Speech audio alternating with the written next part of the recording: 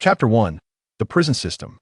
With only 30 minutes remaining before the onset of the fog-laden zombie apocalypse, the prison system has identified its optimal host. Please select the type of prison, male prison or female prison. Startled, he jolted upright, causing the bottles of liquor beside him to shatter across the floor. A few moments later, he exclaimed, "What the hell? An apocalypse? A system?" With over 8,000 hours of reading time on the platform, Jiang Han possesses a profound understanding of the apocalypse, surpassing even that of the system itself. He was a senior in college, and while others sought internships, he found this job guarding a half-finished high-rise building. The pay was decent, and it did not hinder his viewing habits, which was quite agreeable. The building stands 38 stories tall, each floor covering 3,000 square meters, its exterior nearly complete. As for the reason for the project's abandonment, it remained a mystery, and he had no interest in uncovering it. As long as the boss paid, that was sufficient. Last night, due to his breakup with his ex-girlfriend Yao Shan, he had bought a dozen beers to celebrate. She claimed he lacked ambition and a future, and it was not as if she had not been enticed by some wealthy heir during her internship. He was already tired of her. A breakup was just fine. The money spent on Yao Shan could be earned back. He certainly would not lament like other protagonists of apocalyptic tales over a woman who betrayed him. Moreover, he now had a system. He closed his eyes and gazed at the interface in his mind. Please name the female prison. He attempted to input PP Women's Prison. Success. The apocalypse is about to begin. Please select an unoccupied building as the prison's main structure. The larger, the better. Jiang Han paused. Was there not a ready-made option? Under his mental command, the entire half-finished building glimmered with a yellow light. The female prison has been successfully bound. The store is now open. Simultaneously, a three-dimensional image identical to the building appeared in his mind. There was also a surrounding wall, indicating that everything within, including the building itself, now belonged to him. Inside the building, the majority appeared in shades of gray, remaining locked, with only a few rooms illuminated. The warden's office is located on the 38th floor. Please unlock and upgrade the area promptly. Please note that unlocking and upgrading requires PP coins, provided by female prisoners. Female prisoners with a beauty score of 85 or above can offer corresponding amounts daily. Warning: if PP coins are depleted, the host will be in life-threatening danger. This is not a joke. As Jiang Han clicked on the illuminated section of the highest floor, a prompt appeared. After a brief understanding of the system, he began to survey his prison according to the image. True to the system's promise, the formerly bare building now featured minimal interior decor, cold cement walls, bright lights, and heavy alloy doors. The clutter that once filled the courtyard had vanished, replaced by a smooth concrete surface. This area could also be enhanced with options for flower beds, pathways, or even a training ground and anti-aircraft artillery. The 12 previously inoperative elevators now had power, with the one nearest the entrance lit up. The others required unlocking. The next would cost 100 coins, which seemed unnecessary for now. He decided to check his office first. Inside the elevator, a peculiar camera scanned his eyes and confirmed access. 100 units of electricity granted. After depleting this, each additional 100 units will require 1 PP coin. As the elevator lights illuminated, another prompt appeared in his mind. Gradually ascending, he reached the 38th floor. Exiting the elevator and traversing a long corridor led him to the warden's office. The door featured a fingerprint lock, which opened with the touch of a random finger. The office spanned approximately 80 square meters, furnished with a desk, chairs, a television, and a computer, all quite sufficient. Surrounding the walls was a circle of sofas, with bedrooms on either side. Sitting in the spacious office chair, Jiang Han lit a cigarette and gazed down at the street. It was morning, with few people about, and under the bright sun, there were no signs of an impending apocalypse. Suddenly, he noticed the crowd on the street becoming agitated, then breaking into a run, which quickly escalated into a frantic dash. From his vantage point, he could not discern the specifics of the chaos, but their demeanor was clearly unusual, as if they were fleeing from something terrifying. Looking further back, he observed grotesque postures, with arms bending in unnatural ways. Indeed, they were zombies. Shortly thereafter, wisps of red mist began to rise from the ground, obscuring visibility. The crimson fog ascended rapidly, reaching 3 stories high in the blink of an eye, and continued to rise. Jiang Han narrowed his eyes. The apocalypse had indeed arrived. The sky was shrouded in a crimson mist, and the presence of zombies rendered venturing outside tantamount to seeking death. The utmost priority now was to comprehend this system. At the top of the interface were 3 boxes labeled Jinjimu Shangchong, currently focused on the building section. The warden's office, now at level 1, displayed an upgrade requirement of 10,000 PP coins. The first floor housed the cells, of which only 2 had been unlocked, both at level 1, accommodating 20 inmates each. Additionally, there were changing rooms, a power distribution room, a cafeteria, a bathhouse, a medical room, a training hall, an interrogation room, a guard room, and so forth, including a gym, a swimming pool, a cinema, and a spa. There was even a water park, which required 88,000 coins to unlock at level 1. Apart from the changing room, power distribution room, cafeteria, and restrooms, all other facilities remained in a gray, locked state, necessitating corresponding values for unlocking. Each type of building served a distinct purpose, primarily enhancing the coin supply from female inmates. For instance, a female inmate with a score of 90 residing in a level 1 cell would yield 90 coins daily. However, if she were to stay in a level 5 cell, the multiplier would increase to 1.5, resulting in 135 coins. Furthermore, there was a function to elevate the obedience level of female inmates. Upon first clicking the level 18 interrogation room, the system alerted that a 100 obedience reward would be doubled. In summary, to maximize the potential of the female inmates, upgrading the prison as swiftly as possible was imperative. The next page revealed the character panel, and with each click, the prison building vanished, replaced by a series of information panels. The first was Jiang Han. Warden, Jiang Han enhancement, 12, while an ordinary human is 10. Each additional point requires 100 PP coins. Special abilities, none. Awakening requires 10,000 PP coins female inmates. 0. Hurry to recruit PP coins. 10,000. System gift. Jiang Han stroked his chin. Although he yearned for special abilities, he only had 10,000 coins, and depleting them could pose a life-threatening risk. Next were the deputy warden, secretary, assistant, guard, doctor, and cook, all listed as unappointed and blank. As he scrolled further down, he arrived at the Shangchong. The items available in the marketplace were exceedingly limited, consisting of only a few types: bottled water, instant noodles, bread, hot dogs, and eggs unlocked at the level 1 cafeteria.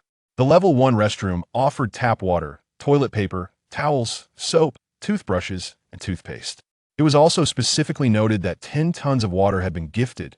Once exhausted, each additional 10 tons would cost 1 PP coin. The level 1 changing room unlocked prison uniforms, while the level 1 power distribution room provided electricity with an initial gift of 100 kilowatt hours. Similar to the tap water, once depleted, each 100 kilowatt hours would cost 1 coin. Lastly, the level 1 warden's office offered a pistol and ammunition. Upon seeing the firearm, Jiang Han felt a surge of joy. This item was a formidable weapon in the early days of the apocalypse, and who wouldn't think twice before confronting it? The pistol was priced at 50 coins, a box of 100 bullets was 10 coins, a silencer cost 10 coins, and a magazine was 5 coins. He promptly purchased the gun and ammunition, followed by a notification. All weapons sold in the marketplace are ineffective for the warden. In the ensuing time, Jiang Han toyed with his gun, commencing a thorough inspection of the prison from the 3rd underground level. The only buildings unlocked were the 38th floor office, the 10th floor cafeteria, the 1st underground power distribution room, the 1st floor changing room, restroom, and 2 cells. All other areas remained inaccessible. The next step was to recruit personnel far and wide. In just a short span, the crimson mist had engulfed the entire building, possibly all of Tianhai City, or even the world. Even within the prison, the mist had seeped in considerably. According to Jiang Han's observations, visibility outside was less than 10 meters. Emergency notice. Zombies are roaming in the crimson mist. All citizens are advised to stay indoors. Do not get bitten. Do not drink tap water. The official 3-part announcement flashed on his phone. The apocalypse had officially begun. Chapter 2, the first female prisoner. The location of the prison is situated in Tianhai City, Jinhong District, just beyond the eastern 3rd Ring Road. To the north lies the Lijiang community, home to over 4,000 residents, while to the west stands the renowned financial tower of the city.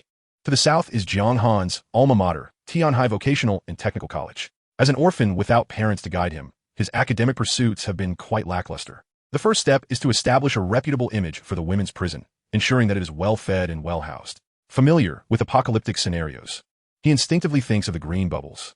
The only group chat he has access to is from his school, which boasts over 10,000 students, including approximately 5,000 female students. Surely, there must be a few hundred scoring above 85. He pulls out his phone and opens the group chat. The group is already at its limit of 999 members. Civil Engineering Class 201, Lee's son. The zombie apocalypse has begun. I don't have to worry about internships anymore. Physical Education Department. Ma Chao, brothers. Who wants to join me in hunting zombies and see if they have crystal cores in their heads? Let's level up together. Macho, dormitory. Is there any fairy willing to visit us in the boys' dorm 419? We will protect you, and you can keep us company. Abs photo, abs photo, abs photo. Such comments dominate the chat, as the boys remain exhilarated by the onset of the apocalypse. Jiang Han decides to wait until people truly grasp the brutality of their new reality before sending out advertisements. Just then, a mechanical alert sounds. Stranger detected near the prison. Stranger detected near the prison. The location indicated is at the gate of the courtyard. Does the host wish to install gate surveillance? Standard camera, 5 Papa coins. Hidden camera, 10 Papa coins. Safety is paramount, so Jiang Han opts to install a camera. Whether it is hidden or not seems less significant. Saving costs is preferable. Soon, the feed connects. Both video and audio are available on the system panel for his perusal at any time. Outside, he observes a group of individuals, from middle-aged women, 3 elderly men, a middle-aged couple, and 5 young people. Judging by the banner they hold demanding the return of their hard-earned money, they seem intent on causing trouble. Excluding the elderly women, there are 4 women in total, and upon seeing the appearance of 2 of them, Jiang Han's heart stirs. The first batch of prisoners has arrived. He retrieves his handgun, preparing to welcome them. The building is surrounded by a square wall, which can be upgraded. Advancing to the next level requires 1,000 Papa coins. The red mist outside is indeed thick. Stepping outside the gate, he must walk 10 meters before the courtyard wall comes into view. The gate itself can also be upgraded. Currently, it is just an ordinary iron door, which could likely be breached with a vehicle. Upgrading to the next level would require 2,000 Papa coins. The road ahead is long and arduous. As Jiang Han walks, he observes the surveillance, listening intently. Is anyone there? Open the door. How peculiar. There hasn't been any recent construction, has there? When he visited last month, it certainly wasn't like this. Could it really have turned into a prison? Setting aside whether it is a prison or not, let's first seek refuge inside. Jiang Han smiles slightly and opens a small side door. Is there something you need? He inquires expressionlessly. The leading woman, a grandmother in her 60s wearing a pink coat, leans halfway into the door. Are you with Qiangxing Real Estate? Step aside. We are the property owners. Though her expression is fierce, her voice is subdued, clearly attempting to restrain her tone. Jiang Han raises his hand, firmly pressing it against the pink-clad grandmother's face. This is private property. Leave at once. With that, he shoves her outside. The grandmother falls to the ground. Hey, you're hitting me. The people from Qiangxing Group are attacking. You can't refuse to hand over the property and hit people. I'll call the police. The elderly men rush to intervene. Sister, stop shouting. We don't want to attract unwanted attention. The pink-clad grandmother hastily silences herself, but remains on the ground. You hit me. You must pay. Jiang Han lights a cigarette, standing calmly inside the door. It seems that the zombies' hearing is rather poor, despite the commotion. None have been drawn to them. He feels considerably relieved and surveys the individuals before him. Name, Qin Shireen. Age, 30. Charge, 1 person, newlywed. Appearance, 88 points. Meets requirements. Qin Shireen is adorned in a wine-red cake dress, complemented by a white shawl and blue diamond earrings, making her the most beautiful among the women present. In Jiang Han's eyes, she should undoubtedly score above 90, yet the system only awards her 88 points. Next, name, Zhang Jiaro. Age, 26. Charge, 1 person, abandoned by her ex-boyfriend. Appearance, 85 points. Meets requirements. She is the second most attractive after Qin Shireen, dressed in a light pink knitted top, with a pink hairpin in her long hair, exuding an aura that invites mischief. One is 30, another 26, and Jiang Han? At 22, he is in the prime of his youth. The others score no higher than 76, and the elderly women are decidedly unappealing. Just then, an elderly man approaches. Young man, I don't know who you are, but this is indeed our property. There are monsters outside that bite. You must let us in. Jiang Han takes a deep drag from his cigarette and shakes his head. Are you deaf? I just said this is private property. How can that be? This is Xinghe International Community. We are all owners. It was sold to me.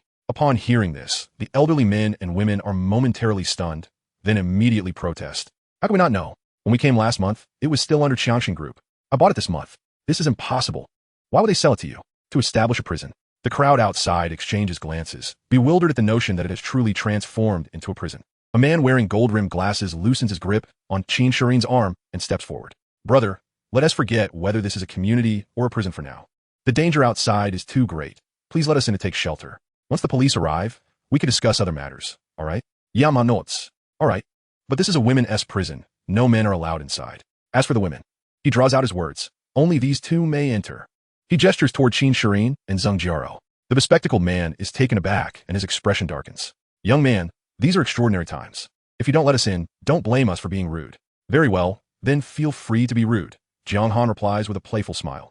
The bespectacled man glares at Jiang Han, then suddenly pushes against the small door. Everyone, let's go in. Before he can finish his sentence, a cold handgun is pressed against his forehead. Staring down the dark barrel, the bespectacled man freezes, observing the unexpectedly high walls and iron gates.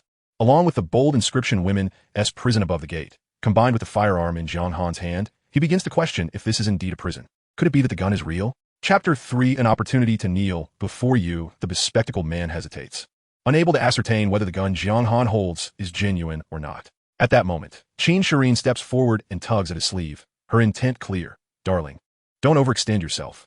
Unexpectedly, this gesture ignites the bespectacled man's fury, reminding him of Jiang Han's earlier lewd gaze. He abruptly shakes off Qin Shirin's hand.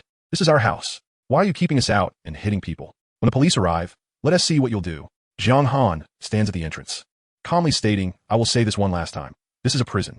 Anyone who dares to step inside will be charged with attempted escape and executed. He raises the gun, aiming it at the bespectacled man's head, perhaps due to his fiancée's presence. The bespectacled man feels compelled to save face and strides forward into the doorway, muttering, Kid, I don't believe you would dare to shoot. Nor do I believe this is a real gun. Bang! The gun fires, the sound resounding loudly. The bullet grazed the cheek of the bespectacled man, vanishing into the thick fog. Originally, Jiang Han intended to kill him with a single shot, but upon discovering that Qin Shirin was his fiancée, his thoughts shifted. If he were to eliminate him so easily, winning over Qin Shirin might prove to be a more complicated endeavor, not to mention considerably less entertaining. I'll grant you a chance. Kneel and apologize, and I may spare your life, Jiang Han declared, blowing lightly at the non-existent smoke from the gun's muzzle. This shot left everyone present in stunned silence. As the sound indicated, it was a genuine firearm capable of inflicting fatal harm. Without hesitation, Jiang Han redirected his handgun towards the bespectacled man's head. You have 3 seconds. 3, 2. By the time he counted down, the barrel of Jiang Han's gun was poised against the man's glasses, pressing into his eye socket. The bespectacled man, genuinely terrified, felt beads of sweat cascading down his face. Before Jiang Han could utter another word, he collapsed to his knees. Why yes, I'm sorry, he stammered. Jiang Han noticed a flicker of complex emotions in Qin Shirin's gaze. Suddenly, a shriek pierced the air. A zombie! The zombies are coming! Zheng Jiaro's exclamation drew everyone's attention and inadvertently provided the bespectacled man with a reprieve. In the next moment, a zombie staggered into view from the periphery, likely drawn by the gunfire.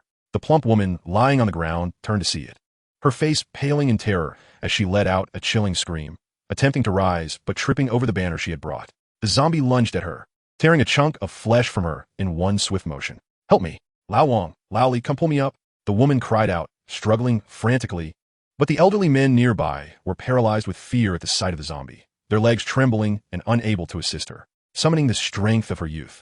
The plump woman finally pushed the zombie away and stood up, disregarding the bloodied arm that had been bitten. Let me in! Let me in! She shouted. Bang! Jiang Han's gun fired once more, this time without mercy, striking the zombie in the forehead, sending a spray of yellowish-white matter from the back of the plump woman's head. It is widely known that being bitten by a zombie is tantamount to a death sentence. Who could rescue her? Yet, Jiang Han's benevolence was, evidently, not without limit. With that shot, chaos erupted. The shrieks of women, the exclamations of men, and the ominous approach of more zombies filled the air. Quick to react, Qin Shirin seized the opportunity to drag the dazed, bespectacled man to his feet.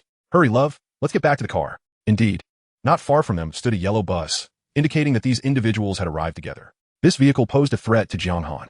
Should they drive it into his gates or incessantly honk their horn inside the courtyard, it could spell trouble.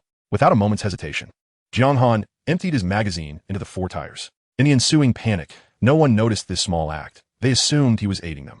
The gunfire attracted even more zombies, and 2 elderly men found themselves surrounded, quickly consumed by the horde. In the ensuing chaos, people fled in all directions, some bitten, others scratched, while Jiang Han remained vigilant, reloading his weapon as he observed. These zombies resembled those depicted on television, with blood-red eyes and lifeless faces. Their most terrifying feature being their mouths filled with blackened teeth. However, he also noted that their movements were exceedingly slow, much slower than a normal person's walk, only accelerating suddenly when prey drew near, within a distance of about 1 meter. In truth, had it not been for the red fog obscuring visibility, these sluggish zombies would not have appeared so daunting. Yet the fog enhanced the zombies' lethality by the time one spotted them. They were already within 10 meters or had encircled their target. Seeing the increase in zombies, Jiang Han swiftly closed the door, leaving only a narrow gap. You two, are you coming in or not? If not, I have no qualms about leaving you two outside. After all, in this apocalypse, human lives are the least valuable. And a beauty? One can always find another. Just as Zhang Jiao hesitated, a zombie emerged behind her. Encountering the creature's blood-red eyes, Zhang Jiao lost all composure. In that critical moment, Jiang Han fired 3 shots, bringing the zombie down and confirming another trait. They could only be killed with headshots. At this point, Zhang Jiao was utterly paralyzed by fear. Upon turning to see Jiang Han with his firearm, she rushed towards him without a second thought. Let me in. I want to get into the prison. Jiang Han smirked, grasping her arm and pulling her into the courtyard. With a thud, Zhang Jiao collapsed on the ground, unconsciously repeating, "No, don't come closer, don't bite me." Jiang Han paid her no mind. Instead, he raised his handgun, practicing his aim while also assisting those unfortunate souls who had been bitten. Meanwhile, Qin Shirin had reached the front of the bus. Jiang Han raised an eyebrow and called out, "Hey, it's safe here. Do you want to come in?" Qin Shirin halted mid-step, glancing back at him. "Can my husband come in too?" "Goodbye," Jiang Han retorted, firmly shutting the door. He was the warden of the women's prison, not the caretaker of Notre Dame. Just as he secured the door, he heard Qin Shirin scream from outside. Through the gap, he glimpsed a swarm of zombies surrounding the bus, while Qin Shirin and the bespectacled man, along with a few others, scrambled to board. Behind the window, Qin Shirin's terrified face was visible. "Jiang Han Smir kid, you will soon be begging to enter." Turning his attention back to Zhang Jiao, he found her with her eyes shut, muttering incoherently. Don't come closer. It's all right. You're now inside the prison. You're safe," Jiang Han reassured her, pulling her by the arm. Only then did Zhang Jiao dare to open her eyes. And upon realizing her surroundings, she gazed at Jiang Han anxiously. "Is it really safe here?" Jiang Han smiled reassuringly. "Rest assured, it is absolutely safe. But you must obey the rules." Zhang Jiao paled slightly, glancing at Jiang Han's imposing figure, biting her lip before nodding timidly. Leading her back to the prison, Jiang Han finally located the main entrance, navigating carefully along the wall due to the thick fog. He then noticed that there were garages on both sides outside the main gate, currently vacant, allowing for the purchase of prison vehicles within the system, with the most basic model priced at 1,000 PP coins. Chapter 4. Level 2 Dormitory. To reiterate, this tale transpires in a parallel universe. The Blue Star and Longwa bear no correlation to reality. Please refrain from further censorship. Continued actions will drive me to madness. Upon entering the gate, one finds a changing room. As it is a first-level changing room, the decor and furnishings are quite simple. The floor is composed of ordinary white tiles. The ceiling and walls are also white, with a row of lockers against one wall housing 10 sets of prison uniforms and corresponding footwear. These are complimentary. Any additional purchases will require PP coins. Aside from the lockers, there are merely a few long benches, nothing more. Jiang Han ushered Zhang Jiao inside, stating, "Since you have chosen to reside in my prison, there are certain rules I must impart. This is a women's prison, and from this moment forth, you shall be my inmate. As an inmate, the most crucial aspect is compliance. If you cannot adhere to this, you may leave at once." Zhang Jiao quickly shook her head, pleading, "No, please don't make me leave. I will be obedient." Then, she whispered, "Is this truly a women's prison?" "Indeed. I mentioned that I have purchased this place." Jiang Han then retrieved a set of female inmate attire from a locker. "This is your first command. Moreover, as an inmate, you are prohibited from bringing any personal belongings into the prison." As he spoke, he displayed the clothing in his hands. The upper portion was a form-fitting bodysuit, while the lower half consisted of fishnet stockings, and the shoes were classic black with red soles. The store offered various other outfits, but they differed only in color. The designs were largely the same, starting at 2 PP coins. Jiang Han surmised that acquiring different styles would necessitate upgrading the dormitory. "How am I supposed to wear this?" Zhang Jiao's face flushed crimson. However, when she glanced at Jiang Han's gun, after a few seconds, she silently accepted it. Jiang Han then earnestly stated, "There's one more matter. I need to verify whether you've been bitten by a zombie." Zhang Jiao's face flushed even more. "How about you call in a female prison guard?" "There are no female guards." 10 minutes later, notifications chimed, detected a female inmate meeting the criteria, now bound. "Name, Zhang Jiao. Attractiveness. 85 points, no bonuses, daily reward of 85 PP coins. PP coin balance, 10015. Obedience level, 28. Please improve soon. Anyone who met the criteria and donned the prison uniform would automatically be recognized as bound. However, the obedience level was rather low. In the prison, there were numerous ways to enhance obedience, such as unlocking the chastity training hall and the punishment room to brainwash women. Alternatively, upgrading the cafeteria to provide better meals could also work, but these methods required funds, necessitating some other strategy. For his observations, Zhang Jiaro displayed a hint of Stockholm Syndrome. Perhaps he could exploit this aspect. A little intimidation followed by some rewards, repeated thrice, could yield astounding results. Jiang Han then brought Zhang Jiaro to cell number 1, which contained 10 bunk beds, totaling 20 sleeping spaces, each equipped with pillows and bedding. Besides that, there was a wash basin and a rudimentary squat toilet, nothing more. Though the facilities were simple, in a zombie apocalypse, having such a place could be considered heaven. Indeed, Zhang Jiaro did not find it unpleasant. Rather, she felt relieved, as all signs indicated that this was indeed a prison. At that moment, Jiang Han stood behind her, drew his handgun, and pressed it against the back of Zhang Jiaro's head. Let us proceed to the next step. 20 minutes later, Zhang Jiaro's obedience level began to rise, surpassing 60 after half an hour and astonishingly reaching 85 after an hour. Jiang Han was greatly pleased. You have passed. You will temporarily reside here, and I will call you for meals. Zhang Jiaro sobbed, tears streaming down her face, a sight both pitiful and heart-wrenching. Jiang Han had already discovered that this method seemed to enhance obedience more effectively, and an idea began to form in his mind. After leaving Zhang Jiaro alone in the room, Jiang Han installed a hidden camera in the cell before exiting. Each cell's door could be controlled by the system. If he did not open it, no one could leave. He then proceeded to the second cell, identical in structure to the first. Upgrading required 1,000 PP coins. Gritting his teeth, Jiang Han clicked to upgrade. Level 2 cell unlocked, corresponding supplies available. Hot water, shower, flush toilet, 10 sets of prison uniforms, water bottles, thermoses, kettles, slippers.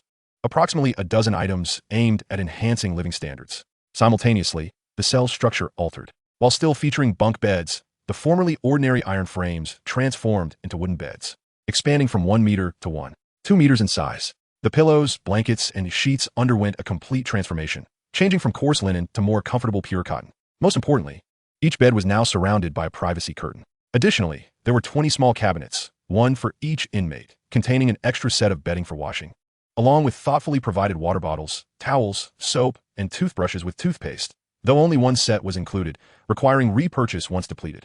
The bathroom was independent, featuring not only a toilet, but also a simple shower for bathing. In the center of the room was a large table with an electric kettle and a thermos, meaning that residents could enjoy hot water. Beyond these amenities, a 32-inch television adorned the wall for entertainment during idle moments. The expenditure of 1,000 PP coins proved to be worthwhile. Chapter 5. The Arrival of the Goddess. Revised. Cherish it. At noon, Jiang Han sat at his desk, consuming instant noodles while fiddling with a mobile phone. There was no choice. With the cafeteria's low level, his meals were equally inadequate. Fortunately, the unlocked instant noodles encompassed nearly all flavors from Blue Star, and he had specifically chosen a spicy lobster flavor. Though not as delectable as real lobster, it was still acceptable. The bread selected was reminiscent of his childhood, the chicken leg bread. As for Zhang Jiaro, she was eating alone in the cafeteria, a bowl of chicken stewed with mushrooms. Through the camera, Jiang Han observed her desperately drinking soup, as there was no hot water in the level 1 cell. And mealtime was the only opportunity to sip some broth. She appeared so lonely and desolate. Humans are social creatures. Jiang Han silently vowed to find her at least 10 cellmates by the end of the day. The phone belonged to Zhang Jiaro, and Jiang Han had already learned the password. His own green bubble contained only a few student groups, and to quickly upgrade the prison's level was still far from sufficient. Thus he naturally thought of Zhang Jiaro's phone. The apocalyptic news flooded Dugwa, with the world shrouded in a crimson haze. The cause of the transformation into zombies had been clarified. Drinking water, unless from seal mineral water and food, harbored zombie toxins. Consuming it would result in a 99.9 chance of turning into a zombie, while the remaining few remained in a comatose state, likely to transform eventually. This situation favored him considerably, without food or water. How long could they endure? Jiang Han smiled as he snapped several close-up photos of mineral water, boxed, and promptly posted them on Zhang Jiaro's Moments, accompanied by text. In this apocalypse, danger lurk everywhere. Sisters, you need a safe haven. PP Women's Prison officially opens its doors to all women. With robust defenses and ample resources, whether you are all alone or accompanied by friends, we can shield you from the storm and stand together against the harshness of the end times. If you wish to join, please contact me swiftly. Jiang Han was confident that Qin Shirin would see it, along with Zheng Jiarou's friends and neighbors. He then opened a large chat group for Tianhai Vocational and Technical College. The atmosphere in the group had shifted. Foreign language departments, Sunning. Hey, does anyone in dorm 419 have water? If you do, I'll come over. However, 419 did not respond. Instead, a student named He Xiaotao sent a message. Sunning. Has the goddess run out of water? I have some here. You can come and get it. Art departments, Lu Yutong. Chen Yun from the student supermarket.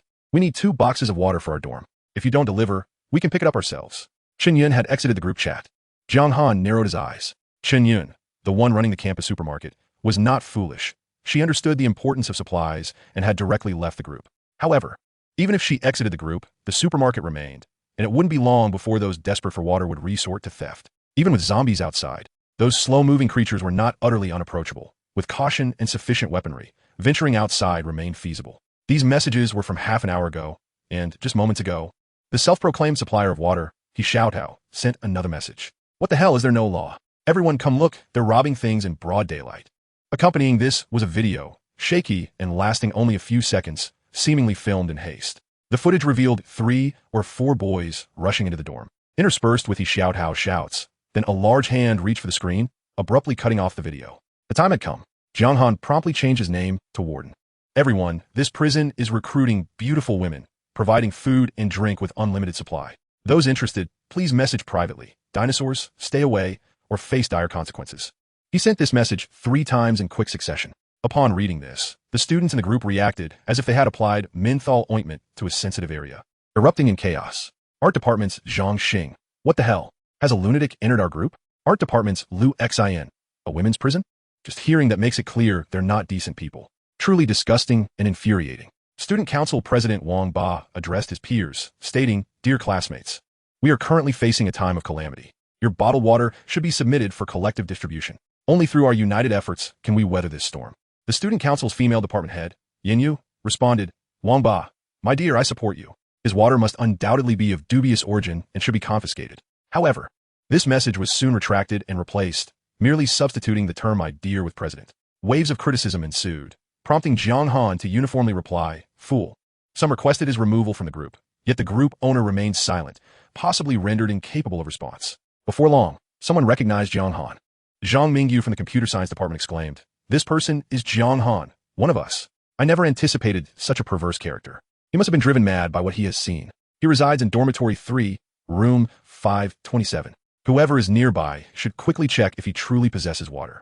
Yet, Zhang Mingyu quickly retracted this message, clearly motivated by the fear that if there were indeed water, he would be left out among the many who would rush to investigate. Jiang Han chuckled to himself, pondering how their recognition of him would matter. They would need to locate him first. As the insults multiplied, the number of friend requests surged. Both genders expressed interest, and as Jiang Han scrolled through the names, one caught his eye, Suing Xue. His heart raced. She was one of the 3 renowned beauties at Tianhai University, an unequivocal goddess. In the past, he wouldn't have dared to even dream of her. He sent her a friend request without hesitation. Soon, Suing Xue sent a message, "Is it you, Jiang Han?" To which he replied, "Indeed, it is your warden. Are you seeking imprisonment?" After a brief silence, she continued, "Is there really a prison as you mentioned?" Without further ado, Jiang Han sent her several pre-saved photos, showcasing a faint crimson mist, sufficient to prove that these were taken post-apocalypse. Suing Xue replied, "All of us in the dormitory wish to join. Is that possible? Also, is this official? How many people are there? How long can the food last? How we get there?" She bombarded him with a dozen questions. Jiang Han responded, "You need not concern yourself with those details. Simply provide me with your address. Additionally, anyone wishing to come must send me their photos in advance. Otherwise, my prison will not accept them." A short while later, Suing Xue sent 4 photos. The first was of herself. Jiang Han admired the image, and suddenly, the system prompted a dialog box. Name, Suing Xue, age, 21. Attractiveness, 93 points, meets the requirement, excellent. Suda Xiaohua, your warden is on his way. He examined the other 3 individuals, Zhang Xiaowen, Dong Jin, and He Mengmeng, all scoring favorably, with Zhang Xiaowen being the most stunning at 90 points, while the others scored 87 and 85 respectively. It appeared that the goddess's roommates were no ordinary girls. Moreover, Zhang Xiaowen had 3 people, Dong Jin none, and He Mengmeng 1. Jiang Han remained unconcerned. It was not a matter of finding a partner. Once they entered his prison, any quest for companionship would solely be with him. Chapter 6, Compliance Level. This narrative exists in a parallel universe. Dear author, please refrain from further censorship. In addition to Suing Xue, Many others added Jiang Han on the social platform, inquiring about the authenticity of the prison. He refrained from excessive dialogue, responding uniformly with images, boxes of bottled water, instant noodles, and interior photos of the prison. Ultimately, he confirmed over 20 female university students who met the requirements and prepared for departure. However, before setting out, extensive preparations were necessary. First and foremost was to enhance his strength. This could not be overlooked. Jiang Han discovered that the zombies outside were not particularly terrifying, especially with a firearm. Yet, the current handguns were excessively loud. Thus, his first purchase was a silencer. Additionally, he needed to address the issue of loading bullets. His handgun had a 10-round magazine, and once depleted, he would have to reload, wasting precious time. Consequently, Jiang Han procured another handgun, 2 silencers, 10 magazines, and 5 boxes of ammunition, totaling 170 papa coins. He also contemplated that with the upgrade of the warden's office, defensive weapons such as bulletproof vests would likely become available. However, that was not feasible today, as he had a significant expense awaiting him. After resolving the weaponry issue, the next concern was transportation. Jiang Han spent 1,000 papa coins to purchase a vehicle. Level 1 prison vehicle unlocked. Corresponding unlockable supplies: gasoline, engine oil, windshield washer fluid, wrench tool set, spare tire, jack. After the purchase, the vehicle was parked in the designated spot, and Jiang Han hurried downstairs to inspect it. It was a dark green bus, boasting enormous tires, indicative of its off-road capabilities. Protective shields surrounded the glass, effectively preventing zombie intrusion. Due to its height, one would need to climb aboard. The interior was quite simple, featuring an iron gate separating the driver's seat from the passenger area, which contained 20 seats reminiscent of those on a bus. However, this did not mean only 20 could fit. If they squeezed, accommodating 50 would not pose a problem. The driver's seat was relatively luxurious, with spacious leather seating and metallic interiors. While not top tier in quality, it was robust and durable. To one side of the driver's area was a small dashboard, displaying various vehicle metrics, including fuel level, tire pressure, and temperature. The fuel tank was full, and once depleted, it would cost 10 papa coins for every 10 liters. Directly in front of the steering wheel was a large screen, the vehicle's centerpiece, a real-time GPS system detailing the vehicle's location and the surroundings within a 10-meter radius, including any nearby obstacles. One could even drive while monitoring the screen. With this feature, embarking on journeys became significantly easier, with weapons and transportation secured. The next step was to enhance his own abilities. Jiang Han accessed his panel and began allocating points to the enhancement section. Each point cost 100 coins, and he invested 800, raising his enhancement level to 50. Instantly, a warm sensation coursed through his body, filling him with a refreshing vigor. Stepping out, he picked up a brick and, with a powerful grip, crushed it to powder.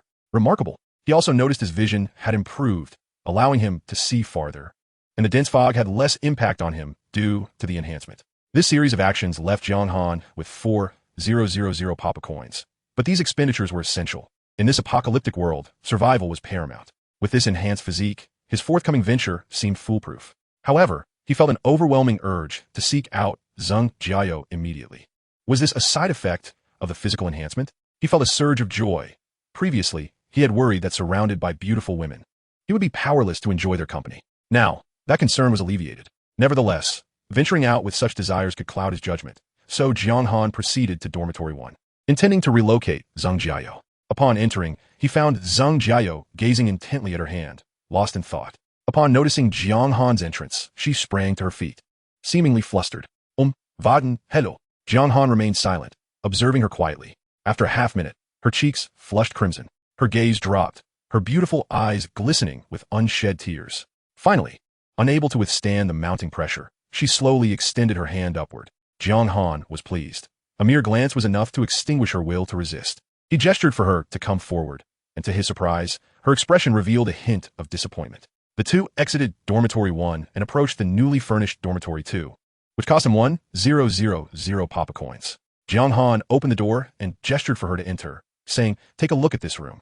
As soon as the door swung open, Zheng Jiao was left in awe by the sight before her. The ceiling above is adorned with a row of bright incandescent lights, far surpassing the dimness of the previous cell. The wooden bunk beds, accompanied by a small bookshelf at the head, though empty, uplift the spirits. There is also a kettle and a thermos, promising the comfort of warm water. She is overwhelmed with excitement and rushes to the bathroom, discovering that she could take a shower. Additionally, each bed is draped with a small curtain, and all of this fills her with an unquenchable longing. Oh, this is simply wonderful. Jiang Han, or rather, the warden, may I reside here? In an instant, Zheng Jiao feels as though she has entered paradise. Jiang Han feigns contemplation, remarking that it depends on her performance. Zheng Jiao hesitates for a moment, but quickly nods in agreement. In truth, the challenge lies in the initial attempt. Once familiar, subsequent occasions become second nature. This time, Jiang Han shows no mercy. He has discerned Zheng Jiao's character, timid and drawn to strength. His objective is to exhibit an imposing power that instills fear in her. After an hour, Zheng Jiao succumbs to a deep slumber, while Jiang Han feels invigorated. Within the system, her obedience rate rises to 99. Indeed, this method proves effective in enhancing compliance. Yet no matter how hard Jiang Han strives, this final increment remains elusive. Very well, let's conclude for today. There will be ample time ahead. After securing the door, Jiang Han exits the cell, drives off, and prepares to head to school. Under his mental control, the gate opens and the green prison vehicle glides out smoothly. Not far down the road, the GPS indicates a bus ahead, likely carrying Qin Shi'in and the others. With a blown tire, they cannot escape. The display shows they have traveled merely 20 meters. It is not yet the opportune moment, so Jiang Han deliberately steers clear of them. Driving onto the main road towards Tianhai Vocational and Technical College, specifically to the girls' dormitory, Building 1, Room 208. This location was provided by Suing Shui.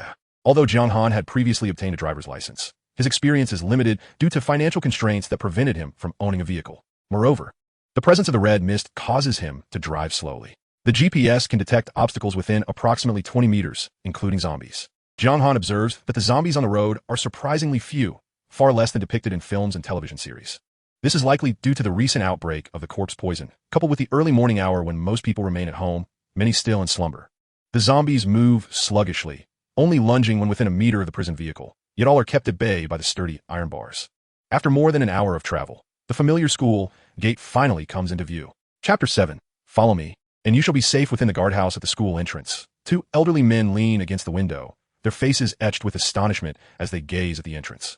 Old Wang, did you see that vehicle? It reads Women's Prison. Where did it come from? Look at the height of those tires and the protective netting on the windows.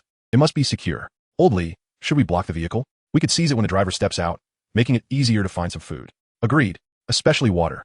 I've heard some female college students can be persuaded with a few bottles of mineral water. Old Li's words plunge them into a realm of boundless fantasies. The youthful, vibrant female college students, whom they could only observe from afar, now appear within reach, seemingly only a vehicle away. Without hesitation, Old Li and Old Wang grab chair legs and step outside, emboldened by the absence of zombies. As long as you stop, we can seize it. However, the next moment, with a thunderous roar, Jiang Han's large prison vehicle barrels through the gates. The half-open electric sliding door crushed to the ground with a resounding clang. Damn, back inside. Old Li quickly jumps aside. Such a commotion is sure to attract a horde of zombies. Jiang Han navigates effortlessly, heading straight for the girls' dormitory. On the way, he spots a group of 7 or 8 boys wielding iron rods and wooden planks, seemingly on a quest for supplies. Upon seeing the prison vehicle, the leader, a short-haired boy, frantically waves his hands, urging Jiang Han to stop. Naturally, Jiang Han pays them no mind, pressing the accelerator and speeding away. The boys chase for a brief moment, but soon relent. They cannot keep pace with the vehicle, and at such speeds, they risk plunging into a horde of zombies, leading to certain doom. Warden, did that damn vehicle not see us? Or is it just ignoring us? The short-haired boy squints in the direction the vehicle disappeared and remarks, if I were the driver, I wouldn't stop either. By the way, did you notice the words written on that vehicle? Yes, I saw it. Papa Women's Prison. I feel like I've heard that somewhere. A smaller boy gritted his teeth. The short-haired boy stroked his chin. It was in the school group. A student named Jiang Han mentioned that his prison only accepts beautiful women. The smaller boy suddenly realizes, right? If that's the case, then what he said might be true. He has a prison, and there's water and food? I think so. Perhaps he really did go to the girls' dormitory. Wow, if we can get to that prison, filled with women, wouldn't that'd be fantastic? The others gather around, asking the short-haired boy what their next step should be. He pulls out a half-empty pack of cigarettes, reluctantly taking one out. The distance from here to the girls' dormitory is about the same as to the supermarket. I suggest we skip the supermarket and go straight for the vehicle. What do you think? Agreed. The group changes direction, instinctively trailing the prison vehicle from a distance. Jiang Han, meanwhile, applies the brakes, coming to a halt at the entrance of Building 3 of the girls' dormitory, inadvertently launching a few zombies into the air. He wipes the sweat from his brow. Driving in the red mist is truly a torment. Glancing at the luxurious passenger seat, Jiang Han considers appointing a driver from among suitable prisoners. Through the car window, he observes a circle of zombies surrounding the dormitory entrance. He honks the horn, drawing their attention as they turn, bewildered, and sluggishly approach the prison vehicle. Jiang Han opens the protective netting outside the window, and after expending over 30 rounds of ammunition, dispatches all the zombies. While reloading, he surveys the surroundings for any additional threats. Just then, the window on the second floor creaks open. Is that the official rescue team? A girl with a ponytail calls out softly. Her dormitory is directly above the entrance, allowing her a clear view of the situation below. The armored vehicle, the handgun, and the multitude of corpses evoke images of official rescue. This is the Papa Women's prison vehicle. I can only take 20 people. First come, first served. And no ugly ones, you'll just waste time. Jiang Han adds a remark through the window. He then sends messages to the girls he previously contacted, starting with Su Ing Shui. Can you see me? The ponytail girl calls out again. She remembers the prison from the group chat, and the vivid details linger in her mind. Initially hesitant to reach out to Jiang Han, she now realizes that the prison vehicle has arrived at the dormitory entrance. She understands what Jiang Han means by only accepting beautiful women, but in the face of survival, everything else seems trivial. Jiang Han looks up at her. Name, Lu Shuang. Age, 19. Charging, 0 people, unregistered. Appearance, 86 points, meets the criteria. Jiang Han gives her a thumbs up, signaling her to come down. He also remains vigilant, hoping to avoid drawing too much attention and attracting a horde of zombies. Lu Shuang, upon hearing this, quickly closes the window and soon descends the stairs. Although the corridor was populated with zombies, their numbers were not overwhelming. As long as one refrained from approaching them, an escape was possible. Lu Shuang initially moved with utmost caution, fearful of making any noise that might attract the undead. However, upon seeing the bus parked at the entrance with its rear door ajar, her excitement surged, and she dashed forward without a second thought. At that moment, a zombie emerged from the eastern side of the corridor, seemingly drawn by the commotion, and turned its gaze toward Lu Shuang. Startled, Lu Shuang let out a shriek, unable to suppress her fear. Consequently, the zombie was fully alerted and began to shuffle toward her. Indeed, it was a slow shuffle. Crouch! Jiang Han shouted from the vehicle, raising his firearm simultaneously. There was no need for him to yell. Lu Shuang's legs had already turned to jelly. Bang! Bang! 2 shots rang out, and the zombie collapsed. Yet through the haze, several more emerged, a result of Lu Shuang's piercing scream. Ah, don't come any closer. Save me, Jiang Han. Oh no, brother Jiang. Please help me. She continued to cry out, while Jiang Han discharged shot after shot, swiftly creating a small mound of corpses behind Lu Shuang. As the first female prisoner he encountered at the school, Jiang Han felt it imperative to establish a persona. Follow me, Jiang Han, and your safety shall be assured. Although some ammunition was wasted, Jiang Han noticed an improvement in his marksmanship. He could now take down zombies at a distance of 10 meters with ease. After expending 2 magazines, the corridor was devoid of any remaining zombies. Only then did Jiang Han call out, "Stop lying down, get in the vehicle." Lu Shuang, still paralyzed by fear, trembled uncontrollably. It was only after Jiang Han's third call that she dared to open her eyes. Glancing at the corpses just 2 meters behind her, she found herself utterly drained of strength. I can't get up. Brother Jiang, could you come down and help me? She stammered. No, you can crawl over. All right, Lu Shuang nodded, inching her way toward the prisoner transport. Chapter 8, A Gathering of Beauties. After much effort, Lu Shuang finally managed to climb aboard. Jiang Han, noticing her chapped lips, tossed her a bottle of mineral water from the driver's seat. Drink up, there's plenty. Water. Lu Shuang's eyes sparkled with hope. No longer able to contain herself, she seized the bottle and drank eagerly. The intense thirst had driven her to hasten her descent. Since the outbreak of the red mist, the water from the taps had turned a dark crimson hue, rendering it undrinkable. The bottled water in the dormitory had also run out, and amidst the red mist, people seemed to suffer from an insatiable thirst. Normally, going several hours without water posed no issue, but now, it felt akin to being roasted over flames.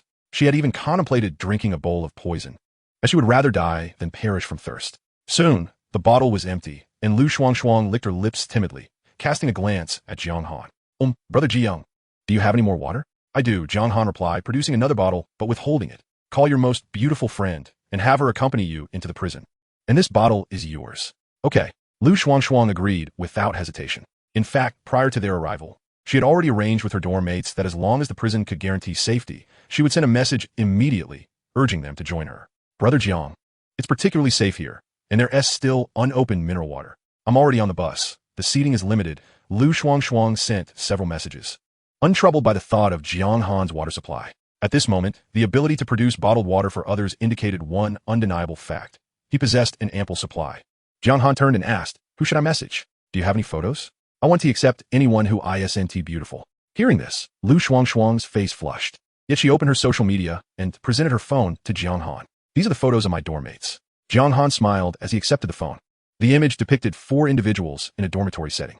Apart from Lu Shuang, 2 others were indeed quite attractive, one born in '86 and the other in '85. However, the last individual, A hefty girl weighing at least 160 pounds bore an unfortunate expression. Name: Lu Yuanyuan. Age: 19. Connections: 6 people, 3 ex-boyfriends, 3 current boyfriends. Attractiveness: 55 points. Does not meet requirements. Jiang Han silently paid homage to the 6 brave souls before returning the phone to Lu Shuangshuang. She need not come. It would be a waste of time. Lu Shuangshuang understood who Jiang Han referred to and hesitated. Brother Jiang, we're all from the same dormitory. Isn't that a bit unfair? If your prison can accommodate us, shouldn't she be included as well? There's no space. If you want her to come, you have to give up your spot. Lu Shuangshuang gently bit her lip before addressing her phone. Yuanyuan, you don't need to come down. Before long, 3 women appear at the entrance. Lu Shuangshuang's 3 dorm mates. Lu Yuanyuan, the one mentioned earlier, was broader than the other 2.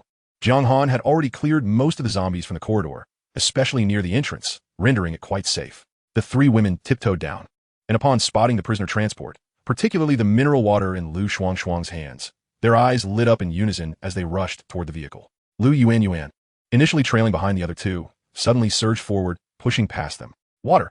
I want water! Just as she was about to step onto the bus, a cold gun barrel was aimed at her. Get back! Jiang Han said flatly. My prison does not need you. Lu Yuanyuan froze, her expression a mix of confusion and anger as she looked at Jiang Han. Why not? To prevent any unexpected occurrences. She had set her phone to vibrate before leaving and had not heard Lu Shuangshuang's message. Because this prison is mine, was Jiang Han's straightforward response. This infuriated Lu Yuanyuan. Why is it that everyone else gets the board but not me? Even if this prison belongs to you, you cannot deny me a place. While she was shouting, the other 2 slender girls squeezed through the door's opening. Lu Yuanyuan, now anxious, attempted to follow suit. But Jiang Han pointed his firearm at her head through the protective barrier. Do you believe that if you take one more step forward, I want to let you see your own brains? Lu Yuanyuan's foot halted midair. She understood that Jiang Han's weapon was genuine. At this moment, if he truly shot her, no authorities would intervene, given the numerous individuals who had already succumbed to becoming zombies. More people soon approached, some having previously contacted Jiang Han via Green Bubble, while others had come down upon hearing the commotion, all eager to board. Line up. You can only enter when I call your name. Jiang Han commanded, his gun shimmering ominously. Under the intimidation of the firearm, none of the girls dared to rush forward. They had no choice but to wait obediently for their names to be called. Jiang Han pointed at 18 individuals in succession, summoning all the attractive ones. The total number had exceeded 20, yet it mattered not. They could simply stand. Outside, a dozen or so remained unboarded, and they were not pleased. Why was I not called? Why am I not allowed into the prison? Lu Yuanyuan bellowed. If you don't let us on, we'll attract the zombies. And then no one will be able to leave. Jiang Han chuckled. If you seek death, who can stop you? He then closed the bus door. Lu Yuanyuan stood frozen. Realizing that her attempt to intimidate Jiang Han could lead to her own demise if she truly summoned the zombies, Jiang Han handed Lu Shuangshuang another bottle of mineral water. Here, this is a reward for you.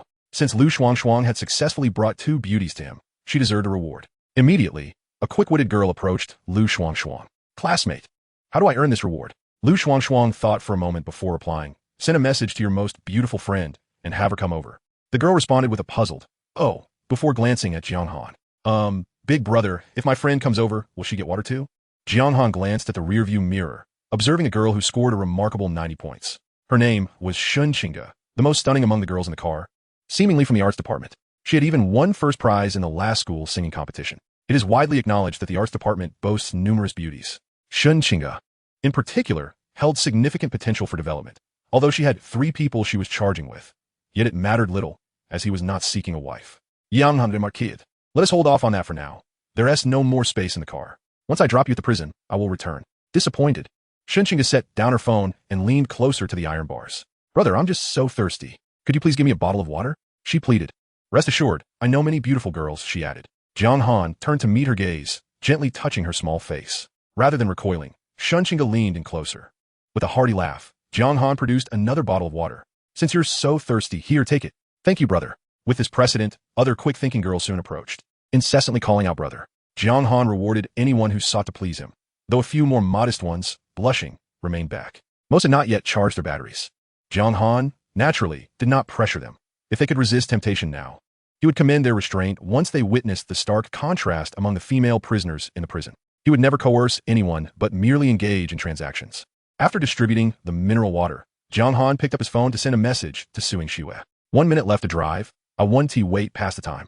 In room 208, Suing Xue looked at her roommates. Have you all made a decision? Are we going or not? The second beauty, Zhang Xiaowen, appeared apprehensive, shrinking her neck. I just feel that Jiang Han doesn't seem like a good person. And how do you know he truly has a shelter? What if he is deceiving us with images from the internet? Another girl chimed in. Su Yingxue shook her head. I believe otherwise. The photos Jiang Han took have been sent to my sister, a top student in the computer science department. These images are certainly not internet pictures, nor do they show signs of being edited, which means Jiang Han genuinely possesses a prison and supplies. Although I'm unclear about the specifics. It is certainly better than waiting to die here. 1-1, shout Jean, Ming, I advise you, let us go together to see the prison you mentioned. At that moment, a short-haired girl stood up. I think we should listen to Yingxue. We only have 2 bottles of water left. What will we do once they're gone? Let us take a gamble. The speaker, Ming, was the boldest in room 208, her eyes filled with resolute determination. Saying this, she grasped several wooden sticks that they had prepared earlier, handing one to Su Yingxue. Follow me, and let us break out. Zhang Xiaowen looked flustered. Yingxue Ming, do you really trust that person? You both need to think carefully. What if he is trying to deceive us? He has a gun and food. What do we have? Nothing. If deception is to occur, I'll be the one deceiving him. Ming retorted. At this moment, Dong Jin, who had been silent, spoke up. But I still feel it's unsafe. Think about it. Jiang Han is just an ordinary college student. Where would he get a handgun? How could he possibly have a prison? The group engaged in a heated debate, but in the end, it was Su Yingxue who made the final call. Stop overthinking it. Staying here will lead to certain death. If we go out, we might find a way to survive. The girls steeled their resolve and gently opened the dormitory door. On the opposite side of the hallway, a zombie wandered aimlessly. Ming gestured silently, crouching low and taking the lead. Jiang Han checked the time. Only 5 seconds remained until the minute he had specified. Once the time was up, he would leave without hesitation. After all, as a warden, if his words held no weight, who would respect him in the future? Glancing at the staircase, he noted that Su Yingxue had yet to appear. Starting the car, he prepared to depart. Even if they came down now, Jiang Han would not look back. Just then, from the corner of his eye, he spotted several figures. Narrowing his eyes, Jiang Han recognized the boys who had previously stopped his car, weapons in hand. They had clearly been following him, sneaking about with ill intentions. Jiang Han banged on the car door, warning, you boys, if you come any closer, you will die. Instead of halting, they quickened their pace, barreling toward the car door. In an instant, Jiang Han made a decision. He would kill to set an example, demonstrating to the women in the car, and those who had not yet boarded, that he was a man of action. He flung open the car door, leapt out, and kicked the nearest boy away. Raising his gun, he fired. The agonizing scream came from the boy who was kicked, an approximately 150 to 160-pound youth sent, soaring into the crimson mist, vanishing mid-flight. Likely propelled at least 20 meters. Jiang Han's strength was immense. That kick had sent a visceral sensation coursing through his foot. Without hesitation, he emptied the magazine. The luckiest among them, a short-haired boy, narrowly escaped as the bullets grazed his cheek, but he was unharmed. With a cry of terror, he turned and fled. Warden, save me. A chubby boy, struck in the abdomen, struggled to reach out, hoping for assistance. The short-haired boy dared not linger.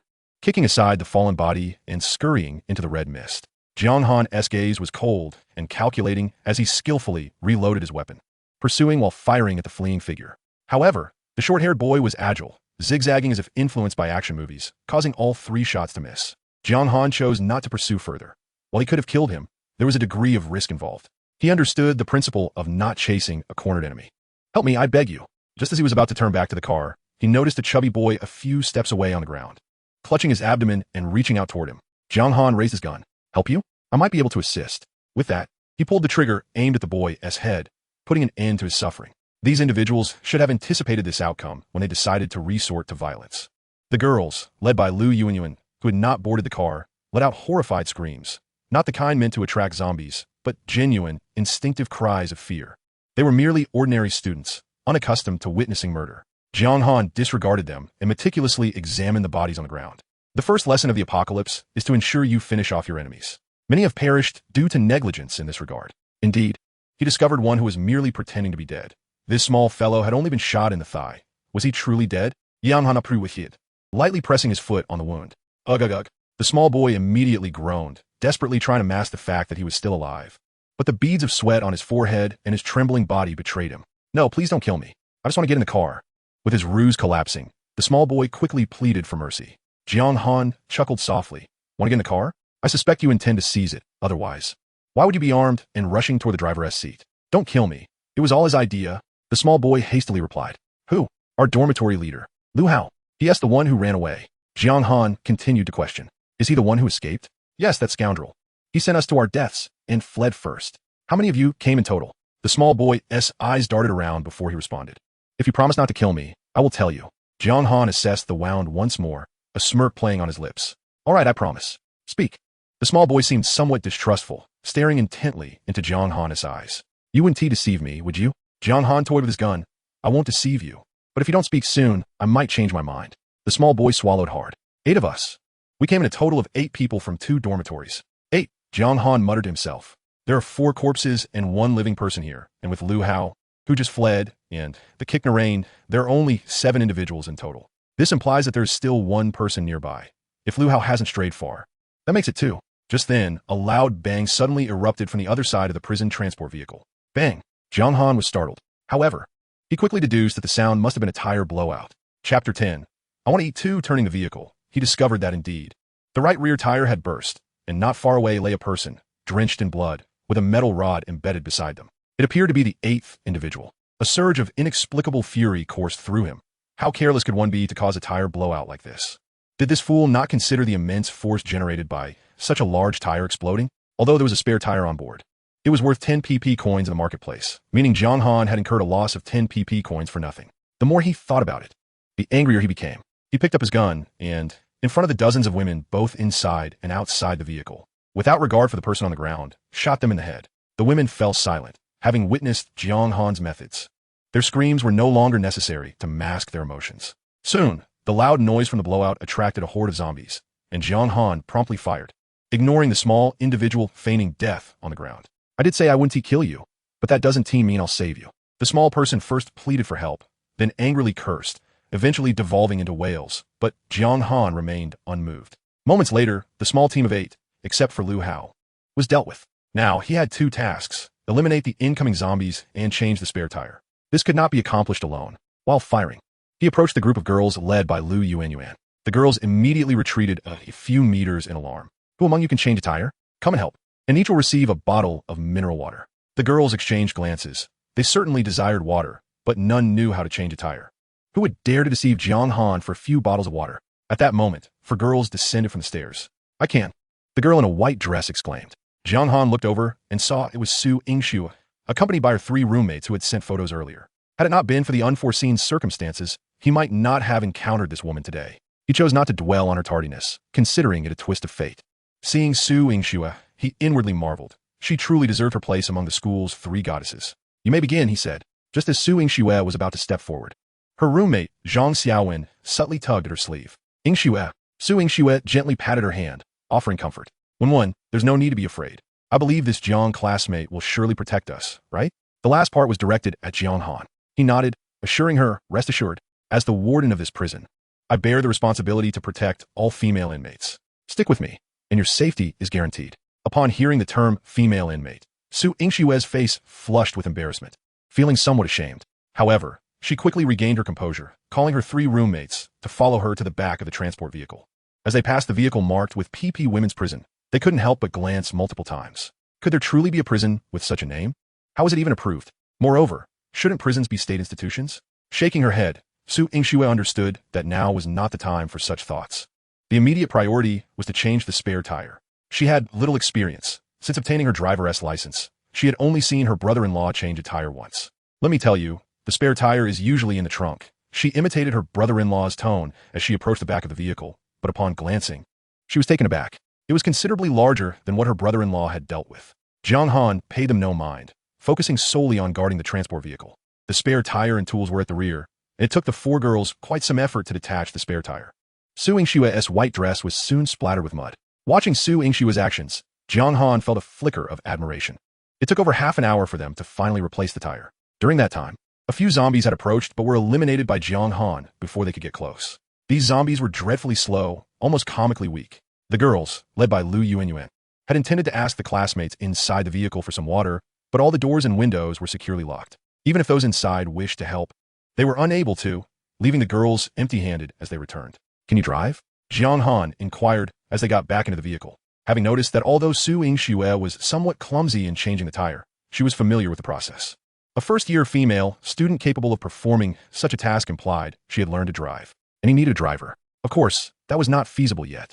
A driver should exhibit at least a 90% compliance rate. Su Yingxue nodded. After graduating from high school, my family had me obtain a driver's license. As if recalling something, she added, afterward, they even bought me a small car, so I have over a year of driving experience now. Jiang Han silently acknowledged that Su Yingxue understood how to showcase her value. He smiled. So, you come from a wealthy family. Su Yingxue did not refute this. Jiang Han was correct. Her family was indeed affluent. Furthermore, even if her background were ordinary, she wouldn't be foolish enough to admit it. She firmly believed that a woman nurtured in wealth and privilege would be more appealing to men and would more easily receive additional care. Jiang Han retrieved 4 bottles of water, 4 loaves of bread, and 4 sausages from beneath his seat. Clear rewards and punishments were the operational philosophy of PP Women's Prison. In truth, this was also the best food he had at his disposal. The 4 girls simultaneously beamed with joy, though these items once seemed trivial. To those who had gone a day without food, they were a feast. Not only them, but the other girls' eyes also lit up. After a day of fasting, their hunger intensified after drinking water. Shun Xinga approached the railing and sweetly said, Brother Jiang, I'm hungry too. Su Yingxue frowned slightly. We worked hard for half a day, only to receive rewards akin to what those women get. If this continues, who will do the work in the future? That was not right. The transport vehicle returned to the prison gates almost at the same time as when they left. Jiang Han noticed that Qin Shireen and her group were still trapped inside the bus. He parked the vehicle beside it, the driver's seat facing where Qin Shireen was seated. Have you made up your mind? Will you come with me? Jiang Han rolled down the window and deliberately took a sip from his bottle of mineral water. Through the window, he saw 5 individuals inside the bus. Qin Shireen, the bespectacled man, and 2 older women alongside an elderly man. After a day of torment, their spirits were quite low, and upon seeing someone arrive, they nearly broke into tears of relief. Let's go. We will all follow you. All except the bespectacled man.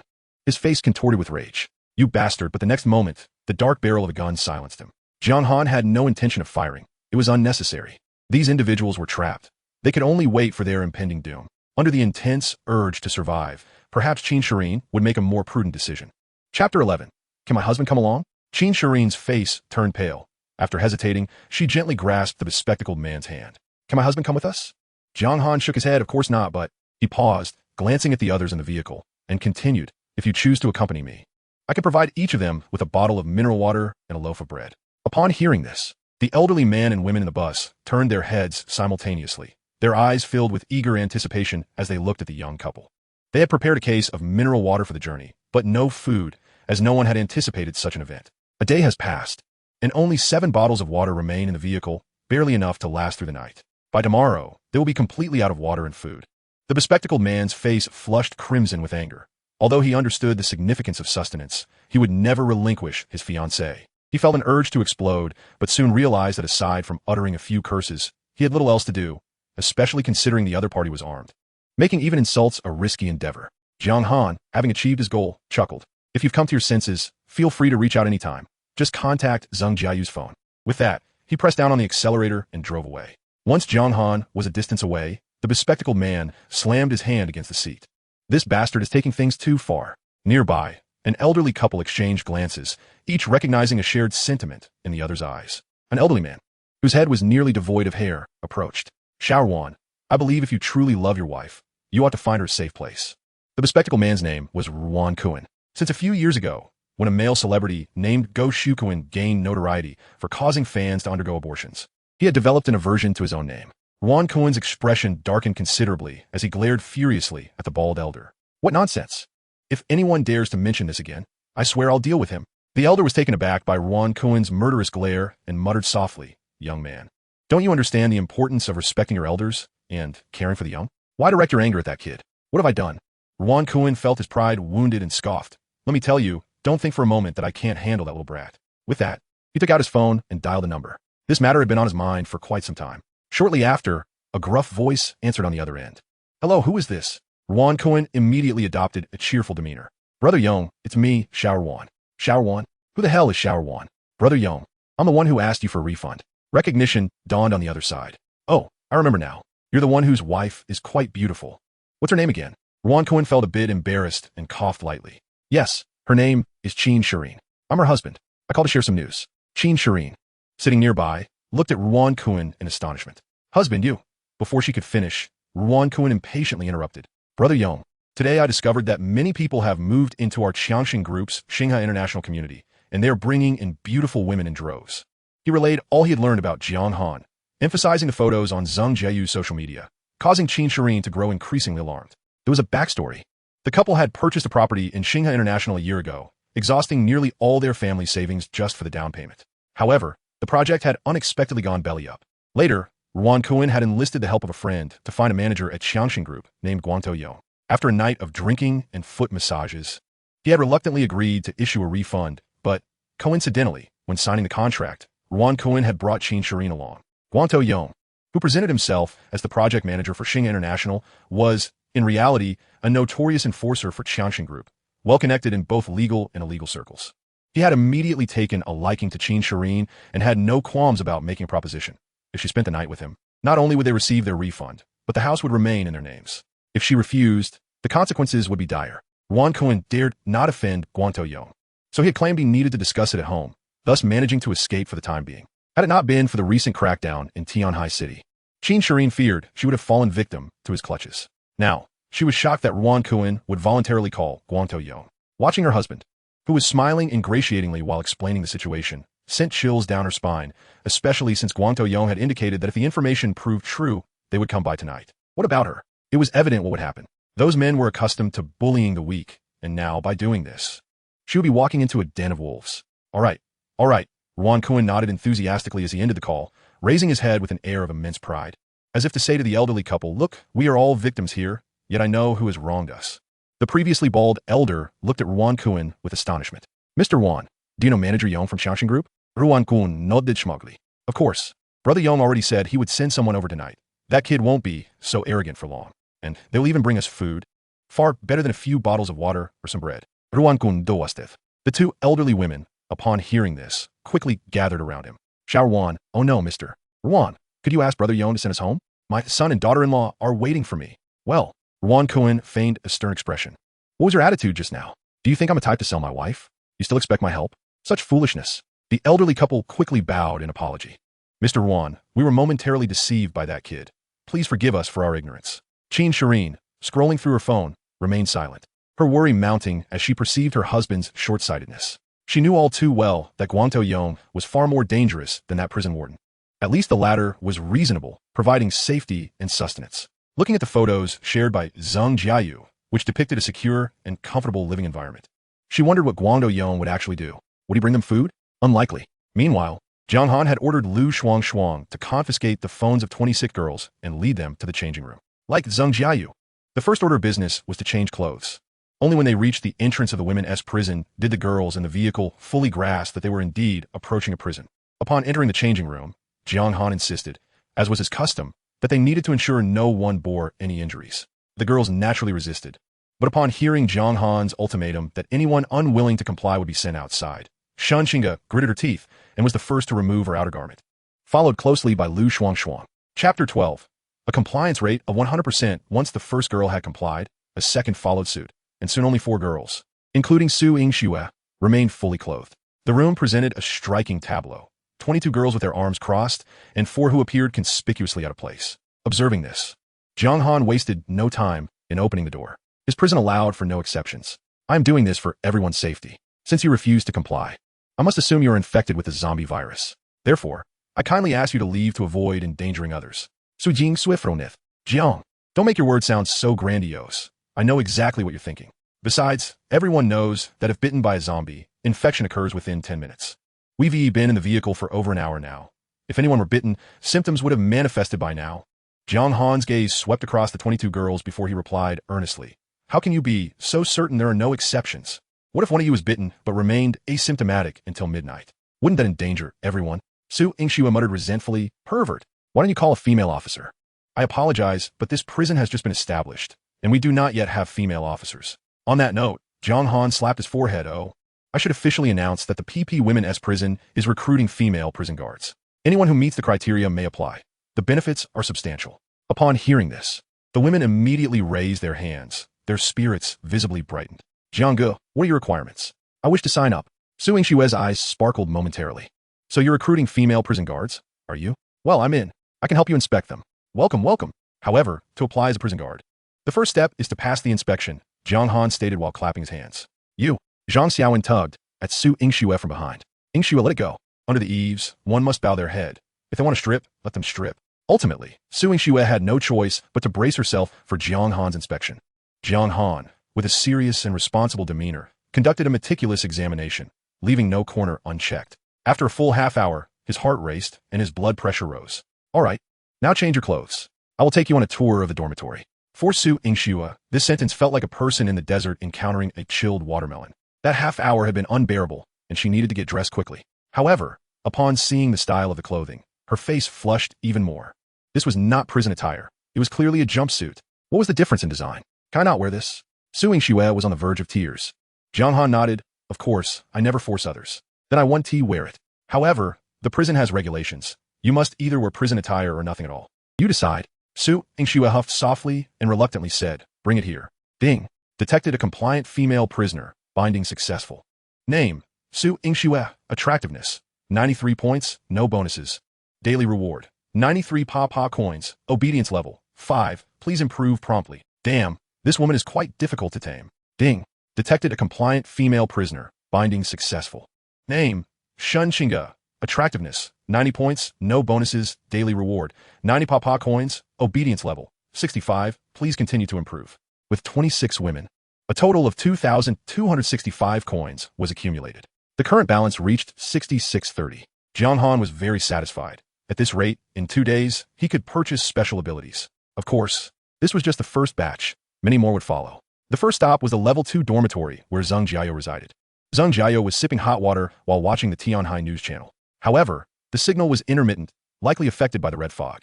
Upon hearing the commotion, she hurried to the door, only to be taken aback by the sight of Jiang Han accompanied by over 20 beautiful women. What's going on? In an instant, she felt a wave of grievance. They had just shared an intimate moment hours prior. How could he act this way? Obedience level. 10 simultaneously. Jiang Han received a notification indicating the decrease in her obedience level, signaling her discontent. Yet, he remained indifferent. Such matters were for Zheng Jiao to process on her own. Seeing that there were indeed residents inside, the girls were slightly taken aback, 26 pairs of eyes scrutinizing Zheng Jiao. Soon, they relaxed, as although the woman was beautiful, she was older than them. After all, who wouldn't he prefer youth and beauty? However, they quickly sensed something amiss. Now, there were 26 female students and 1 young woman. The scarcity of such a figure made it evident that this young woman held an advantage. Thus, hostility began to emerge in the gazes of the 26. Zheng Jiao naturally sensed this. Momentarily dazed as she observed the university students, calculating her own strengths and weaknesses. Jiao introduced the new inmates to the environment. Jiang Han's voice snapped the women back to reality. Zheng Jiao straightened her back. Being addressed as Jiao by Jiang Han rekindled her hopes. After all, she was the first female prisoner. Although she lacked the advantage of youth, she possessed other strengths. Ahem, she cleared her throat and continued. Ladies, please look. This is our Papa Women's Prison Dormitory, featuring 10 upper and lower bunks, totaling 20 beds. She cleverly highlighted the independent restroom, television, hot water kettle, and personal lockers. They could have seen all this without her introduction, and someone whispered, the environment here is quite decent, even better than our dormitory, and we can bathe anytime. Look, there are privacy curtains on the beds. I've always wanted a set of pink ones like this. Jiang Han smiled as he observed their reactions. Once the introduction was complete, he spoke. All right, everyone has seen it. However, this is a level 2 dormitory. To reside here, you must have my consent. Next, I will take you to your designated area, the level 1 dormitory. There may be some differences, but do not worry. With hard work, the level 2 dormitory is not just a dream. The girls exchanged glances, with only Zheng Jiao understanding what Jiang Han meant. Excitement surged within her. She was fully aware of the conditions of the level 1 dormitory. Jiang Han had not allowed these younger girls to enjoy the same privileges. Instead, he had directed them to a more rudimentary dormitory. What did this indicate? It showed that this man held her in esteem. However, she also discerned an underlying message. If she performed well, she could potentially share a dormitory with him, perhaps even in a better condition. A sense of crisis welled up within her, and Zheng Jiao silently vowed not to allow anyone to surpass her. Zheng Jiao obedience level 10 reached 99 points. As her thoughts shifted, Jiang Han received a notification. He stroked his chin, somewhat puzzled by the sudden increase in Zheng Jiao's obedience level. Perhaps today, he could elevate this young lady's favorability to 100. He patted her shoulder. Jiao, come along with us. Chapter 13. I want political review this year. Is this the level 1 dormitory? Outside the dormitory, Shun Chinga gaped in disbelief, unable to comprehend her eyes. The environment of the level 1 dormitory was a stark contrast to the level 2. Dim lighting, cold iron bunk beds, rudimentary squat toilets, devoid of television or hot water, making bathing impossible. This was a true prison. Without comparison, there is no harm. Had they not seen the opulence of the level 2 dormitory, this might have been bearable. If the other was paradise, this was hell, and the girls erupted in protest. We do not wish to stay here. Jiang Han chuckled. That is fine, but first, you must visit my office. After that, you can move to a better dormitory. They feigned confusion, yet internally grasped the situation. I wish to sign up. Shun Qingge raised her hand. Jiang Han smiled and immediately appointed Zheng Jiao as his secretary. The system panel offered numerous positions: secretary, assistant, prison guard, administrator, driver, and more. He could not do everything himself and needed someone to manage certain tasks. The prison's rewards operated under a unique calculation method. Take Zheng Jiao, for instance. Her attractiveness score was 85, granting a base reward of 85 coins daily. Residing in a level 2 dormitory added an extra 20 coins, totaling 102. Once her obedience level reached 100, the base reward would double, adding another 85, culminating in 187 coins. A level 2 dormitory required 1,000 coins for an upgrade, accommodating 20 female prisoners. Based on the system's minimum score, if all 20 were rated at 85, that would yield 340 coins per day. In 3 days, the investment would be recouped, leading to profits thereafter.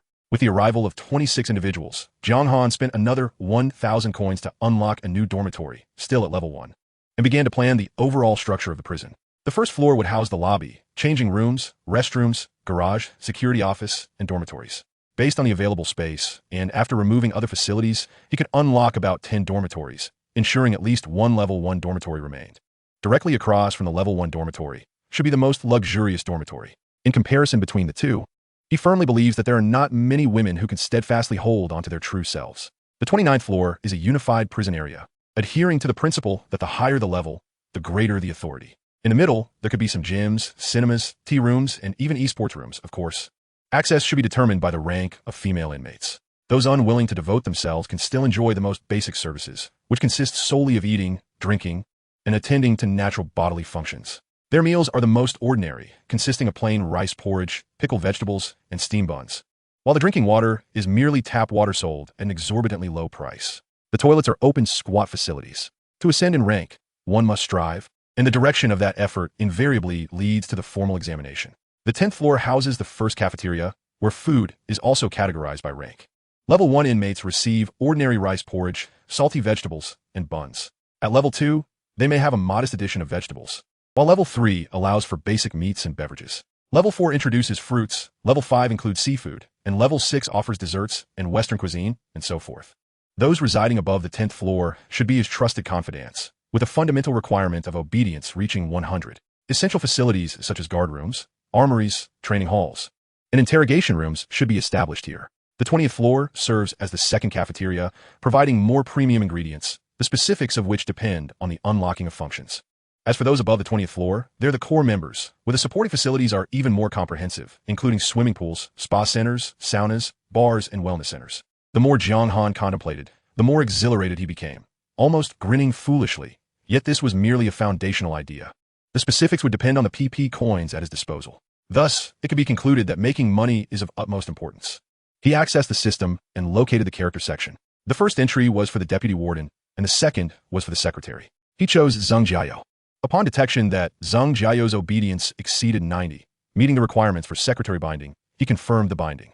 The notification indicated Secretary of the Warden, Zheng Jiao, age, 26, obedience, 100, daily PP coins provided, 187, strengthening, 8 abilities, none permissions, please select personally. The permissions section displayed numerous options, yet the vast majority remained grayed out, such as cinema and cafe, as these features had yet to be unlocked.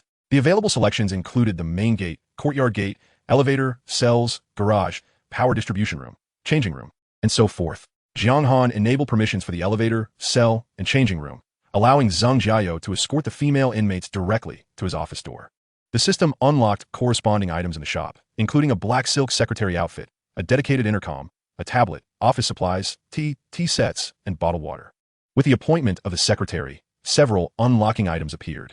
Soon, he arranged these female inmates into 2 rooms and provided Zheng Jiao with a pen and notebook, along with a dedicated intercom. By the time evening arrived, it was 7 o'clock.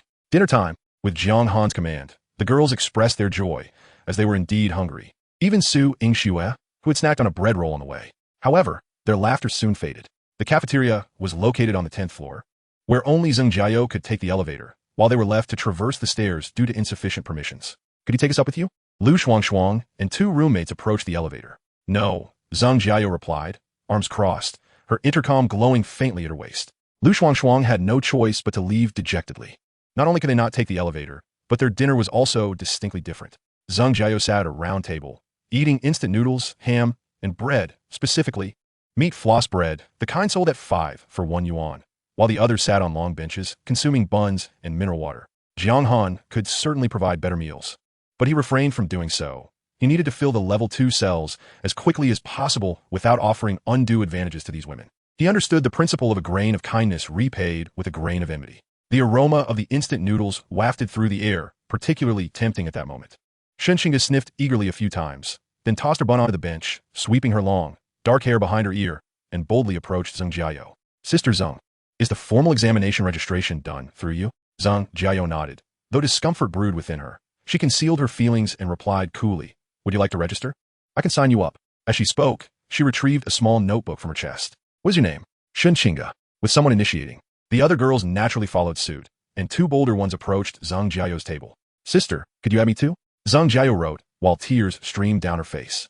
Jiang Han was clearly her man, yet why did she have to assist him in such matters? She even contemplated throwing down the pen, but refrained, knowing that everything she had now was granted by Jiang Han. If she offended him and lost her position as secretary, she would undoubtedly be trampled by these girls. Most people harbor a peculiar desire to witness those who once stood high fall from grace. Chapter 14. An ex-girlfriend's call after dinner. The girls gradually descended the stairs in small groups, yet the 6 who had made reservations, led by Shenxinga, remained behind, waiting for news. Observing their determined expressions, Zhang Jiao sighed softly and said, waiting here is futile. I need to go report. How about this? You all return to the cells for now, and I will notify you. The reason for her suggestion was undoubtedly rooted in her own thoughts. Shenxinga felt a tinge of disappointment, but acknowledged that the initiative lay with Zhang Jiao, so she merely called out before heading downstairs to await news. Once the last of them departed, Zhang Jiao wasted no time. She first went to her room for a hot shower, then hurried upstairs. As the secretary, her elevator privileges allowed her direct access to the warden's office. Jiang Han sat in his office chair, amusedly watching the surveillance videos from a system. When he noticed Zhang Jiao had gone to the restroom, he lit a cigarette. He had already guessed what this woman intended to do. Should I address you as warden, or by your name? Zhang Jiao entered, her cheeks flushed. Jiang Han surveyed her, the prison uniform accentuating her figure, and he chuckled. That depends on how you wish to define our relationship. If you see me as your warden, then call me warden. If it is in another capacity, then Jiang Han will suffice. Zhang Jiao's face blushed deeper. Jiang Han, I wish to call you Jiang Han. Jiang Han recognized that a shift had occurred within her, reminiscent of a quote from Zhang Ailing. Just as he placed a hand gently on her head, his phone suddenly rang. Frowning, he initially considered ignoring it, but upon seeing the screen, he chose to answer. It was a video call from Yao Shanshan, his girlfriend. No, his ex-girlfriend. Upon answering, Yao Shanshan's face appeared on the screen. Jiang Han, what on earth have you posted? Have you developed a delusion since our breakup? You've embarrassed me. This remark reminded Jiang Han of Yao Shanshan's usual domineering demeanor.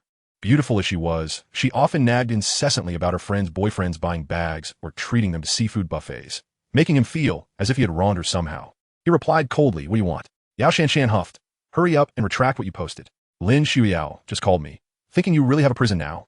Jiang Han scoffed, recognizing that Lin Shuiyao was the friend Yao Shanshan frequently mentioned, who was attractive and well-endowed, dating an exceptionally wealthy boyfriend. Yao Shanshan always compared herself with Lin Shuiyao's boyfriend.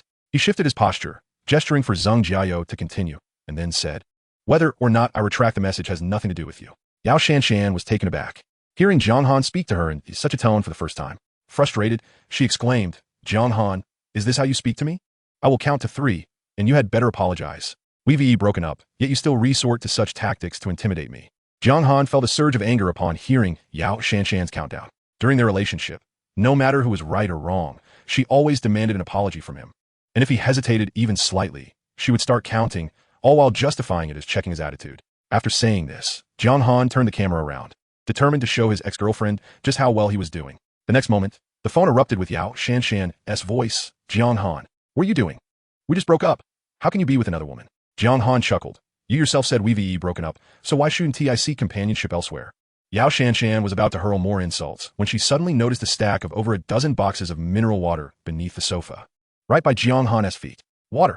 Although she wasn't particularly thirsty at the moment, what would happen once the bottled water in her room ran out? A wave of concern washed over her, especially since it was evident that Jiang Han had far more water than she did. Looking around, she noticed the spacious desk and the plush leather sofa. Could it be that Jiang Han had truly found himself in some sort of luxurious confinement? Previously, Yao Shanshan had dismissed such notions outright, fully aware of Jiang Han's origins, an orphan with no social connections, merely an ordinary individual. Had he not been handsome and fit, she would never have chosen him. Yet, after just one day apart, how could he possess such a grand office? And what about that woman? In this post-apocalyptic world, would anyone treat him with such kindness if he lacked ample supplies of food and water? With these thoughts swirling in her mind, the harsh words she had intended to speak were swallowed back, and she changed her tune, saying, Jiang Han, I merely wanted to test your reaction. I didn't expect you to genuinely agree to the breakup. Jiang Han responded with a mocking laugh. Oh, how amusing. Since you were testing me, let me ask you, where are you right now? He had already discerned from the video that Yao Shanshan was not in her dormitory.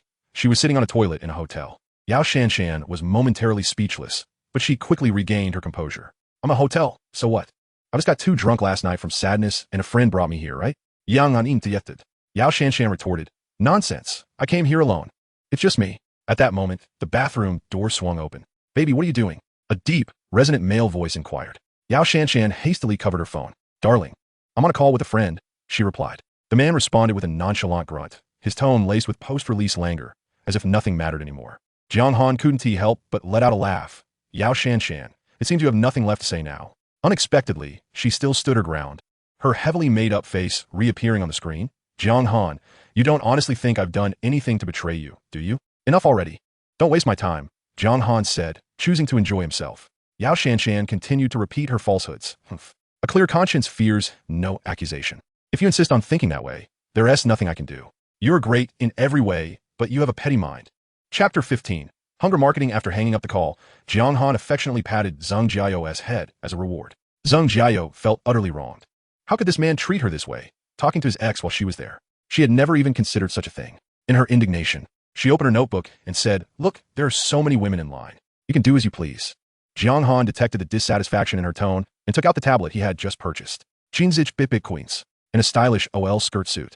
The quintessential urban white-collar attire. Jinque Papa, Gaines. You performed admirably earlier, so here is a reward for you. As my secretary, it's inappropriate to dress like everyone else. Henceforth, with this outfit while working. While the prison uniform may be more alluring, it can become monotonous after a while. Variety is essential, he continued, and this tablet will help you manage everything.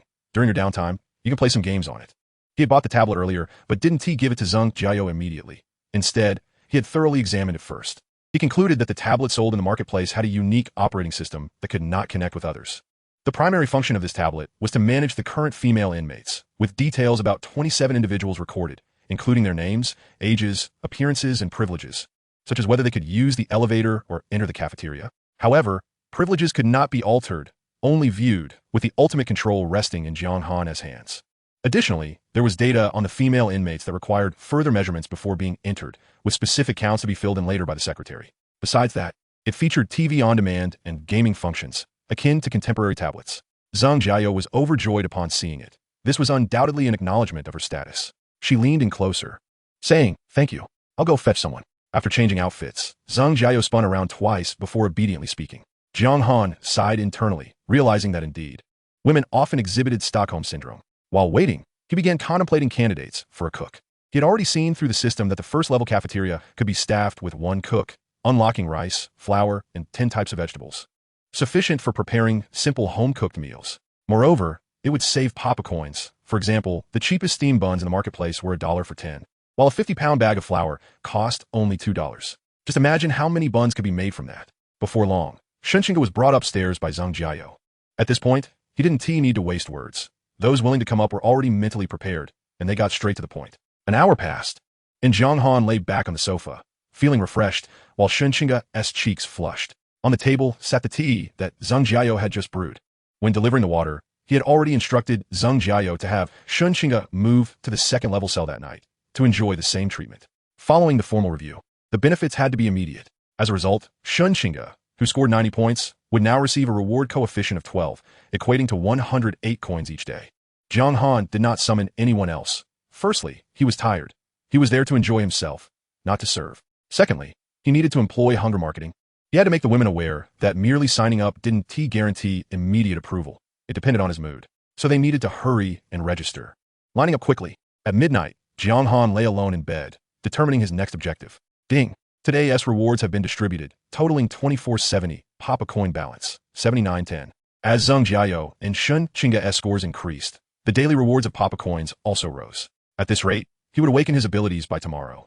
With hopeful anticipation for a bright future, he gradually fell asleep, unaware that 15 kilometers away, at the headquarters of Qiangxin Group, a Land Rover was approaching.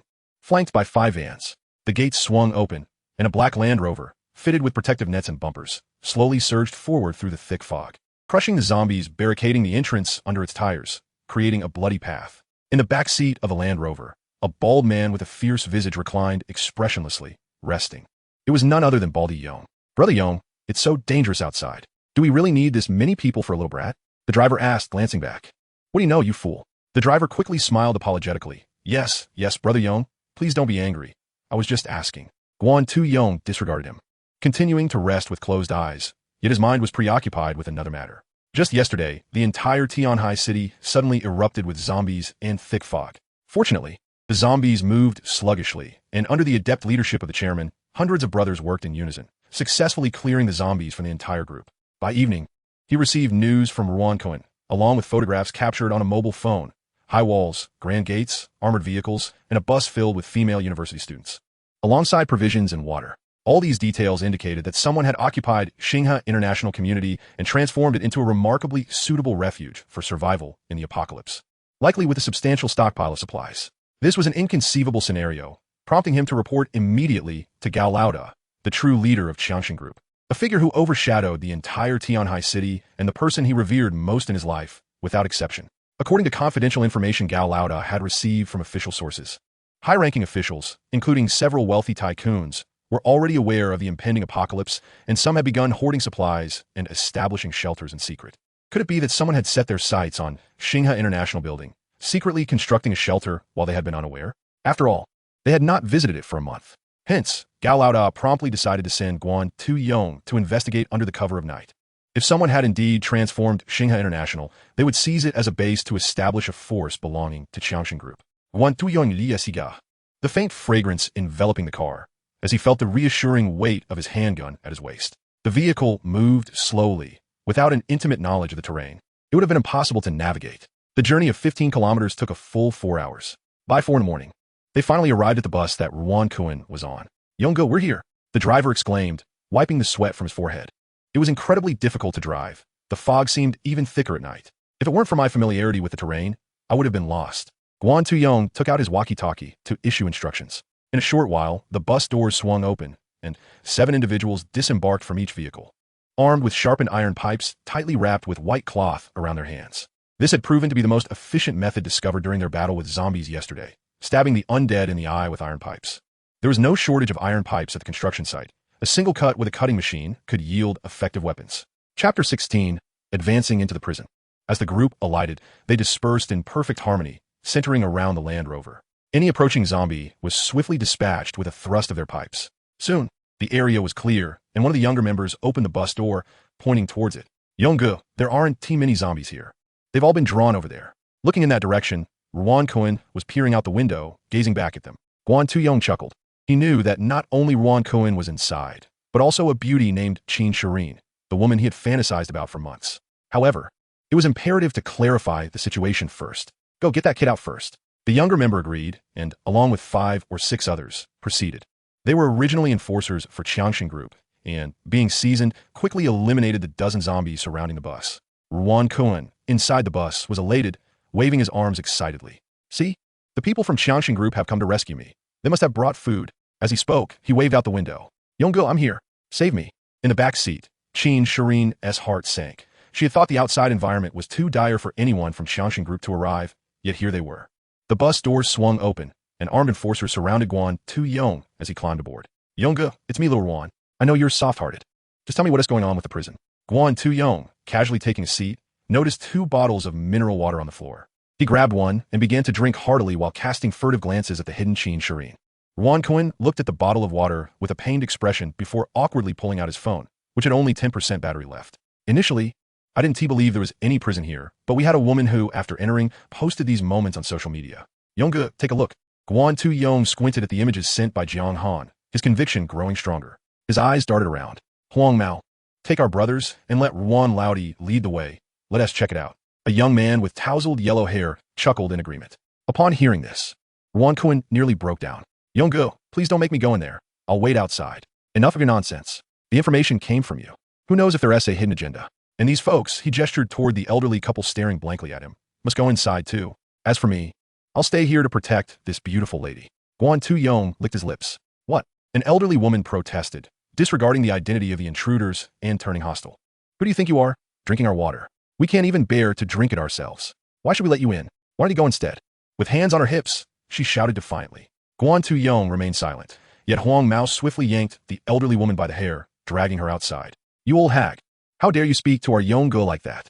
Before long, the sound of slaps echoed from outside, leaving the others in stunned silence. Guan Tu-yong fixed his expression on Ruan Kuan, and after a few seconds, Ruan Kuan wiped the sweat from his forehead, his face a picture of despair. Yongyi, you rest here. I'm going now. Husband, you. Qin Shirin called out anxiously, but was interrupted by Ruan Kuan. Wife, wait here. I'll go help Yonggu take care of that kid and come back for you. With that, he hastily exited the vehicle. Soon, only Guan Tu-yong and Qin Shirin remained in the bus. Guan Tu-yong approached the window. Huang Mao, be careful. Don't worry, Yonggu.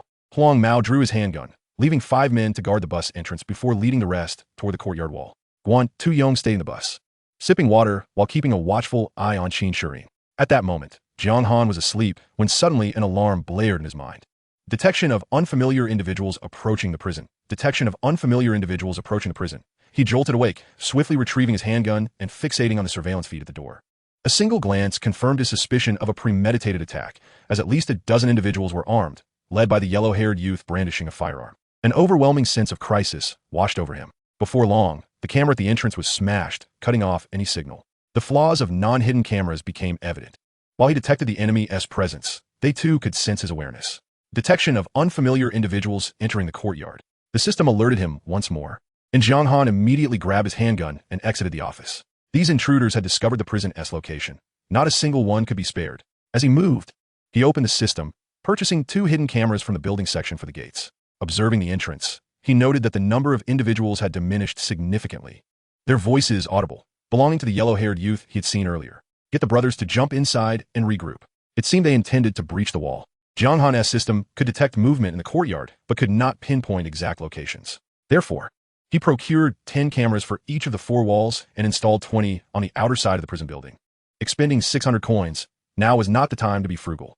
Consequently, the entire courtyard was now under surveillance. He left the lights off to avoid revealing his position, chambering a round in his handgun as he stealthily approached the window. This was a small side window at the main entrance, and, according to the display, at least 5 or 6 individuals would pass through here. Before long, they arrived. He silently opened the window, waiting for the enemy to draw near, then aimed the dark muzzle of his gun at one man's head and pulled the trigger. With a dull thud, the man's skull exploded, and he fell straight down. A series of shots rang out, and alarm bells went off. He had been discovered. A quick-witted individual shouted a warning, but soon after, he too collapsed. 2 more shots were fired, the magazine was emptied, and this small squad was utterly annihilated. After firing, Jiang Han swiftly closed the window, retracted his head, and pressed his body against the wall as he moved to the changing room, for more people were arriving here as well. While on the move, he changed magazines, discarding the empty ones without hesitation, opting to travel light and retrieve them later. He employed his usual method, following the visual cues. He opened the window and patiently awaited the enemy to enter his shooting range. In less than 20 minutes, he had dispatched over 10 foes using this tactic. Jiang Han chose not to venture outside. The risks were too great. All the windows were closed, meaning that to enter, the enemy would have to shatter the glass, and he would hear the sound. Outside, Huang Mao was blissfully unaware of the significant losses among his subordinates as he led the main force to the front door. Smash it, Huang Mao bellowed, though he hesitated, retreating slightly. This was the territory of the Changshan group, now occupied and even renovated, and most crucially, they were completely unaware of it.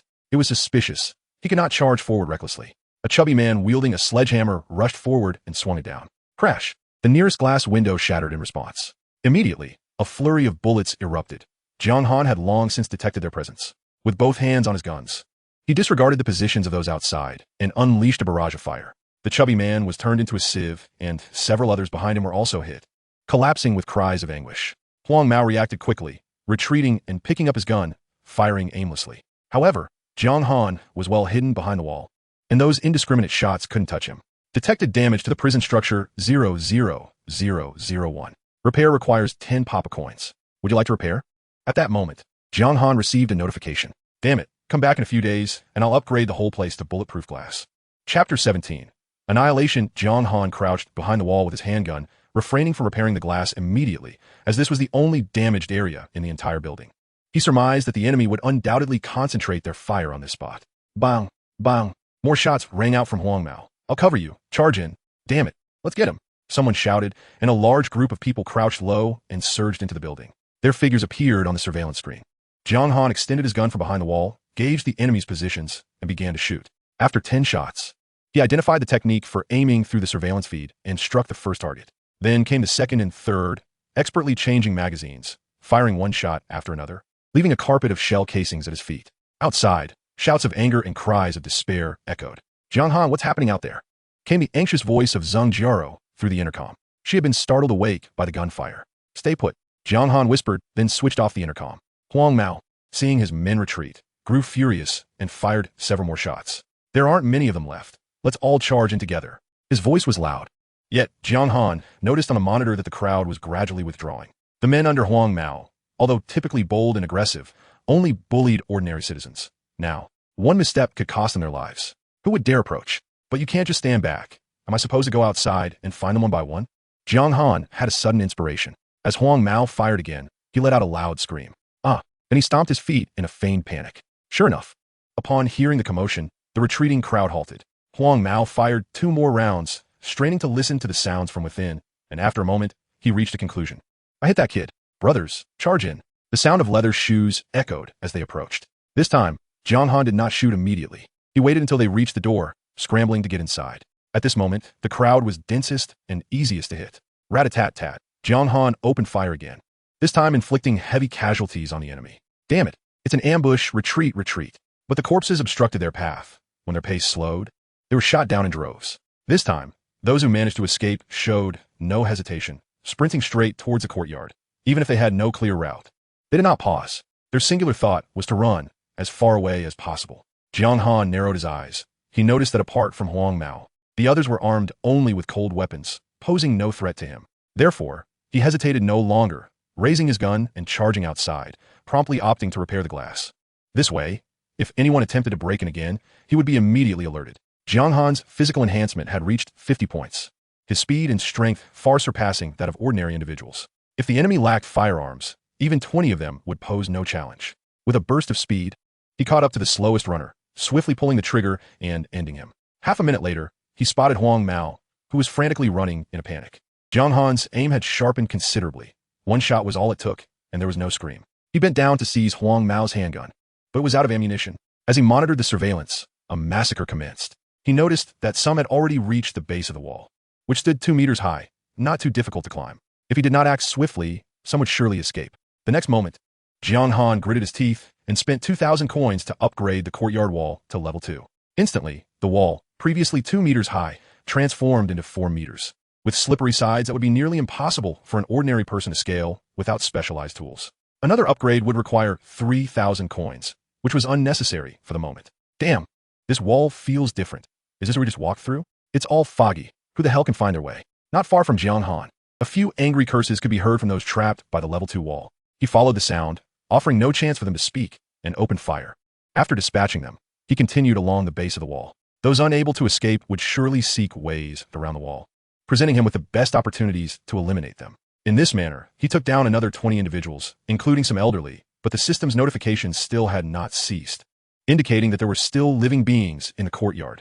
Jiang Han searched thoroughly, shooting anyone who lay on the ground, regardless of whether they were alive or dead, to ensure they were truly deceased and to prevent any potential reanimation.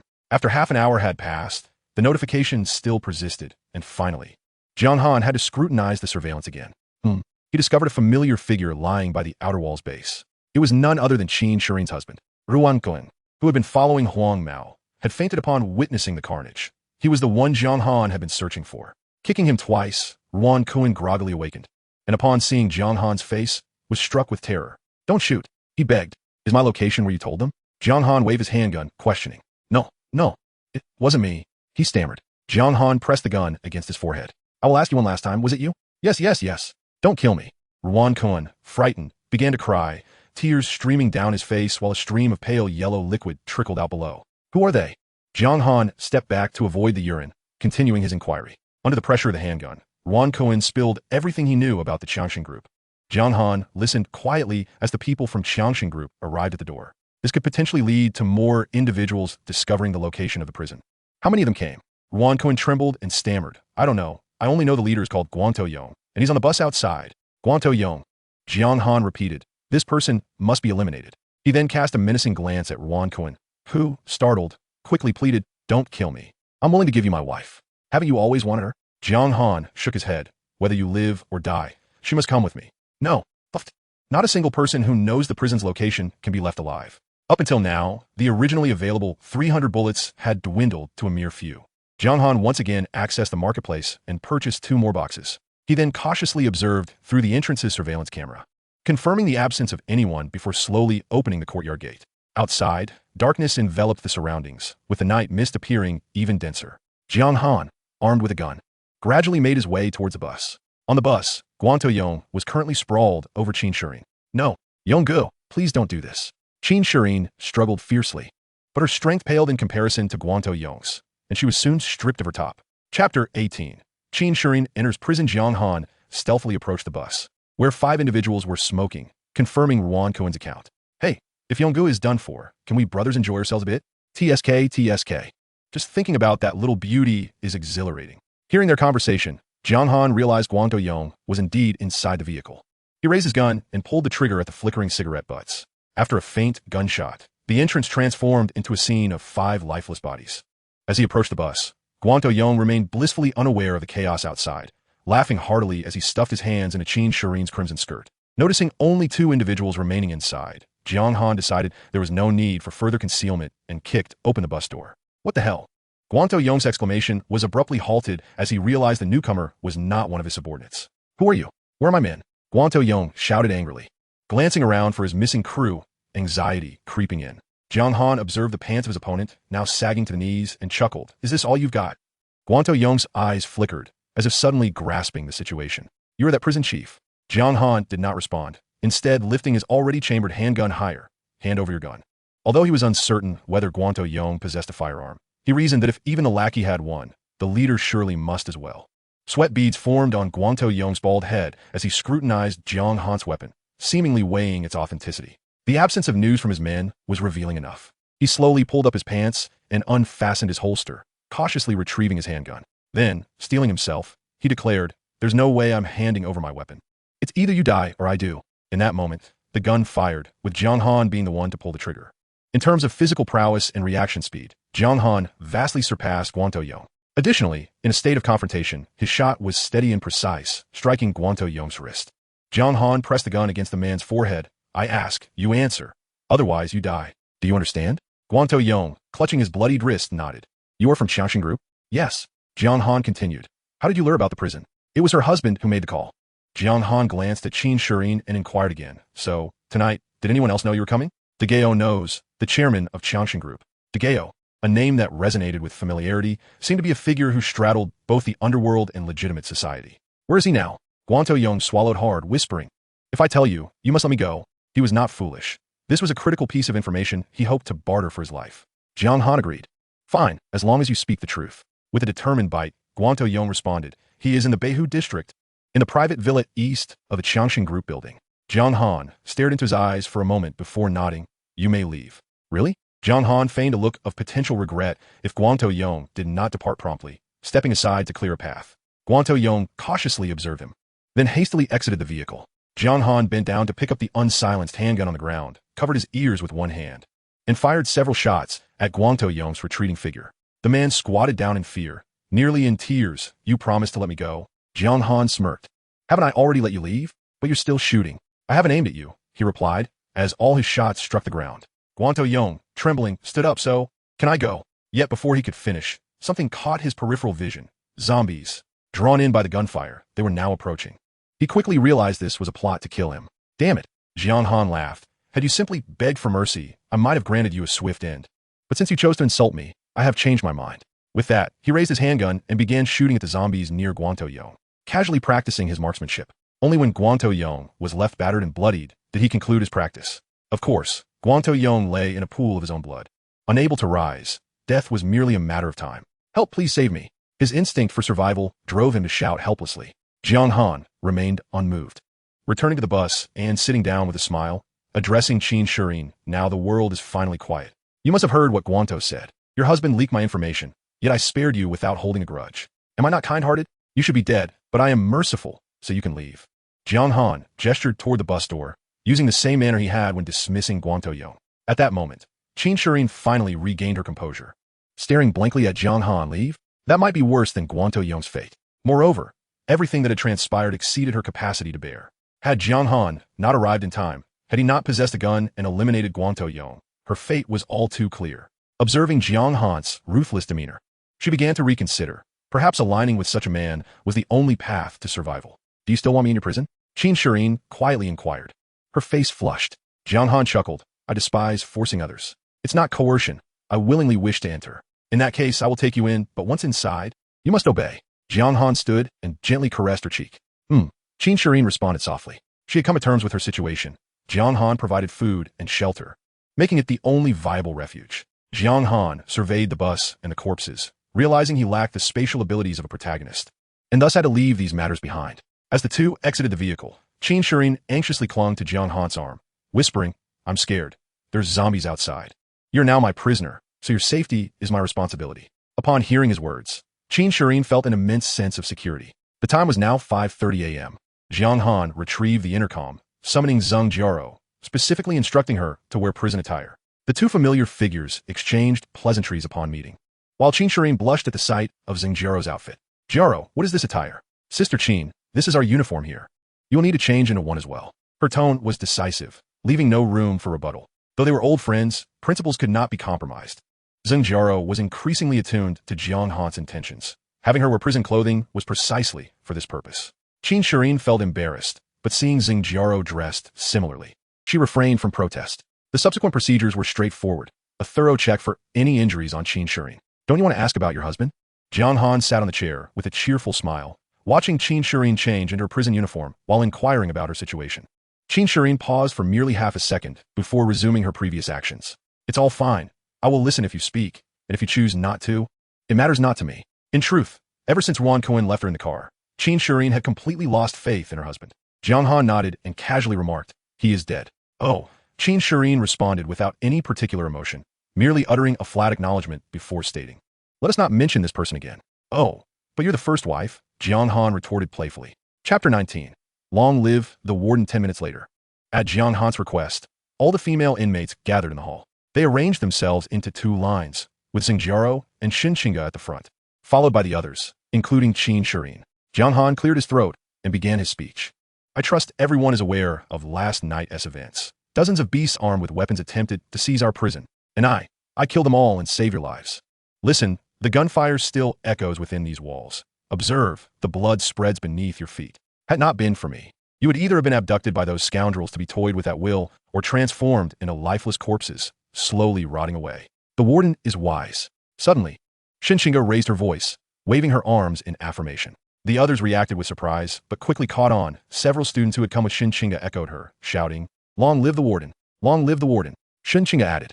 This time, everyone understood and joined in the chant. Simultaneously, Jiang Han also reaped a wave of obedience from the system. "Excellent.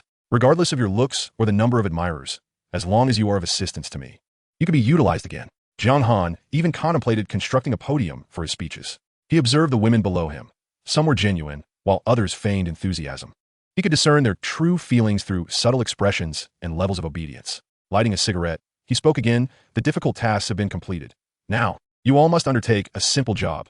Carry out the corpses of those scoundrels." "Carry corpses?" The women turned pale at his words. Jiang Han continued, "Now, I will assign tasks." Zheng Jiaro, present. Zheng Jiaro straightened her back and called out loudly, glancing sideways at Xinqinga. She had not anticipated the abrupt, rallying cry from before, which filled her with a sense of threat. As Jiang Han called her first, she immediately displayed her utmost enthusiasm, almost wearing the words, "I am obedient" on her face. "You're in charge of supervision. Once the task is completed, I will review the performances of both the diligent and the negligent. I want to see." "Yes." Zheng Jiaro felt elated. Being in charge meant that everyone must heed her commands. Xinqinga, Present. Xinxinge's voice was even louder. Jiang Han then pointed to Lu Shuang and called out 6 more names, all of whom had shouted slogans earlier and had also signed up for political review. I lost a total of 5 magazines yesterday. The 7 of you are responsible for locating them. Understood? Understood. The 7 women replied in unison, their voices ringing clear. 7 individuals to find 5 magazines? The others contemplated this internally. This task seemed effortless, and most importantly, it did not involve contact with corpses. They were well aware of what those 7 had done, especially Xinxinga, who had been outside for over an hour before returning to that high-end cell. Oh, I want to go too. All right, everyone, let us begin the work. I fought off the villains all night. I am too exhausted and will return to rest for a while. After saying this, Jiang Han turned and went back to his room. Among the crowd, 2 were particularly disheartened. One was Suing Xue, and the other was Qin Shirin. Suing Xue had initially believed that, as the campus belle, she would receive some special treatment. At the very least, she hoped for a relatively easy task, even if it meant serving tea and water. However, from yesterday until now, she realized that Jiang Han showed her no preferential treatment. He had only provided food once before, and that was in exchange for work. This prison had clear rewards and punishments. Was there truly no other way to rise above other than to accompany that lecture? Qin Shirin, on the other hand, had just arrived. In her previous life, she was always the center of attention, a shining star among her colleagues, and a queen in her husband's eyes. But here, she was but one among many. Looking at the girls around her, none were younger than she. Most crucially, the Jiang Han who had just professed to protect her now commanded her to move corpses. Jiang Han did not concern himself with their thoughts. He returned to his room for a nap.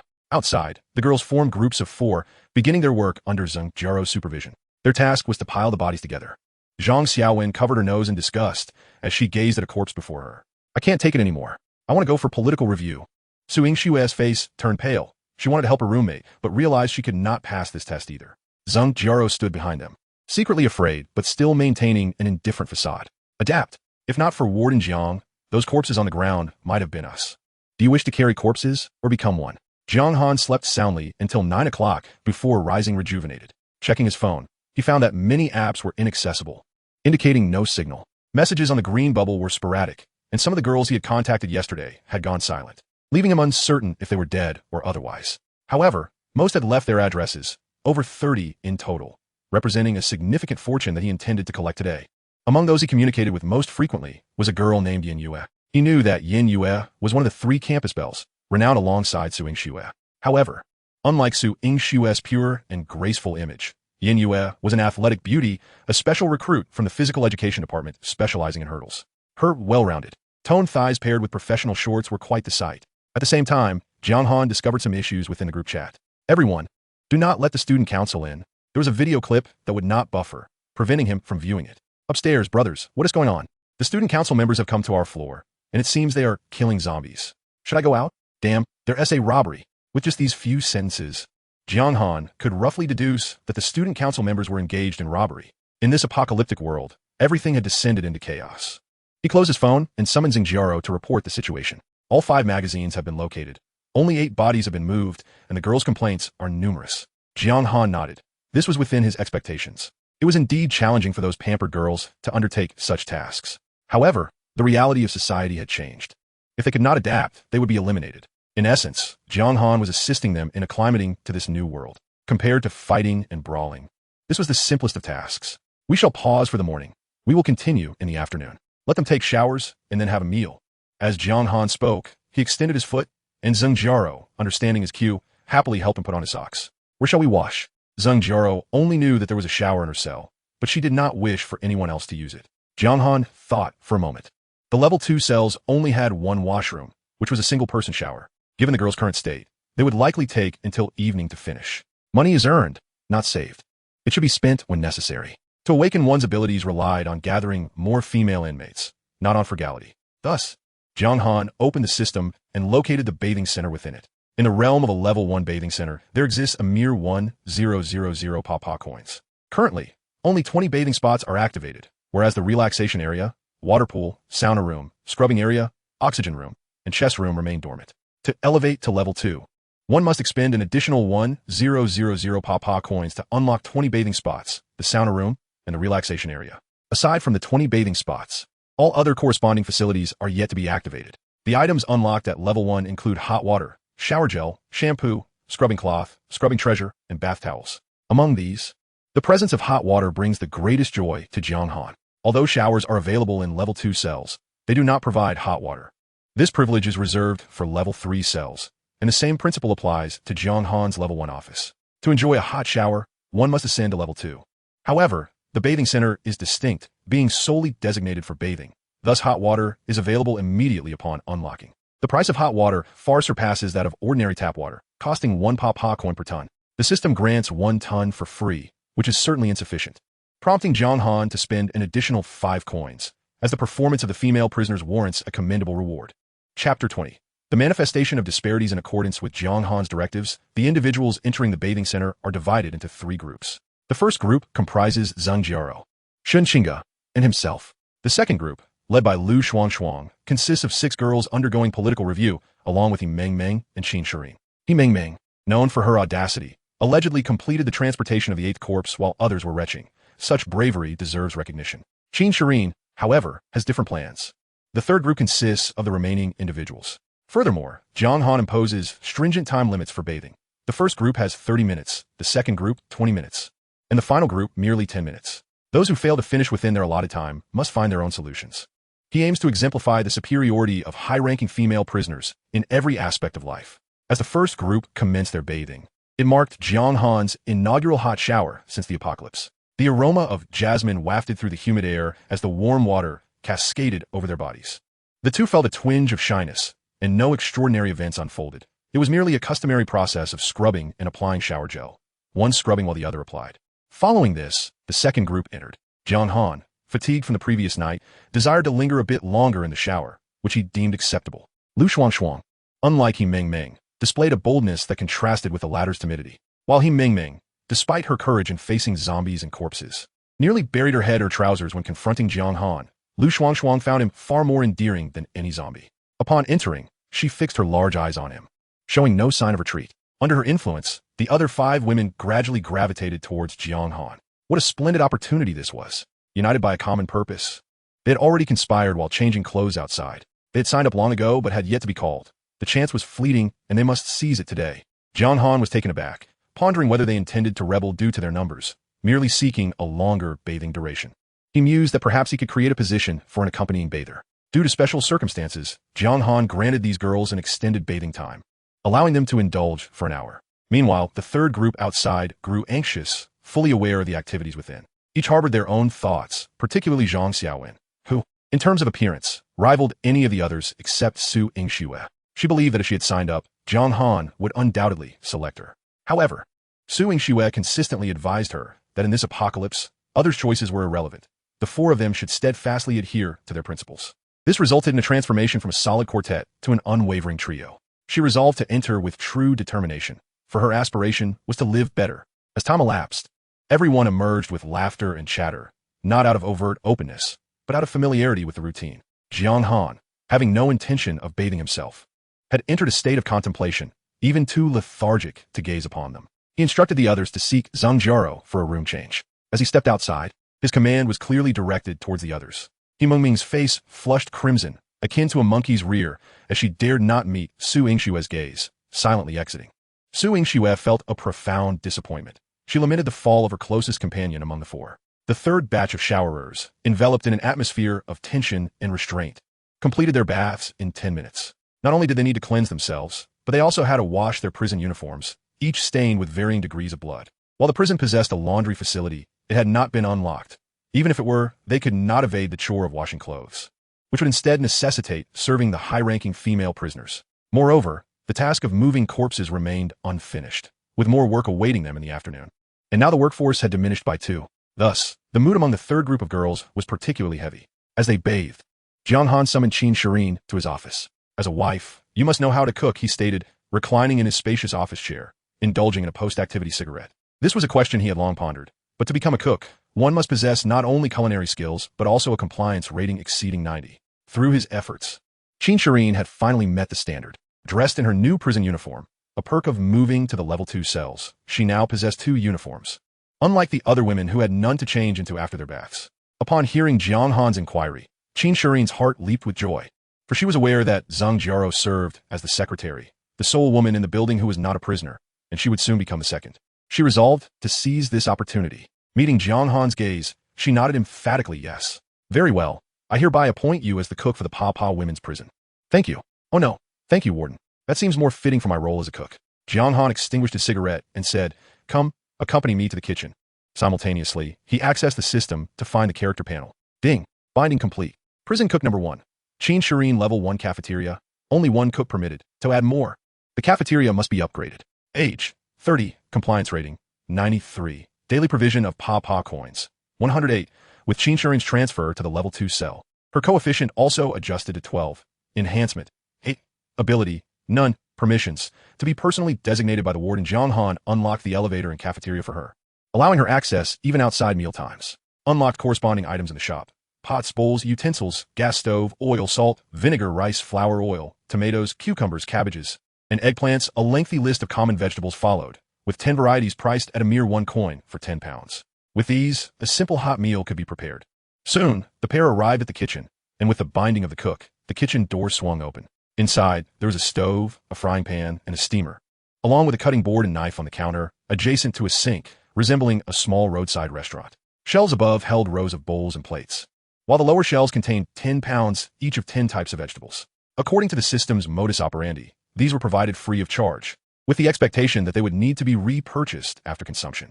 Jiang Han theatrically retrieved a box of eggs from beneath the counter and remarked, Now showcase your utmost skills. I am hungry. His words were genuine. After several consecutive meals of instant noodles, he was famished. Qin Shireen did know how to cook, but her skills were modest, limited to preparing simple dishes. At that moment, she felt immense pressure, yet simultaneously relieved that Jiang Han's selection of ingredients was uncomplicated. Had it included delicacies like lobsters or pufferfish, her shortcomings would have been glaringly apparent. Encouraging herself inwardly, she thought, This is your chance for redemption, perhaps your only opportunity. As soon as Jiang Han stepped out, she busied herself. Just as he had instructed, she put forth her best effort, meticulously peeling tomatoes, diligently shredding potatoes, and washing the cabbage 3 times, as if such efforts would enhance the flavors of the food. The remaining task involves stir-frying. As long as the dishes are well prepared, success is assured. Chapter 21. Has Su Yingxue passed the political examination? The lunch menu highlighted vegetarian dishes, scrambled eggs with tomatoes, sweet and sour cabbage, shredded potatoes, and smashed cucumbers. Yet, everyone savored the meal with great delight. After all, it could be considered a normal meal. To be candid, Qin Shireen's cooking was mediocre. Some dishes were overly salty, while others lacked flavor. Jiang Han felt he could have done a better job himself. Could it be that beautiful women are incapable of cooking? Nevertheless, Qin Shireen was astute. She prepared a special serving for Jiang Han, steamed egg custard, aptly named Warden's extra meal. This clever maneuver effectively masked her culinary shortcomings. Xinxinga blinked, approached, and scooped a piece. Jiangge, be careful not to burn yourself. Let me cool it for you. She had her own motives. Thus far, she held no official position, and frankly, was just like the other female inmates. She had to seize the opportunity. Oh, I hope you're referring to the egg custard. Jiang Han sat at a table with individuals from the second-level cell. As he was nearing the end of his meal, he noticed several girls whispering to Zheng Jiaro. The leader of the group was someone he recognized, Zhang Xiaowen, Su Yingxue's roommate. It seemed there would be some activity tonight. After lunch, Jiang Han instructed Qin Shireen to select 2 individuals to assist her in washing vegetables and cleaning dishes. Qin Shireen was no fool. She refrained from choosing anyone from the first-level prison, understanding that Jiang Han would only assign the menial tasks. If she chose from the first group, she would only disrupt Jiang Han's plans, thus jeopardizing her own chances of gaining favor. Hence, she selected 2 from the second batch of bathers, those who appeared capable and obedient. With lunch concluded, it was time for serious matters. Jiang Han summoned Xinxinga, and he ming-minged to his office. They changed their attire and set off.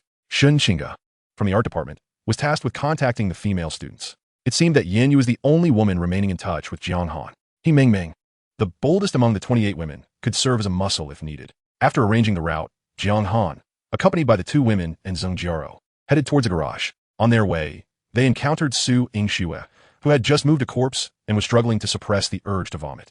Jiang Han's eyes lit up as he called out, Yingxue. Su Yingxue was momentarily startled, her heart racing with joy. She quickly wiped her mouth and turned, feigning indifference. Good day, Warden. She had learned her lesson. Although she was reluctant to offer herself, basic courtesy was essential. You could drive, right? Have you ever operated this type of vehicle? Jiang Han inquired, shaking the keys to the prison vehicle in his hand. Su Yingxue had never driven such a vehicle, but she was eager not to miss this opportunity. If her driving skills could earn her special treatment, it would be a significant advantage. She tucked a strand of hair behind her ear and earnestly replied, Though I have not driven this type, I possess a year of driving experience. Seasoned drivers say I have a knack for it. If you trust me, I could take you for a spin right now. Jiang Han knew that. Then you will drive from now on. You need not concern yourself with other tasks. Su Yingxue nearly leaped in excitement, but simultaneously scoffed at Jiang Han. Even without my submission, you still come to curry favor with me? What kind of warden are you, really? Just a fool who drools over beautiful women. She reached for the keys, but Jiang Han suddenly withdrew his hand. Turning to Zheng Jiaro, he inquired seriously, by the way, has Su Yingxue passed the political examination? Zheng Jiaro was momentarily taken aback.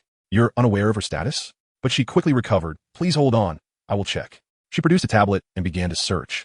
After a moment, she replied with equal seriousness. Report to the warden. Inmate Su Yingxue has not yet passed the political examination. Jiang Han responded with a nonchalant "Oh," retracting the keys, shaking his head. What a pity. It seems I must drive myself.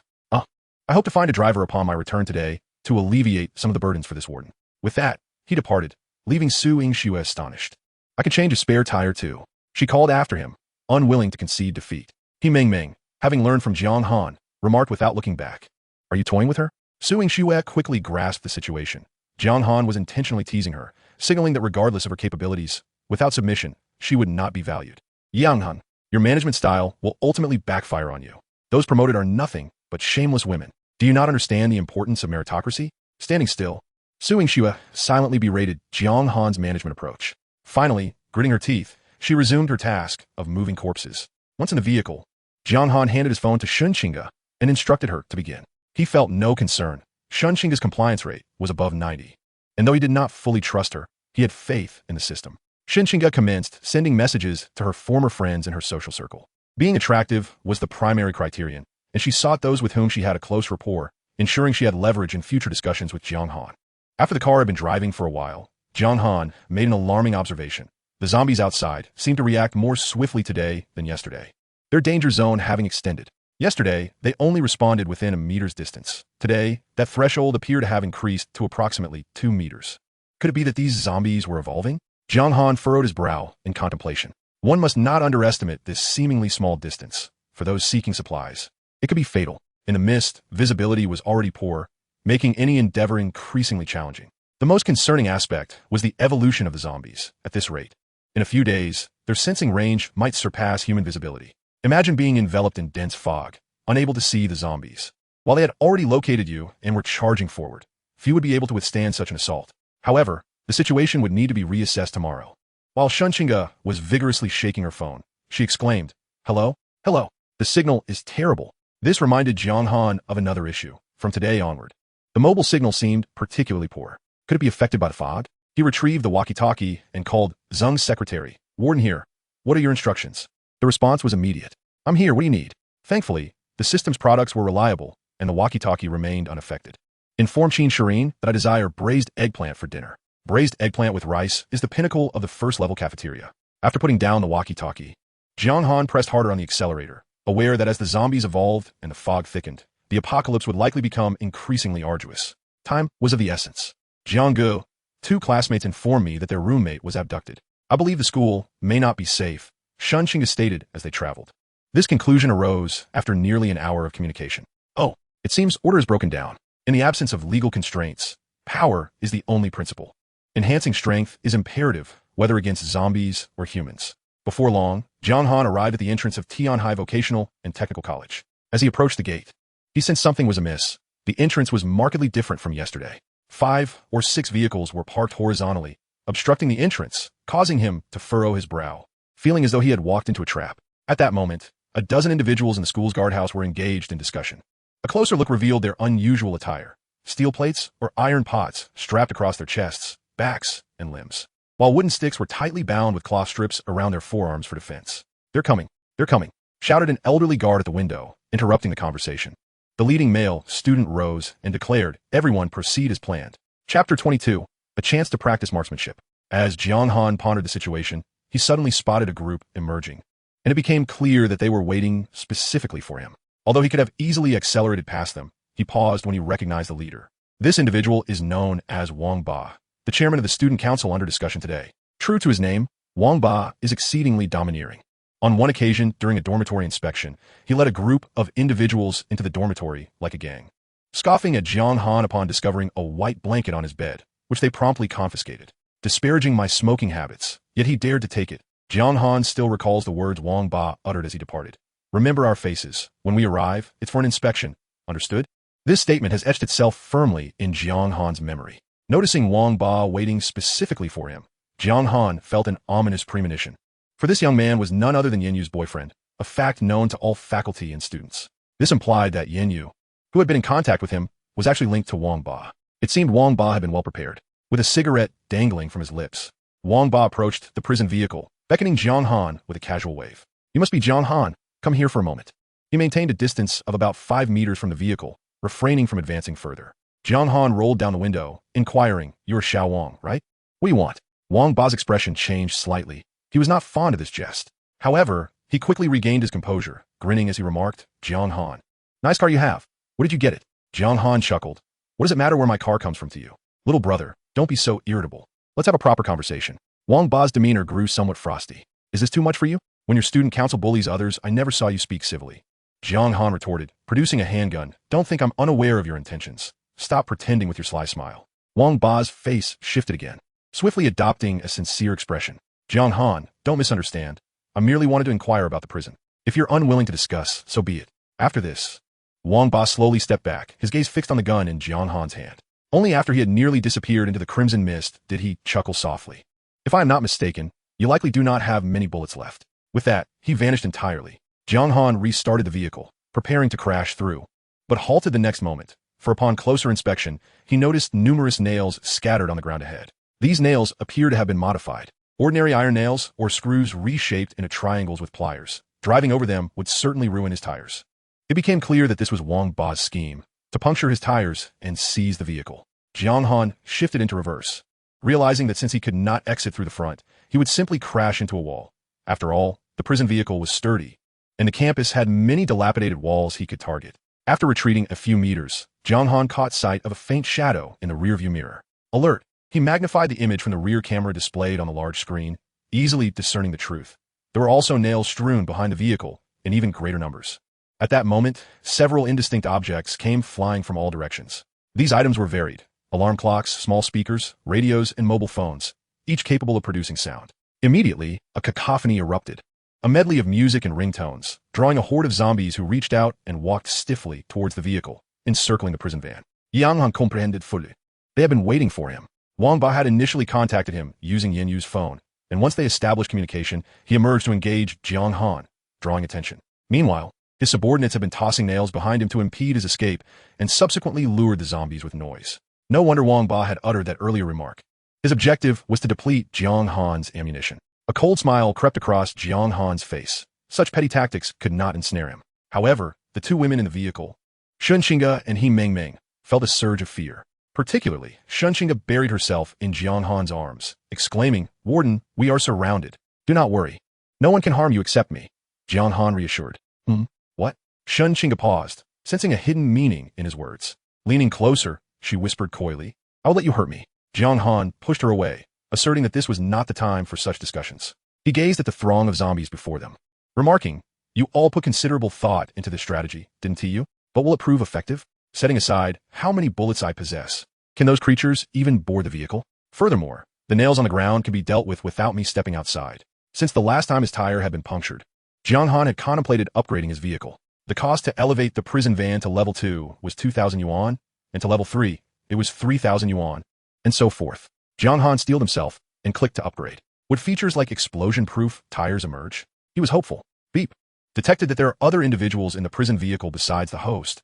Upgrade, not possible. Unable to upgrade? This was Jiang Han's first encounter with such a restriction. It dawned on him that he had always conducted purchases or upgrades in unoccupied spaces. This must be an unyielding rule of the system. Realizing this method was futile, Jiang Han maintained his composure. In truth, given his current abilities, he had a 90% chance of defeating those zombies, eliminating Wang Ba, and emerging unscathed. However, another idea soon came to mind: practice shooting. What a splendid opportunity. He called He Mengmeng over. Do you wish to shoot a handgun? He Mengmeng blushed, replying, I'll do as you say. No, I mean a real handgun, this one, Jiang Han said, retrieving his gun from his waist. His lack of fear stemmed from the system's prior assurance that any weapon sold would not affect the host. Are you giving this to me? He Mengmeng was taken aback. She believed this was Jiang Han's most prized possession and could not possibly be entrusted to anyone else. You do realize we are so close. If I had ill intentions, you would be finished. That one T happened. Jiang Han Woon T, give me the gun. This must be a test. I need to be cautious. He Meng Meng reminded herself internally. Do you want to shoot or not? Jiang Han urged, noticing her days. This belongs to the warden. I cannot accept it. Come on. You're not afraid to move corpses, but afraid to shoot? It's not that I'm afraid. It's that I'm hesitant. He Meng Meng clarified. Jiang Han simply placed the gun in her hand, stating, there's nothing to fear. You'll get the hang of it after firing a couple of rounds. He Meng Meng appeared somewhat dazed, questioning, is there ammunition in this gun? She attempted to lift the gun and pulled the trigger towards the outside. Click. Silence followed. It's an empty gun, she pouted. Are you just trying to see if I would point the gun at you? You don't trust people at all. This gun has a safety. You need to disengage it, Jiang Han explained, moving closer, wrapping one arm around her waist while the other lifted her fair arm to disengage the safety.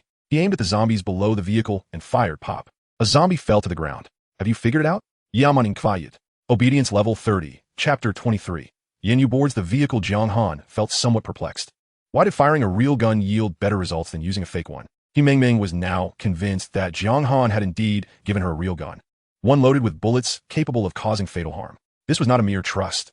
It was a matter of life and death entrusted to her hands. Contemplating this, her obedience level increased by another 8 points, reaching its maximum. Jiang Han stroked his chin, seemingly grasping the implications. Once the obedience level reached 100, the basic reward would double. This meant that tomorrow he could earn an additional 85 yuan.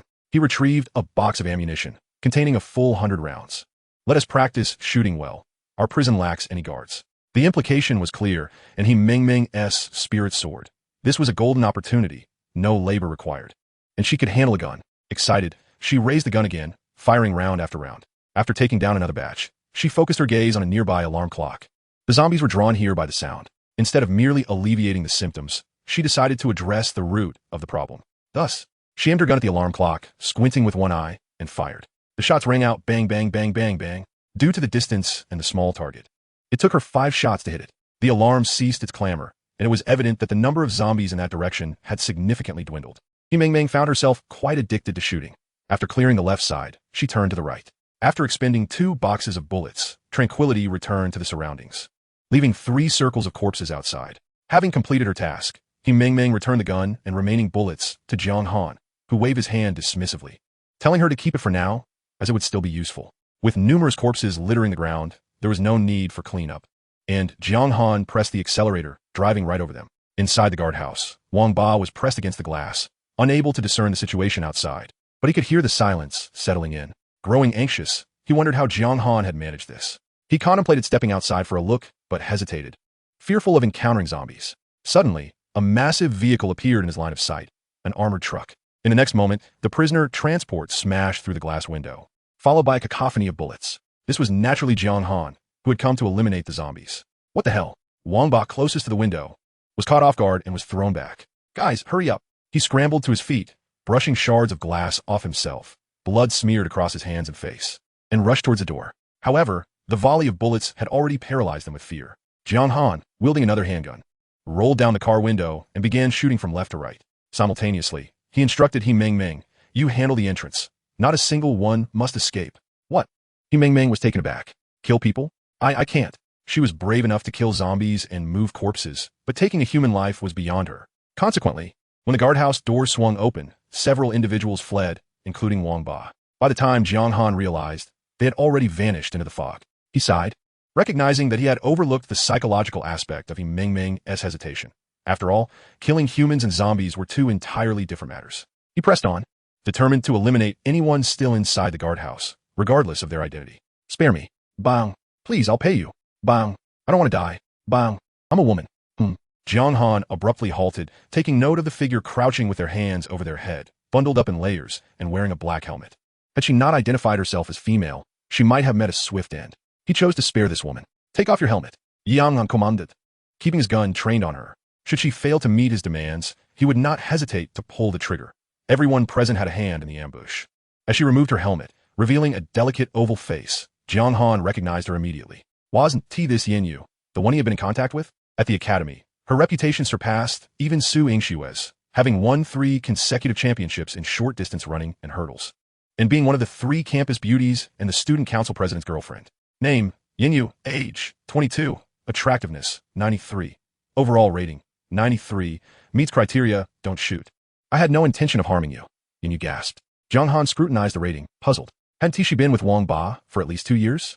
He assessed Yin, noting her height of at least 175 centimeters, her limbs and body wrapped in thick cotton fabric, yet even this could not obscure her alluring figure. If she could maintain such curves in this garb, she would undoubtedly be striking in prison attire. Do you know who I am? He inquired. Yin swallowed hard and nodded. Yes, you're Jiang Han, she added quickly. But I had nothing to do with their ambush. Jiang Han chuckled lightly. Nothing to do with it? Did you not collaborate in sending those photos on your green bubble? But that was Wang Ba's coercion. Do not feign innocence. If you had me killed, would you not relish the fruits of victory? Yin was at a loss for words. Deep down, she harbored such thoughts. A faint hope that Wang Ba might succeed. Jiang Han leveled the gun at her. You're guilty as well. Please, don't shoot. Yin cried, collapsing to the ground.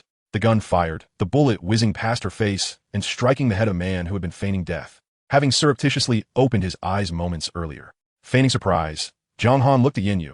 I merely stated you were guilty. I never said I would kill you. What is this? Atone for your sins. Yin, thoroughly terrified, nodded vigorously. All right, I am guilty. I will atone. Good, Jiang Han replied. This is not the place for conversation. Get in the car. Yin, trembling, stumbled in, unsure of which leg she was using to enter.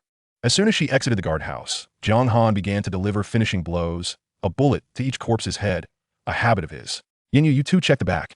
Jiang Han instructed Shunxinga and He Mengmeng. The two women were in the front, able to access the iron bars separating the front and rear of the prisoner transport. Yin glanced at the two. Shun, is that you? It turned out they were acquainted. However, Shunxinga did not hold back, and He Mengmeng deliberately revealed her handgun at her waist. Yin dared not resist, obediently submitting to their inspection. Time was of the essence. Jiang Han turned to her. Now explain everything. Why did Wang Ba attempt to ambush me, and where might they have gone? Wang Ba's escape posed a risk. While it might not pose a direct threat to Jiang Han, many tools in the academy were still vulnerable, and he needed to extract them all, root and branch. Chapter 24. Unlocking Level 1 of the guardhouse under Shun Chinga's command, Yin Yu's previous cross-formation transformed into a more open stance, and she recounted everything she knew to Jiang Han. It turned out that after Jiang Han left yesterday, Wang Ba's student council had immediately grasped the situation. Coupled with intelligence from Old Wang and Old Li, they concluded that Jiang Han possessed an armored minibus and a handgun. This speculation led Wang Ba to wonder if a prison truly existed. After all, with zombies appearing, anything was conceivable. Thus, he resolved to seize the opportunity. However, Jiang Han's firearm unnerved him. After considerable contemplation, he devised a plan. First, use a woman to lure Jiang Han, then exhaust his ammunition before overwhelming him to kill and seize the vehicle. Jiang Han also learned that Wang Ba's ascent to student council president was entirely due to his father's influence, Wang Mingtang, the vice president of Tianhai City Vocational and Technical College. Jiang Han was familiar with Director Wang, but hearing that he was Wang Ba's father was new information. No wonder Wang Ba, despite lacking competence, could still hold the student council presidency. After the apocalypse, the father and son duo first occupied the cafeteria, then recruited the physical education department and the security team, individuals trained for years to be physically robust, thus better equipped for survival in the apocalypse. The Wang family's methods of winning over these groups were straightforward: clean water, food, and women. The school cafeteria had a water purification system, and it was discovered that filtering water multiple times before boiling it prevented infection. Food was also easily obtainable, either from a cafeteria or through theft. With a vast number of students in the school, most would have some snacks stored away. By consolidating these snacks, they could sustain their followers. As for women, with food and clean water, who would lack female companionship. Thus, this faction rapidly expanded within the academy. Jiang Han surmised that Wang Mingtang's stronghold was the school cafeteria, and it was highly likely that Wang Ba had fled there. Let us head to the cafeteria. The academy needs to witness what happens to those who dare oppose Jiang Han. Yin glanced at Jiang Han and asked, "Can I put on now?" Jiang Han nodded. Go ahead. Given the current situation, it was indeed better to wear it. Otherwise, her resolve might waver. Yin Yu's physique was impeccable, embodying the essence of years of athleticism with her toned abdomen and legs, seamlessly blending with her fair skin, which momentarily distracted Jiang Han. Wearing only her usual outer garment, Yin Yu peered at Jiang Han through the rearview mirror and inquired, "Can I accompany you?" Ever since she learned that Jiang Han had a safe haven, this notion had taken root in her mind. Collaborating with Wang Ba to ambush Jiang Han was also motivated by the desire to seize a secure vehicle for scavenging supplies. Now, with the prospect of safe house, she was naturally inclined to choose the latter. Jiang Han felt pleased internally, but refrained from displaying it. Instead, reflecting for a moment before responding, "If the information you provide is genuine, then yes. If you deceive me, well." Yin Yu quickly interjected, "Brother Jiang, rest assured, I wouldn't dare deceive you." As they spoke, the prison vehicle approached the academy's dining hall. Tianhai Vocational and Technical College boasted 5 dining halls. And according to Yin Yu, Wang Mingtang and his son were currently in the first one. Jiang Han drove slowly, first observing the area around the dining hall entrance. He noticed 6 or 7 vehicles blocking the entrance, seemingly to prevent zombies from entering. How many people are there? On which floor is Wang Mingtang? Yaman quiet. Yin Yu pondered for a moment, counting. The security team has about 17 or 18 members, the student council has 12, and our physical education department has over 40. Including Dean Wang, or rather Wang Mingtang. The total should be over 120. Over 100? Jiang Han exclaimed in surprise. Even without firearms. That poses a significant risk. After all, there are numerous hiding spots in the dining hall. Who knows where they might be lurking? Do you know which floor Wang Ba is on? Yin Yu thought deeply and suddenly exclaimed, "Oh, I just remembered something. Yesterday afternoon, Wang Mingtang received a phone call and then sent Wang Ba to find someone named Gao Ji-chun, a freshman at our academy. Unfortunately, by the time they found him, Gao Ji-chun had already succumbed to unconsciousness from drinking contaminated tap water. Wang Ba then had him moved to a room on the innermost part of the 4th floor of the dining hall, claiming that this person was valuable. I'm not entirely clear on the details, but it's very likely that Wang Ba is in Gao Ji-chun's room. Gongxi Tian Yang Amutrid. Recalling some details about him, his family was quite wealthy, and he had arrived on the first day of school driving a sports car. However, what intrigued Jiang Han most was not Gao Ji-chun's affluent background, but rather the fact that he had not transformed into a zombie after drinking the tap water. Previously, when television signals were available, he had indeed seen similar reports stating that global water sources had been contaminated with tap water containing zombie toxins. 99% of those who consumed it would turn into zombies, while the remaining 1% would fall into unconsciousness. It seemed Gao Ji-chun belonged to the latter category. With his extensive knowledge of apocalyptic scenarios, Jiang Han's mind began to wander. Could they potentially become superhumans? It would be best to capture this young man for further observation. However, with over 120 individuals inside, a meticulous strategy was necessary. Suddenly, Jiang Han recalled that he was linked with a system. Binding a prison guard might unlock unknown abilities. Moreover, he had a suitable candidate at hand, He Meng Meng. Jiang Han opened the character panel and made a selection. Insufficient permissions. Binding a prison guard requires unlocking the guard room first. Would you like to spend 1,000 PP coins to unlock it? Yes. Level 1 guard room unlocks items. M36 revolver and ammunition, MP7 submachine gun and ammunition, suppressor, magazine, dagger, electric baton, ordinary riot shield, handcuffs, loudspeaker. Jiang Han bound, He Meng Meng under the prison guard section. Ding. Binding successful. Prison guard, He Meng Meng. Age, 21. Obedience, 100. Daily PP coin yield, 187. Strength, 10. Superpower, none. Permissions, to be determined by the warden. Jiang Han proceeded to unlock the guard room, elevator, and garage for her. Ding. Unlocking corresponding items in the store. Level 1 protective suit, helmet, tactical boots, tactical socks, tactical gloves, and tactical underwear. All tailored to the physique of prison guard He Meng Meng. Jiang Han discovered that the items unlocked from the guard room consisted of weapons, while those from binding the prison guard included individual combat gear. To his surprise, there were even tactical underwear available. He decided to purchase the complete set, from the helmet down to the boots, socks, and moisture-wicking clothing, totaling an astonishing 500 coins. Additionally, he acquired a submachine gun worth 200 coins, along with 300 rounds of ammunition and 5 magazines, a dagger, and an electric baton. Since he already possessed a handgun, the entire equipment set cost exactly 1,000 coins.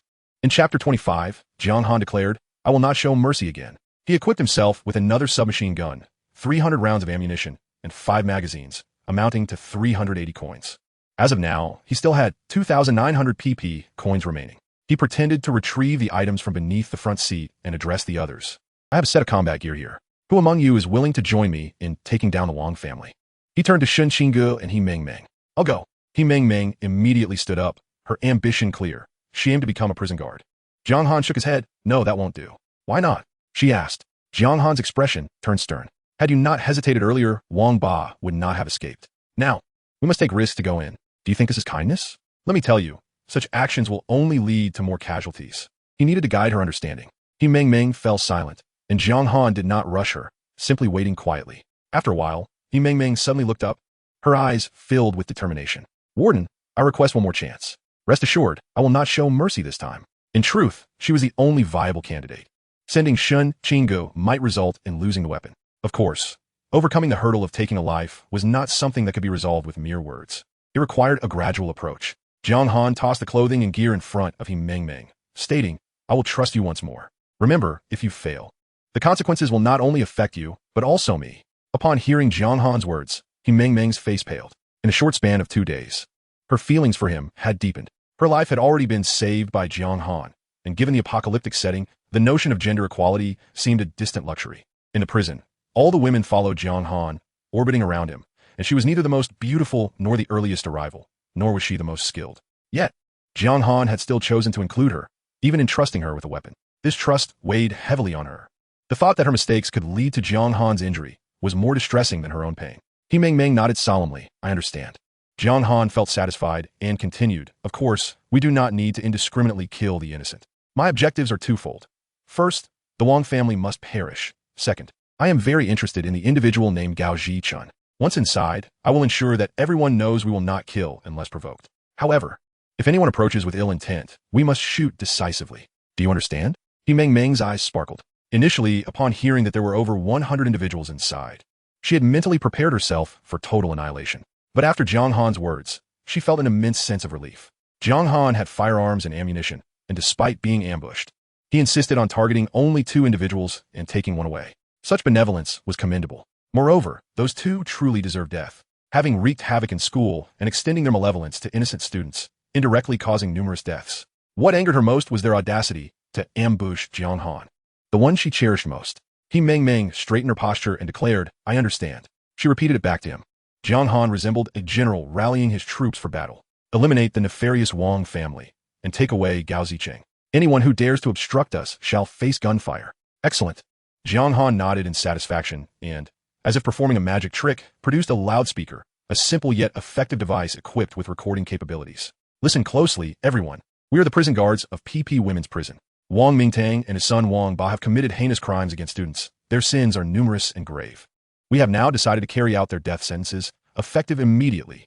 To their accomplices, heed this warning. Anyone attempting to intervene will be guilty by association.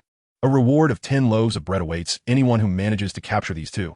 Everyone, lay down your weapons and show me your hands. During this recorded announcement, He Meng changed in her combat attire, which bore distinct insignia, a blue background with white lettering, stating PP Women's Prison on the front and Prison Guard on the back. Clad in her uniform and boots, she exuded an aura of confidence. Once Jiang Han finished recording, he handed over his sidearm and a walkie-talkie to Shenqinga.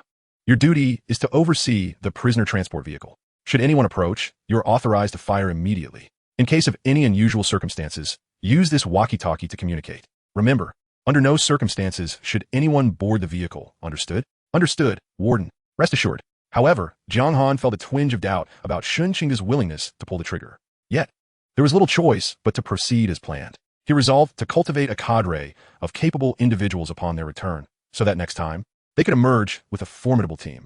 Lastly, there was Yin Yu, a variable in the equation. Jiang Han chose not to waste words with her and purchased a pair of handcuffs for 10 PP coins, locking them in place. With everything prepared, the 2 descended from the vehicle. As they departed, Jiang Han secured the vehicle, leaving only a few windows open for potential shots. These windows were small enough to allow a gun barrel to protrude, but rendered it impossible for anyone to enter. Thus, even if Shenqinga were inclined to allow someone on board, it was an impracticality. Visibility outside remained around 10 meters as they slowly approached the entrance. Meanwhile, in a room on the 4th floor, Wang Mingtang was barking orders. Hurry, move the people through the back door. 15 minutes prior, Wang Ba had narrowly escaped Jiang Han's gunfire, returning to the cafeteria after tremendous effort. Wang Mingtang was currently entangled with a female teacher named by Jie, eager to advance their interaction, only to be startled by Wang Ba's sudden exclamation. What the hell, why the fuss? Wang Mingtang seethed. Father, it's bad. That Jiang Han is too formidable. He has killed everyone I brought with me. What? Wang Mingtang was taken aback. How many bullets does he have? He had always believed that Jiang Han, despite having a gun, would possess a limited supply of ammunition. After all, Long strictly regulates firearms. Even an ordinary university student could hardly acquire more than a single magazine. His plan should have quickly depleted Jiang Han's ammunition. A gun without bullets is no better than a wooden stick. However, his son's news filled him with dread. Jiang Han had slain countless zombies. The waste of bullets could only indicate one thing. He had plenty. Meanwhile, they were armed only with knives and iron pipes. If Jiang Han approached with his pistol, they would be left waiting for death. Quick, call Gao Laoda and inquire when his men will arrive. Wang Mingtang muttered to himself, pulling out his phone. An ordinary mobile phone requires signals to be transmitted to a base station before being relayed to the terminal, resulting in weak connectivity. However, Gao Laoda possessed a satellite phone that connected directly to ground stations via satellite links, mitigating signal issues significantly. Hello, the call connected quickly. Wang Mingtang hastily spoke. Gao Laoda, I have urgent matters to discuss. He briefly summarized the situation. Chapter 26. The first shot of murder on the other end. Gao Laoda fell silent for a moment before responding. Deputy Director Wang, Zicheng is my only son. He is not transformed yet, and is certainly salvageable. You must find a way to protect him. Otherwise, the 5 handguns and 1,500 gene of food I promise you will be nothing but a dream. My men are already en route to the academy, but the situation is uncertain. If you can stall for time, do so. If all else fails, abandon the cafeteria and find a hidden place to wait for my arrival. Then everything can be negotiated. Abandon the cafeteria? Wang Mingtang wiped the sweat from his brow. There is plenty of food here, and the water purifier is not easily disassembled. Moreover, there are women, particularly Bai Jie, whom he had coveted long before the catastrophe. Despite his attempts to entice and suppress her with his power, he had failed. If not for the apocalypse, he might never have tasted this swan meat. Now to abandon it, he could hardly bear the thought. The most critical aspect was that he had yet to truly enjoy it. What foolishness! Gao Laoda's furious voice echoed through the phone. Is the cafeteria more important than your life? When my men arrive, armed, do you think you cannot reclaim the cafeteria? Resolutely, Wang Mingtang replied, Very well, Gao Laoda. I will heed your advice. I will take Gao Zicheng to a safe location and contact you once we arrive. After hanging up, he disregarded the weeping Bai Jie and began directing his subordinates to carry the wounded and retreat. The 4th floor cafeteria had an external staircase, which should allow them to exit unnoticed. At this moment, he was accompanied by 6 individuals, besides his son Wang Ba. There were 4 of Wang Ba's close friends from the student council, along with the head of security, Dali. Dali was a distant relative from his hometown, strong and robust, and someone Wang Mingtang had personally promoted, an unwavering ally. Dali, take them with you and carry Gao Zicheng. We will exit through the back door. Uncle, should we disassemble the water purifier and grab some food? Dali hesitated at the thought of leaving. There is no time. We must depart now. When Gao Laoda's men arrive, we will return and reclaim what is ours. Just then, a loudspeaker announcement rang out from outside. Listen carefully, everyone.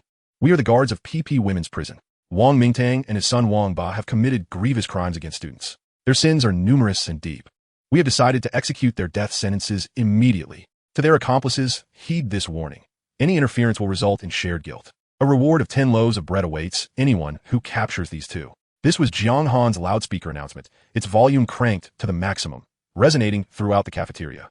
Wang Mingtang trembled at the speed of Jiang Han's actions. Furthermore, it was deviously clever to offer a reward for their capture. Was he not inciting his own men to betray him? Stealing a glance at Dali and the others, who were fixated on the outside, he felt a slight sense of relief. Damn it, this kid is too arrogant. Uncle, wait here, I will take care of him. Dali declared, ready to charge outside. Stop, Wang Mingtang urgently cautioned. Dali, now is not the time for rashness. Wait until Gao Laoda's men arrive, and then we will confront him. Rest assured, whatever food we acquire will be shared among you, and I will even provide each of you with 2 female university students. Dali licked his lips at the mention of female university students, his excitement palpable. As they opened the back door, the external staircase was narrow and steep. Merely a fire escape rarely traversed, especially as they were carrying Gao Zicheng. Thus the descent was slow. Jiang Han wedged the loudspeaker into the doorframe, ensuring the sound could travel farther, and walked alongside He Mengmeng. Although the red mist inside the cafeteria had thinned, visibility remained around 15 meters.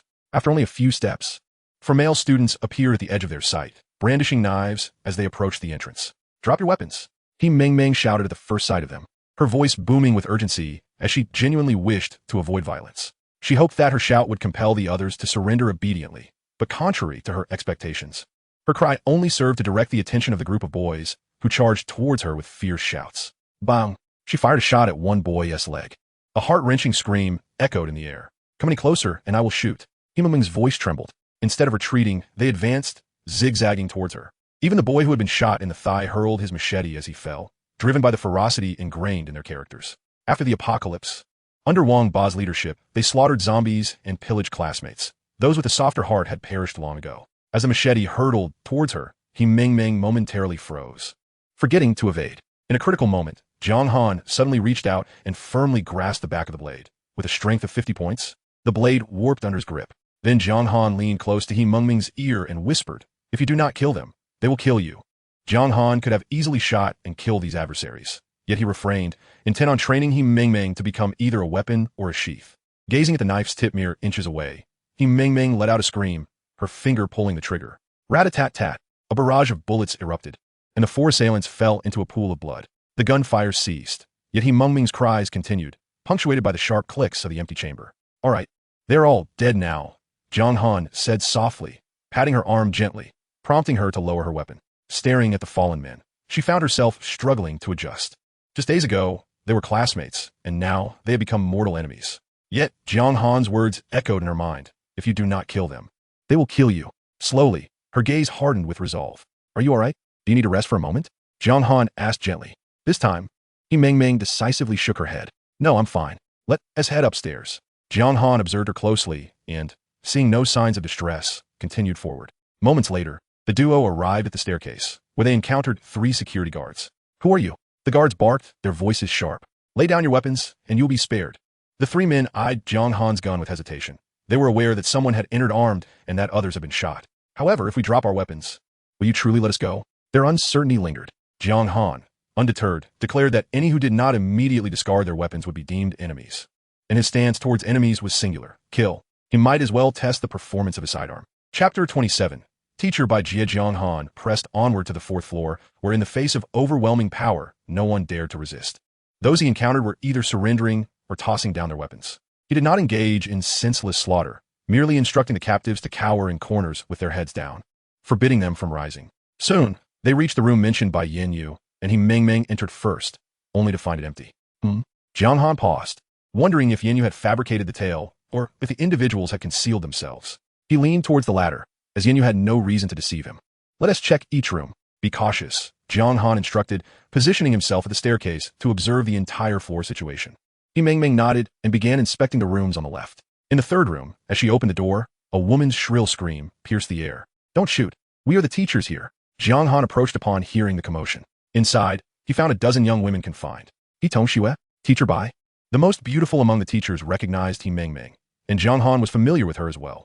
Her name was Bai Jia, the standout in the faculty team of Tianhai Vocational and Technical College. He scanned her name, Bai Jia, age, 28, status, unattached, attractiveness, 91, meets criteria. In addition to Bai Jia, 5 other female teachers met the criteria, as Wang Mingtang had a predilection for beauty. The others also recognized Meng. Indeed, even the least attractive among the imprisoned girls was a class beauty, unforgettable wherever she went. Tongxue, what brings you here in such attire? And a gun. Is it a real gun? The teachers exclaimed in relief upon seeing a student from their academy, recognizing that her appearance suggested a powerful backing, a beacon of hope in their dire situation. The teachers spoke over one another, and the youngest among them focused on the words emblazoned on Meng's chest, whispering, Papa Women's Prison. I've heard of this place. It has been the talk of the group lately. But Bai Jia interjected, Meng, can you take us with you? Meng knew she lacked the authority for such a decision. She stepped aside to reveal Jiang Han. This is the warden of our women's prison. If any of you wish to enter, you may inquire with Warden Jiang. Enter? The term felt so awkward. They looked at Jiang Han, an ordinary-looking young man, slightly taller and more handsome. Yet compared to the esteemed readers, he was unremarkable. How could such a person transform into a warden after the apocalypse? Was he perhaps a hidden offspring of a powerful family? Just as they were about to speak again, Jiang Han raised a hand to silence them. Teachers, we will discuss other matters later. Has anyone seen Vice Principal Wang Mingtang? Bai Jia blinked her beautiful eyes. I know. They left just now. She then divulged everything she knew to Jiang Han. His gaze flickered as he instructed Bai Jia to lead the way, and indeed, in a corner, he discovered the small door she had mentioned. This inconspicuous iron door had eluded Jiang Han's notice before. He opened it and peered downstairs, where a crimson haze obscured his view, revealing only the 2nd floor. The Wang father and son had departed, taking Gao Zicheng with them. The academy was vast, and it would likely take time to track them down. However, he had learned that a certain Gao Laoda would soon send someone, accompanied by guns and supplies. Could he be the Gao Laoda from a strong group mentioned by Guangtou Yong? He speculated quietly, regardless of the truth. He needed to temporarily abandon the search for the Wang father and son. Returning to the room with the female teachers, he addressed them. Our women's prison can indeed provide food and water, as well as a secure shelter, but unfortunately, space is limited, and I cannot take everyone with me. Therefore, I must select those who are useful. The teachers exchanged glances, dismayed at the prospect of not all being taken. They understood they needed to perform well. Jiang Han scrutinized them. So who can cook? This seemed the simplest task. After all, Jiang Han held a deep respect for educators. Even if he could not take them all, he owed them a reasonable explanation. 6 met the attractiveness criteria, and 4 raised their hands in response. I can cook. So can I. Only Bai Jia and another female teacher did not raise their hands. Jiang Han stroked his chin, calling the 4 who met the criteria forward. You 4, please come here. The others will have to wait. I doubt I need that many cooks. He continued, now, who is proficient with computers. He assumed that as university educators, computer skills were essential. I'm excellent at making PowerPoint presentations. I handled the principal's public lecture. One female teacher exclaimed. Unfortunately, she only scored 72. By Jia, and the other teacher remained silent. Jiang Han pretended to slap his forehead. Oh dear, I almost forgot. Someone is already assigned to the computer room. He then scrutinized the female teacher beside Bai Jia, recalling that she had been a student when he was a freshman, suggesting she had remained on staff. Lu Wenjing, age 24, possesses a beauty score of 88, which, while not exceptionally high, is complemented by her remarkable physique. Her long, fair neck resembles that of a swan, gracefully extending, with collarbones subtly revealed. Her shoulders are straight, her waist slender, and her arms smooth, creating an overall elegant silhouette. Could it be that she has practiced dance? Thus, Jiang Han inquired again, is there anyone among you who knows how to dance? The crowd was momentarily taken aback. While they understood the need for someone to cook or manage technology in the prison, they could not fathom the necessity for a dancer. However, they merely contemplated this internally, without voicing their thoughts. After all, it was their territory, and the type of talent required was entirely at their discretion. Although they were once teachers, such identities held little value in this apocalyptic world. Just moments ago, they had experienced the unsettling sensation of being threatened with a knife by former students.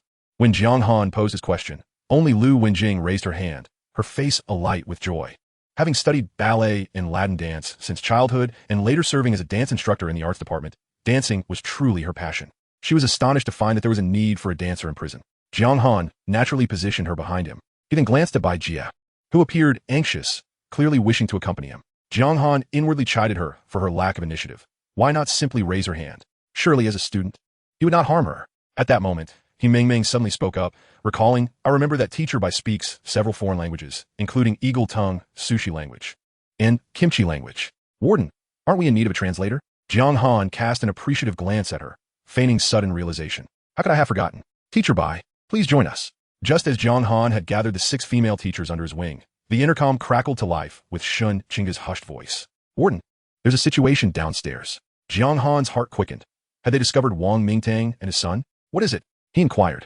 I just spotted some classmates from the physical education department, along with around 20 female students, all armed and entering the cafeteria. Jiang Han gestured towards the intercom, asking Bai Jia, do you know who she's referring to? He noted that Bai Jia seemed more familiar with the situation here than the others, perhaps due to her beauty, which had led her to share a room with Wang Mingtang. He was relieved he had arrived that afternoon. Otherwise, the number of people Lu Wenjing could charge might have increased to 1 or even 10. Bai Jia replied, it must be Lu Hao and his group. Wang Mingtang sent them to the student supermarket to scavenge for food and cigarettes. The name Lu Hao sounded vaguely familiar to Jiang Han. Wasn't he the short-haired man who had led the ambush on him during his first visit? That fellow had been quite agile, and Jiang Han had missed him with 2 shots. Well then, let's see if luck is still on your side today, he said, picking up the intercom. Understood. Wait for me in the vehicle. With that, he proceeded downstairs with Meng and the 6 spoils, leaving the others behind. At the entrance, a loudspeaker blared, announcing the heinous crimes of the Wang family against the students, declaring an immediate execution. Lu Hao, just entering, overheard this. Flanked by several students wielding clubs and machetes, each carrying a plastic bag, with a group of women in the center. What the hell is this? He cursed, startled, and began searching around. Among the group were a few of his lackeys, who soon spotted the loudspeaker. Brother Hao, over here. There's a speaker. One of his subordinates said as he grabbed it. What is this junk? Lu Hao exclaimed in fury, smashing it to the ground. The loudspeaker fell silent, but another voice emerged. Why did you break my things? From the haze, 2 indistinct figures emerged. Lu Hao was taken aback, then shouted, who the hell are you? But when he turned to see Jiang Han and his companion, he swallowed his words. Was it a special forces soldier? Indeed, Meng from a distance bore a striking resemblance to a soldier, especially with her gleaming submachine gun that sent chills down spines. Who are you? Lu Hao quickly altered his tone. Jiang Han, replied Jiang Han coolly. Lu Hao trembled. He was aware of Jiang Han's reputation, as his roommates had all been killed by him. Cold sweat broke out on him. Jiang Han, it's you. Jiang Han confirmed Lu Hao's identity as the one who had ambushed him that day. He grinned and remarked, what a coincidence. I thought I was dealing with a car thief. Your brethren have perished, leaving you all alone. How lonely it must be. Allow me to be a good Samaritan and escort you to join them. What do you say? Lu Hao's legs buckled. Please, big brother, don't shoot. Let's talk. Jiang Han shifted the MP7 to his left hand and drew his pistol, first checking the magazine before continuing. Letting you escape that day was your lucky break. Today, I offer you another chance. He reloaded the magazine, gesturing to aim. I'll give you 3 seconds, and I will fire just 1 shot. If I miss, consider it your good fortune. Lu Hao, terrified, shielded his head with his arms. I didn't mean it that day. Please don't kill me. Jiang Han ignored his pleas and began counting down. You, everyone attack him. Take his gun. We are the bosses. Lu Hao suddenly snarled, but his subordinates, mere students, quailed at the sight of the gun, especially with a fully armed female special forces soldier at Jiang Han's side. 2. Jiang Han continued his count. Lu Hao cursed and turned to flee, wishing he'd been born with more legs. 1. The gun fired, and in that instant, Lu Hao inexplicably leaped sideways over a meter. Alas, no matter how swift his movement, he could not evade the bullet. Jiang Han's marksmanship had evolved significantly after numerous encounters, and the bullet pierced Lu Hao's right chest. He crumpled to the ground, blood spilling from his mouth as he struggled to breathe, the bullet having ruptured his lung. Jiang Han approached, shaking his head. If you had just jumped left, things might have turned out differently. Lu Hao, gasping and bleeding, felt every breath was a surge of agony. Please, give me a merciful end, he pleaded with his last ounce of strength. It hurts too much. I wish I were dead. Jiang Han shook his head. That won't do. I promised only one shot, and I cannot go back on my word. Ignoring Lu Hao's suffering, Jiang Han raised his voice, surveying the stunned crowd around him, and pointed at the bloodied, incapacitated Lu Hao, declaring, "This man is a coward. He ambushed me and attempted to steal my vehicle. Most despicably, when his attack failed, he abandoned his comrades to escape alone. Tell me, should such a person die?" The crowd exchanged glances, sensing the gravity of the moment. A bold student finally uttered, "He deserves to die." Jiang Han immediately tossed a packet of instant noodles in his direction. Well said. Such a person is indeed deserving of death. The crowd erupted in uproar, astonishment echoing through the air. Instant noodles. Who would be so generous in these times? In the next moment, the chant rose. Deserve to die. Deserve to die. The echoes reverberated loudly. Jiang Han certainly did not discard the instant noodles. His actions were deliberate. Firstly, he aimed to create a particular atmosphere, and secondly, he wished to demonstrate his possession of resources, thereby laying the groundwork for recruiting female prisoners. Was there anyone like him, a petty individual, in this place? He cast a sidelong glance at a male classmate wielding a weapon, who, frightened, dropped the steel pipe in his hand with a loud clatter, discreetly kicking it aside. Jiang Han then continued, expressing his belief that there were indeed more individuals to be found. Therefore, for the sake of everyone's safety, he proclaimed that the women's prison was officially open to all female students interested in enrolling. Such a peculiar logic. Yet Jiang Han felt no embarrassment. As the saying goes, if one is not embarrassed, then it is others who should be. He had already discovered through the system that among the 13 women brought by Lu Hao's team, 11 met the required standards. The next step was to recruit individuals. It was Jiang Han who would determine who could board the vehicle. He exerted no force, but simply showcased the prison's cafeteria and dormitories to everyone, of course, highlighting the level 2 dormitory. Thus, soon enough, 6 teachers, including Bai Jie and Lu Wenjing, along with the 11 eligible women from Lu Hao's team, boarded the vehicle with him. Among the 11 women, 10 were students. And the other, whom Jiang Han recognized, was Chen Yun, a 32-year-old woman who ran a small supermarket on campus and possessed a certain charm. Lu Hao had primarily sent people to seize her, and the bags they returned with were filled with items from the student supermarket. These items belonged to Chen Yun and thus rightfully belonged to him, so Jiang Han accepted them all. Although he had a marketplace, every bit saved was a victory, especially considering the presence of several packs of cigarettes, which had yet to be unlocked. With 17 women carrying bags, the group, under He Moming's protection, made their way to the prison vehicle. As for those left behind, they were understandably reluctant. After all, they had worked hard to acquire those items, and it was disheartening to see them so easily taken away. But who dared voice their discontent? The answer was clear, and only when the prison vehicle vanished into the crimson mist did the crowd exhale in disappointment. Nevertheless, some quick-witted individuals had already stealthily ascended the stairs, where a considerable amount of food left behind by Wang Mingtang awaited, inevitably leading to another contest for power and resources. Yet, none of this concerned Jiang Han. Once aboard, he assessed the remaining individuals and deemed them insufficient. He promptly started the vehicle and directed it towards the girls' dormitory number 1, where several other girls awaited his arrival. Having been contacted by Shun Qinga, he was determined to fill the vehicle to capacity that day. Following a smooth operation, half an hour later, the vehicle was filled with a multitude of girls, and Jiang Han returned, thoroughly satisfied, as it had reached its limit. A prison vehicle could only accommodate 20 passengers. It was now crammed with 53 individuals, the air thick with the scent of humanity. Remarkably, over 20 more remained unboarded. There was no choice. The female dormitory was populous, and even if 1 out of every 20 girls was a beauty, the total number remained substantial. On the way back, he had made prior arrangements with Zhang Jiaro, preparing for bathing and changing clothes. He purchased a suitable quantity of prison uniforms, towels, and soap from the system, along with 10 yuan for hot water. These individuals needed to wash off the grime of blood and sweat that was overwhelming. Upon returning to the prison, Jiang Han entrusted them to Zheng Jiao, following the established procedure. They would change clothes, tour the level 2 dormitory, and subsequently be settled in the level 1 dormitory. Whether or not to undergo political scrutiny would be left to their discretion. A total of 53 individuals had arrived, adding to the previous 28, bringing the total to 81. Many names were forgettable to him, but it was of little consequence, for he would eventually come to know them all. The prison previously housed 3 dormitories, with one level 2 dormitory accommodating 8 individuals, and 2 level 1 dormitories housing a total of 20. To accommodate all, 2 more dormitories needed to be unlocked, which would cost an additional 2,000 yuan, reducing his balance to 888, an auspicious number, yet the least he had ever possessed. However, this was inconsequential. With the arrival of the new 53 individuals and their change into prison uniforms, his total would soon see a significant increase. Feeling hungry, Jiang Han sat in the cafeteria, savoring the eggplant dish freshly prepared by Qin Shirin while receiving system notifications. 5 companions joined him for the meal, providing a sense of enjoyment. Out of 53, he only received notifications for 51 portions, totaling 4,477 yuan, indicating that 2 individuals had declined to change. Shortly thereafter, Zheng Jiao approached him, reporting that 2 individuals wished to see him, Bai Jie and Lu Wenjing. Jiang Han picked up a piece of eggplant and pondered what they might want. They were reluctant to change clothes and even refused to bathe. As he chewed his food, thoughts of management circled his mind. The number of female prisoners would only increase, and he could not allow anyone to feel they were special. Even someone as beautiful as Su Yingxue would find no leniency without undergoing political scrutiny. Here, rewards and punishments must be clear, and fairness must prevail. A visit to them was not an issue. However, it might give the impression of being too accommodating. If he were to indulge them today, what would happen tomorrow, or the day after? What if someone else made excessive demands? Moreover, with so many eyes upon him, Zheng Jiao reporting, Qin Shirin cooking, and the other girls accompanying him, the presence of such influential figures in his prison was unacceptable. Jiang Han sipped his lukewarm tea and calmly stated, "Inform them that this is the prison's rule.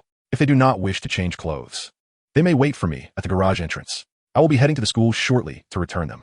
Zheng Jiao's spirits lifted at this, understanding the implications.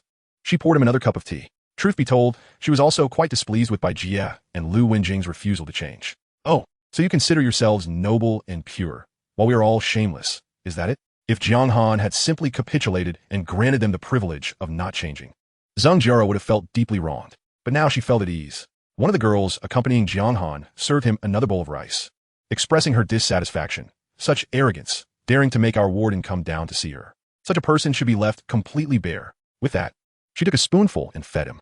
Zheng Jiao left in high spirits, while Jiang Han finished 3 bowls of rice. After the enhancement of his physique, his appetite seemed to have increased as well. The time was now 6 in the evening, and the outside world had descended into darkness. Jiang Han planned to venture out once more to retrieve the remaining 20-plus individuals. The sooner he brought them back, the sooner he could earn more of the coveted Papa coins. With the passing of midnight, he would awaken his extraordinary abilities. However, this time he needed to prepare adequately. He estimated that he currently had over 5,300 yuan, and his daily earnings exceeded 7,000. Even if the number of female prisoners did not increase, he would still amass 12,000 Papa's coins by tomorrow morning. He decided to leave Lu Shuangshuang behind, binding her as a prison guard. The more personnel, the greater the assurance. Beep. Binding complete. Prison guard, Lu Shuangshuang, age, 19, obedience, 96, daily contribution of Papa coins, 103, enhancement, 8 special ability, none. Without further ado, Jiang Han spent 1,000 yuan to purchase a set of equipment identical to Hemoming's. He also spent 150 yuan on 3 tactical headsets, allowing him to maintain contact with both of them while out and about without fear of eavesdropping by enemies. It was far more convenient than walkie-talkies. As for the prison vehicle, it too required an upgrade. A level 2 prison vehicle cost 2,000 yuan and could be completed directly through the system. Upon confirmation, the details of the prison vehicle appeared. The vehicle has been upgraded with 4-wheel drive and 2 differential locks. The ordinary bulletproof glass has been replaced with carbon steel protective nets, and the entire body is now made of aluminum with explosion-proof tires. The fuel tank has been upgraded to 800 liters. The investment of 2,000 was indeed worthwhile, as the defensive capabilities of the prison transport significantly improved. This time, if anyone attempts to throw nails, we can simply roll over them. Just after completing the upgrades on the transport, he suddenly received 2 messages. The first indicated a female prisoner had been successfully bound, named by Jie, followed by another for Lu Wenjing. Jiang Han smiled, noting their compliance without him needing to intervene. With this in mind, he decided to descend and inspect the operation. Chapter 30. The sister of the campus belle among those dispatched were Shun Qingge, He Mengmeng, and Lu Shuangshuang, responsible for safety, while Shun Qingge was tasked with caring for him. As Jiang Han descended the stairs, he spotted Zheng Jiaro showing the newcomers around the second-level dormitory. From a distance, he saw Su Yingxue coming down the stairs, eagerly asking Zheng Jiaro questions. Sister Zheng, do any of the new arrivals know how to drive? Zheng Jiaro instructed everyone to enter the dormitory before responding, we haven't compiled the statistics yet. But there are 6 teachers this time, and they should all know how to drive. Su Yingxue's face paled slightly upon hearing this. Ah, Yingxu. Many newcomers recognized her and rushed over to greet her, leaving Su Yingxue astonished, especially to see the normally composed female teacher wearing the same outfit as herself. Teacher Bai, Teacher Liu, you've all come? The reunion between teachers and students lacked the anticipated harmony, overshadowed by silence. Bai Jie and Lu Wenjing barely dared to lift their heads. They had hoped to discuss the possibility of not wearing the prison uniforms with Jiang Han, but they only received Zheng Jiaro's curt directive. If you don't want to wear it, you can leave. Naturally, they had no desire to leave, as the comforts of food, water, and the ability to bathe here far surpassed the conditions outside. After much internal deliberation, they ultimately resolved to comply. Jiang Han navigated through the crowd with a smile, observing each individual and making comparisons in his mind. Yanne, Baiye, Lunenying, and Xinyan each possessed their own unique charms. Upon noticing Jiang Han's arrival, Zheng Jiaro displayed a charming smile, taking out a notebook and saying, Warden, here are the names of those who have signed up for political review today for your perusal. The list contained 11 names, some of which Jiang Han struggled to remember. But one name stood out, Zhang Xiaowen, Su Yingxue's roommate. He pointed to her name and instructed, let her come first. Prepare her. I am uncertain when I will return. Zheng Jiaro acknowledged and instructed another girl to inform Zhang Xiaowen to head to the bathing center. Su Yingxue's face turned even paler as she bit her lip. With the defection of her second roommate, her original group of 4 had dwindled to 2. Gathering her courage, she approached Jiang Han. Jiang Han, Warden, I have something to discuss with you. Zheng Jiaro quickly interjected. If it's about the political review, just tell me directly. I will handle all. Su Yingxue hurriedly shook her head. No, it's not about that. It's something else. Jiang Han studied her, noticing her anxious expression, indicating she was indeed troubled. You have 1 minute, he replied. Okay, Su Yingxue said, her cheeks flushed. Without regard for propriety, she took Jiang Han's hand and led him to a corner. Jiang Han, I would like to use a phone. You can watch me while I make the call. It would just be 1 call. Okay? Jiang Han assessed her level of compliance through the system, which stood at 42, suggesting she harbored no intent to disclose the prison's location. Even if she wanted to, she couldn't, as the current phone lines are down. Who do you wish to call? Yamaning Kwayit. My sister, Su Yingxue gestured pleadingly. I beg you after the apocalypse. We communicated a few times. She mentioned she was safe at home, but when I sent her a message before boarding, she never replied. Your sister? Is she your biological sister? Jiang Han suddenly entertained a peculiar thought. Su Yingxue nodded vigorously. Yes, my biological sister, for years older than me. We have always had a close bond, and to be honest, I am quite worried about her now. Jiang Han expressed an understanding and continued. Do you resemble each other? We look quite alike. Su Yingxue paused, then quickly realized, Oh, Jiang Han, are you interested in my sister? Don't think too much. I have a brother-in-law. Is that so? Jiang Han replied, his voice tinged with excitement. Su Yingxue old Kedais, Hianan. Just tell me if I can make this call. Of course. Jiang Han leaned closer, whispering, no problem at all. This made Su Yingxue giggle. Thank you. She internally rolled her eyes, but refrained from expressing any frustration, thanking Jiang Han sincerely instead. Secretary Zheng, Jiang Han called out, please give her phone back to her. After this, he led the 3 women towards the garage. Are you not going to watch me? No need. I trust you. Yam replied casually, his hands full as he embraced the 2 women, not even glancing back. As they set off again, darkness enveloped the surroundings, and Jiang Han noticed a concerning drop in temperature. Outside, it hovered around 17 to 18 degrees, while in previous years, June nights in High City rarely dipped below 25 degrees. The primary cause was the dense red fog, which blocked sunlight and thus warmth. Without sunlight, temperatures would continue to plummet, potentially dipping below 0, making survival increasingly difficult. It was time to consider heating solutions. The female prisoners were dressed too lightly, and if anyone fell ill or died, it would be a significant loss for him. Lost in thought, Jiang Han drove into the academy, having previously arranged with the girls in Building 1 to respond to the car horn. As soon as they heard the honk, they were to come down. During this time, He Meng and Lu Shuangshuang were responsible for any potential zombie threats outside. They took positions on either side of the transport, each armed with 5 magazines and 300 rounds of ammunition, wearing headsets so that one could immediately assist the other in case of danger. Meanwhile, Shinxinga was tasked with giving the warden a leg massage. Jiang Han only needed to sit in the passenger seat and call out names. Only those he approved would be allowed on board. One by one, the girls arrived, and soon Jiang Han spotted a familiar face in the crowd. Lin Xiao, a senior and close friend of Yao Shanshan. They had shared meals together on several occasions. In terms of appearance, she surpassed Yao Shanshan, scoring a solid 90. At the same time, Lin Xiuyao noticed him. Jiang Han, it really is you. Just yesterday, I was talking about you with Shanshan. As she tucked her soft hair behind her ear, a look of surprise lit her face. Due to the angle, she failed to notice Shanshinga. Jiang Han was somewhat surprised. Did Lin Xiuyao not know he had broken up with Yao Shanshan? Or was she pretending not to? Regardless, it was of little consequence. He nodded. Yes, it's me. Find a place to sit. He did not exhibit familiarity, for in his eyes, all women had become mere tools, providers of physical pleasure. Even Yao Shanshan now belonged to the past, let alone her friend. Lin Xiuyao felt a bit awkward, but still chose a seat close to Jiang Han. After about 20 minutes, he Meng Meng and Lu Shuang returned to the vehicle. Warden, everyone is here. We're taking another 23 people this time. Jiang Han checked his phone. It was 7:50 p.m. Driving at night would take longer. The journey from the prison would take about an hour and a half. A round trip would amount to over 3 hours, meaning they would not arrive until past 11 at night. The darkness posed dangers, and Jiang Han felt fatigued. So he decided to return tomorrow. He resolved to treat himself well tonight. After all, there were 11 female prisoners awaiting political review. Beauties Shun, please sing a song for us to liven the mood. Jiang Han was in good spirits as he spoke to the seat in front of him. Oh, the crowd suddenly realized that there was not just one person in the passenger seat. Chapter 31, Awakening Abilities.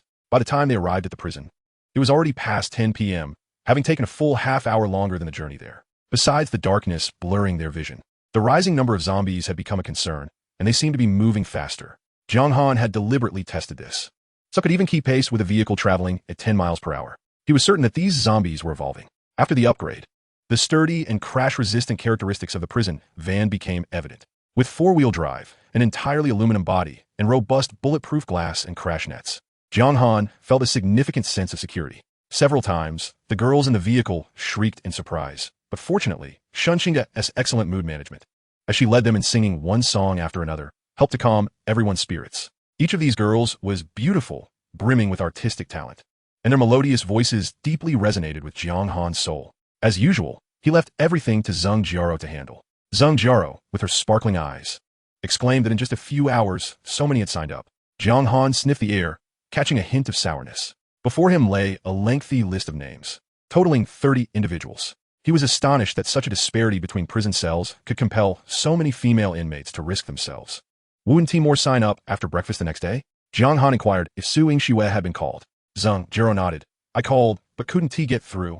She asked, crying in her room. Jiang Han acknowledged her with a sound, but did not pursue the matter, instructing Zheng Jiaro to organize the names in order.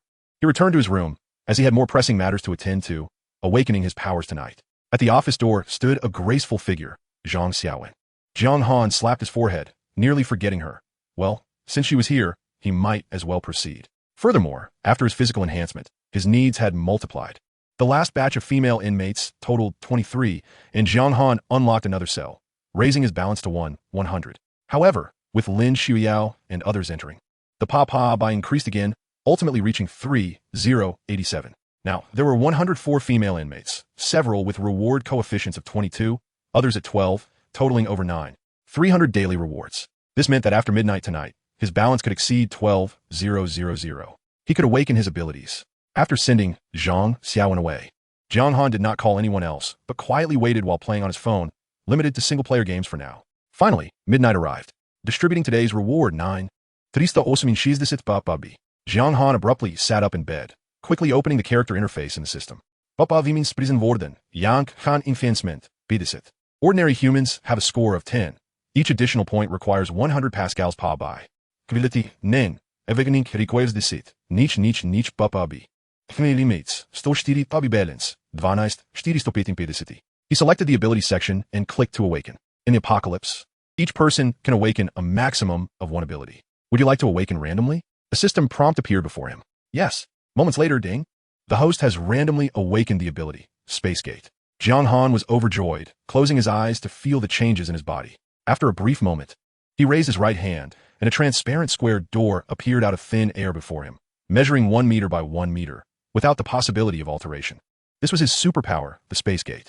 Behind the door was a mysterious, alternate dimension, albeit a small one, only 1 cubic meter in size. Soon, Jiang Han made another discovery, centered around himself. He could clearly see everything within a 1 meter radius. Spatial perception? This should be a skill associated with the Space Gate.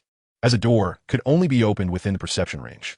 In summary, he could freely open a 1 meter by 1 meter door within a 1 meter radius around him. It could neither be larger nor smaller. This door was invisible and intangible, perceivable only by him. Like many protagonists who first acquired abilities, he began to experiment. First, he verified that time within the space was frozen, including kinetic energy. He tossed his phone inside, then repositioned the door and reopened it. The phone flew out from a different direction, unchanged from when it was thrown in. What about living creatures? He pondered, unsure if it was true that living beings would die immediately upon entering the space. However, he had no suitable subjects for experimentation. He certainly couldn't use a female inmate. Another point differed from what he had read. While the protagonists in those stories could simply touch an item to store it in the space, he had to open the door and throw the desired object inside. Jiang Han immediately felt exhilarated. The space gate could be considered the most practical ability, adept in both offense and defense. Regarding its storage function, those were minor details. Based on Jiang Han's understanding, the ability he awakened was more inclined towards combat. If he opened the space gate before him during a gunfight, it would be a scenario where he could shoot without being shot at. How would one respond to that? Or he could preemptively shoot bullets into the gate and then, hands in pockets, aim at his opponent's face. How would they react then? However, with the increasing number of experiments, Jiang Han suddenly felt dizzy, as if his mental energy had been depleted. He realized this was due to opening the door too many times. That sense of weakness was the feeling of his powers nearing exhaustion. He needed to sleep urgently to see if he could recover his abilities. That night, he slept particularly soundly, not only from exhaustion, but also from the fatigue of having depleted his powers. Until the next morning, when he awoke feeling invigorated. He tested the space gate and found he could open it as usual, indicating that sleep could replenish the consumption of his abilities. He refrained from further attempts, knowing that excessive openings would lead to fatigue, requiring rest afterward. After freshening up, Zhang Jiao brought breakfast, followed by 5 women who had signed up. They all knew that Zhang Xiaowen had changed cells after returning last night. After a delightful meal, Jiang Han instructed Zhang Jiao to gather everyone. He intended to reward them. They quickly assembled, divided into 2 teams. Zhang Jiao, Qin Shirin, Lu Shuangshuang, Shun Xinge, He Mengmeng, Meng Chao, Zhang Xiaowen, and a total of 9 women stood in front, while the ordinary inmates stood behind. In our Papa Women-S prison, merit is rewarded and mistakes are penalized. Yesterday, during the rescue mission, 3 individuals played a crucial role. Without them, most of you would likely not have survived to reach the prison. Jiang Han proclaimed loudly, scanning the crowd. They were He Mengmeng, Shun Xinge, and Lu Shuangshuang. As he spoke, Jiang Han stepped forward, approaching the 3 women standing tall and proud. Chapter 32, The Last Roommate. Jiang Han continued, scrutinizing them like a general assessing his soldiers. I have decided to appoint He Mengmeng as the captain of the guard, Lu Shuangshuang as the vice captain, and Shun Xinge as the assistant warden. Lu Shuangshuang's compliance level 4, reaching 100 points, base coefficient reward double. Shun Xinge's compliance level 3, reaching 100 points, base coefficient reward doubled. Jiang Han received the prompts and continued. From today onward, He Mengmeng and Lu Shuangshuang, you are responsible for the prison security. Currently, we need a total of 10 guards. You 2 discuss who would be suitable and let me know. The others in the audience brightened at the mention of needing 10 guards, indicating that there were still 8 positions available. In a prison, guards naturally held more authority than female inmates. Jiang Han continued. Shun Xinge, your task is to be solely responsible for my daily life. A resounding applause erupted.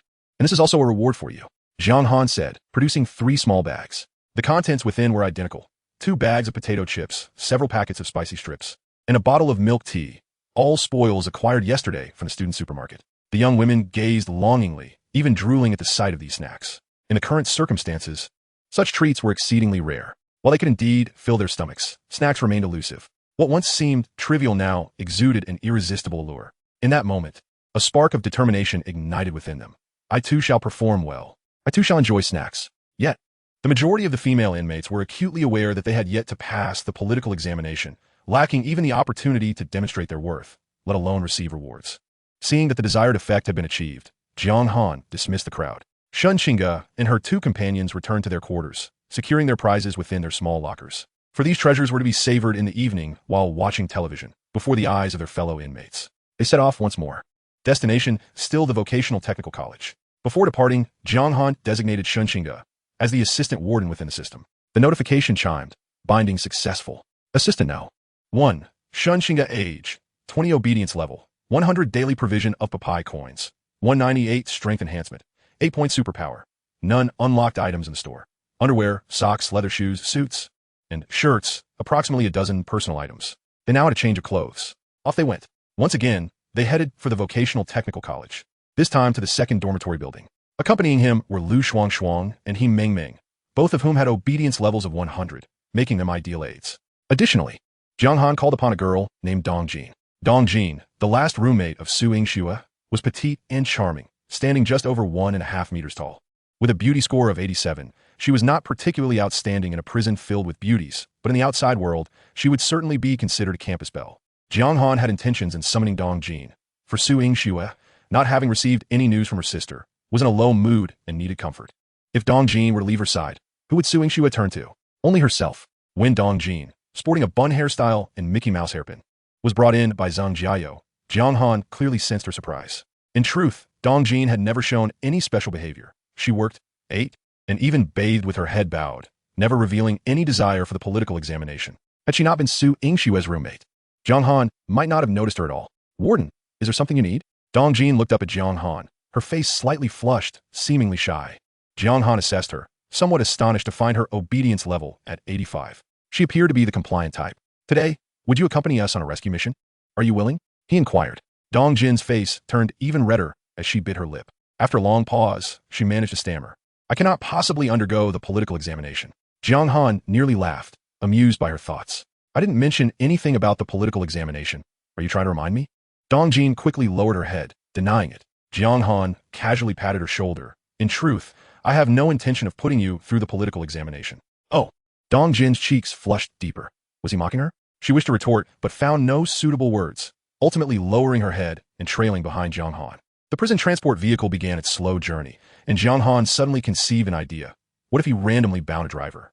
There would be no need for her to actually drive. He merely sought to occupy a position and discover what items might unlock. He had already observed that the tasks performed by the female inmates did not necessarily need to align with the system's roles. For example, it was feasible to have Qin Shirin serve as a cook while others prepared meals. Without hesitation, he navigated the system to the driver's section and selected Zhang Xiaowen. Ding! Detection shows that Zhang Xiaowen cannot drive. Binding is not possible. Jiang Han frowned, realizing he would need to acquire the requisite skills. No matter. He had a team of teachers, 6 beautiful instructors, surely one among them could drive. He chose Bai Jia. Ding! Detection shows Bai Jia's obedience level is below 90.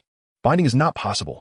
To be a driver, one needed both the ability to drive and an obedience level exceeding 90.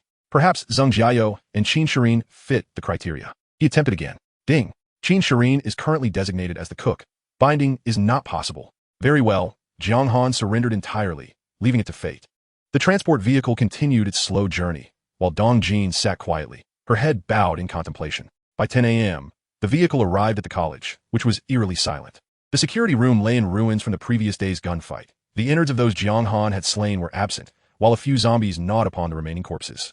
Jiang Han pressed the accelerator, swiftly reaching the second dormitory building. Upon confirming the surroundings were secure, he instructed He Meng and Lu Shuang to disembark, tossing a pre-recorded loudspeaker at a distance of 20 to 30 meters from the eastern side of the entrance.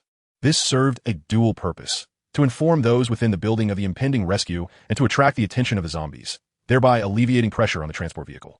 In this merciless apocalypse, we offer a sanctuary, the Papai Women's Prison, providing food and drink exclusively for beauties. The loudspeaker's voice echoed outside the building. Shortly after, a girl opened a window. Is this the Papai Women's Prison? Her voice was hushed, yet excitement was unmistakable. News had spread throughout the school of a women's prison that offered food, safety, and a chance to survive. However, there was one stipulation: only beautiful women need apply. He Meng casually dispatched a zombie attempting to approach and called out, "Yes, if you believe you meet the criteria, come down." However, a few zombies lingered in the corridor. Figure out yourself. This was also Jiang Han's directive. The zombies moved slowly, and with caution, it was still possible to escape. Moreover, with only 2 combatants, sending another out would endanger the transport vehicle. Of course, Jiang Han would not articulate this. He presented the rationale as a desire to protect his women. Lu Shuang was tasked with guarding the vehicle door, while He Meng took charge of the building entrance. Meanwhile, in the previously empty principal's office of the administrative building, a dozen middle-aged men encircled the bed. Lying upon it was a young man with closed eyes, while a man in his 50s, adorned with gold-rimmed glasses, sat beside him. Boss, the young master's temperature has dropped slightly. It is now at 47 degrees. The man seated by the bed was none other than the infamous Gao Laoda, chairman of the Qiangshan group, who had previously crossed paths with Jiang Han. At 1 a.m. the night before, he had personally led over 100 subordinates, arriving at the vocational technical college in 16 vehicles. It was akin to a full-scale mobilization of his group, all for the sake of his only son, Gao Zicheng. After confirming with Wang Mingtang and Wang Ba, he quickly deduced Jiang Han's identity as the one who had taken over Xinghe International, reputed to operate a women's prison. Gao Laoda was utterly perplexed. The dilapidated building belonged to his group, yet someone else had transformed it into a prison, all unbeknownst to him. Such a scenario seemed nearly impossible. Could it be that a high-ranking official or a descendant of a prominent family had orchestrated this? Following the outbreak of the apocalypse, he had indeed heard whispers of certain individuals, high-ranking officials and influential families who had foreseen the calamity and secretly hoarded supplies or constructed shelters, all in a bid to expand their power during these tumultuous times. If that were the case, capturing Jiang Han was imperative. Since you had prior knowledge of the apocalypse, you must possess resources. Thus, Gao Laoda devised a plan that very night. Should Jiang Han reappear at the college, he was confident he could detain him. Not for any other reason, but for the sake of those precious supplies. At that moment, a muscular man, approximately 1.6 meters tall, entered the room. Leaning close to Gao Laoda, he whispered, "Boss, our brothers have spotted Jiang Han." Gao Laoda, his eyes lit up. After hearing the details from the burly man, he exclaimed, "Along, well done." He then turned his gaze towards Wang Mingtang and his son, who were nearby. "Director Wang, in which direction is the second female dormitory building of your college?" At this moment, Wang Mingtang was overwhelmed with regret. He had forsaken the cafeteria, relinquished his long-desired baijia, and sheltered Gao Zicheng in the principal's office. Yet where was the handgun he had been promised? After Gao Laoda's arrival, he had received nothing. To make matters worse, he had offended Jiang Han, as he heard from loyalists remaining at the cafeteria that Jiang Han had slain over 30 individuals just to find him. Had he known this would be the outcome, he would never have ambushed them in the first place. What harm would have been to let Jiang Han take a few beauties? He had heard that Jiang Han had high standards, and among the dozen or so female teachers he had his eye on, Jiang Han had only taken 6. Even the leftovers would have sufficed for his amusement. Alas, it was too late to lament. With Gao Laoda's arrival and armed men at his disposal, he would possess no authority in the future. As for engaging with women, he might not even be able to protect his son. Just look at that man named Along. How was he gazing at his son, while he wallowed in self-reproach? He suddenly heard Gao Laoda's inquiry and had no choice but to respond stiffly. To the southwest of the office building. Be more specific. 3 minutes later, Gao Laoda gazed through the window towards the dormitory building. Along informed the brothers to proceed as planned. "Yes," replied the stout man. Glancing at Wang Ba in the corner before continuing, "Boss, I'd like to bring a few helpers." "How about him?" He gestured with his chin toward Wang Ba. Wang Mingtang nearly burst into tears. Along, gee, the child is still young and cannot do anything." Along chuckled, "No worries, just obey." Wang Mingtang wanted to say more, but was interrupted by Gao Laoda. "That's fine, but make sure to get the job done." Along's expression turned serious. "Boss, you can rest assured." Under Wang Mingtang's pleading gaze, Wang Ba was taken away by Along. The two boarded a luxurious car and drove a short distance before halting in front of a white SUV. Along rolled down the window and shouted toward the driver's seat of the SUV, "Jiang Han will come down that road shortly. As per our earlier discussion, strike." "Understood." Along G. Thus, Along meticulously communicated each vehicle's position and task, leaving no room for ambiguity, while Wang Ba sat foolishly in the front passenger seat. After arranging a total of 15 vehicles, Along parked in a secluded spot, smiling at the front passenger seat where Wang Ba sat. "Stay put," he instructed, drawing a gun and pressing it into Wang Ba's mouth. Wang Ba, already petrified with fear, trembled uncontrollably. Along G," he stammered, his voice muffled by the gun barrel. "Don't call me Along G, call me Daddy." Meanwhile, Jiang Han had been busy for half an hour, having loaded 18 girls into his vehicle. The number of females in the second dormitory was already scant, and after 3 days of the apocalypse, the remaining beauties were exceedingly few. Noticing that the time was nearly right, Jiang Han called for Meng Meng and the other girl to get in the car and head home. The entire Tianhai Vocational and Technical College had lost its value to him. Perhaps there were still a few women who met his criteria, but they would be scattered. Rather than waste time searching for them, it would be more prudent to relocate. He had already devised a plan. 3 kilometers north of the prison lay Legion Community, which housed several thousand residents. What was most crucial in the apocalypse? Resources, primarily food and water, and those trapped at home would likely have a surplus of supplies, ensuring their survival for a longer duration. It was unfortunate, however, that he had not gathered the 3 leading campus flowers, particularly the foremost among them. Jiang Han turned to the 18 new girls and asked, "Does anyone know Yin Xiao? This name was nearly universally recognized within the college. She was regarded as the most beautiful among the 3 campus goddesses, and her family was said to be quite prominent, with both parents holding significant political positions. Rumor had it that the wealthy young men surrounding Yin Xiao were numerous, and she could easily fill a flower shop with the bouquets she received daily. One girl raised her hand, and after receiving permission, she spoke. "I share a dormitory with Xiao. She hasn't come to school since the beginning of the apocalypse." "Oh." Jiang Han paused. "What a pity. Do you know where she lives?" The girl looked around at her companions and shook her head. I'm not sure. She never mentioned it. Jiang Han glanced at the girl in the rearview mirror. Name, Wang Na. Age, 21. Attractiveness, 89 points, meets criteria. Just then, something flew in from the side, rolling and crashing against the car window with a sharp sound, shattering the glass. Jiang Han jolted. Someone was ambushing him again. The sound had not been from the window breaking, but rather a glass bottle. More specifically, it was a Molotov cocktail. As the bottle, half filled with liquid, exploded, it ignited a massive flame, causing the explosion-resistant glass to crackle under the intense heat, obscuring half of the windshield. Reacting instinctively, he slammed on the brakes. Almost immediately, the seemingly vacant cars around him sprang to life, roaring as they encircled Jiang Han. Suddenly, a torrent of Molotov cocktails flew from these vehicles, smashing violently against the prison vehicle and the ground nearby. The car ignited rapidly. As if that were not enough, amidst the rising flames, gunshots erupted unexpectedly, loud and unmuted. Jiang Han felt the benefits of his 50-point enhancement kick in. As soon as the gunfire erupted, he instinctively ducked beneath his seat. When he raised his head again, he realized he had overreacted. The vehicle had been upgraded to bulletproof glass, and the spots where bullets had struck left only faint white marks. Chapter 34. Ambush. The Molotov cocktails burned fiercely, flames roiling outside the car windows. Through the distorted air caused by the heat, Jiang Han spotted 3 vehicles parked not far ahead. At the same time, the assailants had noticed him, and both the driver and passenger doors swung open, with 2 individuals stepping out of each vehicle. 6 men, 6 guns, all aimed directly at the prison vehicle. Reminiscent of a scene from a movie where a gang's deal suddenly turns treacherous. Bang, bang, bang. Gunfire erupted. The newly arrived girls screamed in terror, cowering beneath the seats, trembling uncontrollably. Bullets whizzed past, striking the windshield and creating a flurry of white dots, blurring their view. Detected 1 damage to prison vehicle.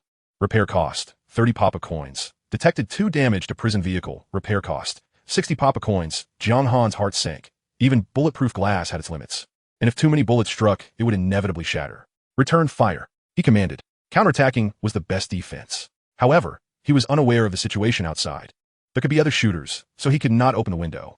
An idea struck him as he retrieved his submachine gun and opened the portal to his spatial domain in front of him. The MP7 fired at an astonishing rate, emptying a magazine in less than 2 seconds. At this moment, 30 bullets floated within his 1 cubic meter spatial domain. He flipped the spatial portal and aimed it at the windshield.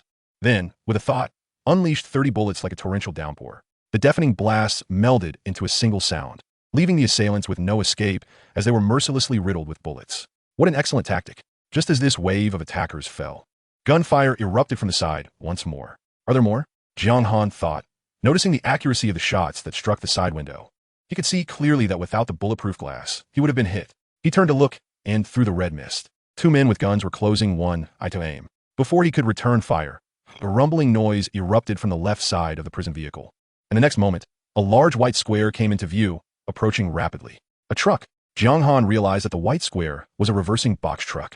With a thunderous crash, the back of the truck collided violently with the prison vehicle, causing it to sway violently. A vehicle of larger size appeared on the right side, colliding with the previous one in a similar manner. Damn! Jiang Han cursed, feeling disoriented after several rounds of assault.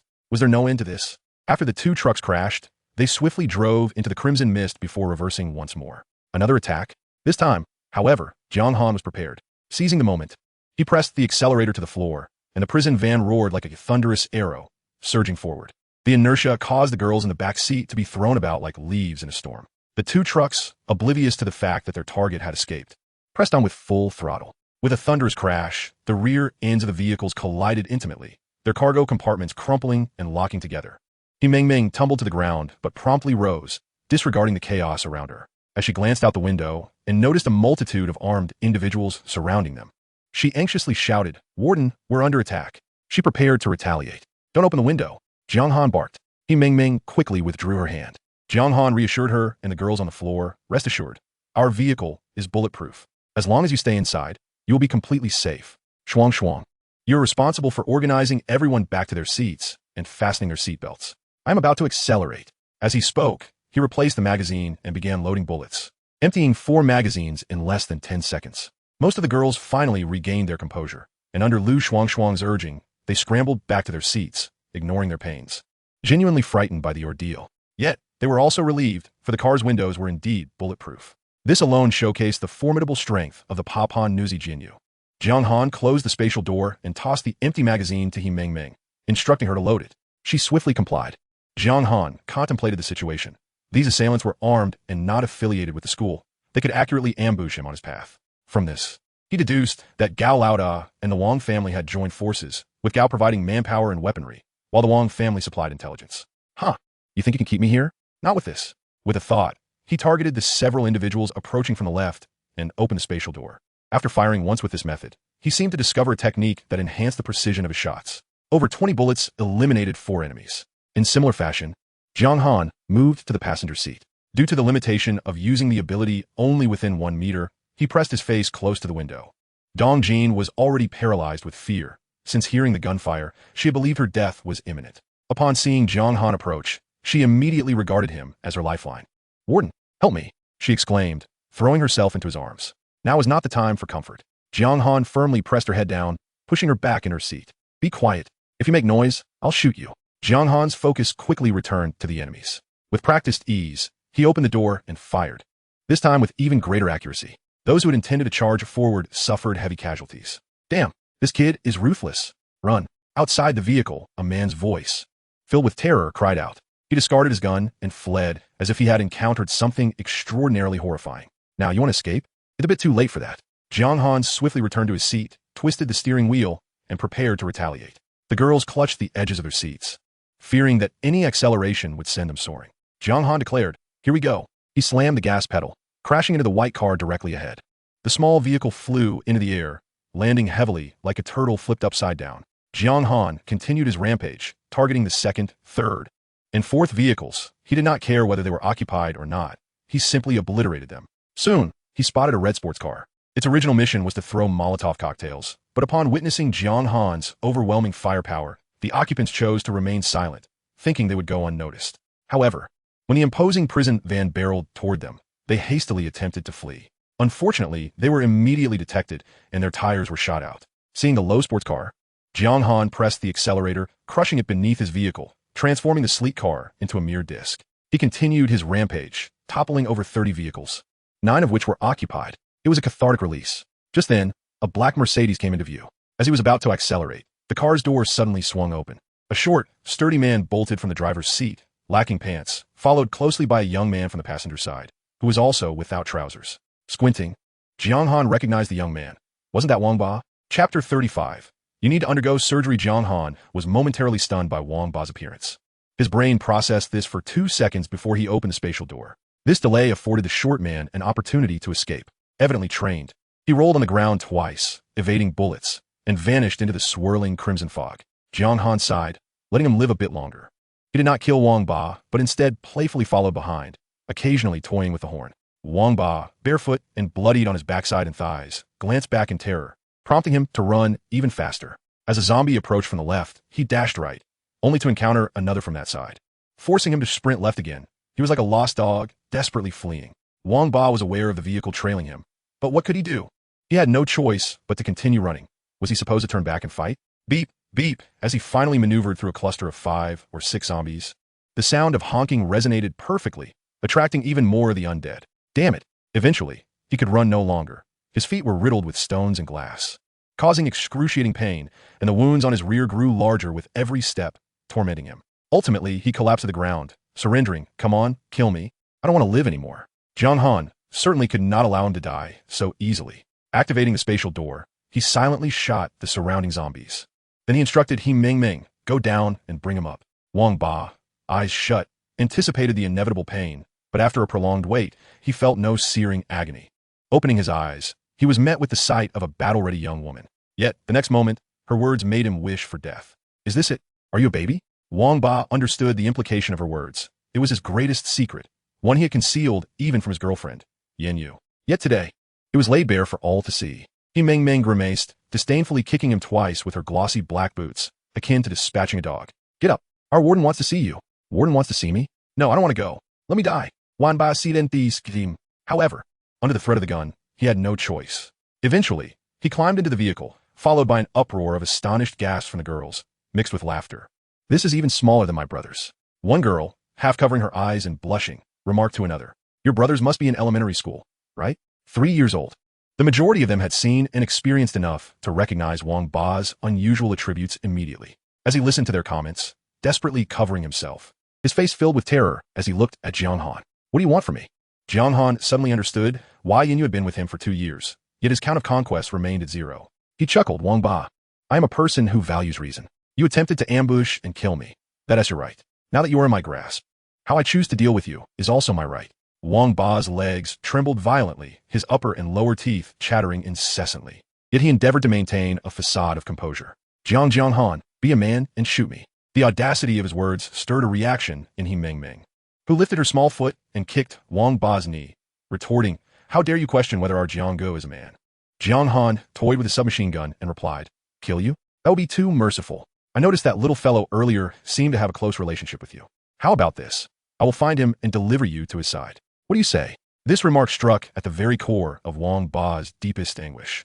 And he shook his head frantically, pleading, No, just kill me instead. Tears streamed down his face, as if mourning a great loss. Jiang Han's expression darkened. Speak. Who are they?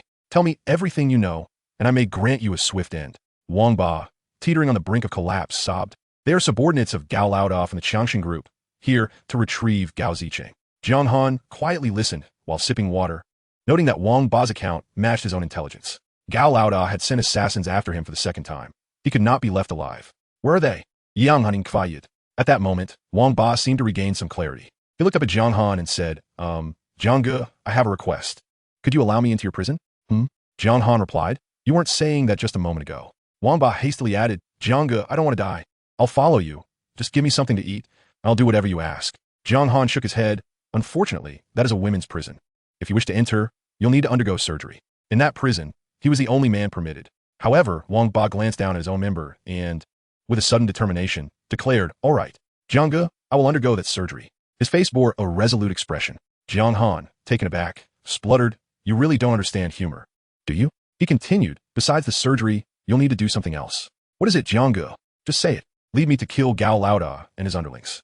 Done. According to Wang Ba, Gao Laodao had 10 subordinates, all stationed in the principal's office, leaving Lu Shuang in the vehicle.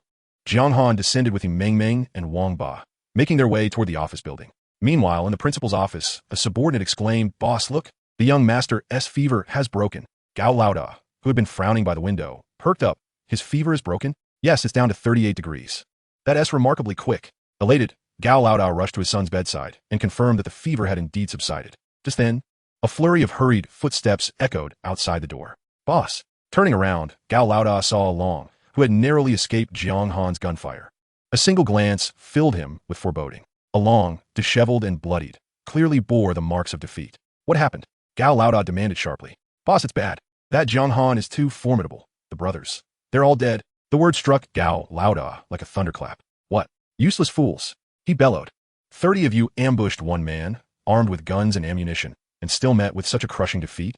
What a waste of resources. With a sorrowful expression, Long implored, Boss, stop berating us. We must leave now. Jiang Han could come after us at any moment. Casting a glance at his son on the bed, Gao Laodao let out a frustrated huff and ordered, Quickly, carry Zicheng. We must make our escape. The group hurriedly lifted Gao Zicheng to exit. Seeing this, Wang Mingtang rushed forward, grasping Along's arm. Along, wait. Where's my son? Along, already anxious, kicked out in frustration. Get lost. Wang Mingtang was sent sprawling, cursing on the ground. Along's temper flared. I've already endured Jiang Han's wrath. I want to take yours as well. Though unarmed, he still had his fists and feet. In the next moment, he unleashed a flurry of blows upon the fallen Wang Mingtang. His years of training had endowed him with extraordinary strength, and it took merely a few strikes for Wang Mingtang to fall silent. Satisfied, Along spat on the ground and called out, Let us go. At that instant, a voice rang out from the doorway. Thinking of leaving? Can you? Chapter 36. The emergence of the superhuman Along, upon seeing the newcomer, shuddered. Jiang Han. The figures at the entrance scattered in haste. 2 burly men instinctively reached for their waists, only to remember that all their firearms had been confiscated by Along during the ambush. However, their movements had already betrayed their intentions. In the next heartbeat, both men collapsed, each sporting a gaping wound on their foreheads. The bullets from Jiang Han's spatial weapon were remarkable. They entered silently, with the noise remaining outside, rendering the discharge utterly soundless. The onlookers turned pale at the sight. What kind of supernatural ability is this? To fire bullets with one's hands and pockets? Everyone attack. Gao Laodao, seasoned from years of navigating the streets, quickly grasped the situation. He understood that their only chance of survival lay in overwhelming Jiang Han. His subordinates, unlike the students at the school, were accustomed to violence. And when cornered, they surged forward with lethal intent. Yet, in the face of absolute power, all their efforts were in vain. Jiang Han opened fire, first to the left and then to the right, unleashing a torrent of bullets. While the aim was not precise, the sheer volume was overwhelming. One by one, they fell, succumbing to their injuries. Only Gao Laoda, Along, and the unconscious Gao Zicheng remained alive in the room. Jiang Han drew his handgun, handing it to Wang Ba, and indicated the trembling pair. Now, it is time for you to decide how to proceed. This man is your father's murderer. Wang Ba, consumed by rage, accepted the gun and aimed it at Along. You bastard!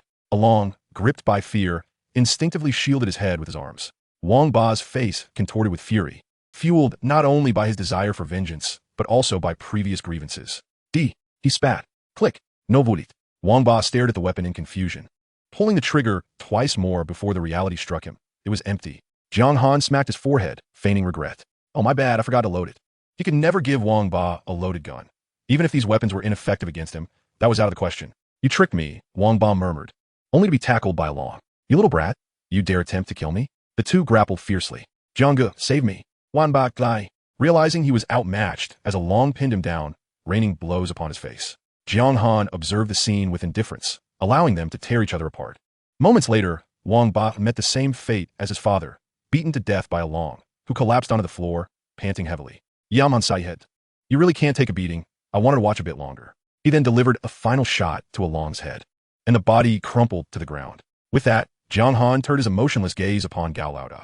Well, now it's just you left. Gao Laoda swallowed hard, positioning himself protectively in front of his son. Don't come any closer. At that moment, a scream erupted from the bed, the voice of Gao Zicheng, who had awakened after days of unconsciousness.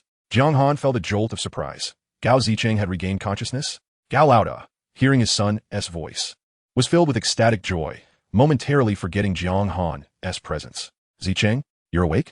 How do you feel? Is anything bothering you? On the bed, Gao Zicheng lay with closed eyes, brow furrowed, seemingly struggling against some unseen torment, akin to the final push to escape the clutches of a nightmare.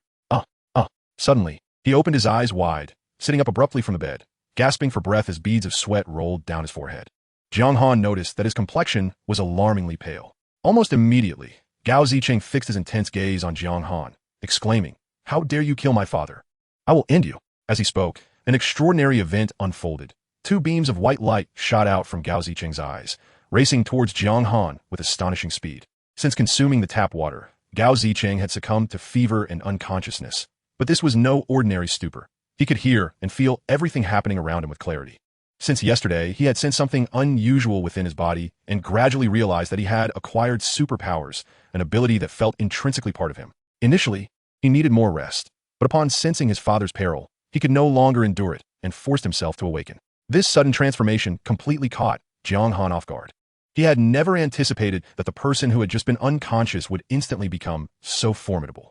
However, the enhancement of 50 points was not to be underestimated. Although Jiang Han's mind struggled to catch up, his legs reacted instinctively.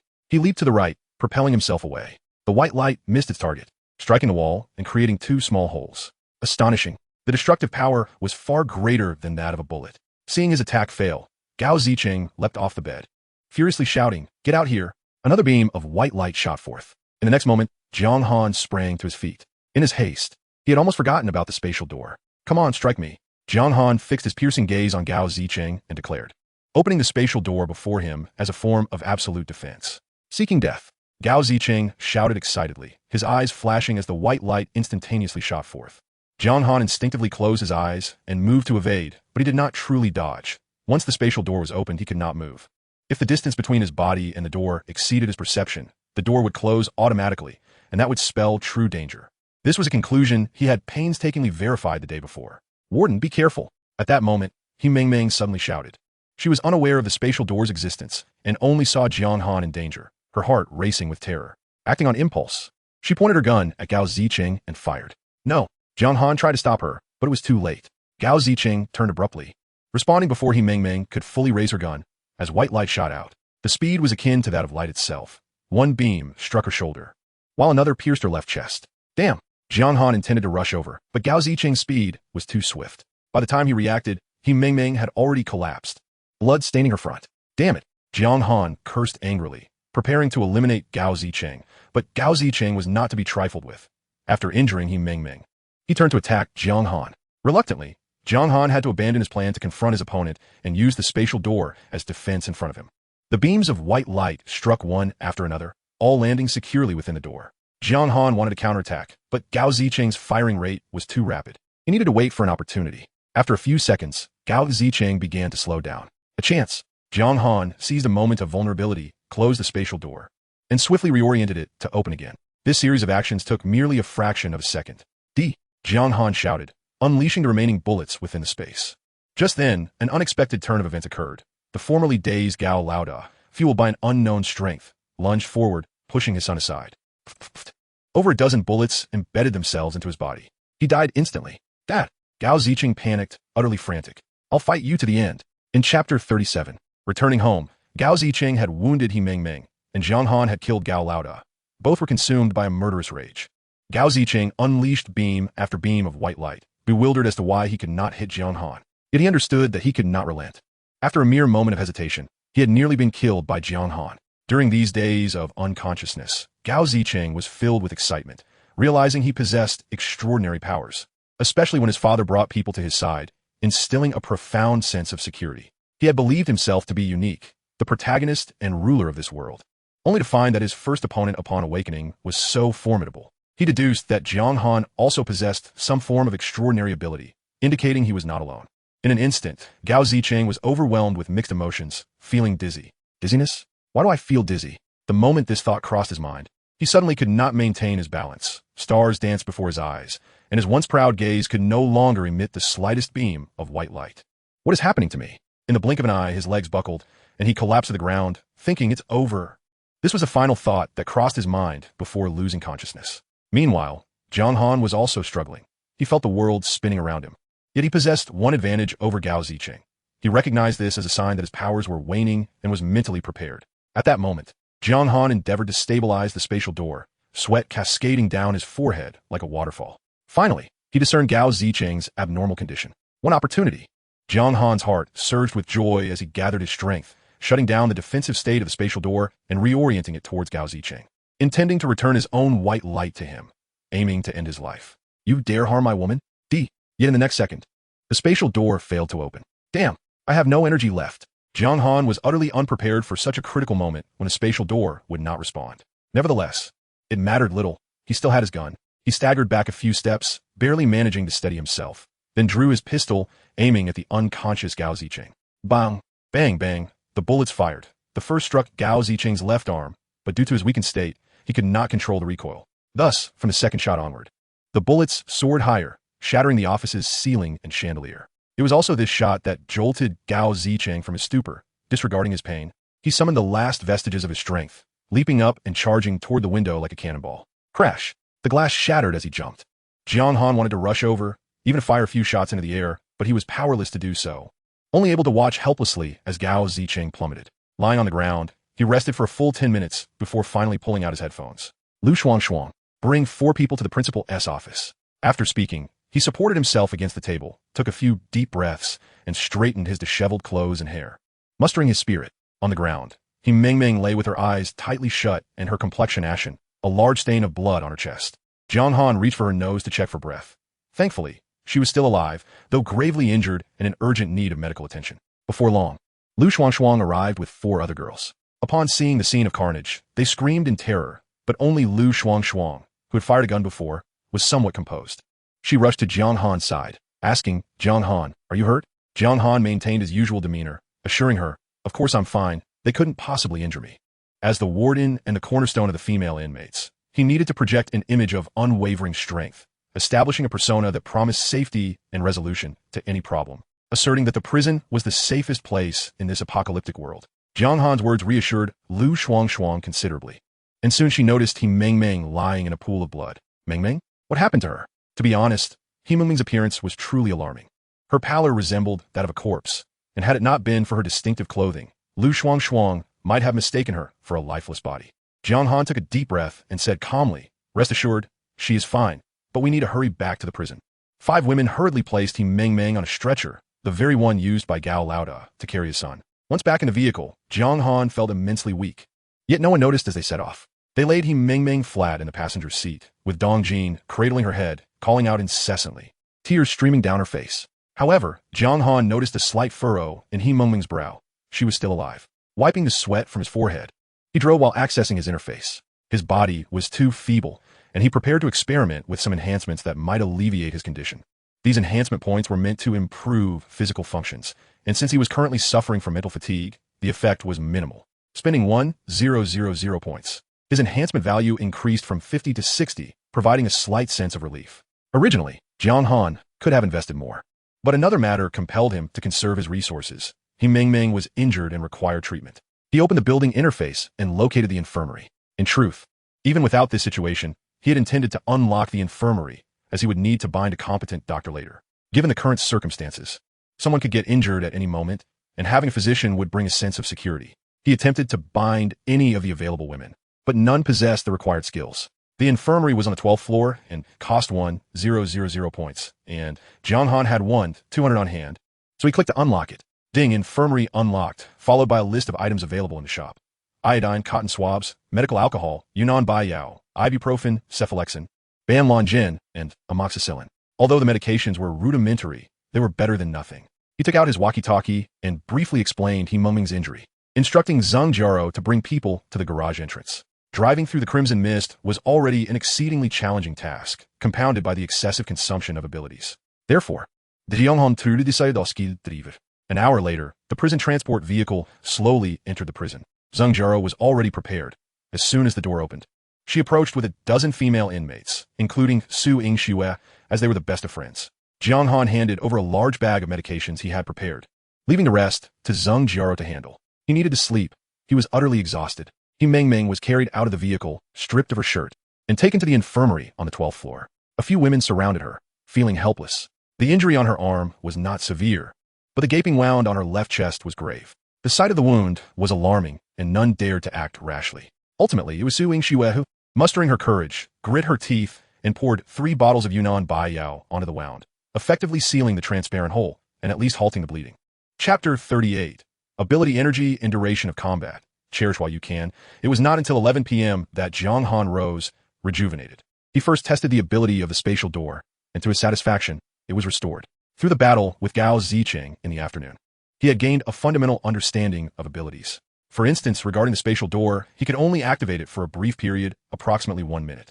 Whether it was continuous or intermittent, the total duration could not exceed 1 minute. Exceeding this limit would lead to excessive consumption of abilities, which was extremely perilous.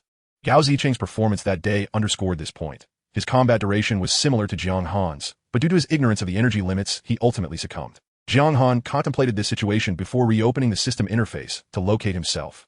Ability, spatial door. There was a plus sign next to it, and Jiang Han clicked it. Upgrade requires 20,000 PP coins, insufficient balance. Jiang Han's heart leapt with joy. It seemed abilities could indeed be upgraded. If both he and Gao Zicheng were first-level ability users with comparable energy levels, what would happen if he ascended to the second level? One could only assume death. However, the next upgrade required 20,000 coins, indicating that the cost for upgrading abilities was cumulative, a staggering sum. If one were to reach level 10, it would escalate from 10,000 to 100,000. That's a total of 550,000. And what if one were to ascend to level 100 or even 1,000? The numbers were astronomical. With only over 100 female inmates and a daily income of merely 10,000 coins, even if he disregarded all other buildings to solely upgrade his abilities, it would take nearly 2 months. Thus, it became evident there were simply not enough women. Jiang Han silently cried out for more. Upon rising, his first task was to check on He Mengming. This woman was loyal and brave, and he had a fondness for her. Most importantly, He Mengming had sustained her injuries while accompanying him. If she perished, who would dare to work in the future? The infirmary was illuminated, and Zhang Jiaro, Su Yingxue, Qin Shirin, Zhang Xiaowen, and Dong Jin were all awake. Lu Shuang, after several gentle persuasions from Zhang Jiaro, had finally retreated to rest. As soon as Jiang Han entered, the women immediately surrounded him. They had already heard from Lu Shuang that they had encountered an ability user outside, and He Mengming had been injured by that very individual. This was an ability user. Had they not followed Jiang Han, who could guarantee their safety? Director, Mengming's bleeding has stopped, but her fever has risen above 40 degrees. Her injuries are quite severe, Zhang Jiaro spoke softly. Jiang Han nodded, assuring her, do not worry, she will not die while I am here. The 18 new female inmates have been settled, clamoring for political examinations. He had noted their names. Furthermore, Sister Qin had prepared dinner for him. He should eat something.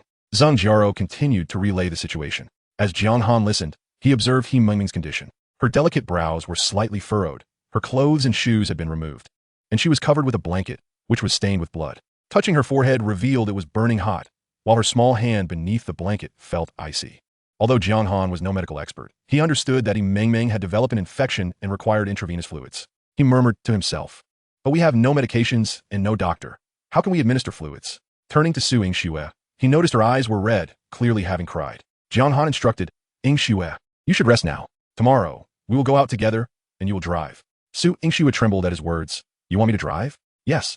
I need to visit the hospital to procure some medications and find a doctor to treat Mingming's wounds. Are you willing?" Upon hearing that the trip was for He Mengming, Su Yingxue quickly nodded, "Yes, I am willing." The other women echoed their concerns. Going to the hospital? That seems too dangerous. In truth, they all recognized that He Mengming's injuries required a professional physician. But how perilous was the outside world? The ominous crimson mist coupled with roaming zombies, especially with the emergence of formidable ability users. Venturing out to the hospital was akin to signing one's death warrant.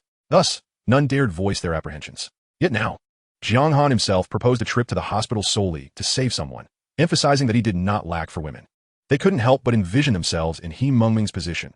If one day they were injured while serving Jiang Han, would they receive the same treatment? In the next moment, Jiang Han's words eased their worries. "As long as you are mine, I will never stand idly by." Ding. Su Jingsui Obedience Level 5. Qin Shirin Obedience Level 5. Dong Jin Obedience Level 5. He directly reaped a wave of loyalty. Even He Mengming, lying in bed, seemed to smile faintly, indicating she was not in grave danger. Su Yingxue helped tuck in the blanket around He Mengming before returning to the dormitory to rest, recognizing the rarity of the opportunity and the need for her to be in top form. As she reached the door, she suddenly turned back, flashing Jiang Han a sweet smile, "Thank you," before shyly darting away. Jiang Han squinted at her retreating figure, rating her a 93. She was undoubtedly the most beautiful inmate in the prison, and to treat her as an ordinary female prisoner seemed a waste. Afterwards, he left Dong Jin and Zhang Xiao when behind, specifically to take care of He Mengming, trusting that they would devote themselves wholeheartedly to this task. The rest were dismissed, as remaining there served no purpose and would only hinder He Mengming's recovery. Once everyone had departed, Jiang Han decided to have a meal to alleviate his fatigue. It should be noted that every time he enhanced his physical abilities, he experienced an almost irresistible urge.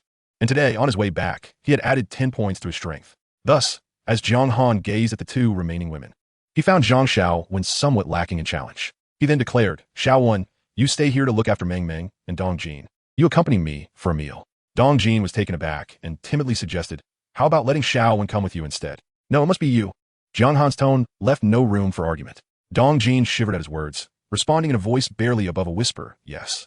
The two made their way to the cafeteria, where the meals prepared by Qin Shirin were already set in the kitchen. Jiang Han casually sat at the table, smoking, while watching Dong Jin flit about with a flushed face. His gaze resembled that of a hawk fixated on its prey, causing Dong Jin's heart to race as she anxiously wondered if he intended to do something to her.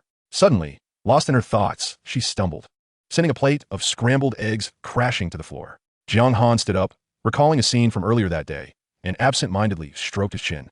Upon realizing the mess she had made, Dong Jin snapped back to reality and quickly began to clean up, only to hear Jiang Han's cold voice command, "Stop."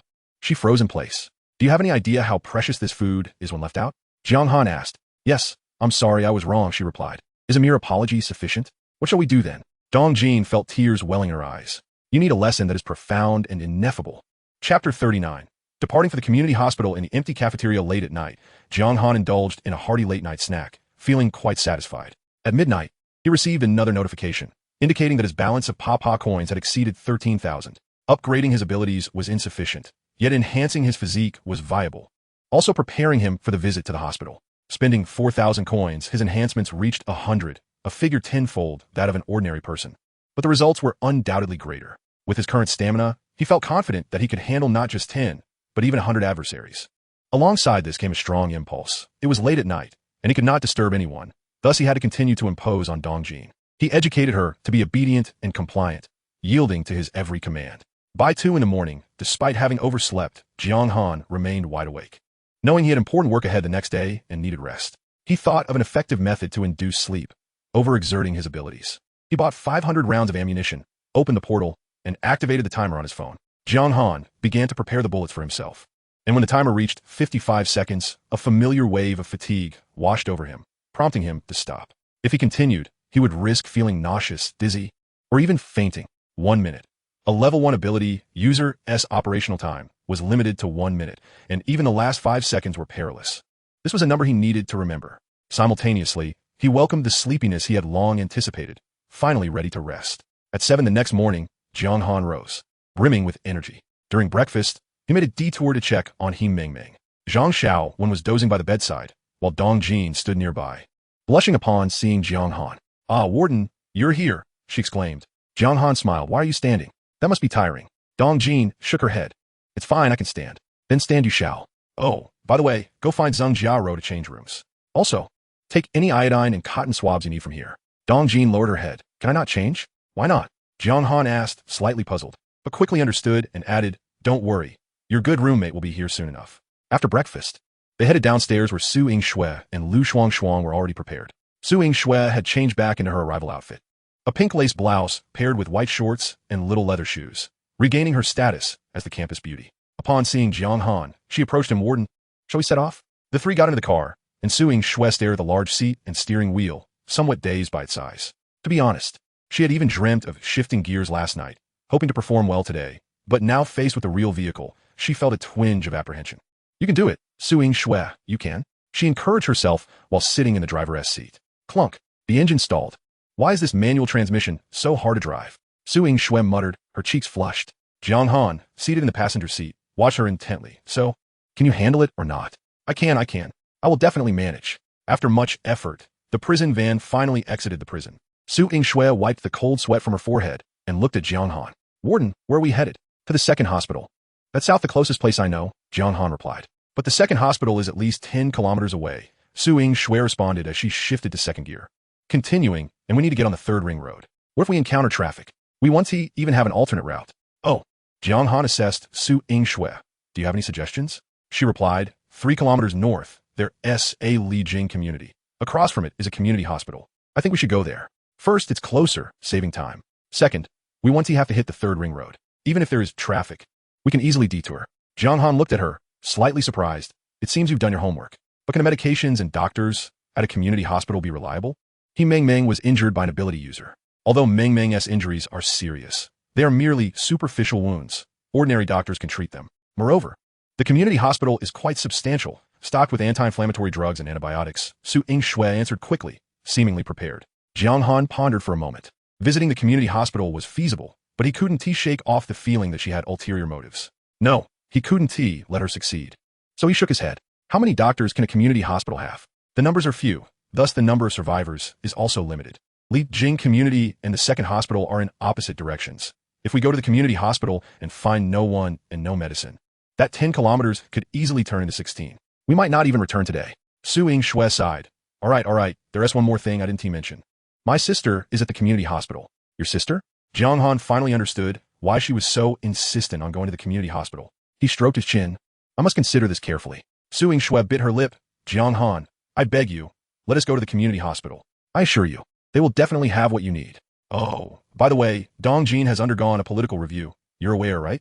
Jiang Han changed the subject with a smile. Su Yingshui rolled her eyes dramatically. "Let me tell you another thing. At my sister's hospital, they recently hired over 10 interns last month. All fresh graduates from the medical university, and they're quite beautiful." "Really?" "Of course it's true. Little dog wouldn't lie." Su Yingshui replied with irritation, then slammed the brakes, coming to a halt. The intersection was ahead.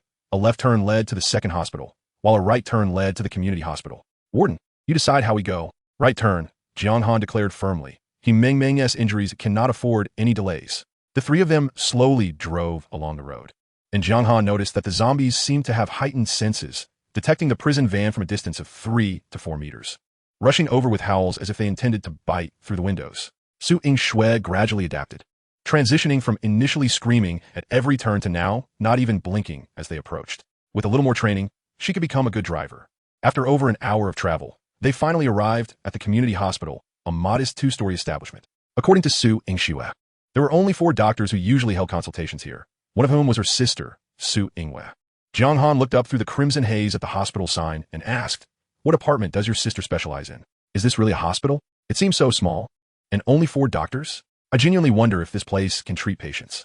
Pediatrics, Sujing Swediplaith. Yaman Frovnid, Pediatrics. She can administer IVs, right? Who are you looking down upon? My sister is a top student. If it weren't for, well, never mind, just trust me, she can handle anything. Chapter 40.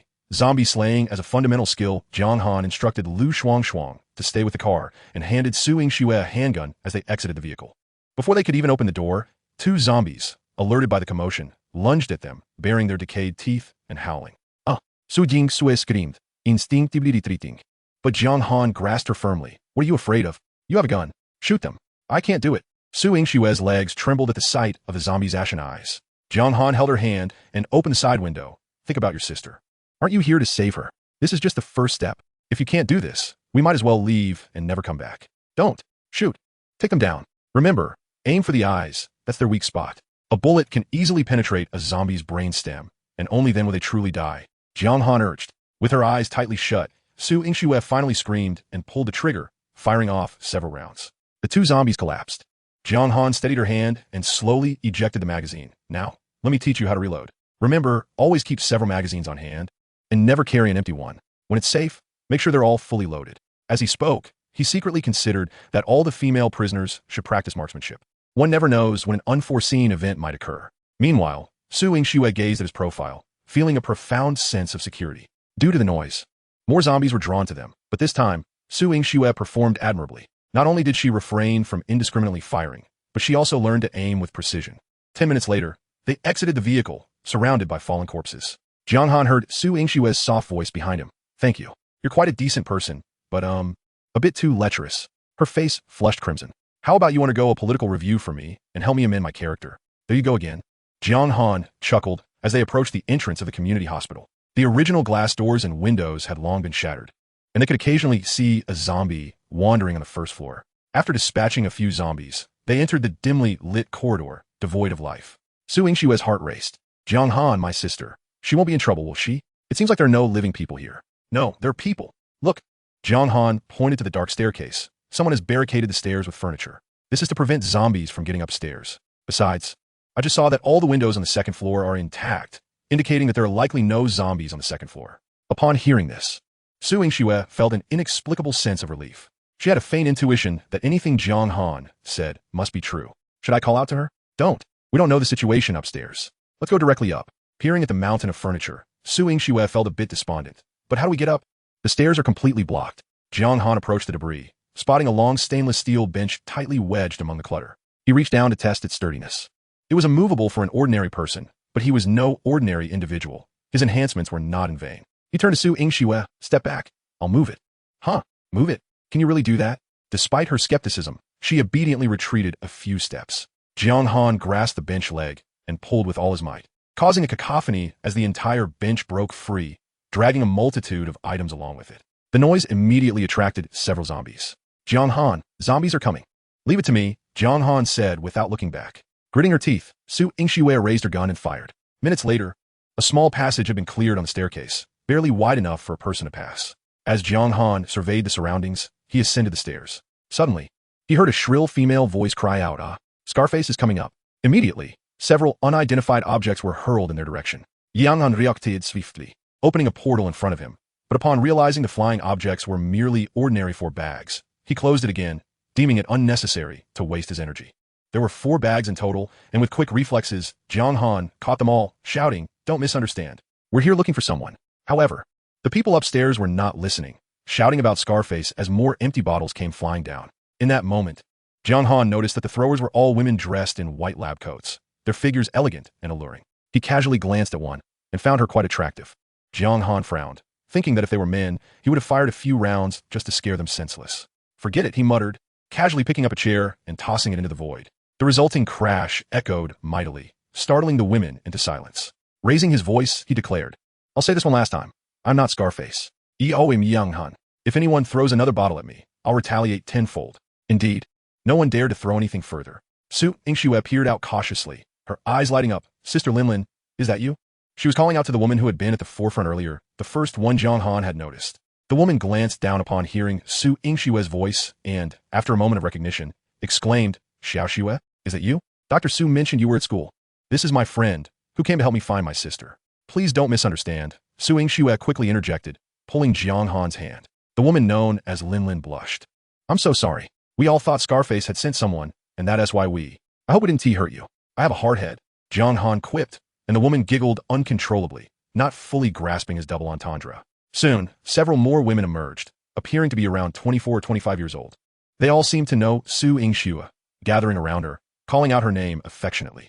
Jiang Han scanned the group and felt that this trip had not been in vain. There were 6 women in total, all up to standard. Through the system, he learned Lin Lin's full name, Su Lin Lin, who scored the highest among them with a 92. And remarkably, she was still at 0 capacity. Excellent. This trip was worth it. After exchanging pleasantries, Su Yingxue grasped Su Lin Lin's hand. Sister Lin Lin, where's my sister?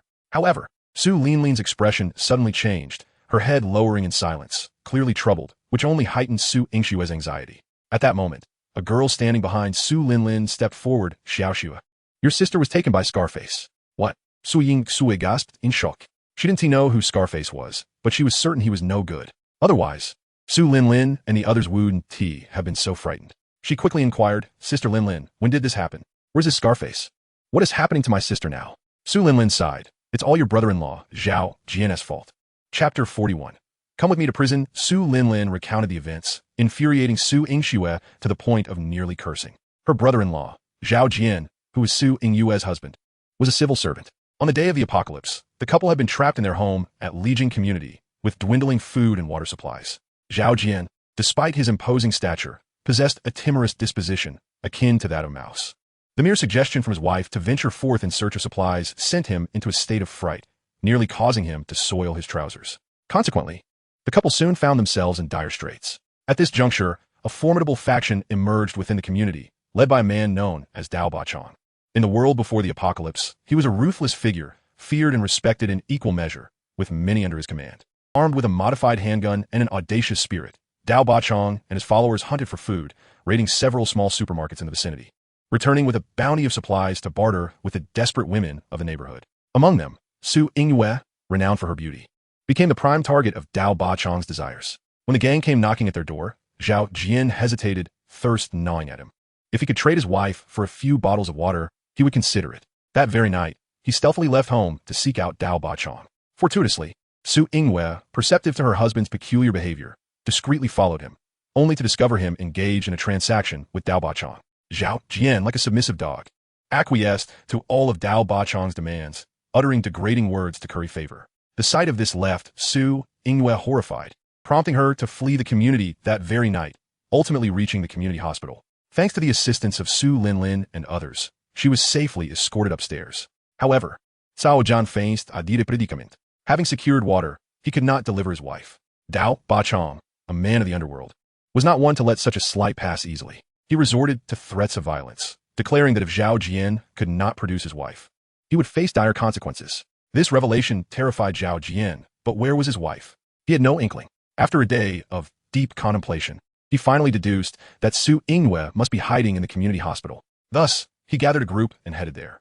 To prevent Dao Bachong's men from intruding and to shield the women, including Su Lin Lin, from their gaze, Su Yingxue bravely chose to confront the situation alone 2 hours prior. Upon hearing Su Lin Lin recount the events, Su Yingxue's anger boiled over. Brother-in-law, or rather, Zhao Jian, how could you be such a man? Look at Jiang Han. Regardless of his flaws, he protects his woman. And you? Surviving by selling your wife? Pathetic, worthless. In her heart, she cursed Zhao Jian's entire lineage. Then, with a pleading gaze, she turned to Jiang Han. Please, can you save my sister? I implore you. Without a moment's hesitation, Jiang Han replied, of course, if our sister is in trouble, I must intervene. Su Yingxue felt a surge of joy. She had braced herself for resistance or demands of loyalty, but his swift agreement surprised her. As for the matter of our sister, she hardly cared to deliberate any further.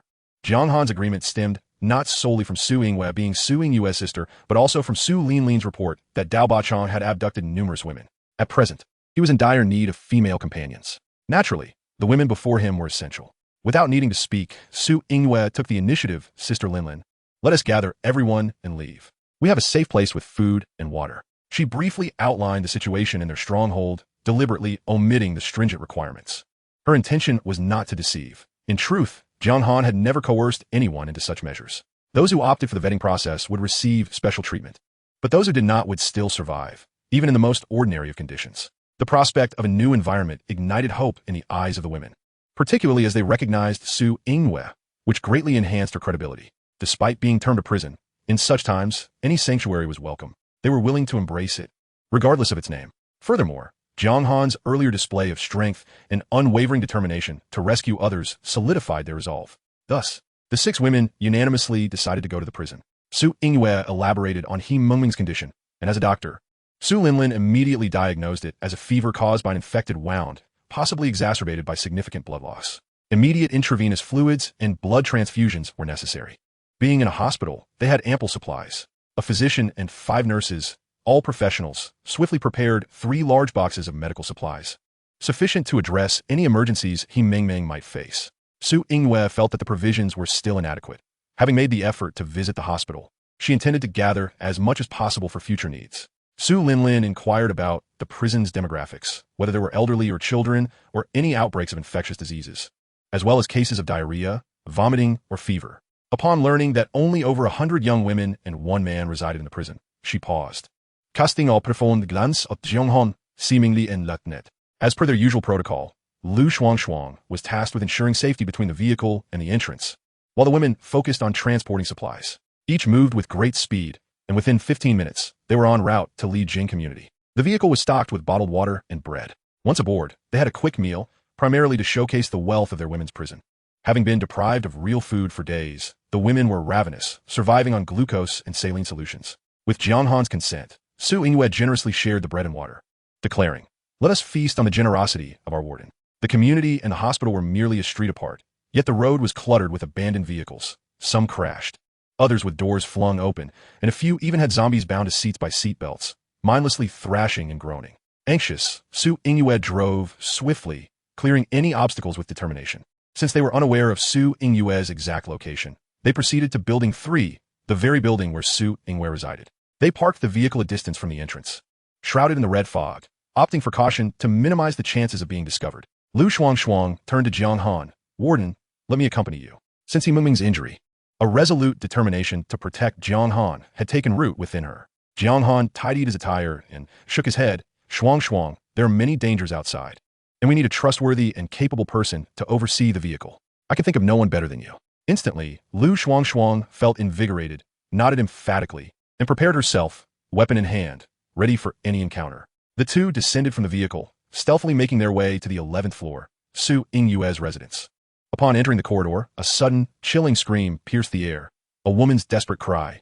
"Please stop. I beg you, do not harm me." Su Yingwei instinctively grasped Jiang Han's hand. "What is happening? It cannot be my sister." She instinctively associated the scream with her sister, Su Yingwei. Jiang Han reassured her, "Do not worry. It is certainly not your sister. The sound emanates from 3 or 4 floors above us, and your sister resides on the 11th floor, does she not?" This time, Su Yingwei did not shy away, but blushed as she allowed Jiang Han to comfort her, murmuring, "You make a valid point, but she has been captured." "What if? There are no what ifs. Your sister is too beautiful for Dao Bachong to want to harm her." "How do you know my sister is beautiful?" Jiang Han teased, grinning as he placed a hand beneath his nose. "She is your sister. How could she not be?" Su Yingwei's heart swelled with joy at his words, and she playfully shot him a reproachful glance. "Could you please be serious?" 2 individuals engaged in conversation ascended to the 5th floor, whereupon they discovered the door ajar. To their astonishment, 3 or 4 burly men were blocking the entrance of a residence, mercilessly pummeling a man lying prostrate on the ground. Blood streamed from his mouth and nose, rendering him akin to a lifeless corpse, entirely at the mercy of his assailants. Nearby, a strikingly beautiful woman, seemingly frantic, pleaded with the aggressors, imploring them to cease their assault. "Please, I will go with you. Just stop." The leader, a bald brute, chuckled menacingly. "Little girl, I've changed my mind.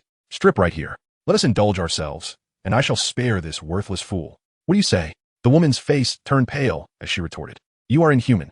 Suddenly, the bald man erupted in fury, raising his foot clad in leather to deliver a brutal kick to the man's neck. Crack! "Darling!" The woman, in a fit of desperation, lunged forward but was seized firmly by the others. The bald man leered, "This will be delightful, playing with you beside your husband's corpse.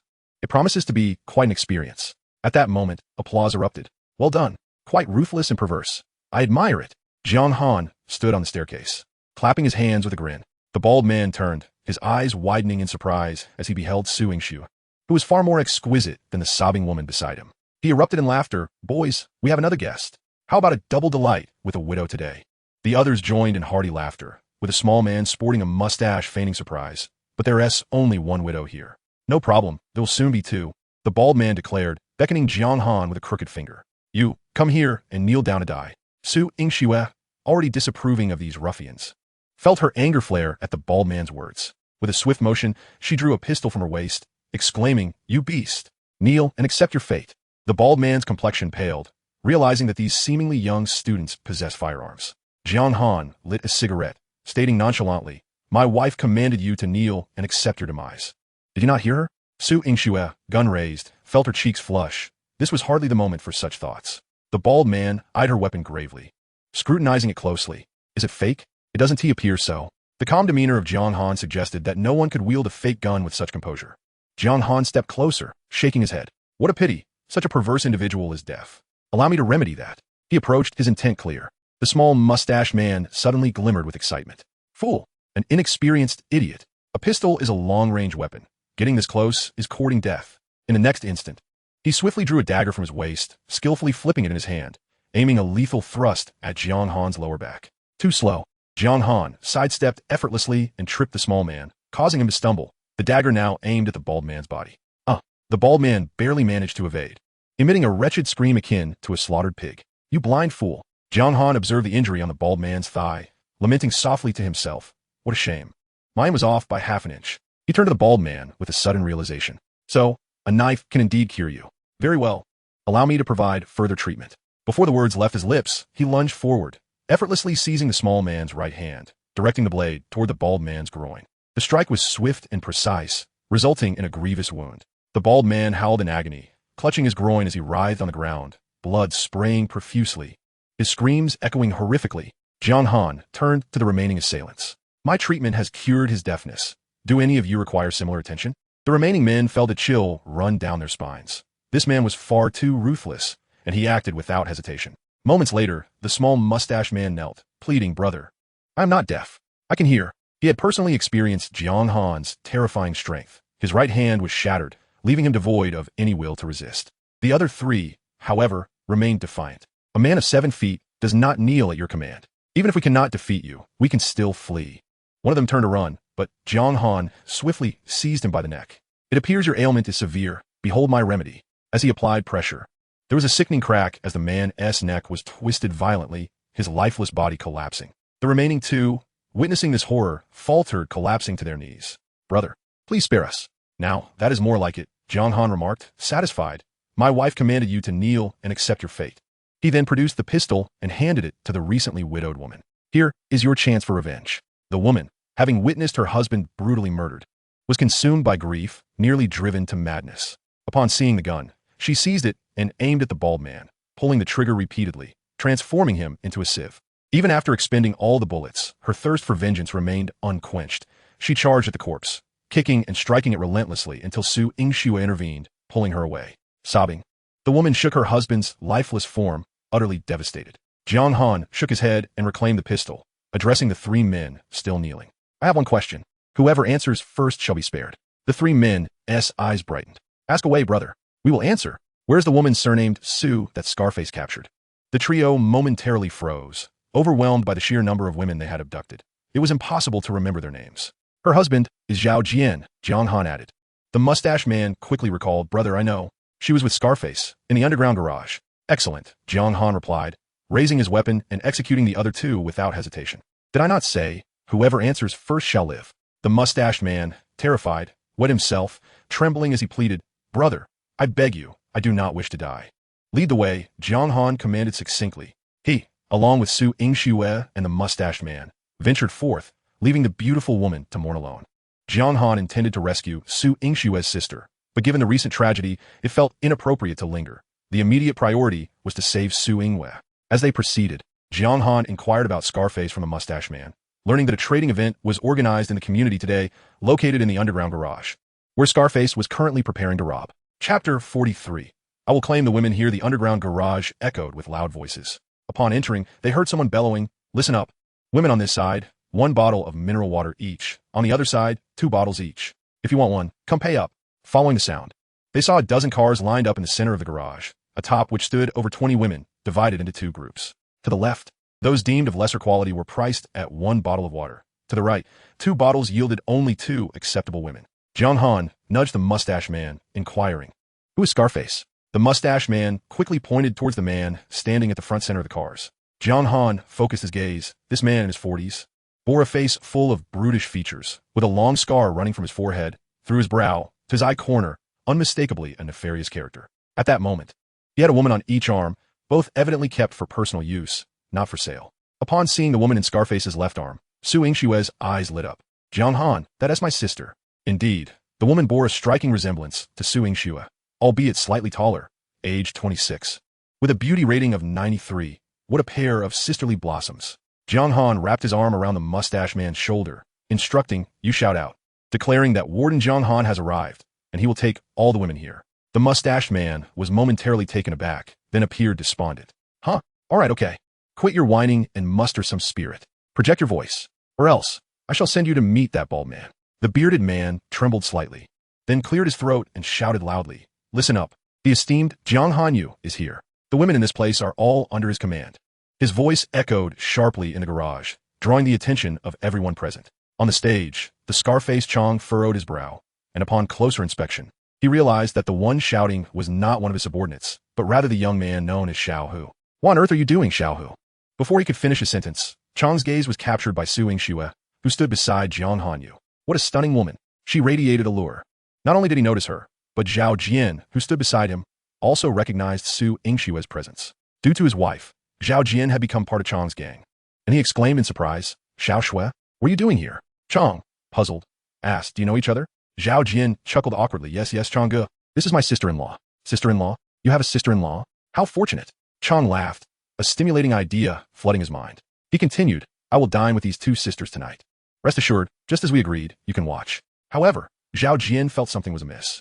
Chong's expression darkened. "There are no buts. If I say you can watch, then you must watch. This is a rare opportunity to see your sister-in-law for free." No, Chongge, something isn't right.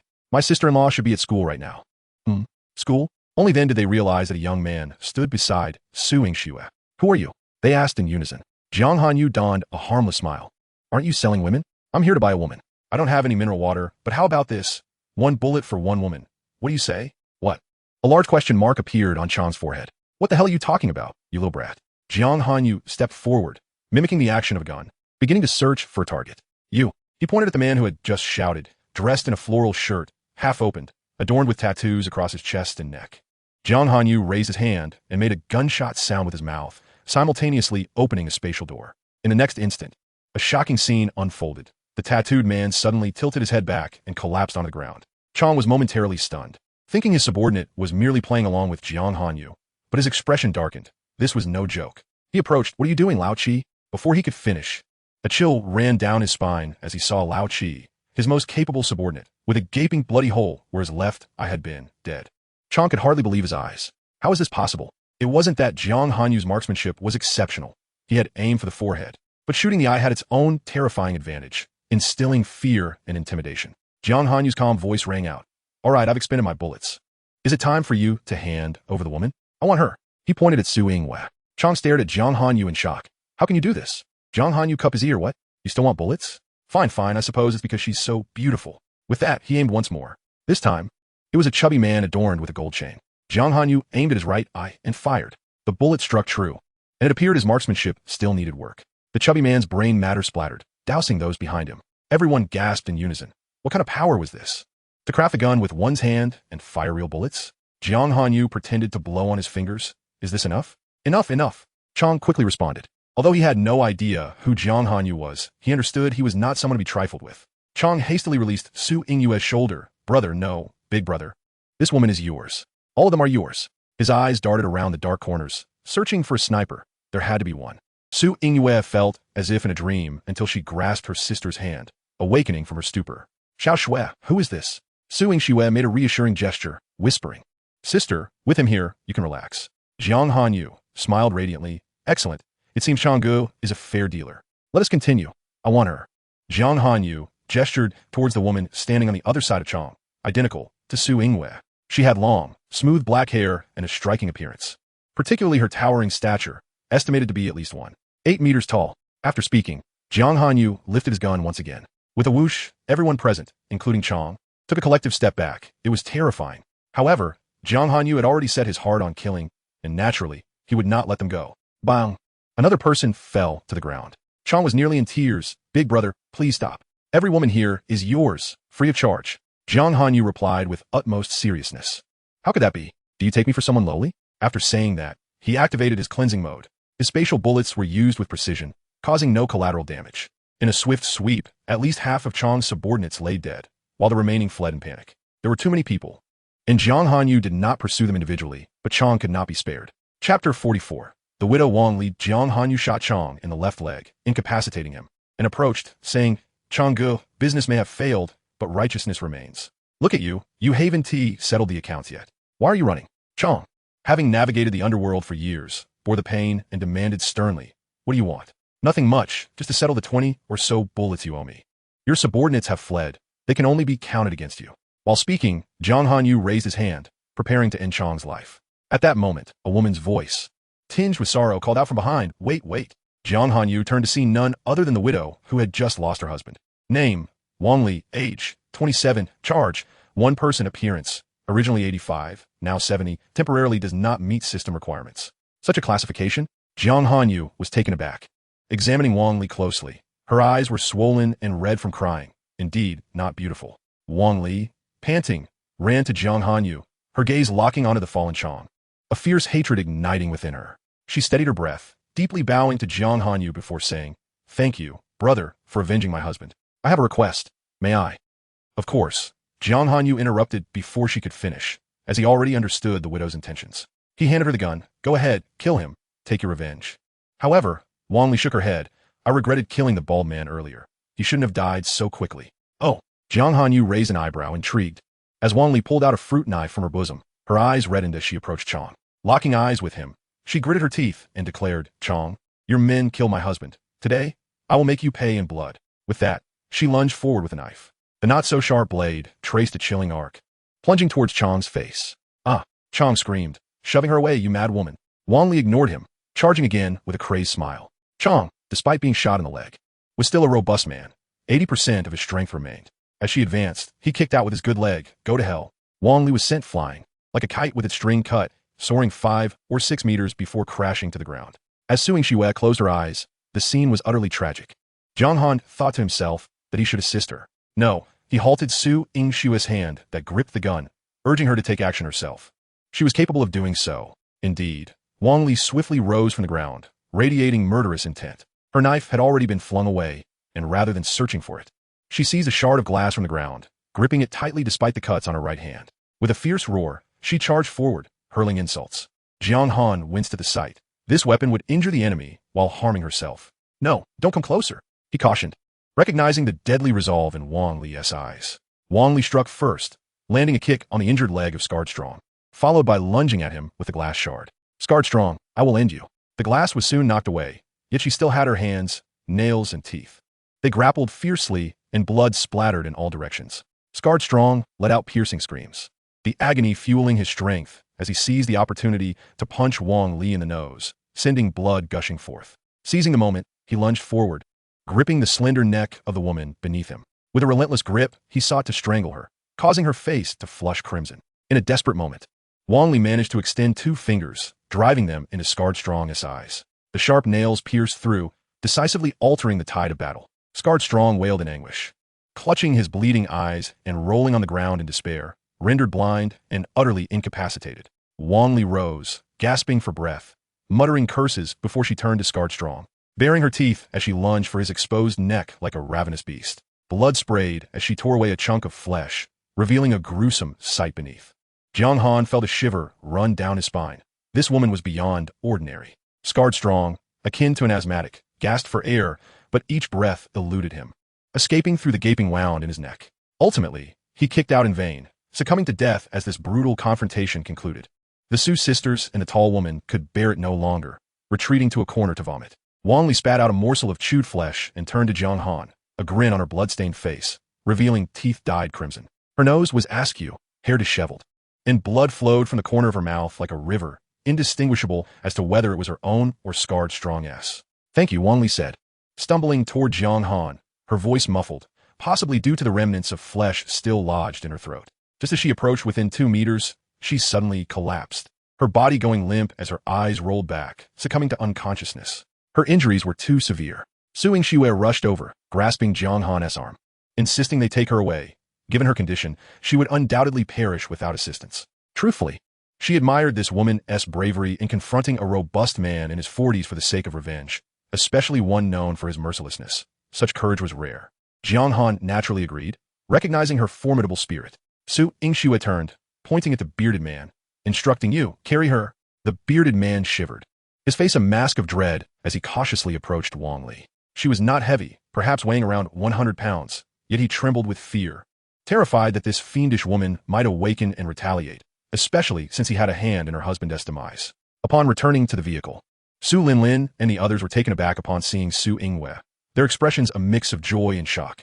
However, their delight swiftly morphed into horror at the sight of the blood-soaked Wang Li, prompting gasps of disbelief at the gruesome scene. Fortunately, they had medical supplies on hand, and, being professionals, they immediately surrounded Wang Li to tend to her wounds. Jiang Han pulled the envious bearded man from the vehicle, dismissing him with "Stop staring, get down." The bearded man, unable to tear his gaze from the women, finally turned to Jiang Han, exclaiming, "You, brother, are the most formidable person I have ever encountered. May I become your little brother? I will follow your lead in everything." "Follow my lead?" Jiang Han chuckled. Yes, from this day forward. You shall be my elder brother, no, my father. You say east, I 1T go west. You say to beat a dog, I 1T chase a chicken." The bearded man bowed and nodded eagerly. Chapter 45. Who would trust someone like you? Follow me? Then you must prove yourself worthy, Jiang Han replied, grinning as he produced a cigarette, lighting it for himself. The bearded man eyed the smoke, licking his lips. Brother Jiang, scarred strong, had quite a collection of women. I know where they are kept. Would you like me to take you there? Jiang Han had been pondering the same matter, feeling that the women he had seen earlier were disappointingly mundane. Li Jing's community was a new area with many young people. Why were only the ordinary present? Upon hearing the bearded man's words, he understood that Scarred Strong had hoarded the more desirable women for himself. Instantly elated, he tossed out a cigarette, declaring, "Excellent. You shall be rewarded for this information." The bearded man hurriedly accepted it, expressing his gratitude profusely. With the women left in the vehicle, Jiang Han instructed the bearded man to lead the way to Scarred Strong's hidden treasures. Scarred Strong's residence was on the 13th floor of Building 5. After the apocalypse, he had summoned numerous underlings, and, with the women he had taken, it became apparent that one room could no longer suffice. Thus, he plundered the upper floors, killing the men and taking the women, reserving floors 10 and below for his subordinates, while he and the women occupied the upper levels. Those deemed less attractive were relegated to the underground garage for barter of food and clean water. As the bearded man provided updates, they arrived at the 10th floor, where a heavy iron gate was secured by an oversized padlock. According to the bearded man, only Scarred Strong possessed the key. Jiang Han grasped the gate, pulling it apart effortlessly, creating a gaping hole that left the bearded man astonished, exclaiming, "Is this still human? Let us go." Jiang Han gestured for the bearded man to proceed. Upon entering, they heard the sound of women weeping. Entering a room, Jiang Han spotted 5 or 6 young women clad in scant attire seated on a sofa. His spirits lifted at this unexpected bounty. The women, startled by their entrance, yelped and scurried to the corners, terrified. "Please, don't come any closer. Do not fear, I am not a villain," Jiang Han reassured them. Yet the women were unwilling to listen, shouting curses and retreating further. "Scarred Strong is dead," Jiang Han declared loudly, hoping to quell their panic. This proclamation had an immediate effect. The room fell silent as they gazed at him with wide eyes. One brave soul ventured to inquire, "He is dead? Is that true?" "Indeed, it is true. You can confirm it in the underground garage," Jiang Han replied. Upon hearing of Scarred Strong's demise, the women exchanged glances before bursting into gut-wrenching sobs, their cries mingling with laughter as they celebrated their liberation from the tyrant. Their husbands and families had perished at the hands of Scarred Strong and his gang, leaving them unsure whether to mourn or rejoice. Beyond this room, women from the upper and lower floors, neighbors and acquaintances, flocked to the scene, totaling over 30. Once their tears subsided and calmness returned, Jiang Han cleared his throat and proclaimed, "I killed Scarred Strong. Do you know why?" Standing tall, he transformed into an order, "Because I'm stronger, more formidable, and more suited to this apocalypse than he ever was. Follow me, and you shall survive. You shall no longer be oppressed. I possess a prison, equipped not only with sustenance and fresh water, but also with firearms and ammunition, sufficient for our survival, enabling us to thrive. Currently, there remain 15 seats in the vehicle. If anyone wishes to accompany me, please raise your hands so I may see you. Of course, I may not choose every individual who raises their hand, but at the very least, you will have made an effort and shall not regret it." The irony of this statement amused him. The reason for only needing 15 is that merely 15 individuals meet the criteria. The women exchanged glances, yet none dared to raise their hands. The chaos of the apocalypse rendered the distinction between good and evil ambiguous. They could not trust a stranger, especially one accompanied by a man with a scarred face. Indeed, Jiang Han noticed two women glaring fiercely at the bearded man beside him, their eyes filled with lethal intent. He suddenly comprehended why no one was volunteering. His eyes shifted, and he seized the bearded man, pulling him close and declaring, "Though scarred strong is deceased, the evil he perpetrated remains unvanquished." During his reign of terror, some individuals aided and abetted him. I ask you, do such people deserve to die? They deserve to die. This resounding cry emanated from the depths of the women's hearts.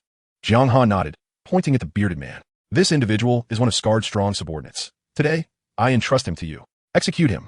A woman, her eyes aflame with fury, shouted, "Kill him! Kill him!" The others echoed. The bearded man was instantly taken aback. "Brother Jiang, you promised not to kill me. You are breaking your word."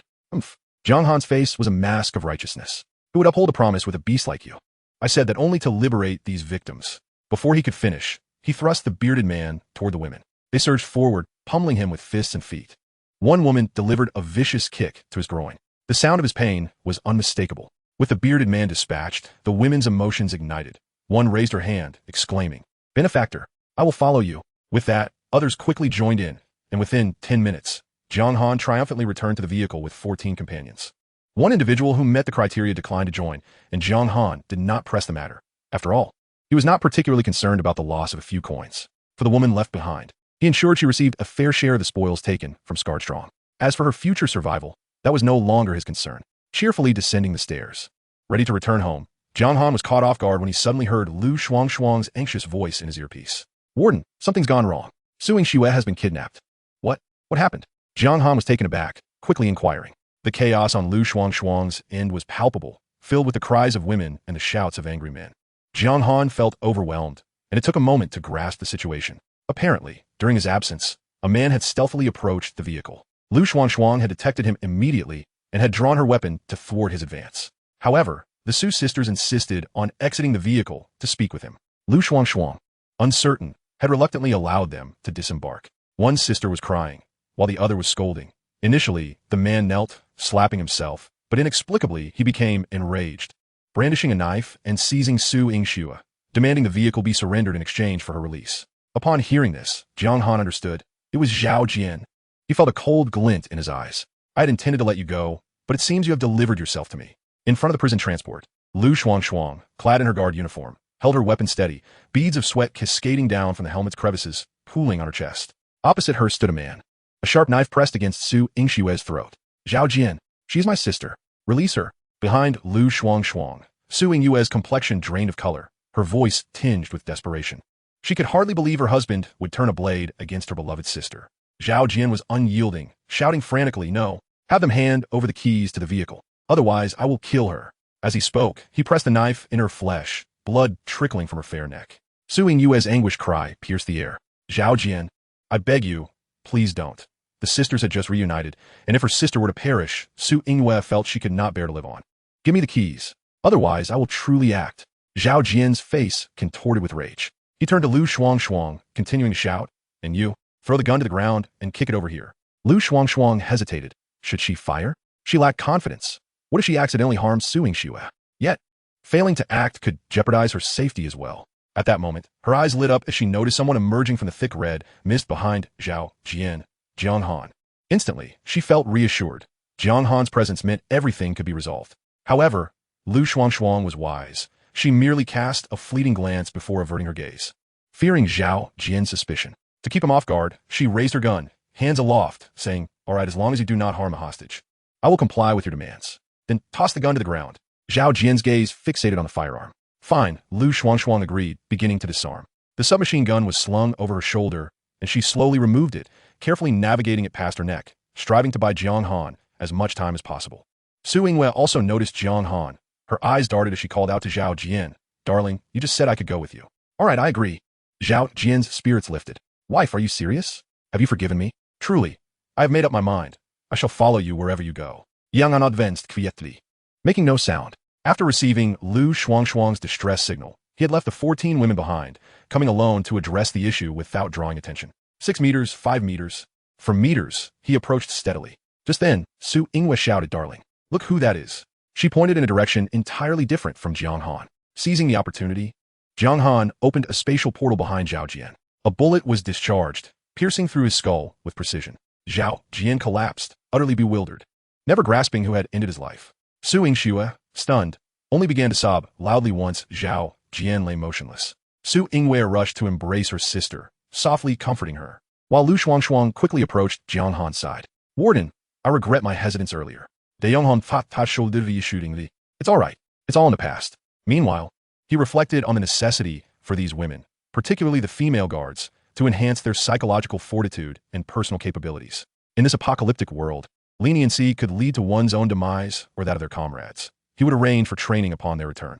Jiang Han, Su Yingxue, disregarding her sister, dashed toward him, burying her face in his embrace, sobbing, "I thought I would never see you again." Jiang Han glanced at the system, noticing the compliance level had risen to 96. A remarkable increase from the 55 points it had been when they left earlier that day. With a swift departure ahead, Jiang Han refrained from allowing Su Yingxue to drive due to her shock. The tall woman, who had remained relatively silent until now, spoke up. "Big brother, I can drive." Jiang Han turned to her, the information automatically surfacing. Name, Tian Xinyu, age 29. Appearance, 92 points, meets requirements. "What is your profession?" Jiang Han inquired of Tian Xinyu, contemplating her superior leadership. "Flight attendant," she replied, a hint of pride in her voice. While the women in the vehicle were all strikingly beautiful, she undoubtedly stood the tallest. Fully aware of how to leverage her advantages, Jiang Han immediately pawned her question. An airport, known for its concentration of beautiful women, was undoubtedly a suitable venue. "Very well. You shall take the lead." The vehicle slowly commenced its journey. Tian Xinyu, though initially unfamiliar with the driving of a prisoner transport, was seasoned from years of work in aviation, and thus adapted to the task far more swiftly than the average woman. The women in the vehicle engaged in conversation, predominantly inquiring about the conditions within the prison from Lu Shuangshuang. Jiang Han observed Tian Xinyu, her large eyes occasionally glancing at him through the rearview mirror. Before long, they arrived. The prisoner transport entered the courtyard, revealing the main building. The 14 women brought by the Scarface Chang were handed directly to Zheng Jiaro. Having already witnessed Jiang Han's methods, they complied without resistance. However, for Su Yingwei, Su Linlin, and the 5 female nurses, Jiang Han refrained from making demands, as he still needed their cooperation. The women quickly noticed the uniformity of the attire worn by those who assisted in unloading Wang Li, leading the nurses to whisper. Their faces flushed, speculating whether they had just escaped the tiger's den only to enter a wolf's lair. At this juncture, Shun Xinga arrived just in time, first familiarizing himself with the small group of nurses before beginning to persuade them, asking whether they wished to observe a single individual or frighten the nurses into pallor. Su Yingwei and Su Linlin, the 2 doctors, attended to Meng Meng and Wang Li. Upon learning that both were out of immediate danger, Jiang Han felt a weight lift from his heart. He then returned to his office, relishing the day's triumph, and deemed it fitting to reward himself. Zheng Jiaro presented a lengthy list, and the preparations began in earnest. After several hours of diligent activity, he finally succumbed to slumber. The following morning, Jiang Han sought out Lu Shuangshuang, who was overseeing the selection of guards in He Mengming's absence. After reviewing the list, he decisively commanded training.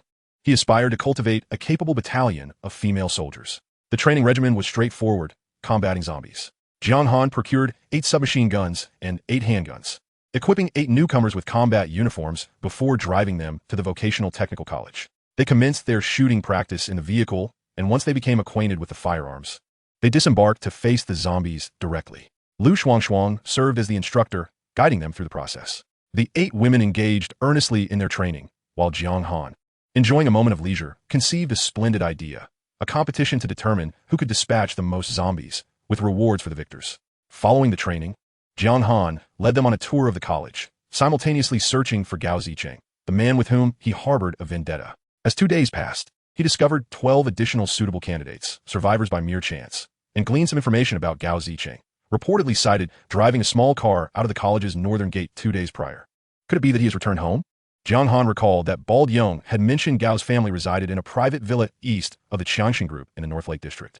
Chapter 47. A joyous gathering of 12 maidens to date. The women's prison housed over 150 inmates, with a coefficient of 22 among 12 of them, and more than 20 in the subsequent 12. Daily rewards exceeded 15,000, and after 3 days of accumulation, Jiang Han's balance reached 48,000.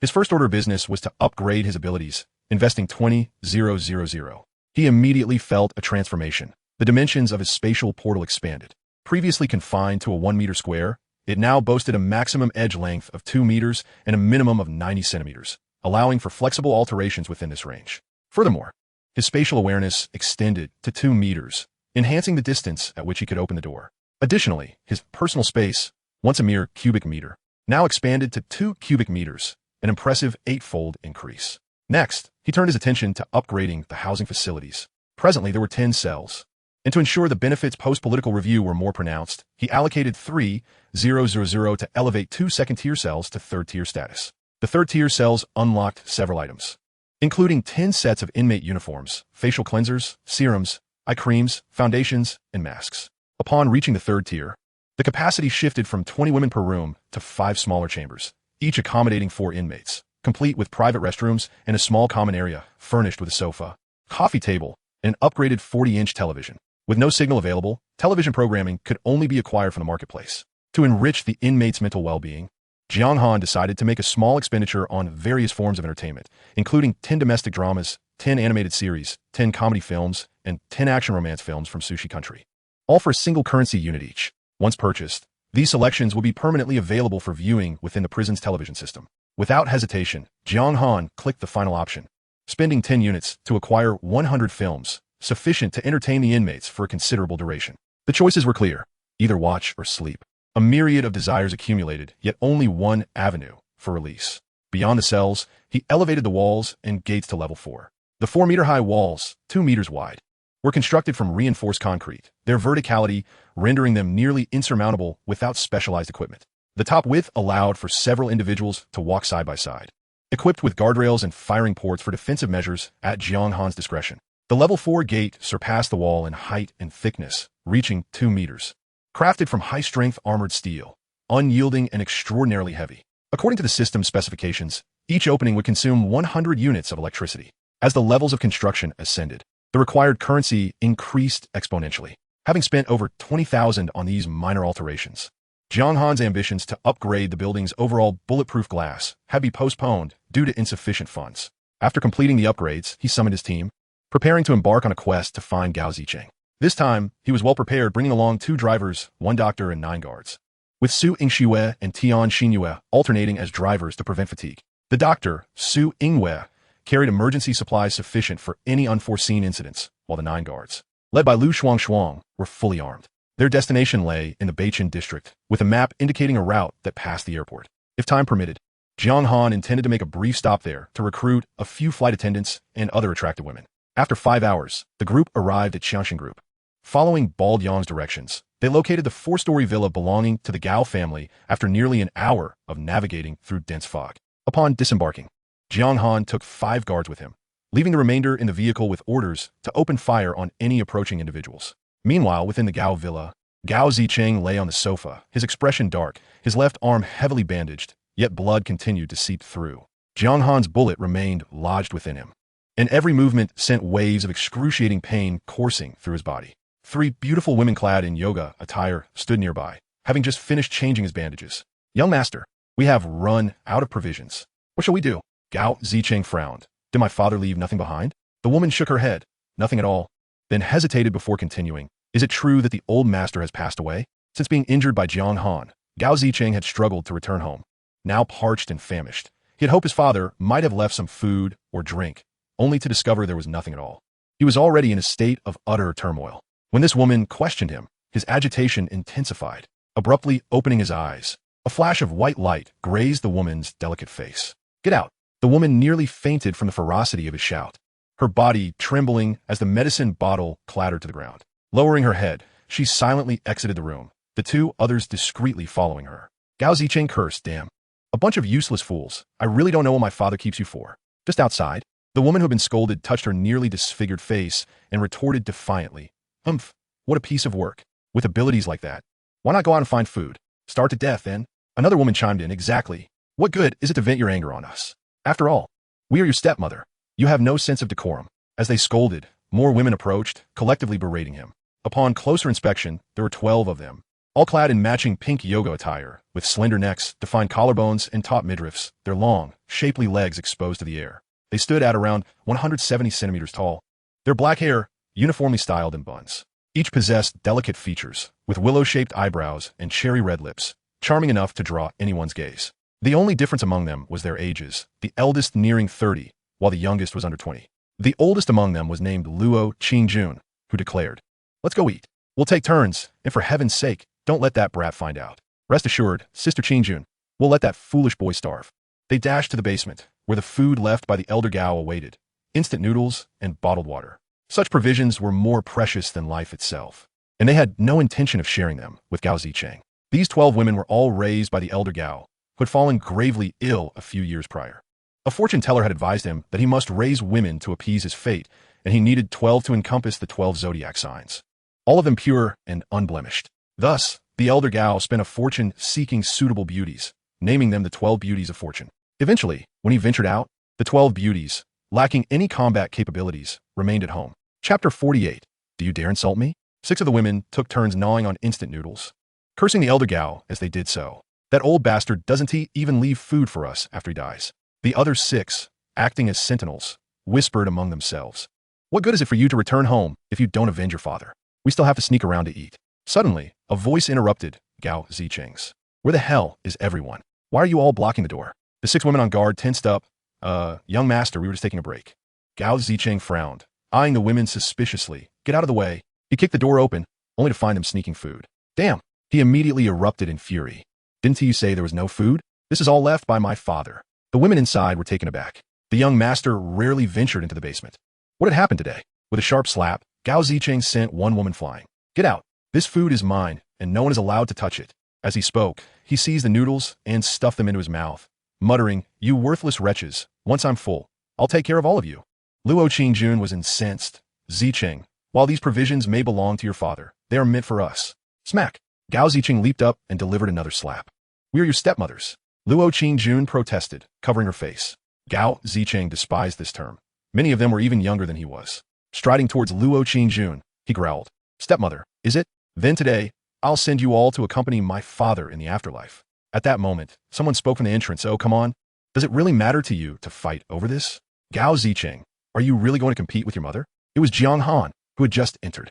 He was momentarily baffled by Luo Qingjun's remark, but quickly grasped the situation, feeling delighted at the unexpected gain from the elder Gao's household. "All right, Gao Zicheng, I'll take your mother." Jiang Han's voice caused Gao Zicheng to freeze mid-step, his mind momentarily blank. He shook his head violently, preparing to retaliate. Yet, before he could unleash his white light, Jiang Han's attack struck him squarely in the chest, mirroring the injury to He Mengming.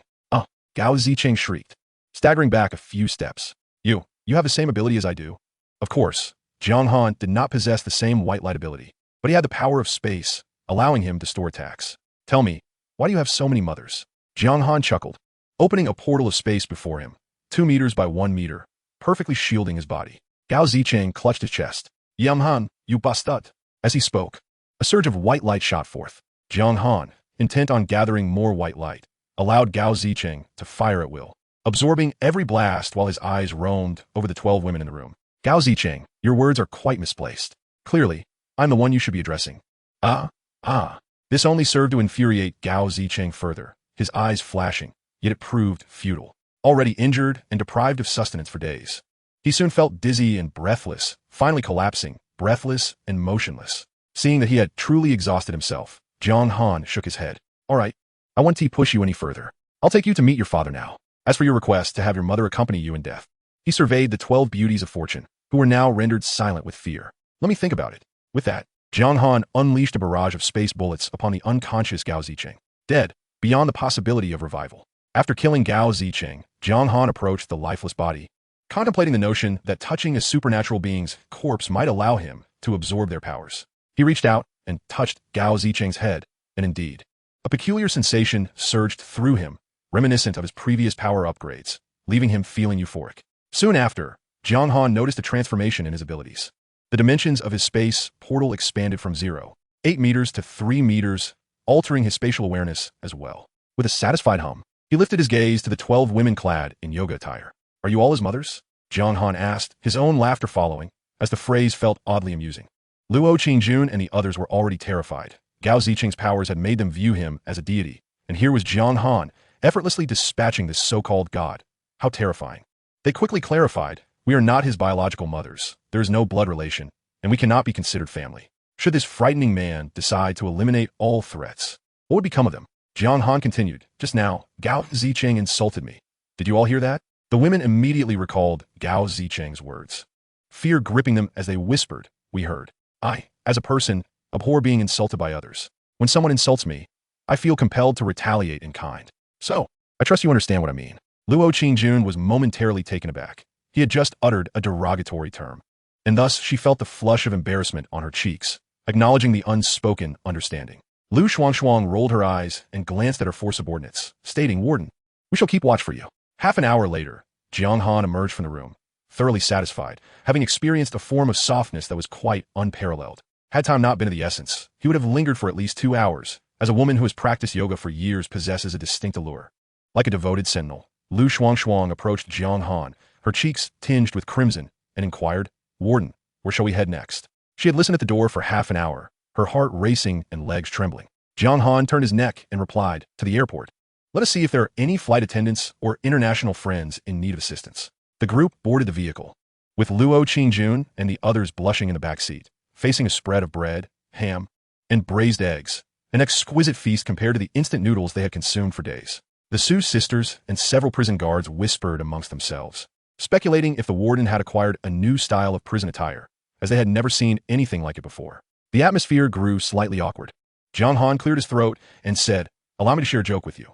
Zhu Guliang gently called out in front of a small dark room, Uncle, where are you? Liu Bei responded from beneath a bookshelf, I am here. If you can find a bookshelf in this dark room, you will find me. The women listening were momentarily baffled. What sort of joke was this? The awkwardness heightened. Chapter 49. Turmoil at the airport. A prison transport vehicle slowly approached Tianhai Airport, this time driven by Tian Xinyue, who provided an overview of the airport's basic details as they proceeded. Tianhai Airport is a 4F-level international airport, consisting of 3 terminals. When the apocalypse erupted, it was early morning, and based on the timeline, the highest traffic would have been at T3. Let us proceed to Terminal 3, Jiang Han said, squinting. They had departed at 8 in the morning, and after all the commotion, it was already 3 in the afternoon. After dining, Jiang Han had closed his eyes to rest, having invested a considerable number of bullets into his spatial realm after advancing to level 3. With 27 cubic meters of space, capable of holding thousands of rounds, he fired for 3 minutes with both guns and still hadn't filled even a third of the space. He also noted that if he reduced the size of the spatial doorway to 80 centimeters by 80 centimeters, the consumption of otherworldly energy would significantly diminish. After what felt like an eternity, Tian Xinyue suddenly exclaimed, Warden, look at this. Jiang Han opened his eyes and peered out the window, discovering a vast expanse of corpses strewn about, each in varying positions, yet all sharing a singular characteristic. None had heads. The area above their necks was eerily vacant, their bodies and limbs frozen in the state they were in before death. Stop the vehicle. I want to take a look, Jiang Han commanded. The peculiar manner of their demise unsettled him. The prison transport halted, and Jiang Han did not exit, but rather gazed at the nearest headless corpse. By assessing the corpse's condition and the color of its nails, he deduced that the individual had transformed into a zombie before death, and the wounds were ragged, indicating the head had been bitten off. This suggested the presence of a creature that consumed zombie heads nearby. Jiang Han scanned the surroundings. Enveloped in a red mist, obscuring visibility. Could it be some kind of animal or a special ability user? Did it solely consume zombies? Or did it also prey upon humans? This remained uncertain. Everyone remained vigilant, loading their weapons. Prison guards, take positions on either side. Notify me immediately if you observe anything unusual, Jiang Han instructed those in the rear. Lu Shuangshuang quickly rallied her subordinates, urging them to awaken and be alert. We are nearing Terminal 3, correct? Jiang Han inquired, lighting a cigarette as he addressed Tian Xinyue. Despite appearing to be resting, he was fully aware of the vehicle's direction and location. His spatial perception had reached 3 meters, although he could not maintain it continuously due to limited otherworldly energy. Occasional scans of the GPS screen were manageable, and remaining in a semi-conscious state meant minimal energy expenditure. Tian Xinyue nodded. Yes, we shall arrive within half a kilometer. As they advanced, Jiang Han noticed a decrease in zombies, but an increase in corpses, indicating that the entity that feasted on heads was either near the airport or within it. Soon, the glass doors of Terminal 3 came into view, obscured by debris. With unknown dangers lurking outside, Jiang Han declared, we cannot simply stop at the entrance. Ram the doors. Ram the doors? Tian Xinyue was taken aback, having never driven so recklessly. However, she quickly adjusted her posture, pressing the accelerator. With a crash, the glass shattered, and the debris scattered across the ground. Yet the vehicle remained unscathed. its aluminum body and bulletproof glass fortified by an indestructible protective net easily overcoming such minor obstacles. Upon entry, Jiang Han was met by several individuals emerging from the side, wielding sticks and similar objects. "Oh my God, what are you doing?" the leading man exclaimed, visibly enraged as he hurled his stick, while those behind him clutched their heads, looking as if they had just lost a loved one. They all bore high cheekbones, blue eyes, and fair skin, unmistakably not from Longhua. Indeed, foreign visitors had arrived. Jiang Han's gaze swept through the crowd, identifying several women who fit the criteria he desired. Shortly after, a large group surrounded the front of the vehicle, babbling in a language he could not comprehend, while some banged on the doors, signaling for them to disembark. "Who among you speaks lighthouse language?" Jiang Han inquired of the women in the vehicle. I do. Tian Xinyue and Su Yingxue eagerly raised their hands. One was an international flight attendant, and the other a student from the foreign language department, naturally familiar with the language. Jiang Han nodded and turned to Lu Shuang, instructing, "Take a few people down first and keep these foreign devils at bay." "Understood," Lu Shuang replied, brandishing her weapon as she led 4 individuals outside. The tactical attire proved effective. Upon disembarking, the previously agitated crowd fell silent. Jiang Han stretched and stepped out, followed by Su Yingxue and Tian Xinyue. Approximately 30 individuals surrounded them, with the previously vocal man standing opposite Lu Shuang, towering over her by at least 2 heads, animatedly gesturing as he spoke incomprehensibly. Lu Shuang, lacking proficiency in foreign languages, sought assistance from the 2 translators. "What is he saying? Surely, he isn't insulting me?" she asked Su Yingxue. Having spent considerable time with Jiang Han, her demeanor had transformed. She was no longer the timid girl she once was. If anyone dared to insult her, she would not hesitate to retaliate. Su Yingxue squinted, struggling to keep up with the man's rapid speech, which seemed to include dialects that deviated from the lighthouse language she had learned in class. In truth, she understood not a single word. It was Tian Xinyue, seasoned from years of interactions with foreign visitors. "No, international friends," who translated, "He is asking if we are members of the Longhua rescue team and why we have arrived so late, urging us to take him to the official shelter." Jiang Han, contemplating, responded, "Translate to him that we are here for rescue, but due to limited seating in the vehicle, we can only take a portion of people, specifically those 6. He pointed at 6 blonde, blue-eyed young women, eliciting eye rolls from the group as they thought, "Boss, you truly know how to choose." However, Tian Xinyue did not delay and promptly relayed the message to the man. The selected 6 looked pleasantly surprised, but the remaining individuals expressed their displeasure, questioning why they were being left behind. The man voiced his dissatisfaction in a few rapid-fire sentences, and Tian Xinyue covered her mouth. Translating, "He is asking you why only women are being taken." "Because the rescue team is mine," Jiang Han retorted. The man then inquired about the fate of those who remain behind. "Love it or leave it." At this moment, the man was furious, babbling incessantly, his spittle flying everywhere, forcing Lu Shuang to turn her head away. Jiang Han noticed several individuals, both men and women, gazing intently at the guns held by the prison guards. Tian Xinyue translated once more. He claimed we had damaged the defensive wall they had painstakingly erected, asserting that this place was no longer safe and that it was their territory. He demanded that if they were not to be taken away, we should promptly repair it. Jiang Han scoffed, stating that this was the land of Longhua, not their domain. "The fact that I can save 6 of them is already a concession. As for the rest, that is their concern." Tian Xinyue conveyed this to the man, who suddenly pointed at Jiang Han and cursed vehemently. "Shit. Fuck you." Upon hearing this, Jiang Han's subordinates collectively turned pale. They might not comprehend foreign languages, but they were all too familiar with this phrase, having heard it daily from the prison's television broadcasts. They aimed their guns at the foul-mouthed man, declaring, "Are you cursing our warden? You're asking for death." Lu Shuang looked at Jiang Han with questioning eyes, and he nodded slightly. Bang! The man's head exploded on the spot. A scream pierced the air, reverberating painfully in people's eardrums. Tian Xinyue attempted to steady herself and raise her voice in lighthouse language. "I will say it again. This is Longhui's territory, and any foreigner here must adhere to the rules." Suddenly, someone shouted, and the remaining individuals surged forward collectively. In Chapter 50, Airport Storm 2, 4 or 5 burly men wielding clubs charged at Lu Shuang, followed by a fierce-looking foreigner. They were not lambs waiting for slaughter, in truth. Those who had survived until today had blood on their hands. Moreover, the presence of submachine guns exhilarated them. Previously, they had hoped for refuge, which had restrained them. But now the situation was different. Jiang Han had declared that killing was permissible, and they were certain that these were not official rescue teams. "If you do not save us, then we shall kill you and seize your weapons and vehicles." Lu Shuang was no pushover either. The 5 prison guards sprang into action, their training over the past days not in vain. Gunfire erupted, and a significant number fell instantaneously. "Stay calm, everyone." Just then, A red-haired woman stepped forward from the crowd. Jiang Han squinted, realizing there was someone here who spoke the language of Longhua. This woman was one of the 6 named individuals and appeared to be of mixed heritage. She raised her hands and spoke in broken Longhua. My name is Diana. Please do not shoot. I hope you can show humanity and cease the killings. Jiang Han Juka Gonli Zaina. Since you understand our language, you must know the saying, if one does not offend me, I shall not offend them.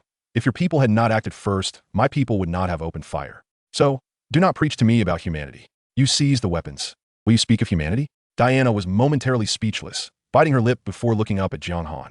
Fine, the guns are in your hands. Please state your demands.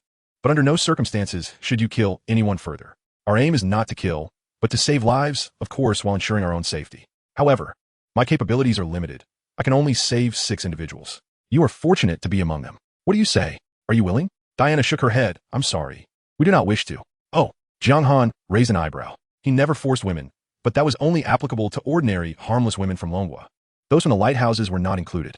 He nodded. Very well, since you do not wish to be rescued. Lu Shuang Shuang. With a flourish, he produced 6 pairs of handcuffs from his pocket. Then let us arrest them. As a prison, apprehending a few women was a standard procedure, was it not? Diana's expression changed. What? Arrest us? May I inquire which law we have violated? This question posed a dilemma for Jiang Han. Indeed, if he were to arrest them, he ought to articulate the charges clearly. He turned to Tian Xinyue, who immediately understood. As a flight attendant, she had frequently participated in various training sessions and was well-versed in laws and regulations. So, without hesitation, she stated, according to the Longhua Aviation Security Regulations, you are armed and engaged in a brawl, disturbing the order of the airport. We have the right to arrest you. Well said. Wielding weapons and fighting. Is that not armed brawling? Diana protested vehemently. Lu Shuang Shuang made a face, humorously quipping, you have the right to remain silent. But anything you say will be used as evidence in court, with the bodies lying at their feet. Diana wisely chose not to resist and allowed her hands to be cuffed, yet she fixed her gaze on Jiang Han. Sir, let me emphasize once again. We are citizens of the lighthouses. Lighthouses. She pronounced the last 3 words with great emphasis, as if expecting some preferential treatment. Jiang Han smiled, and so? Diana was at a loss for words, merely glaring at Jiang Han. You will regret this. Excellent. I relish the sensation of taming a wild horse. Jiang Han mused as he stroked his gun. The other 5 women offered no resistance. They were not foolish, aware that the firepower of Jiang Han's group was beyond their capability to withstand.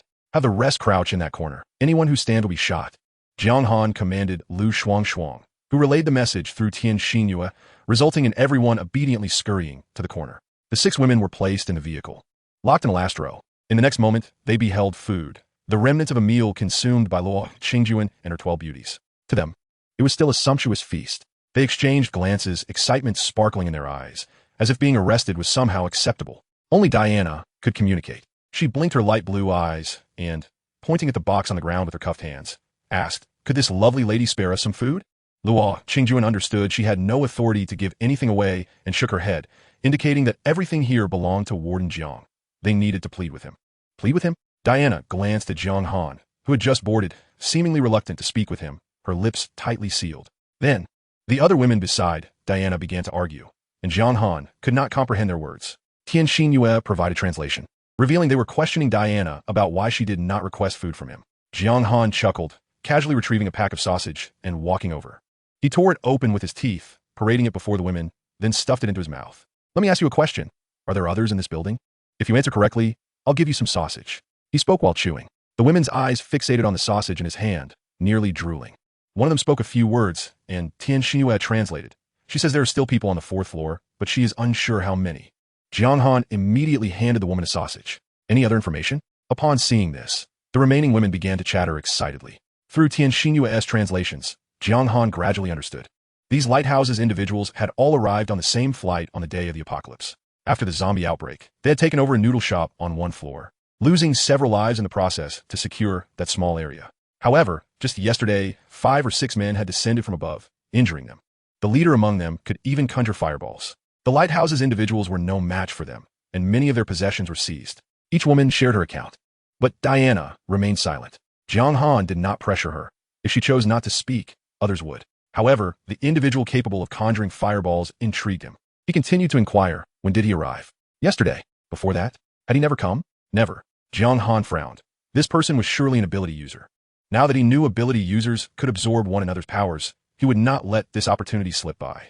It was likely that this was a newly awakened individual, akin to Gao Zichen, who had been in a coma since drinking poison until yesterday, Jiang Han deduced. Thus he immediately made a decision to set off and meet that person.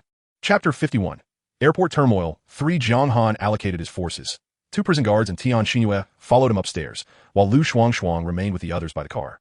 The 4 of them ascended the stairs beside the now non-operational elevator. Upon reaching the elevator entrance, Jiang Han discovered it was blocked, with rows of stainless steel benches placed to prevent the zombies above from descending, likely the handiwork of the people from the Lighthouse Nation. After climbing over a makeshift barrier, the zombies on the second floor quickly surrounded them. Without needing Jiang Han to take action, the 2 prison guards behind him immediately opened fire. There were not many zombies in the building. A few bursts of bullets took down a considerable number. They continued forward when suddenly, clang, something fell to the ground right next to them. This noise immediately attracted more zombies from all directions. The current zombies had heightened senses compared to their initial state, capable of detecting targets from 5 to 6 meters away and charging recklessly. Being surrounded by a large group of zombies without adequate mental preparation and ammunition could be perilous. But this was merely a concern for others. Jiang Han, however, was an exception. He embraced the 3 women and with a wave of his hand, opened the portal of space in all directions, firing repeatedly in quick succession. Hundreds of bullets rained down, immediately dispatching the zombies on either side. After eliminating the zombies, Jiang Han glanced a few meters away to see what had been thrown, a thermos cup. It was clearly a deliberate act to incite chaos, and he quickly deduced this. Looking up, he could see nothing clearly, but Jiang Han knew he had been discovered. He opened the portal of space 3 meters above him, directing it towards the fallen cup, and unleashed a barrage of bullets, resulting in muffled groans from above. Jiang Han smiled. His suspicions were confirmed. The group continued onward and soon reached the spot where the cup had been thrown. Jiang Han observed a significant amount of blood on the ground, trickling towards a large door marked 365 convenience store. Even without supernatural abilities, launching a sneak attack on me would be a death sentence. Everyone inside, come out, Jiang Han commanded, gesturing for the prison guards to fire a few shots. The sound of bullets shattered the glass, and he continued, if you don't come out, I will throw a grenade. Of course, he had no grenades, but would they dare to take that risk? As he finished speaking, someone inside responded, wait, we're coming out. The convenience store door swung open, revealing a dozen men clad in matching blue uniforms. Tian Xingyue immediately recognized them. Director Liu? Deputy Captain Wang? She whispered to Jiang Han, indicating that they were airport personnel, and it seemed the flight attendants were not far behind. That Director Liu is particularly unscrupulous, Tian Xingyue added emphatically. Jiang Han raised an eyebrow, silently reflecting that this must be her superior. Naturally, these men recognized Tian Xingyue as well. The leader, Director Liu, scrutinized Jiang Han and the 2 prison guards behind him, especially their weapons, a grave expression crossing his face. Xiao Tian, what are you doing here? Who are these people? He directed the latter question at Jiang Han. Jiang Han was not about to be led by the nose. His gaze quickly fell on a man in the crowd with an injured shoulder. Raising his gun, he asked, you are the one who ambushed the warden? Director Liu quickly raised his hands in a placating gesture. Please, sir, don't shoot. Let me explain. Explain? That is fine. After I kill him, you can explain. Yeah, I'm underplead. Director Liu frowned. Sir, I believe you're unaware of who our master is. Oh, I'm intrigued, Jiang Han said, his curiosity piqued. Master? That title sounds far more impressive than warden. Seizing the opportunity, Director Liu elaborated. Our master is the supreme deity. He wields divine powers. And should you harm any of his subordinates, you will certainly face divine retribution. Is that so? Jiang Han understood that the master referred to a supernatural being. He initially intended to inquire about their master's whereabouts, but after hearing the threat, he changed his mind. He raised his gun once more. Then I shall kill one to test that theory. The injured man instinctively recoiled, retreating behind the crowd. Jiang Han's gaze remained fixed on him and the others. I'm going to kill him. If anyone wants to take the bullet for him, feel free. With that, he fired a bullet towards the injured man. There were 3 or 4 people standing between them, so the bullet missed him and instead struck the person in front, exploding their head. As the corpse crumpled to the ground, Jiang Han continued, very good, very good. It seems some are indeed willing to take a bullet for you. He fired again, taking down another individual who had stepped forward. With that, everyone scattered, unwilling to sacrifice themselves, leaving only the injured man. He fell to his knees, pleading, please don't kill me, don't shoot, bang. Without allowing him to finish, Jiang Han pulled the trigger. All right, I have killed one of his subordinates. But where is your master? Jiang Han blew on the gun barrel, grinning at Director Liu. His face turned pale, and his legs trembled. Yet he mustered the strength to say, you will face retribution. The master will arrive, soon to punish you. Jiang Han scoffed, oh, I understand now. It seems I haven't killed enough of his subordinates, so let us add you to the list. He aimed his gun at Director Liu once more. Suddenly, he changed his mind and turned to Tian Xingyue. Xingyue, how does your director treat you? Tian Xingyue hesitated, shooting a venomous glare at Director Liu. Xiao Tian, yeah. Director Liu exclaimed, realizing Jiang Han's intent. He quickly pleaded with Tian Xinyue. Please, say something to help me. Do you remember when I was reported? Tian Xinyue's eyes burned with anger. Jiang Han handed her the gun. Go on, if you seek vengeance, shoot him. What? I can't. Tian Xinyue stammered. Why not? You've been with me for so long. This simple task should be within your grasp. As the driver, she would often be by his side. And shooting was a fundamental skill Jiang Han needed her to master. Xinyue, no, don't listen to him. Don't shoot. Director Liu trembled. But Tian Xinyue swallowed hard and, with a final closing of her eyes, pulled the trigger. Bang! The shot hit Director Liu, but was not fatal. Perhaps it was fate that this bullet struck him in a most sensitive area. Director Liu howled in agony, rolling on the ground. Chapter 52. Airport Turmoil. For as Jiang Han pointed at Director Liu, he took the opportunity to impart shooting experience to Tian Xinyue, using Liu as a practice target. Look, this man is swaying on the ground. In such cases, you shouldn't shoot at the body, but must make a prediction about half a second in advance. Tian Xinyue fired 8 shots before finally mastering the technique. Eventually, Director Liu succumbed to his wounds, and silence enveloped the scene. Jiang Han assisted Tian Xinyue in reloading the magazine. This gun is now yours. Practice whenever you can. Let us not allow others to suffer like this again. Tian Xinyue looked up at Jiang Han. Thank you, but I didn't T-register for the political review because... Jiang Han observed her hesitation and smiled. All right, we'll discuss it later. He turned to the remaining individuals. TSK, where is your master? If he doesn't show up soon, I shall not be merciful. In unison, the group pleaded, Big brother, please don't. Just then, a plump middle-aged man timidly stepped forward. How about we take you to him? He is currently sleeping.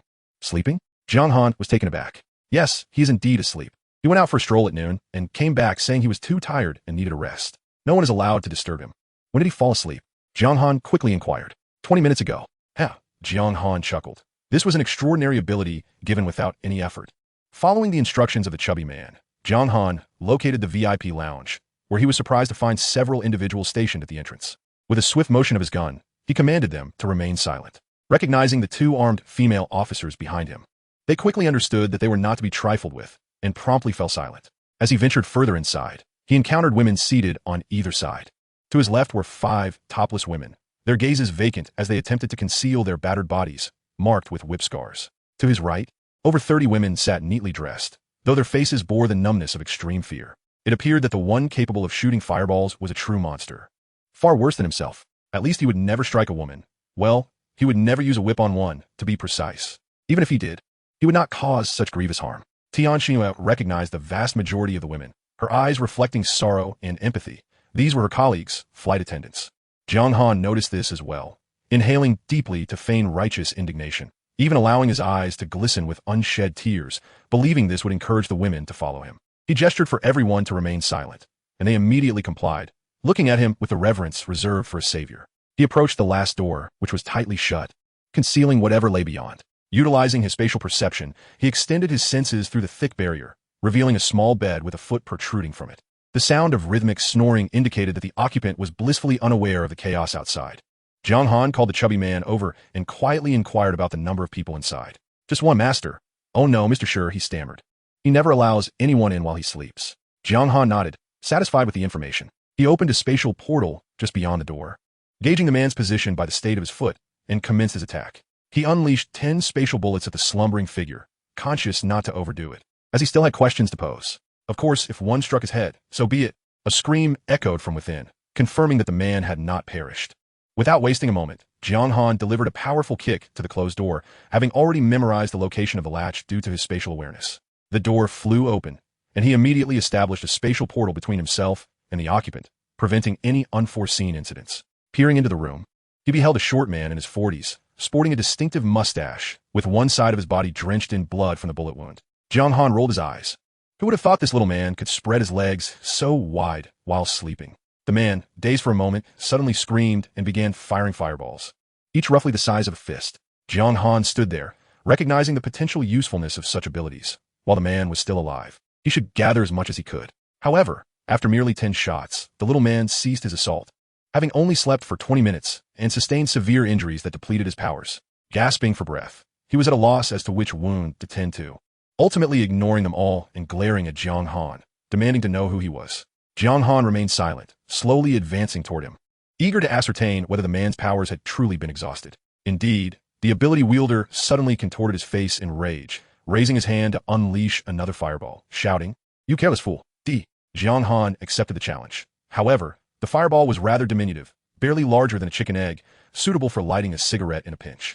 It was clear the man had exerted all his effort. Through the spatial portal, Jiang Han remarked with a grin, "Before I end your life, may I ask a question?" But before he could finish, the man shouted furiously, "Baka!" Jiang Han's previously cheerful demeanor froze instantly, the veins on his forehead pulsing in disbelief. Squinting, he sought clarification. "What did you say?" "Baka. I am from Sushi Country, a descendant of Amaterasu." Before he could utter another word, Jiang Han sprang into action, exclaiming, "How dare you!" and raised his hand, delivering a resounding slap to the man's left cheek. This marked the first time he unleashed his full strength after reaching 100 points in enhancement. As the man's head flew off, Jiang Han felt his powers surge, extending 4 meters. Yet such matters were trivial. He turned to the chubby man behind him. "So he was from Sushi Country, and you dare call him master?" The chubby man immediately knelt, pleading, "Big brother, we truly had no idea." Jiang Han took a few deep breaths to calm his emotions, gazing at the man for several seconds before pointing toward the window, instructing him to jump. "Huh?" The chubby man stammered, glancing at the window, nearly in tears. They were on the 4th floor of the terminal, at least 25 meters high. A leap from such a height would surely break his legs. "I swear, I truly had no idea," the chubby man pleaded. Jiang Han fixed him with a steely gaze. "I do not wish to repeat myself." Trembling, the chubby man rose, contemplating escape. But as he turned, he found 3 guns aimed at him. Tianxinhua had also drawn her newly acquired firearm. Jumping might offer a chance for survival. Remaining would guarantee death.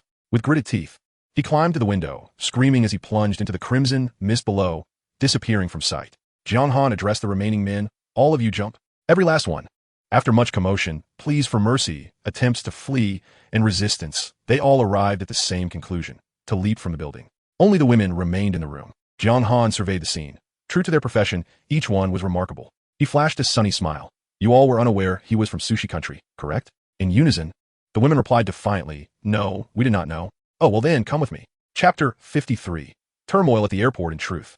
After slaying the little mustached man with a single slap, Jiang Han felt a twinge of regret. There were still questions left unanswered. Rubbing his head, he turned to the flight attendants. What was his name? One of them quickly responded, "We only know his surname is Sure." He never revealed more. When did he acquire his powers? Yesterday. Shortly thereafter, Jiang Han pieced together the man's background. Like Gao Zicheng, he had also succumbed to unconsciousness after drinking poison water. However, unlike Gao, he had not done so accidentally. He had willingly consumed it. Specifically, he had done so on the evening of the 4th day of the apocalypse. After making a phone call, the 4th day of the apocalypse, Jiang Han murmured, recalling that it was indeed the day Gao Zicheng awakened. The fact that this man named Sure drank the poison after a phone call suggested he was aware of the potential to awaken abilities. Of course, there is also a significant risk of becoming a zombie. Yet he chose to drink it, opting for either the path of an ability wielder or death, a bold choice. Who had he called? Surely another awakened ability wielder who relayed this information to the sushi man.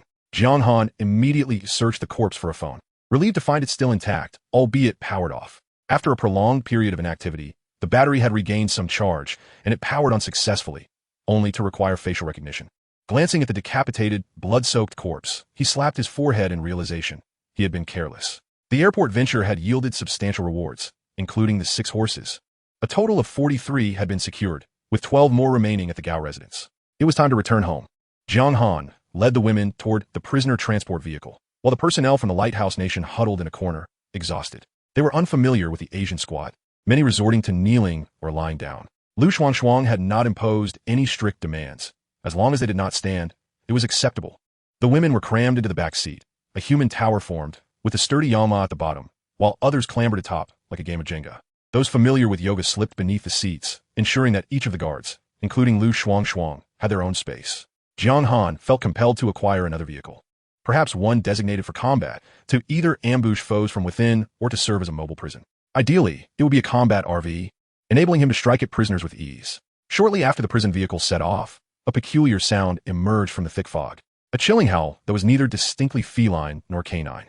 Jiang Han's pupils constricted, and he shouted, "Stop!" Tianxinhua immediately complied. Then, a heavy thud echoed from above, indicating something had leaped onto the roof. It was undoubtedly the creature known for its head-biting tendencies. Ever since entering the airport, Jiang Han had remained vigilant. Reacting swiftly, he discerned the source of the sound and opened a portal above the vehicle, unleashing a barrage of bullets, beams of light, and fireballs without hesitation. The creature let out a shrill cry as it leapt from the roof, falling silent thereafter.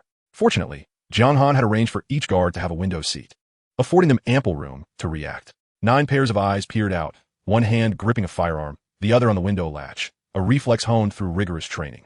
Yet, no threat was apparent. At that moment, a flight attendant seated atop the Yama shrieked, "What is that?" This prompted others to join her in panic. It was a massive, deep yellow eye, the size of a basketball, sending chills down their spines. The creature reacted to the commotion, swiftly leaping away and slamming its claw, resembling a bathtub, against the window with a thunderous crash that rocked the vehicle, lifting the wheels several times before stabilizing. Had the vehicle been in motion, it would have surely overturned. Jiang Han quickly pinpointed the creature's location, opening the portal outside once more and unleashing a heavy assault, expending half of his remaining energy, thousands of bullets, numerous beams of light, fireballs, and even an egg-sized object, creating a wall of projectiles aimed to incapacitate the foe. Once engaged, there would be no retreat. He was done with letting threats escape. Indeed, the impact was substantial, sending the creature sprawling several meters away, motionless upon the ground. "Drive closer," Jiang Han commanded. Tian Xinyue executed a sharp turn, positioning the vehicle behind the creature. As Jiang Han approached, he realized it was a cat, albeit an extraordinarily large one.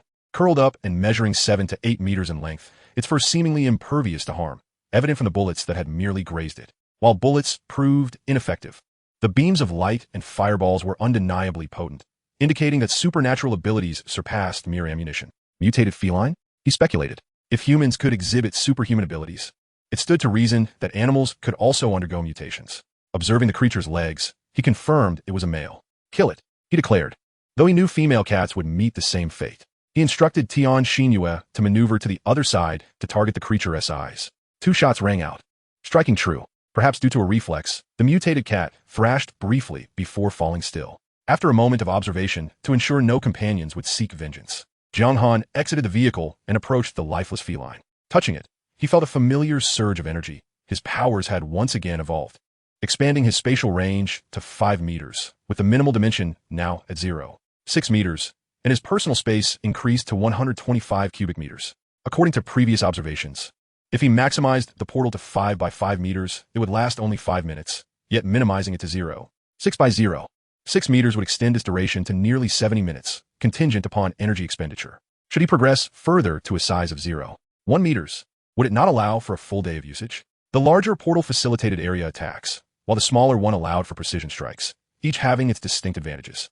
Returning to the vehicle, Jiang Han felt elated. Su Yingxue, seemingly attempting to diffuse the tension, quietly inquired, "Did this cat cause all those zombies outside?"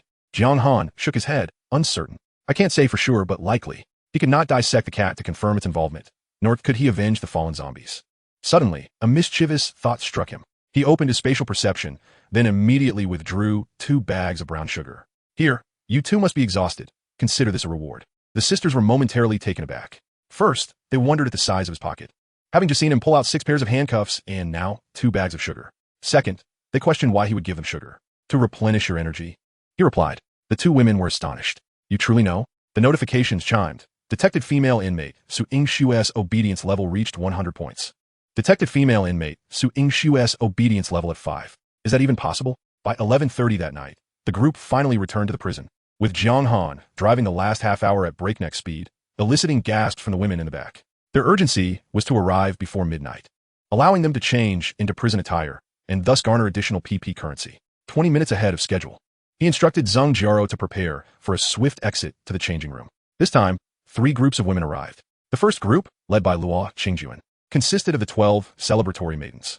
Given their previous encounters, they changed clothes with remarkable efficiency, and Jiang Han did not skimp on their treatment, assigning them to the 3rd-level cell. The second group included 43 flight attendants who had witnessed Jiang Han's lethal prowess and dared not oppose him, facilitating a smooth transition. The only hiccup was that 5 women bore injuries requiring immediate medical attention, so Jiang Han directed them to the infirmary post-haste, with meals delivered to them, an undeniably high standard of care, which he attributed to Tian Xinyue's influence, much to her pride. The most troublesome were the 6 led by Diana, who insisted on their rights as citizens of the Lighthouse Nation. It was only through Lu Shuang's gunpoint persuasion that they reluctantly complied. Jiang Han resolved to address them further, ensuring they would remember their identities as prisoners of the Dragon Nation. Due to their unique status, the new arrivals were notably attractive, totaling 55, generating an impressive income of 4,870. After midnight, he anticipated an additional 20,000. Jiang Han was poised to upgrade the prison significantly. This outing had provided him with newfound insights into the absorption of abilities. Firstly, slaying an ability user and touching their remains allowed for the absorption of their power level. Though this pertained strictly to ability levels, not the abilities themselves, as the system had previously clarified that each individual could possess only one ability. Secondly, killing mutated animals yielded similar rewards, raising a question. If someone killed an ability user and another touched the corpse, to whom would the ability level belong? The killer or the toucher? And what if the toucher were an ordinary person? Would they gain abilities? These questions warranted exploration. Lastly, within the prison system, purchasing abilities did not depend on one's innate power level, but rather on the frequency of purchases. For instance, Jiang Han, as a level 5 ability user, could upgrade from the marketplace for only 30,000, rather than the 60,000 one might expect. Given this, Jiang Han decided to temporarily refrain from upgrading PP coins and instead venture outside to seek out extraordinary individuals. The savings could be utilized to significantly renovate the prison. As mealtime approached, Jiang Han had not returned, instilling a sense of hesitation among the women, who dared not sleep and patiently awaited his arrival. He was quite pleased with this scenario. After all, he exerted himself tirelessly, and they should not feel at ease enough to rest. He instructed Zhang Jiaro to inquire who could unlock a mobile phone, after which he ascended to the dining area. The prison guards, the Su sisters Tian Xinyue and Lu Shuangshuang all followed suit, and upon entering, they were greeted by a lavish spread prepared by Qin Shirin. After a hearty meal, Zhang Jiaro returned, accompanied by a young girl. Warden, she is from the computer science department. Her name is Yulei, and she is a hacker. A hacker? Jiang Han regarded her with interest. Yulei bashfully scratched her head. Not exactly, but I can certainly unlock a phone's password. Jiang Han produced the mobile device belonging to the sushi chef's surname. Sure. Is this manageable? No problem, Yulei replied with a mere glance. Clearly, she possessed considerable skill. Jiang Han assessed her, noting her looks at a modest 86 points, making her an ordinary presence within the prison, yet a talent nonetheless. He turned to Zhang Jiaro and instructed, conduct an investigation to determine who possesses what skills, even if it's merely dancing, playing an instrument, or excelling in video games. It's vital that no talent like Miss Yu here goes unnoticed. Yulei chuckled. An 86 is not considered beautiful here but outside. She could easily be the belle of the class, with a return gaze rate of 200%. How long will you need? Do you require any tools? Jiang Han inquired once more. I need my computer, which was confiscated upon entry, and a charger and data cable for this phone. That should suffice. But the computer lacks internet access. That is not necessary. As long as I have a computer, Yulei replied. Jiang Han nodded, instructing Zhang Jiaro to make the arrangements. Seizing the moment, he asked Yulei, have you signed up yet? With a proud demeanor, she responded, I registered on the first day, but it hasn't come around to me yet. Jiang Han chuckled, appreciating her optimistic spirit. Very well, I await your news. In the ensuing hours, Yulei entered the room around 1 in the morning, grinning broadly as she announced to Jiang Han that she had successfully unlocked the phone. Upon examining it, Jiang Han discovered that the phone belonged to Shi Tian, with the last call received 5 days prior, not outgoing but incoming. The caller was Gonko Zilong, unmistakably from the Sushi Nation, and the conversation lasted a mere 35 seconds. Warden, I've uncovered additional information, Yulei continued, reaching behind her. Aside from the last call, the previous contact with Shi Tian was 4 months ago, and it was conducted through a green bubble message. Do you understand what this implies? What does it imply? Jiang Han inquired, seated at the edge of the bed, intrigued. Yulei leaned closer. It indicates that their relationship is rather superficial. They are not particularly well acquainted. Continue, he urged. Consider this. If Gonko Zilong called someone he barely knows, how many familiar contacts has he reached out to? Surely, he must have contacted everyone he knew. Those from the Sushi Nation, living in a foreign land, would inevitably maintain some connections. This suggests that among the sushi individuals in Tianhai City, at least half were already aware of the existence of extraordinary abilities 4 days prior. Jiang Han nodded. You make a valid point. I have another question. After the 4th day of the apocalypse, there should have been no signal for phones. How did Gonko Zilong manage to make that call? Yulei explained, lack of signal was due to dense fog obstructing radio waves, but it doesn't mean communication was entirely impossible. If he had a computer connected to a network and was skilled in computers himself, or had access to someone with such expertise, it wouldn't be difficult at all, considering that network cables were not completely destroyed. Jiang Han nodded in comprehension, envisioning the trajectory of Gonko Zilong's activities. On the 1st day of the apocalypse, he ingested poison water but miraculously survived. Furthermore, he and Gao Zichen acquired extraordinary abilities simultaneously. Upon awakening, his first action was to inform every sushi individual he knew, including Shi Tian, which is why Shi Tian awakened his abilities on the 8th day. Thus, it seemed that the duration from consuming the poison water to awakening was approximately 4 days. This was no coincidence. All three individuals, Gao Zichen, Zia Zilong, and Shi Tian, fit this timeline. One could only ponder how many others Zia Zilong had notified and how many of them had also gained extraordinary abilities. While he was lost in thought, Yulei climbed beside him. "All right, Warden, enough about the phone. Let us discuss me, considering I've accomplished such a significant feat." Jiang Han laughed heartily. "Very well. You are duly rewarded." From that day forth, Jiang Han embarked on a comprehensive plan to upgrade the prison.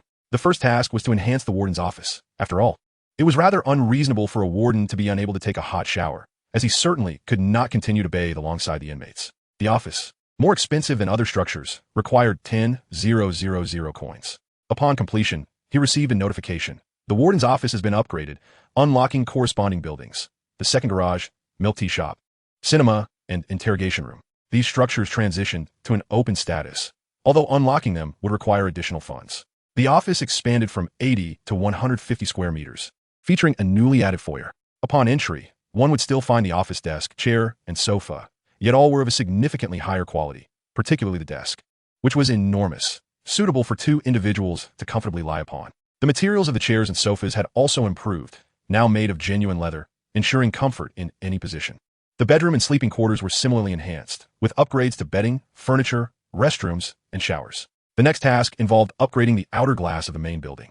Level 1 bulletproof glass, capable of withstanding ordinary bullets, price 10,000 coins. He confirmed the purchase, alleviating concerns of shattered glass should intruders attempt to enter. Further upgrades would require 20,000 coins, allowing protection against sniper fire and low-level extraordinary abilities, which could be addressed later. Subsequently, he invested 5,000 coins to elevate the cafeteria by 2 levels, unlocking 20 varieties of vegetables, 10 types of meat, and 10 fruits. For the women, fruits proved to be even more enticing than meat. The cafeteria expanded to accommodate 300 diners simultaneously, but with increased attendance came a greater workload. Jiang Han allocated 20 women, identified by Zhang Jiaro as skilled in cooking, to assist Qin Shirin. He also upgraded the prison transport vehicle to level 3, receiving the notification, upgraded to Model 66. Total weight 135 tons, equipped with 3 differential locks, and upgraded to level 2 bulletproof glass and manganese steel protective net. In summary, the transport vehicle had become significantly sturdier. With the unlocking of the second garage, 2 new vehicles appeared in his shop: a super off-road vehicle seating 4, emphasizing maneuverability and comfort for solo drivers, and a troop transport vehicle accommodating 12, designed for swift relocation of elite teams, each priced at 1,000 coins.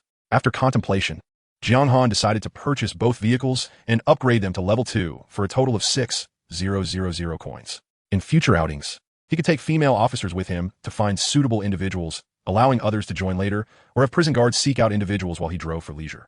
Furthermore, he unlocked the cinema, milk tea shop, and interrogation room. The milk tea shop, as the name suggests, was intended for beverage preparation and came with 10 types of drink ingredients. This venture was cost-effective and quite popular. Jiang Han appointed 2 women as shop attendants, providing them with a small notebook for record-keeping. Level 1 female inmates were prohibited from drinking, while those cleared through political review could enjoy 1 cup daily. Key individuals such as Secretary Zhang Jiaro, Assistant Shun Qinga, Chef Qin Shirin, Team Leader He Meng Meng, Vice Captain Lu Shuangshuang, and all armed prison guards were permitted 2 cups each day. Naturally, Jiang Han indulged freely. The first level cinema accommodates 50 patrons with standard seating, lacking offerings such as 3D films, Mac screens, popcorn, or cola. Jiang Han, nevertheless, employs 2 attendants and schedules a film every 1 to 2 days based on actual circumstances. Female inmates are forbidden from attending, while those who have passed the political review may watch once a week, and special groups may view films twice weekly. Jiang Han enjoys the privilege of watching whatever he desires, whenever he pleases, accompanied by whomever he chooses. In conclusion, there is the interrogation room, priced at 1,000 yuan, furnished with a comfortable sofa, a peculiar chair, a VR headset, and an array of torture instruments. The system clearly states that the purpose of the interrogation room is to enhance the compliance of female inmates and further strengthen prison management.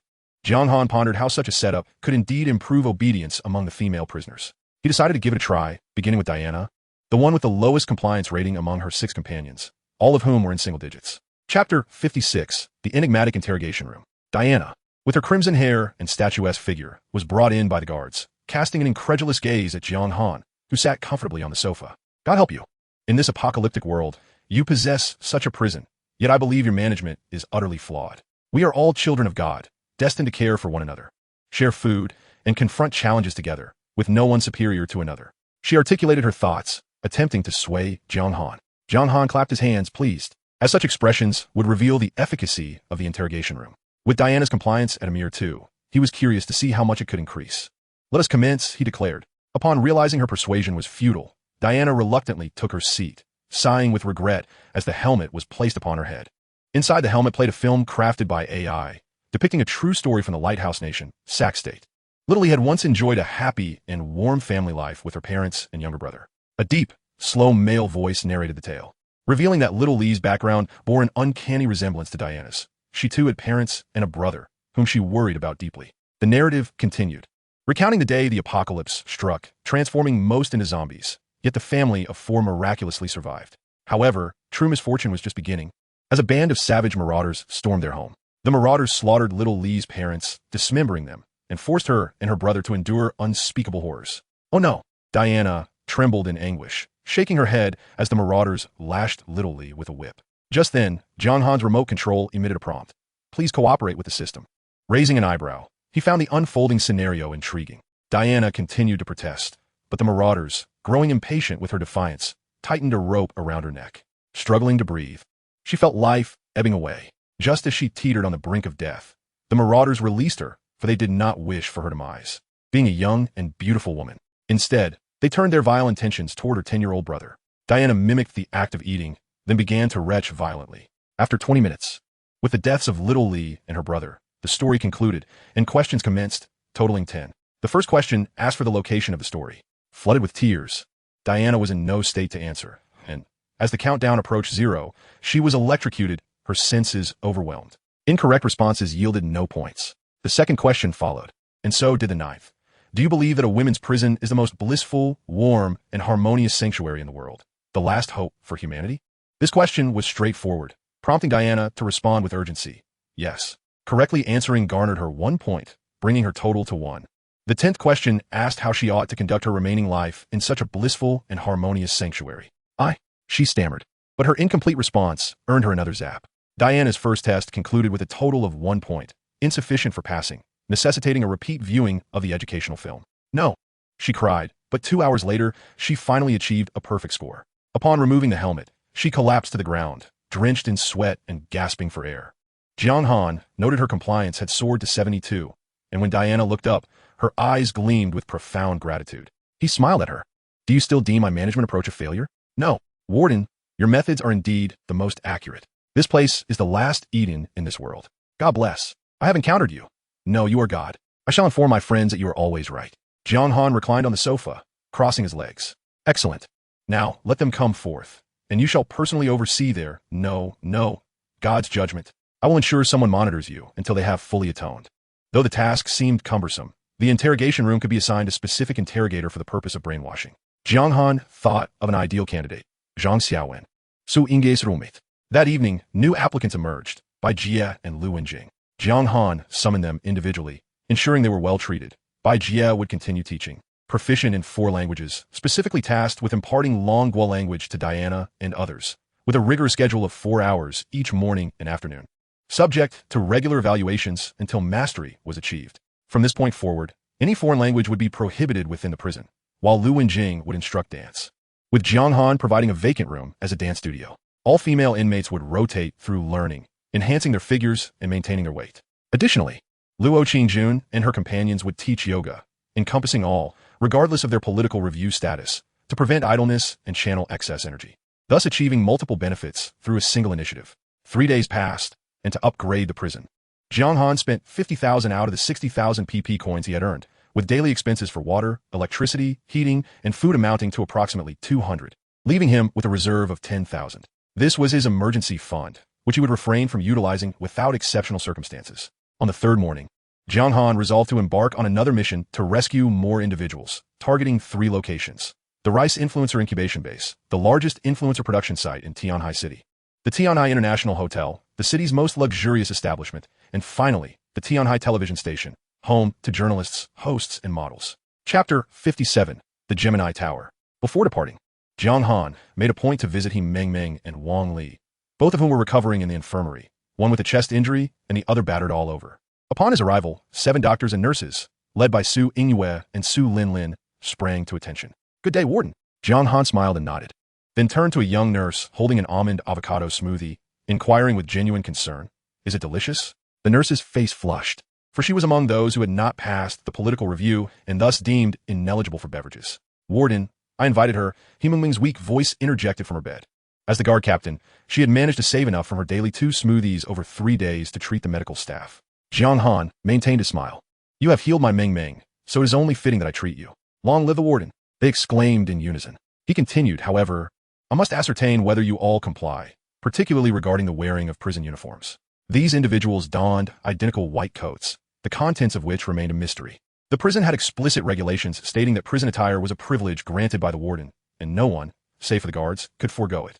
The young nurse promptly nodded, affirming her compliance. Jiang Han lifted the white coat to investigate, and indeed, she was wearing the prescribed attire. In a world of Jianghu, there were tales of silk underpants. One might ponder what to call the prison uniform beneath that white coat.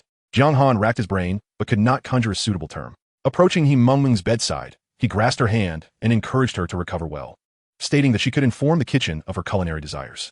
With the kitchen upgraded, offering 10 varieties of meat, he spoke with newfound confidence. Had this been 3 days prior, he would not have dared to express such boldness, fearing that Himengming might request a hot pot or something similarly extravagant. Himengming clutched Jiang Han's hand, tears glistening in her eyes.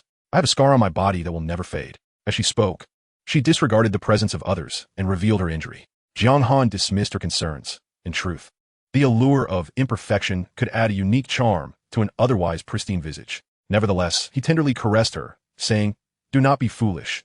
You were injured for my sake, and I find it quite endearing. Of course, if you wish to conceal it, we could consider tattoo." Himengming's eyes sparkled with interest. "What should we tattoo?" "Perhaps a phrase," Jiang Han whispered softly into her ear. "How about that?" Himengming blushed and agreed. After some playful banter, she remembered the matter of meals, continuing, "Sister Qin provides Wang Li and me with a bowl of chicken soup daily, and we've both gained weight. Is that so?" "Let me see," Jiang Han replied with a mischievous grin. Coughing gently, Wang Li, who had been roused from slumber by their chatter, winced in pain. Her injuries were far more severe than those of Himengming. With 3 fractures and 6 cracked ribs, she would be bedridden for 3 to 4 months. However, her facial injuries were not severe, and after several days of swelling reduction, her appearance had returned to an impressive 85. Upon seeing Jiang Han, gratitude flickered in her eyes, and she murmured, "Savior." She attempted to lift the covers to rise, but was thwarted by a sudden surge of pain, forcing her to abandon the effort. "Stay still. Rest well," Jiang Han advised, peering beneath the covers to find her in prison attire, a change facilitated by Su Yingyue and others. Jiang Han noted Wang Li's compliance was at a perfect score of 100. In fact, he had noticed her wearing the prison uniform even while she was unconscious. Once she recovered, he intended to offer her a position as a bodyguard, for no one could be more suited to the role than she. After offering comfort to both women, Jiang Han summoned Su Yingyue and prepared to depart. Before leaving, he approached the nurse from earlier and quietly remarked, "You need not feel obligated to have others treat you." The group set out in a newly acquired transport vehicle.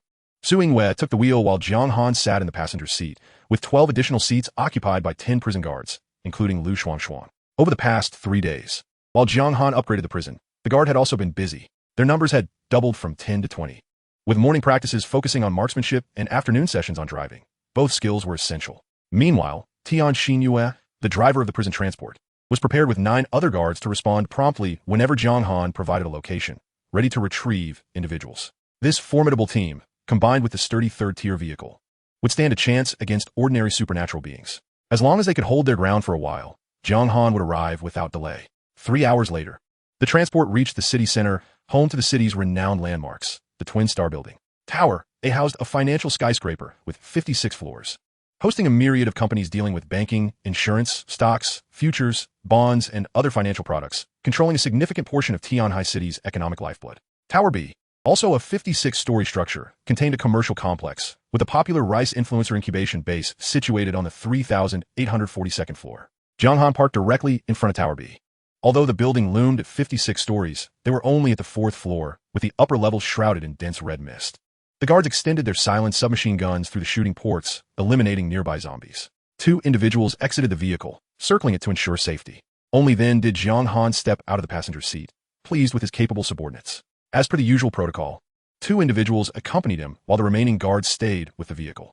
The entrance to Tower B swung wide open as Jiang Han strode inside, the guards closely following and simultaneously dispatching any visible zombies.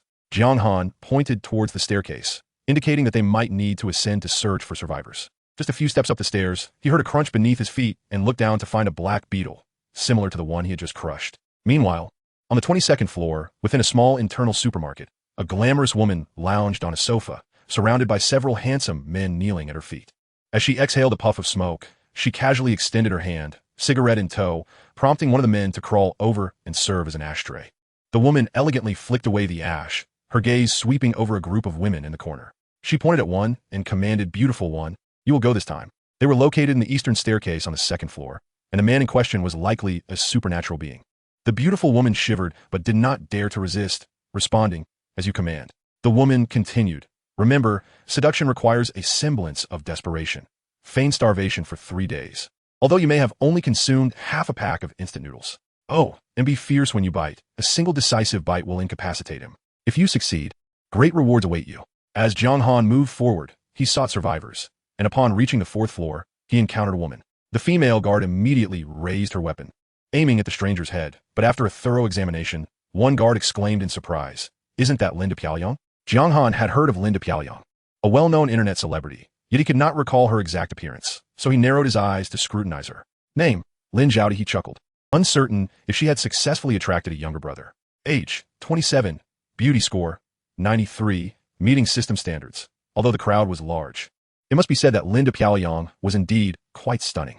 Bringing her back for a change of pace was not out of the question. Her figure was remarkable, clad in tight-fitting jeans that hugged her curves like a second skin, emphasizing her shapely lines and exuding sensuality. She wore a black, off-the-shoulder top that accentuated her generous curves, with 2 metallic buttons straining against her form, threatening to pop off at any moment, making it hard to look away. Linda Piaoyang scrutinized Jiang Han closely, weighing her options before deliberately tucking her hair behind her ear and flashing him a sultry gaze. "Brother, I'm a web celebrity, and I'm starving. Could you spare some food? I'm willing to do anything." It was well known that Linda Piaoyang garnered fame for her astonishing physique. Jiang Han stroked his chin, pondering if she truly was that famished. Linda Piaoyang fixed her gaze on Jiang Han's eyes, confident that no man could remain indifferent in the face of her figure. She approached him, saying, "Brother, you can test it out first," and attempted to make a move. Jiang Han, however, could not allow a woman whose compliance level was unknown to approach him, as he had yet to reach that level of strength. He firmly held Lin de Piaoyang in place, asserting, "Wait a moment." For within his sensing range, 3 meters behind Lin de Piaoyang, he detected another beetle, identical to the one he had just crushed. It is quite normal to encounter a few insects, but this particular bug, having arrived alongside Lin de Piaoyang, certainly captured his attention. He regarded the woman, pondering whether to employ a more serious approach or simply proceed with this. With that thought, he drew his handgun, causing the Piaoyang to shot. Jiang Han raised an eyebrow, questioning her sudden loss of appetite. Her voice wavered, unclear and muffled, as she whimpered. Jiang Han extended his perception toward the beetle, which lay quietly on the ground, its gaze directed at him. He skillfully retrieved another gun from the waist of the prison guard and aimed it at the beetle, curious to discern whether it possessed any intelligence. Indeed, the beetle appeared to sense danger and promptly turned to flee. Jiang Han's brow furrowed in suspicion. What kind of insect could detect a threat from 3 meters away? In the next instant, he opened a spatial portal before the insect and swiftly eliminated it. Was it a mutated beetle, or was there someone capable of controlling insects? He leaned toward the latter, as the beetle seemed no different from an ordinary one. If it could be controlled, that would imply the presence of a supernatural being. Jiang Han felt a surge of excitement. There was indeed a supernatural being present, and by eliminating them, he could absorb their energy. He glanced at Linda Piaoyang, pondering whether she was sent by the other party. It seemed likely, as the beetle would not have accompanied her otherwise. He playfully patted her cheek, noting her proficiency. The 2 female guards exchanged disdainful glances, lamenting their earlier decision to purchase her wares. "The bullet is about to be fired," Jiang Han warned, cocking the hammer of his handgun, which startled the Piaoyang. "Ah!" she exclaimed, hastily retreating.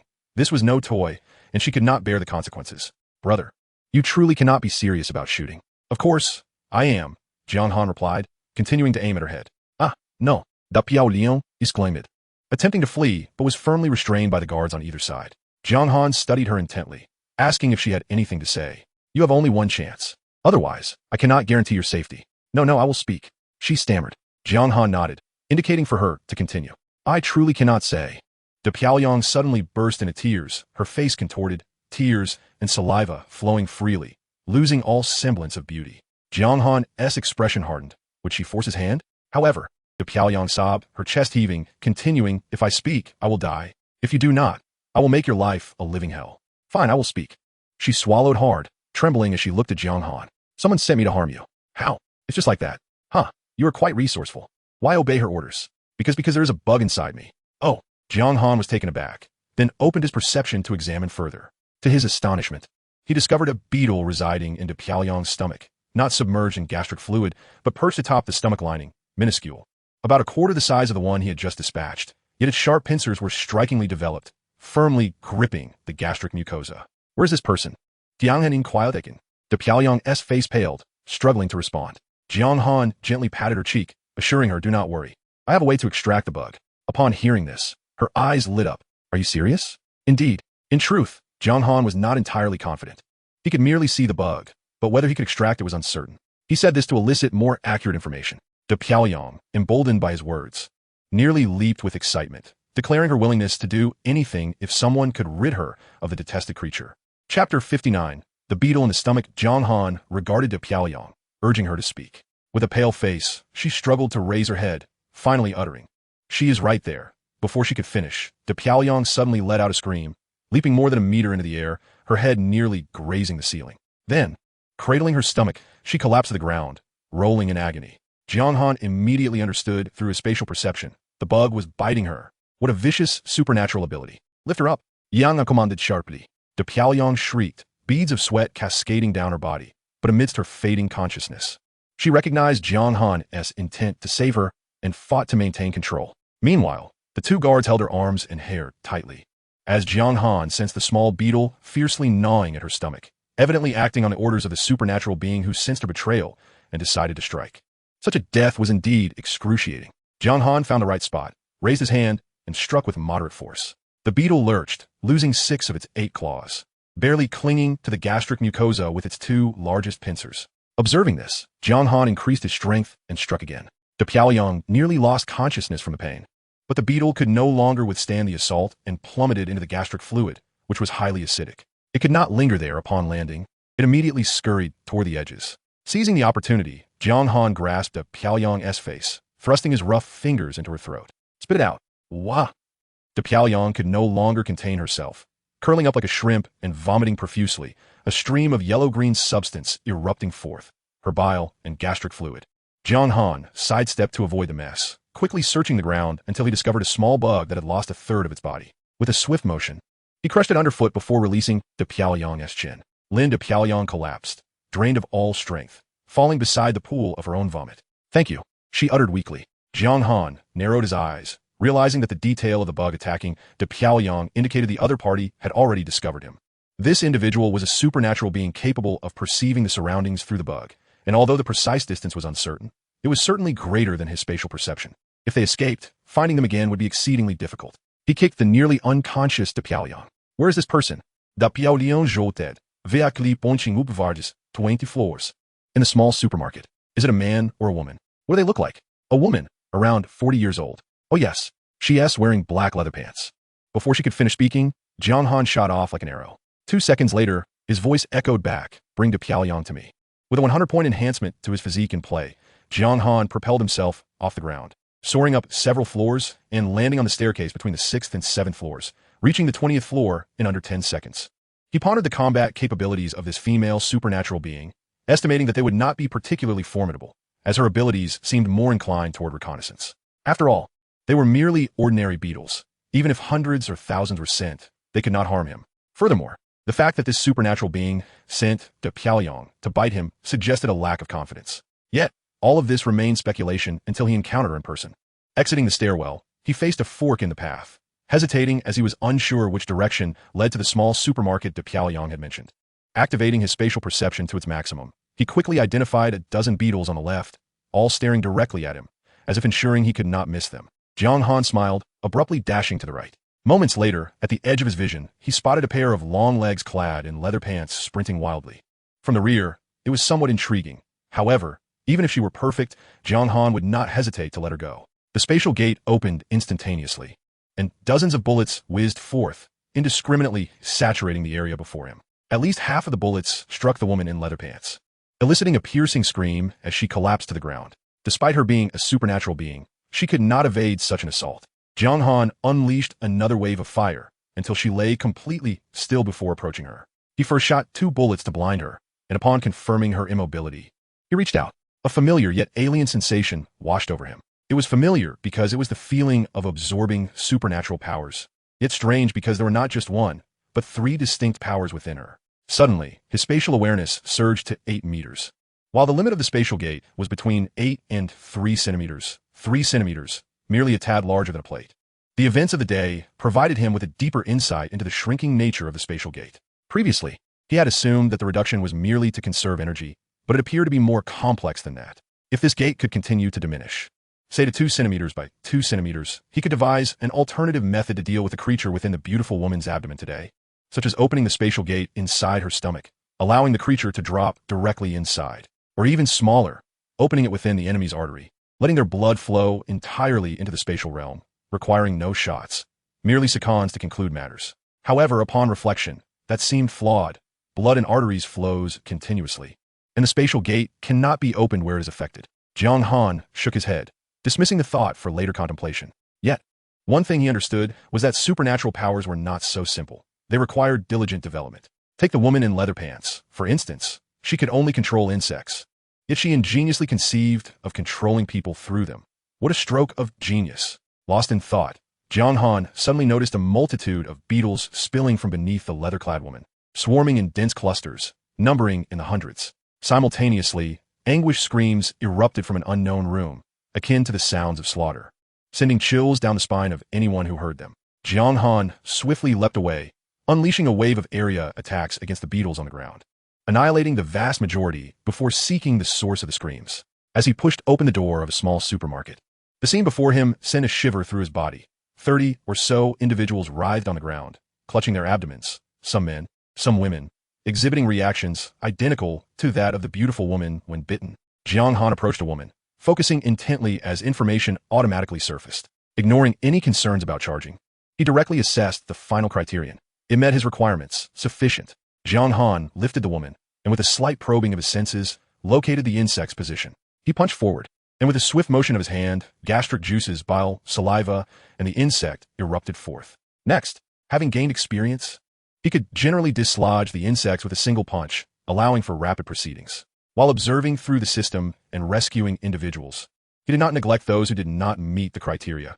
It was merely that there were too many to assist at once. Rest assured, your turn would come soon. Chapter 60, Official Forces? Upon the death of the woman in leather pants, the insects lost their control and went berserk. When Jiang Han saved the 10th person, a man, a typical male model, could no longer endure. Clutching his rear, he hopped toward Jiang Han, pleading for help. Jiang Han scanned with his senses and was taken aback to discover that an insect was lodged in the man's colon. How'd that get in there? It had already gnawed a hole the size of a ping-pong ball. This one was beyond saving.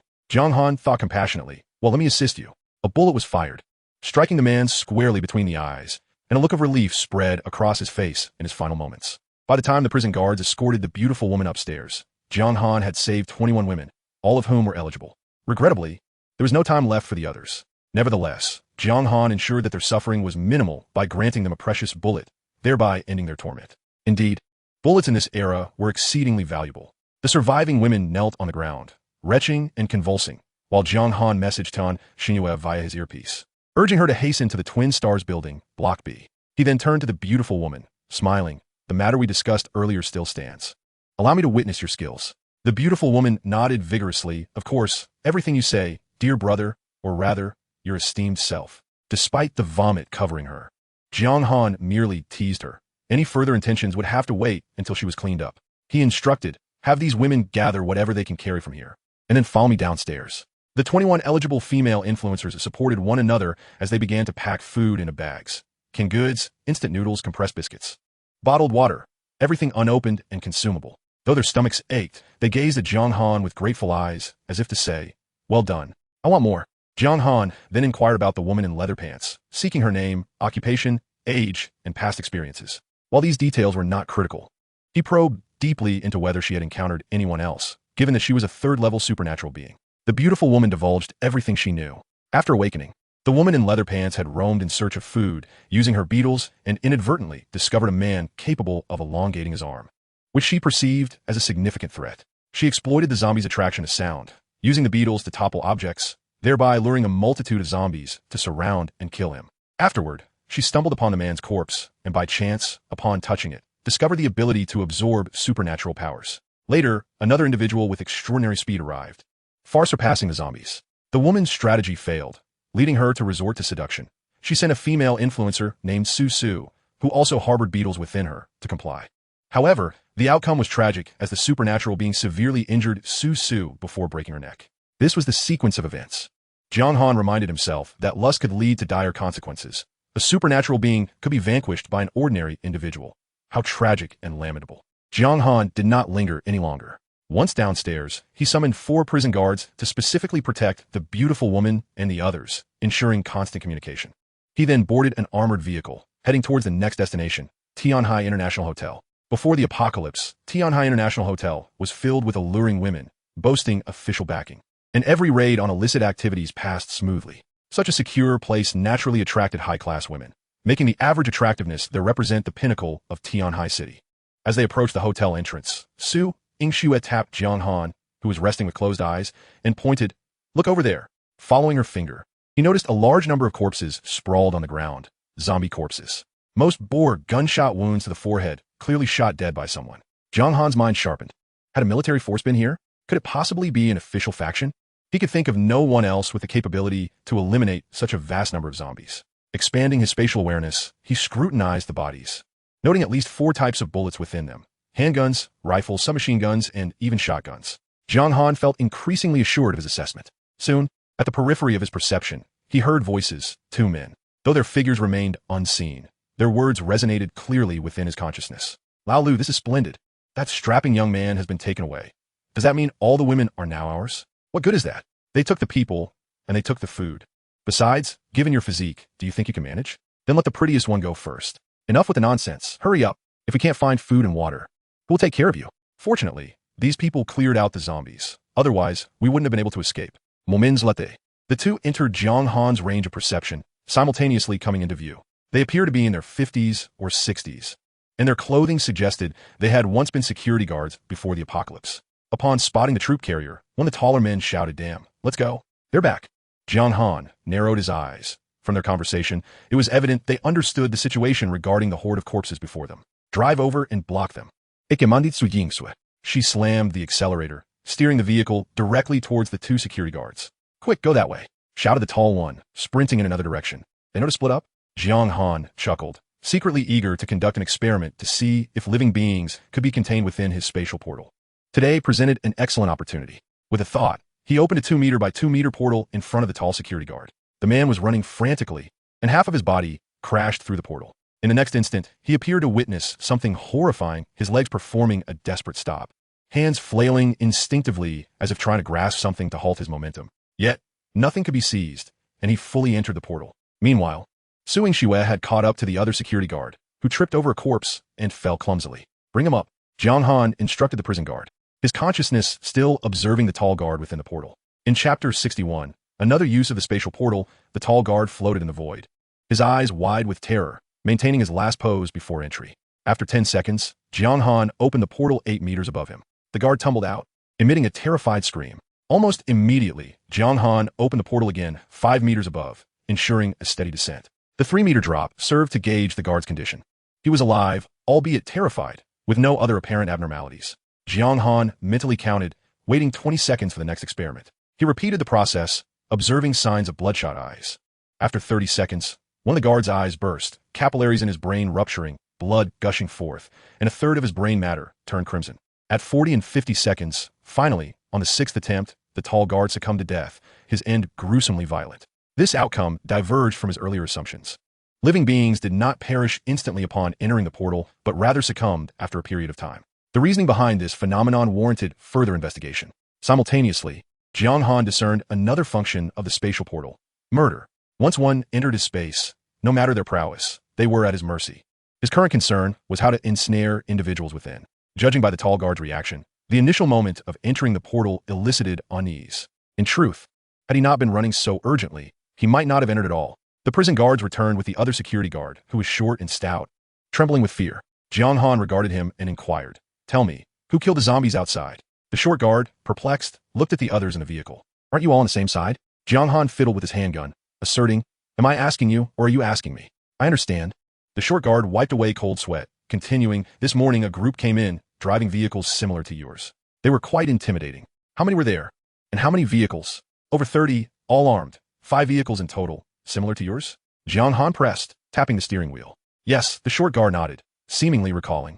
2 of them were like yours, while the others included a black sedan and 2 large buses. Jiang Han narrowed his eyes. His vehicle resembled those.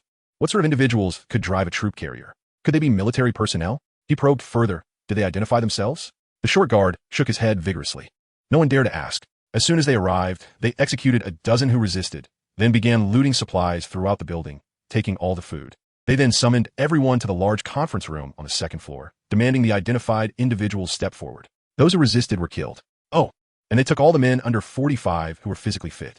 Jiang Han grasped the situation. A formidable group was out there, armed and searching for supplies and men. The value of resources was self-evident in this post-apocalyptic world, but what did they want with the men? For labor or combat? Surely their leader couldn't be a woman. What kind of woman would necessitate such a demand? Though he did not genuinely believe this, it was an amusing notion. He quickly pondered another issue. The Tianhai International Hotel now housed only women and elderly men. In this regard, these new arrivals posed no threat to his plans. In fact, they could be beneficial. The women in the building had just lost all their food that morning. Following him was perhaps their only means of survival. Jiang Han patted the short guard's shoulder. Excellent. Your answers have satisfied me. You may leave. The guard appeared taken aback. I can really go? Of course. Thank you, thank you. By the way, do you know where Lao Lu, who came with me, went? Jiang Han revealed a cryptic smile. You will see Lao Lu shortly. The short guard, evidently not comprehending, muttered to himself, annoyed that Lao Lu had abandoned him. I'll deal with him later. Upon exiting the vehicle, Jiang Han maintained his perception on the guard until he was 7 meters away. Suddenly, he opened the spatial portal, eager to observe how an ordinary person would react when encountering it while walking normally. Would they inadvertently step through? If so, killing would become exceedingly convenient. As the short guard ambled along, lost in thought, he was suddenly engulfed by a wave of anxiety and heart palpitations. What is this? His body recoiled like a spring, instinctively retreating from the portal, successfully escaping it. Jiang Han shook his head in disappointment. It seemed this approach would not work. Undeterred, he closed the portal and reopened it behind the short guard. This time, the guard was entirely unprepared. Never suspecting that a door capable of ending his life would materialize in a place he had just traversed, a seemingly safe passage. The act of leaping backward is distinctly different from moving forward. The stout security guard had no time to adjust his body posture and consequently fell into the portal that had been reopened for the 2nd time. Jiang Han refrained from conducting any further horrifying experiments. He was not a demon, and he merely sought to understand the applications of supernatural abilities. Let him pass away without suffering, or at least that was Jiang Han's perspective. Moreover, Jiang Han thoughtfully placed the tall, Lu surname guard, whose eyes had exploded, whose brain was hemorrhaging, and whose heart had ruptured, beside the stout guard. Jiang Han was a man of his word. If he promised he would see old Lu, you would indeed see old Lu. According to the stout guard, over 100 individuals remained in the International Hotel, including both guests and staff, most of whom were women. These individuals had previously been coerced by a mysterious unit with firearms, all gathered in the grand conference room on the 2nd floor. As usual, he arrived with 2 prison guards, and since all the zombies had been eradicated, the journey was smooth. 10 minutes later, Jiang Han opened the grand door to the conference room. Upon entry, he was met with a chorus of sobs. The sound of women weeping with their heads in their hands filled the air. Jiang Han lifted his gaze and observed a disarray of charging individuals, some numbering in the hundreds, while others were absent altogether. Astonishingly, there was a young lady who appeared exceedingly demure, yet possessed a remarkable charge of 768. Indeed, professionals were distinctly different. It was inconsequential. As always, who wouldn't adore the 998 from the pre-apocalypse era? Capturing them to serve as tools would also be quite beneficial. As soon as Jiang Han entered, the occupants of the conference room simultaneously lifted their heads, staring at him with confusion and fear, particularly at the 2 armed guards behind him. Jiang Han cleared his throat and declared, I am here to rescue you. Those whose names I call may leave with me. Resistance will result in death. The crowd gasped in shock. More are coming? While calling names, Jiang Han enthusiastically introduced his prison. At our Papa Women's prison, there is food, clean water, and guards to ensure everyone has safety. Currently, over 200 individuals have taken refuge there. Ah, you, the one over there. You too may come forward. Rest assured, those who follow me shall survive. The listeners' eyes gleamed with hope. One by one, Jiang Han called out names, solely checking for compliance with the system's requirements, disregarding all else, as the other criteria were too unseemly to consider. Those called felt elated, while those not called simmered with resentment. A stout individual, resembling a tank, angrily questioned Jiang Han, why am I not included? Jiang Han inherently ovasha two tanks. Did not look back as he replied, because you consume too much. This remark turned the tank's face crimson with shame and rage as she pointed a stout finger at Jiang Han, demanding, "Say that again?" Crack. Jiang Han seized the tank's finger and forcefully bent it backward. The sound of fracturing bone reverberated throughout the conference room, sending shivers down the spines of those present. The tank let out a blood-curdling scream akin to a slaughtered pig. Jiang Han, appearing perplexed, remarked, "Did your parents never teach you that pointing is a most discourteous act?" He then calmly surveyed the rest of the room. If memory serves, this is something learned in kindergarten, is it not? The crowd nodded eagerly, affirming it was indeed her lack of manners. Very well, let us proceed. After calling over 30 names, a woman suddenly rose from the corner. Jiang Han. Jiang Han was taken aback, focusing his gaze to discover that the speaker was his former girlfriend, Yao Shanshan. He almost forgot about her, yet here she was. It dawned on him that she had come here to book a room the day before the apocalypse. What a serendipitous encounter in life. Upon observing Yao Shanshan, she appeared utterly disheveled, gaunt, and emaciated, a far cry from her former goddess-like self. Did I really squander so many billions on her? Jiang Han pondered as he approached Yao Shanshan. Her face radiated joy. She was on the brink of starvation, yet upon seeing Jiang Han, she noticed his vibrant complexion, neatly groomed hair, and radiant demeanor. Where was the mark of the apocalypse upon him? In excitement, she exclaimed, "Jiang Han, did you come specifically to rescue me?" Jiang Han raised an eyebrow. "What do you think? It must be so. You are so kind to me." Just as he intended to help restore her clarity, he suddenly noticed the tank glaring at him with venomous eyes. A flicker of realization struck him, prompting a gradual retreat, while he declared, "Yes, Shanshan, you are the most important person to me. If you suffer any harm, I would be utterly distraught." Joy illuminated Yao Shanshan's eyes as she passionately urged, "Jiang Han, hurry. Take me away." Jiang Han nodded. "Very well, we shall leave at once. All my supplies are yours.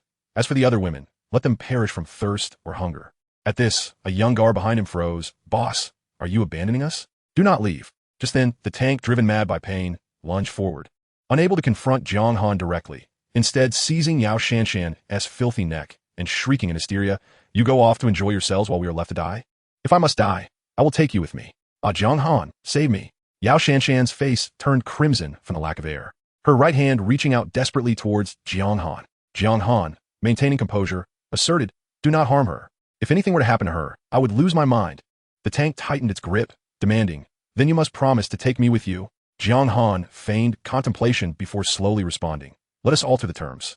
Your consumption is far too excessive." "How dare you say that?" The tank was enraged, its thick arms constricting Yao Shanshan with unyielding force. "Believe it or not, I will kill her." The young guard, witnessing this, raised her weapon. Though she was uncertain of the situation, since Jiang Han had instructed not to harm the woman, she felt compelled to assist the warden. She barely uttered a word when another guard interrupted, "Sister, do not move. With your intellect, perhaps you should head to the cafeteria to learn cooking from Qin Shirin." "Huh?" The young guard failed to grasp the implication, but obediently lowered her weapon, seemingly aware that she was not suited for critical thinking. Jiang Han anxiously implored, "Do not kill her. Let's discuss this. Allow me more time to consider." Yao Shanshan struggled to breathe, her chest feeling as though it would explode, gazing at Jiang Han with a silent plea, "Hurry and agree, or I will die." Yet, no sound escaped her lips. "Have you made your decision? If you do not agree soon, I will truly kill her." The tank bellowed, "I have made my decision." Jiang Han raised his head. "My answer is no, because your consumption is far too much." The tank was utterly furious. With a violent exertion, Yao Shanshan's neck twisted to an unnatural angle of 120 degrees, blood gushing from her nose. "Ha ha, you have killed her. Suffer in agony. Feel the guilt." The tank laughed maniacally, releasing Yao Shanshan. Though her neck was broken and her body limply collapsed, she was not yet dead, seemingly retaining some awareness, her eyes frantically rolling as she gazed at Jiang Han. Jiang Han earnestly reassured her, "Do not worry, Shanshan. I have the best doctors in the city. As long as you're not completely gone, I will surely save you." Upon hearing there was still hope, the tank was unwilling to relent. Seizing Yao Shanshan's head and twisting it to the left, exclaiming, "I will prevent you from saving her." Seemingly dissatisfied, she continued to twist, left and right, until Yao Shanshan's neck was reduced to a ragged mess, finally ceasing her torment.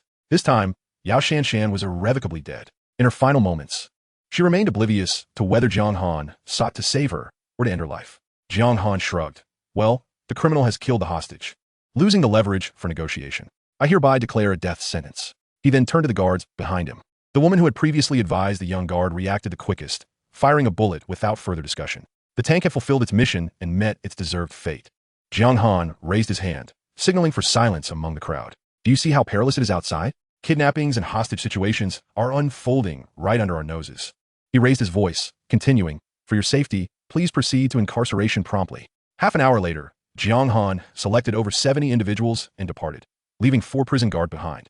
He instructed Tian Xinyue to come for the detainees and set off towards his next destination, Tianhai Shi television station. Chapter 63. The red camouflage uniform. Half an hour later, Su Yingxue glanced at the display screen in the vehicle. "Warden, we will arrive in 3 minutes." Jiang Han opened his eyes, stretched lazily, and instinctively expanded his spatial perception. Quickly detecting numerous corpses ahead, their conditions eerily reminiscent of those at the entrance of the International Hotel. A thought crossed his mind. Could it be that enigmatic unit? "Stop the car," he commanded. Su Yingxue hastily braked, and she too beheld the bodies. Could this be the work of that group? Jiang Han frowned. Currently, only he and 5 others were in the vehicle. The Su sisters, Yin Yue, Lu Shuang, and another prison guard. While their combat capabilities sufficed for ordinary adversaries, facing that mysterious unit would spell doom for these female prisoners. It was worth noting that the Su sisters had yet to experience the harshness of their plight. He decisively pointed to the left, directing them to proceed in that direction. The television station was not a standalone building, but rather part of a sprawling complex known as the Media Yard. Essentially, all official media outlets of Tianhai Shi, including the television station, radio station, newspaper office, a media integration center, and the Tianhai Performing Arts Group, were situated here. If the mysterious unit were indeed inside, they would most likely enter through the main entrance. Therefore, Jiang Han intended to find a section of the courtyard wall to leap over and assess the situation.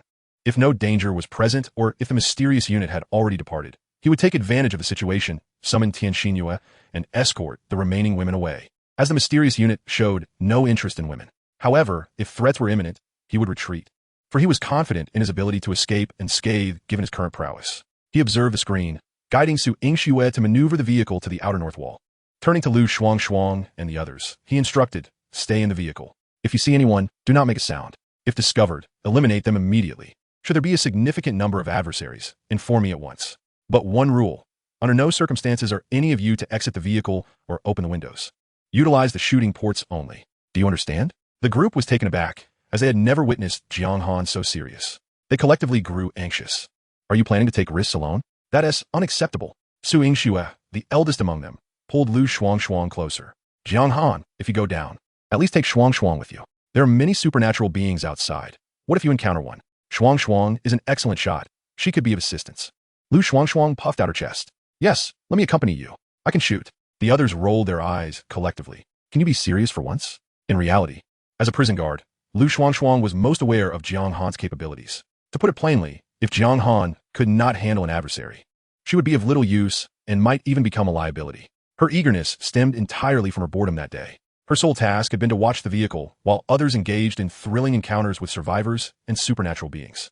Hearing her subordinates speak of an ex-girlfriend of the warden had only deepened her envy. Truth be told, Lu Shuang felt a longing to join Jiang Han in wreaking havoc. Jiang Han firmly stated, "Absolutely not. Shuang, you must ensure their safety. I cannot trust anyone else in your absence." Seeing Lu Shuang sulking, he gently patted her head and whispered, "Tonight, I have a special task planned for you." "Oh." Lu Shuang's eyes sparkled with intrigue, and she obediently returned to her seat. After reassuring the women, Jiang Han expanded his perception to 8 meters, detecting no anomalies nearby, neither inside nor outside the courtyard. 3 seconds later, he retracted his perception and exited the vehicle. The 8th level spatial gate, when maximized, could be sustained for about 8 minutes.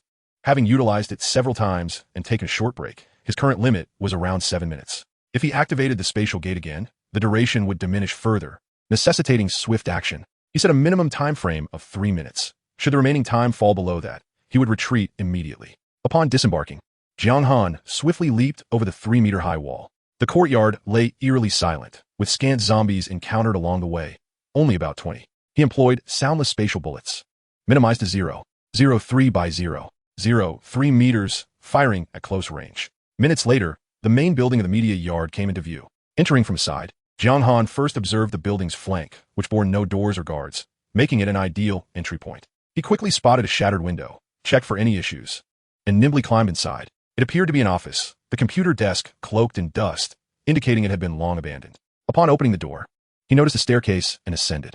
Approaching the 4th floor, he discerned faint sounds, though they were indistinct. Suddenly, an odd noise echoed, reminiscent of ghostly cries. Jiang Han felt a shiver run down his spine. What could that be? He quickly activated his spatial perception, but detected no movement.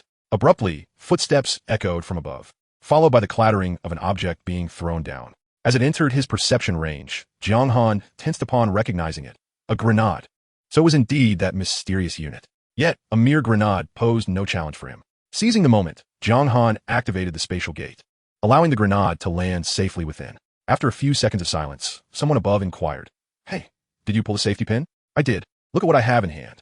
"Damn, a sticky bomb?" Almost immediately, another grenade was hurled downward. Jiang Han employed the same tactic, capturing it effortlessly. This time, the individuals above grew agitated. "Something's off. You two go check it out, but be cautious." Jiang Han felt a rush of intuition, swiftly retreating to a corner and retracting his spatial perception. Why had they begun throwing grenades after that peculiar noise?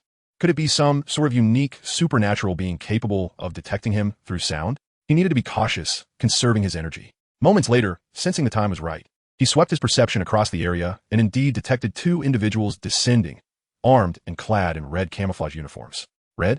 Standard camouflage usually corresponds to forest, snowy, or desert environments, while red is a rare sight, seemingly tailored for the red mist apocalypse. He should capture one for interrogation, but these two were not suitable targets.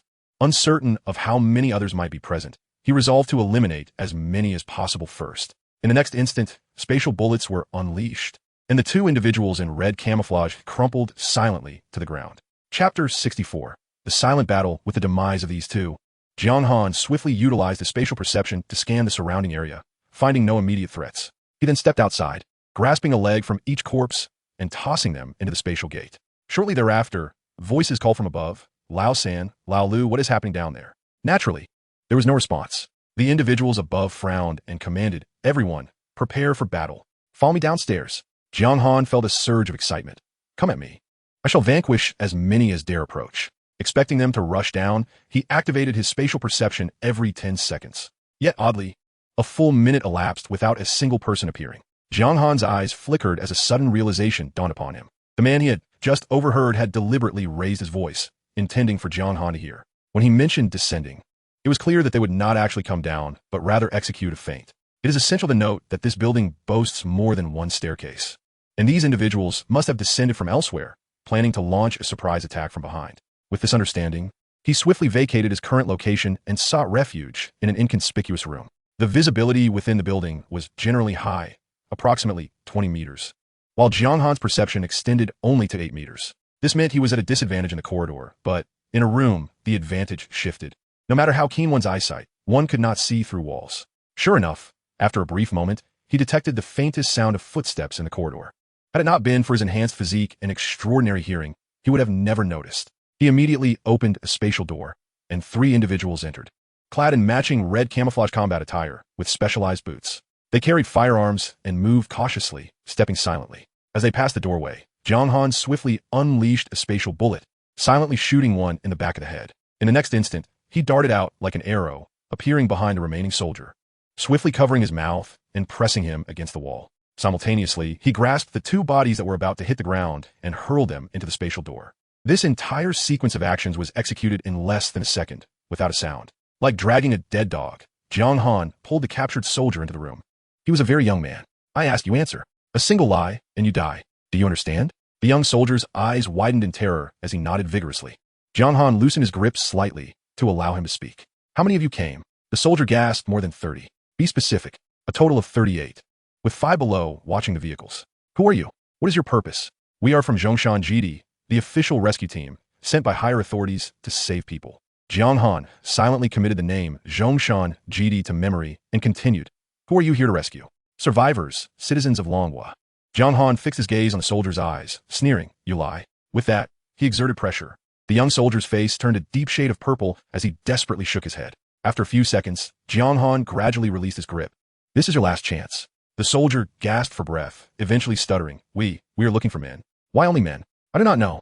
We follow orders from above." Jiang Han scrutinized him while sensing his heartbeat, before continuing, "What kind of supernatural beings accompanied you?"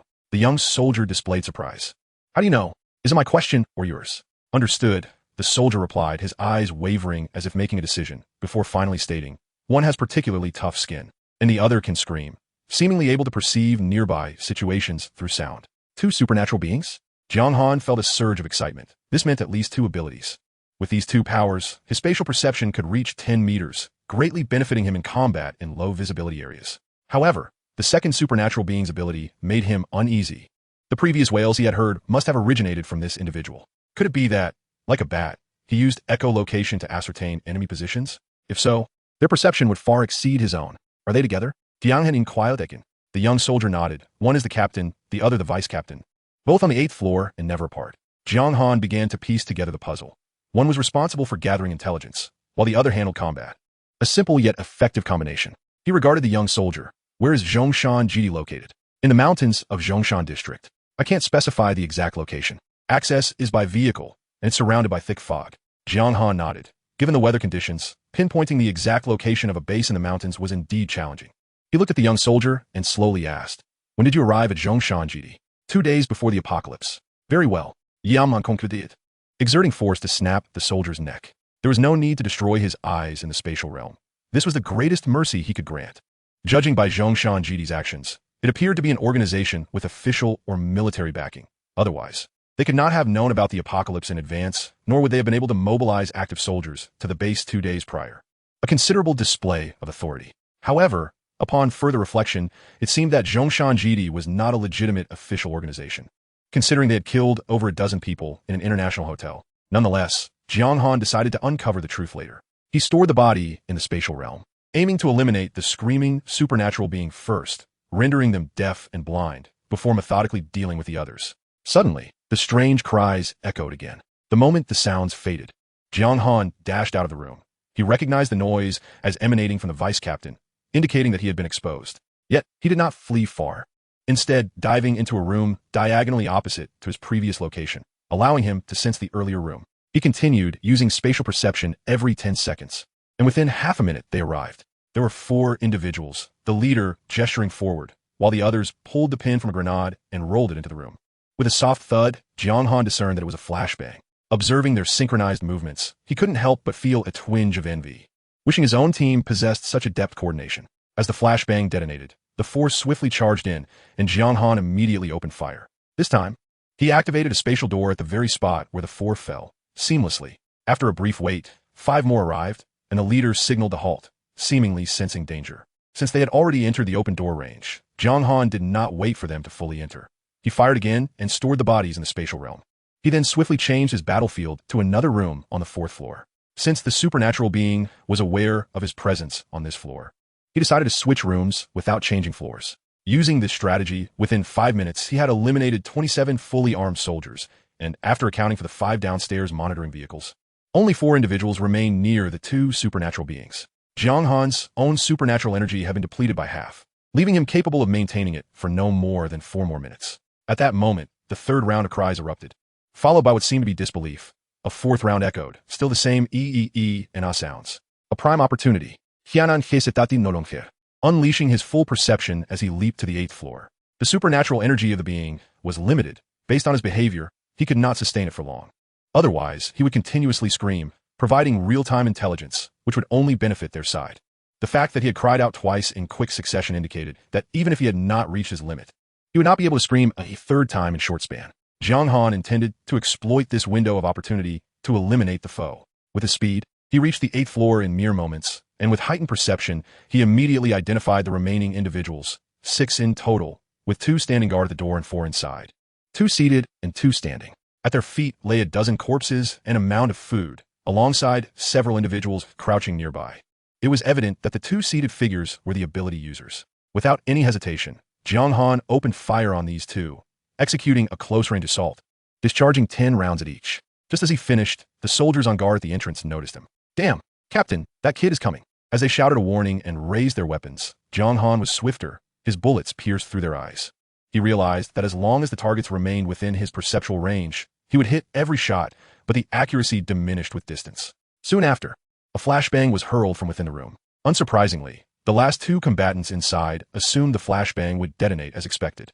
After counting down, they rushed out, only to be swiftly eliminated. In mere seconds, the battle concluded, with no one having glimpsed Jiang Han's face. Of course, had he not previously killed the 27 individuals, such success would have been impossible. One could never anticipate the sudden emergence of a black gun. At that moment, Jiang Han noticed that one of the ability users remained alive. He quickly deduced it was the one with exceptionally tough skin, the squad leader and the primary combatant. Could his skin be resilient enough to withstand bullets? However, he pondered, while your skin may be tough, are your eyes equally impervious? Jiang Han aimed at his eyes and unleashed a beam of white light, the most formidable projectile in the spatial realm. The squad leader was sent flying backward, yet he still clung to life, albeit with a blinded right eye, blood streaming down. Oh, Jiang Han silently marveled at the remarkable toughness. Let us try again. This time, however, the squad leader appeared to have an epiphany, instinctively shielding his face with his hand and swiftly darting to the left. He aimed to reach the body of the vice captain. This was intolerable. That body belonged to him.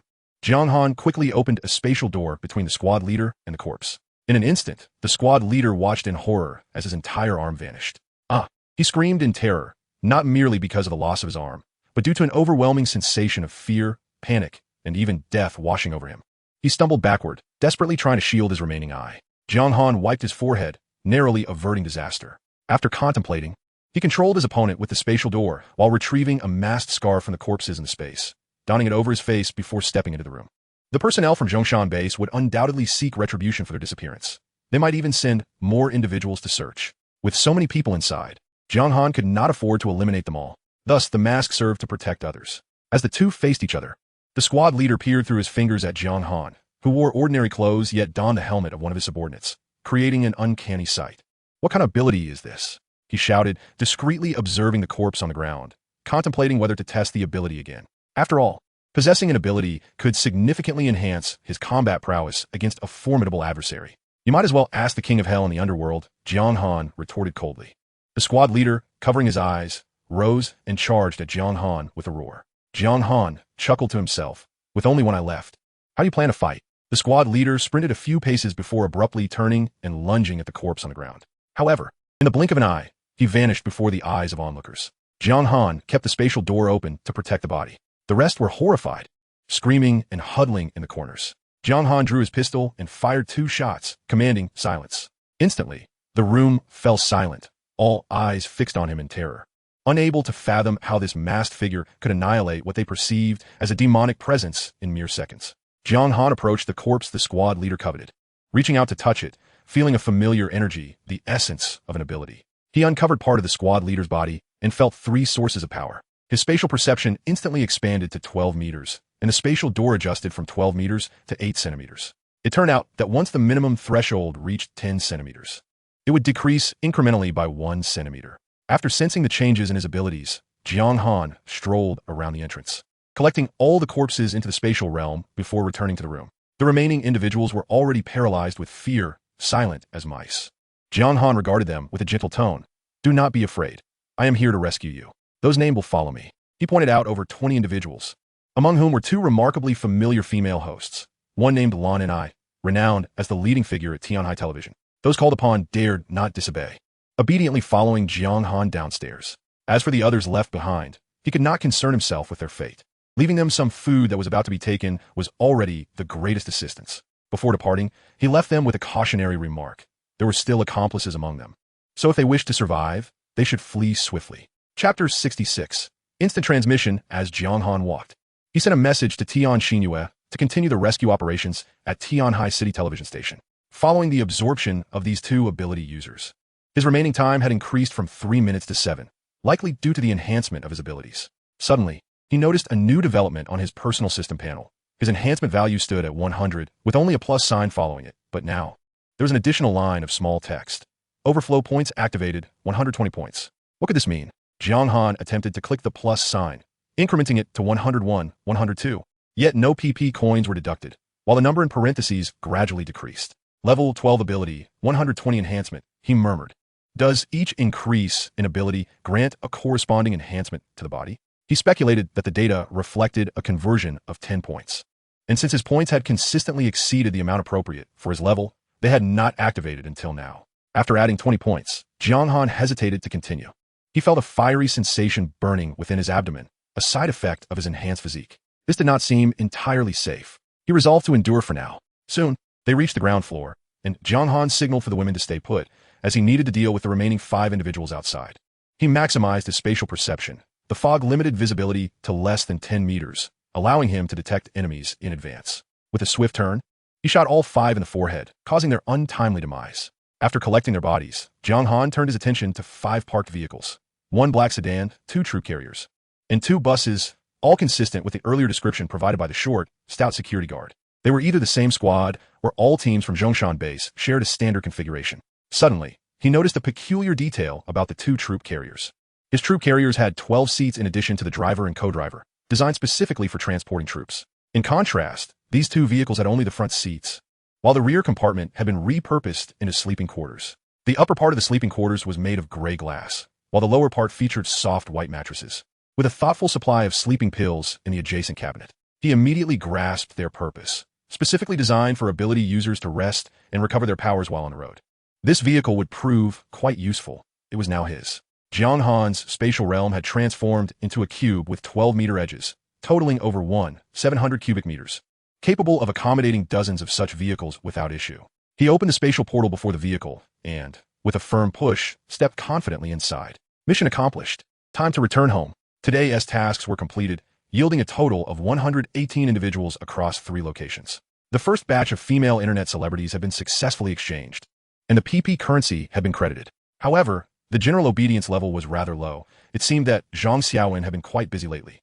Jiang Han removed his helmet and, accompanied by the women, located the transport vehicle. Upon seeing him return safely, the 5 women finally felt their anxieties dissipate. At 9 p.m., both vehicles arrived at the prison simultaneously, marking a fulfilling and industrious day. Jiang Han stretched lazily and accepted a lengthy list from Zhang Jiaro. A multitude of newcomers, including Depai Li, Lan Ni, and others, had reported after changing their attire, just in time to utilize the remaining overflow points. 3 to 4 hours had passed, and Zhang Jiaro, having exhausted herself from sending people off, insisted that Jiang Han assign her 5 subordinates before she relented. As night deepened, Jiang Han lay alone in bed. The side effects of the 220-point enhancement were gradually fading. He sat up, opened the spatial portal before him, and tentatively extended a finger inside.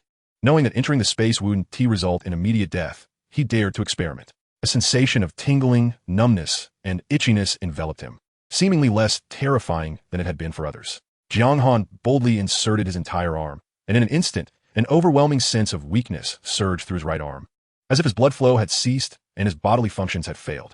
He understood, then, that time within the space was stagnant. Living beings entering would not die instantly. Yet their blood would stop flowing, and their hearts and every cell would cease to function, leading to death. Having grasped this concept, he plunged his head inside, and immediately, his brain experienced a shutdown. The blood flow within his arteries, which had surged to 50 centimeters per second, abruptly halted, causing a spike in vascular pressure. Had his body not been previously enhanced, he wouldn't have lasted a few seconds. With determination, Jiang Han fully immersed himself in the spatial portal. Inside, the ambience was dim and gray, filled with bullets and corpses. He found himself completely immobilized, unable even to move his eyes. Yet his mind remained active. In the next moment, the spatial portal opened beside the desk, and Jiang Han tumbled out, drenched in sweat. Laughing heartily, he reveled in having discovered another method to utilize the spatial portal, teleportation. Entering from one location and emerging from another constituted teleportation, did it not? However, it was not yet suitable for combat, for after rolling through the stillness of the space, he felt utterly drained. Nevertheless, he believed that with time, as his body continued to strengthen and he adapted to the space, mastering the skill would be within his grasp. After a night of deep slumber, he awoke to find the PP currency had reached 48,000. Within the prison, there were over 300 female inmates, with daily rewards exceeding 30,000. Aware of the existence of a Zhongshan base, Jiang Han's next priority was to enhance the prison's defensive capabilities. Under normal circumstances, finding the prison amidst the red mist would be akin to searching for a needle in a haystack, as visibility was restricted to a mere 10-meter radius. However, the situation had changed. With the emergence of individuals possessing sound wave transmission abilities, the likelihood of the prison being discovered had significantly increased. He was certain that he would eventually encounter those from the Zhongshan base. After all, those with abilities could absorb one another, ensuring that coexistence was impossible. Thus, it was imperative to prepare thoroughly before that day arrived. After rising, Jiang Han promptly upgraded the outer glass of the prison to a higher level of defense. Level 2 bulletproof glass, capable of withstanding ordinary sniper bullets and attacks from Level 1 ordinary ability users, costing 20,000 PP currency. Following the upgrade, Jiang Han stood before the floor-to-ceiling window, opened the spatial portal outside, and directed the white light of Gao Zicheng towards the glass. Gao Zicheng was a Level 1 ability user. It was known that his white light could penetrate even concrete walls. To his surprise, the glass bore no marks after the impact. Jiang Han felt reassured, knowing that the prison's outer glass was more resilient than concrete walls. Even if those from a Zhongshan base did arrive, breaching the prison would be a formidable challenge. He instructed Zhang Jiaro to gather all female inmates together, including He Mengmeng, who was bedridden, for a meeting. He intended to enhance their overall obedience in preparation for future endeavors. 20 minutes later, with the exception of Wang Li, all 329 individuals had assembled in the hall. The women who had undergone political scrutiny stood at the front, totaling 104, while those who had not, including those yet to be called upon, numbered 225. Dressed in uniform prison attire, they stood tall and proud. Jiang Han ascended the podium, cleared his throat, and addressed the assembly. As you are all aware, many ability users have emerged outside, and the situation is exceedingly grave. It is only a matter of time before powerful ability users discover this place and threaten our home. I ask you, would you wish to become their slaves? Absolutely not. They responded in unison. Excellent. In order to better protect our sanctuary, I have decided to bestow upon you abilities. At this proclamation, the crowd erupted in astonishment. What? Bestow abilities? The warden can grant abilities? Is this real? Can it truly be? Jiang Han continued. Do you wish to receive them? Yes, yes, yes. They clamored. Regardless of belief, their responses had to be emphatic. After all, these were abilities, extraordinary powers. Realizing the existence of ability users who would indeed desire to possess such gifts. Yet, the lingering question remained. Was this truly feasible? Jiang Han perceived the doubts in their eyes as he walked among them. Bestowing abilities was no simple feat, and it bore significant risks to myself, thus requiring a one-by-one approach. So, who should be first? As he spoke, he strolled past several women in the front row, patting some and inspecting others, seemingly searching for the most suitable candidate. The eyes of the women gleamed with fervor, each hoping to be chosen by Jiang Han. I have decided to grant the first ability to He Mengmeng, who has suffered for me. Me? He Mengmeng's eyes widened with surprise, her body trembling with excitement, as if she could scarcely believe Jiang Han had selected her. The other women displayed hints of disappointment, particularly Zhang Jiaro, who had hoped to be the chosen one. She bit her lip gently and cast a furtive glance at He Mengmeng, seemingly resolving to make a decision. Jiang Han tenderly touched He Mengmeng's scar and continued.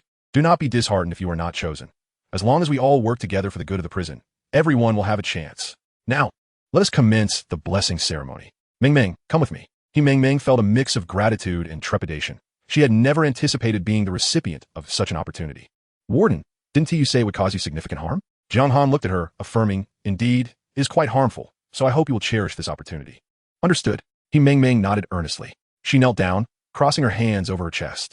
Jiang Han positioned himself in the center, pointing to the ground with utmost seriousness. He Mengmeng obediently knelt at his feet, accustomed to the posture. Jiang Han extended his hand, resting it on her head while scanning the crowd, imparting a small tip for a successful blessing. Approach this with sincerity. If the day comes for you, I do not wish for anyone to fail due to a lack of mental preparation. After all, each person has only one chance at receiving a blessing. Should you fail, you will forever be devoid of abilities. Upon hearing this, He Mengmeng straightened her posture even further. Everyone watched in rapt attention. In truth, over 90 of them remained skeptical that Jiang Han could genuinely bestow abilities upon others. If he could indeed perform such a feat, he would be akin to a deity.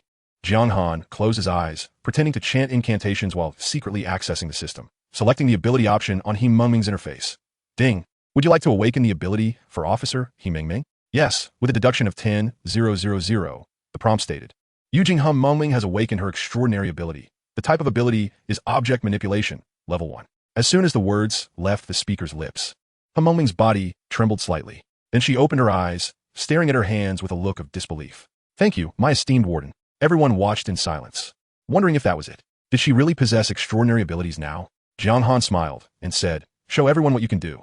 Yes, He Mengmeng responded, turning to the others and suddenly pointing at a broom not far away, which was left there by the level 1 female inmates.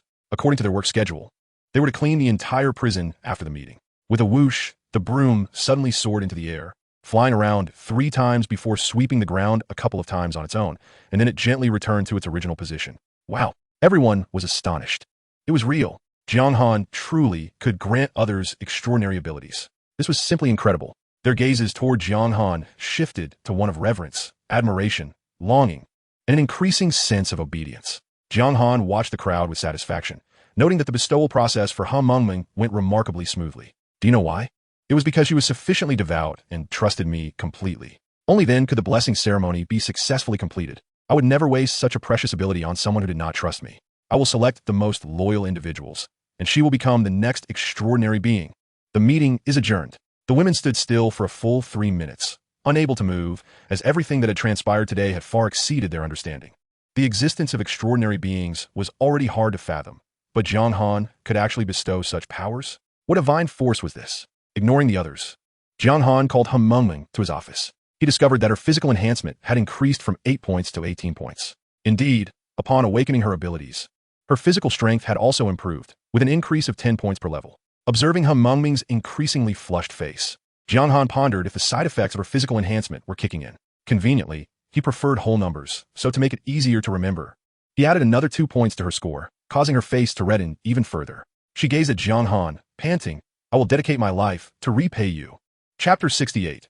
Level 5 Interrogation Room. After a discussion, Han Mengming explained that her extraordinary ability allowed her to control the flight of objects weighing up to 1 kilogram, with lighter objects flying faster. Jiang Han reflected on this limitation, recognizing that as she advanced to level 2, she would be able to control objects weighing 2 kilograms or could manipulate the same weight with greater speed. He took out a dagger valued at 5 papabi, weighed it in his hand, and then carefully pinched the tip, exerting force until it snapped cleanly in two. "This is for you. I will also help you find better weapons, but remember, extraordinary abilities must be gradually understood through personal experience." He explained the levels of extraordinary abilities, their durations, and the possibility of ability absorption among extraordinary beings to Han Mengming, who was filled with excitement, eager to rush out and take action. After sending Han Mengming on her way, Jiang Han began working on increasing the obedience of the female inmates. He called Xingjiaro and Zhang Xiaowen to come up, armed with a roster, and began checking off names in the system. Those with obedience scores above 90 would enter the advanced interrogation room. They were the most likely candidates to achieve a score of 100 points. If all went well, they could earn several thousand more tomorrow. Zhang Xiaowen looked at the list in surprise. Tian Xinyue, Su Yingwe, Xu Linlin, many of the guards were just politically vetted yesterday. "Warden, do they all need to go?" Jiang Han nodded. "I said so. Everyone must go to the interrogation room. This is preparatory work for granting extraordinary abilities." Zhang Xiaowen's spirit invigorated. If that was the case, they would certainly be willing. May I join?" With her obedience already at 100, Jiang Han smiled. "If you wish, of course. Then you can select a few subordinates, and I will enlarge the interrogation room for you. It will be more efficient for several individuals to undergo the process together." Zhang Xiaowen was taken aback. "The interrogation room can be expanded?" "Of course. Go notify them, starting with the guards on the list." 20 minutes later, Zhang Xiaowen arrived at the interrogation room with 5 subordinates and 5 guards prepared for interrogation, and she was astounded. The room, which had originally been around 40 to 50 square meters, was now nearly 300 square meters, divided into 10 rooms, each adorned with various torture instruments, all equipped with one-way glass that allowed a clear view from outside while obscuring the interior. At the entrance was a control room of nearly 40 square meters, with a massive 10 by 5 meter monitor displaying 10 small screens corresponding to each interrogation room. It could also be controlled to select and focus on a particular room, allowing for a complete display of the female inmates' expressions during their ordeal. To be honest, Jiang Han had not anticipated the interrogation room to be so extraordinary. He smiled slightly at Zhang Xiaowen's astonished expression. "What do you think? Not bad, right? You will be in charge here, overseeing their interrogation." Zhang Xiaowen swallowed hard and nodded quickly. Ever since Jiang Han showcased his miraculous ability to bestow powers, rumors circulated among the women that he was here to save all humanity. Thus, she was not overly surprised that Jiang Han could transform the interrogation room in just 20 minutes, though her admiration and sense of obedience toward him grew even stronger. The first batch of female inmates entered with resolute expressions, as Zhang Xiaowen had informed them that this was necessary preparatory work for the extraordinary ability bestowal. They were all filled with excitement at the prospect of extraordinary powers, willing to face any challenge. Jiang Han recognized one among them. Her name was likely Ming Chao. After commending each of them, he sent them into the small dark room. Returning to the control room, he lit a cigarette and closely monitored the situation through the display. Inside the interrogation room, Ming Chao and the others donned helmets, filled with anticipation. Before long, they clenched their fists and began to tremble, beads of sweat mingling with tears cascading down their faces. Each of their experiences was uniquely tailored by the system based on their backgrounds, experiences, and the people they cared for most. Jiang Han noticed that among the 5 guards, 3 had him in their narratives. One had died due to a guard's mistake. Another was gravely injured while attempting to save a guard, and the last had shielded others from an influx of extraordinary beings attacking the prison, sacrificing himself in the process. Wow, the system is truly impressive. Soon, some began to succumb to the pressure, screaming in protest. When it was time to be punished, Zhang Xiaowen directed her subordinates to act, unleashing a barrage of instruments upon their backs. Their subtle expressions were strikingly vivid. Then Jiang Han's system prompted, Ming Chao. Obedience level 2 reached 100 points. Reward coefficient increased to 23. A half hour later, Ming Chao emerged first, tearfully gazing at Jiang Han, bursting into sobs. Jiang Han comforted her. Don't be afraid. See, I'm perfectly fine. Ming Chao looked up, tears in her eyes. In the future, if there's danger, I will be the first to act. Don't worry about me. I will shield you with my body. Remember that. She cried again, feeling wronged. The effects were remarkable. In the following days, Zhang Xiaowen worked tirelessly, and the obedience levels in the prison began to rise overall. More and more inmates moved into level 3 cells, gaining the privilege of using the elevator. The second level cost 200 papabi, and the third level cost 300 papabi. He unlocked all 12 levels, which should not be underestimated. Upon calculation, it amounted to a staggering 700 papabi. Thus, with the number of female prisoners remaining unchanged, the daily rewards of the PP coins began to surge rapidly, reaching 30,000, then 40,000, ultimately stabilizing at 48,000. Jiang Han utilized this sum to gradually upgrade the prison's defenses. The walls and gates attained level 5, standing at 8 meters high, impervious even to artillery fire. The outer wall glass was upgraded to level 4, capable of withstanding bomb and grenade explosions without sustaining any damage. Additionally, 4 new level 3 dormitories were constructed, representing a significant expenditure. Simultaneously, he began selecting suitable prison guards, young, audacious, and highly compliant, which were the basic requirements. The guardhouse was also elevated to level 4, unlocking an array of weapons including shotguns, rifles, sniper rifles, grenades, and flashbangs. 5 days passed, and all unlockable buildings had been revealed. The only limitation was the level, which left Jiang Han somewhat unsatisfied. Therefore, he spent another 20,000 to elevate the office by 1 level. With a notification sounding, the prison warden's office was upgraded, unlocking corresponding facilities such as the Special Forces training room, swimming pool, gymnasium, and bakery. Among these, the Special Forces training room naturally drew Jiang Han's attention. It was located on the 3rd underground level, requiring 10,000 to unlock. Upon unlocking, several training items appeared: humanoid targets, electronic targets, moving targets, blank rounds, laser training guns, and simulated grenades. Jiang Han summoned all 50 prison guards, who were led by He Meng Meng, Lu Shuang, and Meng Chao. He had no specific training ideas, merely envisioning something akin to what he had seen on television. One person running from one end to the other while shooting at various targets that appeared suddenly, then timing to see who was fastest and who scored highest. However, he felt this method lacked practical combat enhancement, so he decided to venture out once more to find an instructor for the guards, a beautiful instructor. This time, Jiang Han opted for a rugged vehicle, aiming for the military camp and SWAT team as his first destination. The vehicle was compact, highly mobile, and not easily detected. If he were to find a substantial number of survivors, he could arrange for others to come and assist. The vehicle's small size meant he planned to bring only a driver, Su Yingxue. Upon arriving at the cafeteria, he encountered Qin Shirin with 3 selected young kitchen assistants, all among the most attractive of her subordinates. They surrounded Jiang Han, eagerly inviting him to a specially prepared room for his meals. After breakfast, Jiang Han commended Qin Shirin on the excellent meal, declaring that this standard would continue. As for her mention of bestowing supernatural abilities, he suggested it was a possibility worth considering. Qin Shirin and the 3 kitchen assistants were elated. If their leader gained powers, their futures would undoubtedly improve. Exiting the cafeteria, Jiang Han found Su Yingwei and Su Linlin anxiously waiting at the entrance, urging him to check on Wang Li. Jiang Han was taken aback, questioning what was wrong. He glanced at the time, stating he was preparing to leave and that they should handle Wang Li if she was still alive. However, Su Linlin insisted he should go see her. With that, they pulled him along to the infirmary. Upon arrival, Jiang Han immediately sensed something was amiss. 5 young nurses surrounded a bed, all smiling at him, while Wang Li was mysteriously absent. The sound of the door locking behind him confirmed the peculiar situation. After what seemed like an eternity, he thought he would finally be able to leave, but then Shun Qingge rushed in, declaring an urgent problem.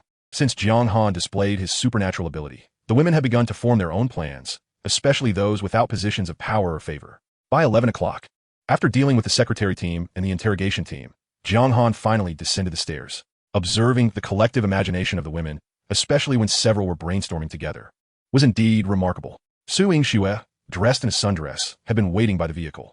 As soon as he entered, he inhaled a delightful fragrance, noticing her damp hair. When he inquired if she had bathed, she silently nodded and started the vehicle, driving just outside the walls. After unbuckling her seatbelt, she fixed her gaze on Jiang Han, exclaiming that a bug had crawled into her clothing. After another half hour, they finally pulled away from the wall's base.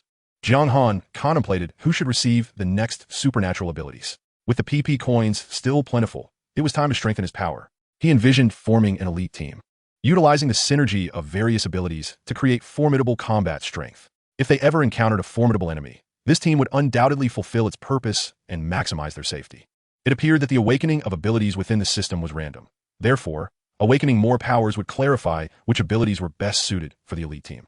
The thought of being accompanied by a battalion of capable women, adept in both combat and practical tasks, was enticing. Where are we headed? Su Yingxue asked after rinsing her mouth, interrupting Jiang Han's thoughts. First, we will visit the SWAT team to see if there are any female officers available. Originally, he intended to seek out the Tianhai garrison, but uncertainty about its exact location and potential encounters with personnel from the Zhongshan base, along with the distance making return by night impossible, led him to decide on the SWAT team, where training was also a forte. After more than 2 hours, they arrived at the Tianhai City SWAT team compound, where a 4-story building stood. As the rugged vehicle roared into the compound, Jiang Han immediately sensed something was off. An eerie silence prevailed, devoid of even a single zombie. This place is so quiet. Not a single zombie in sight, Su Yingxue remarked. Scanning the surroundings, Jiang Han, too, noted the oddity and mused that perhaps no one had been present when the apocalypse erupted. Similar to the soldiers at Zhongshan base who had received an evacuation order. He surveyed the area within a 12-meter radius, then pointed toward the SWAT building, instructing, "Let us go in and take a look."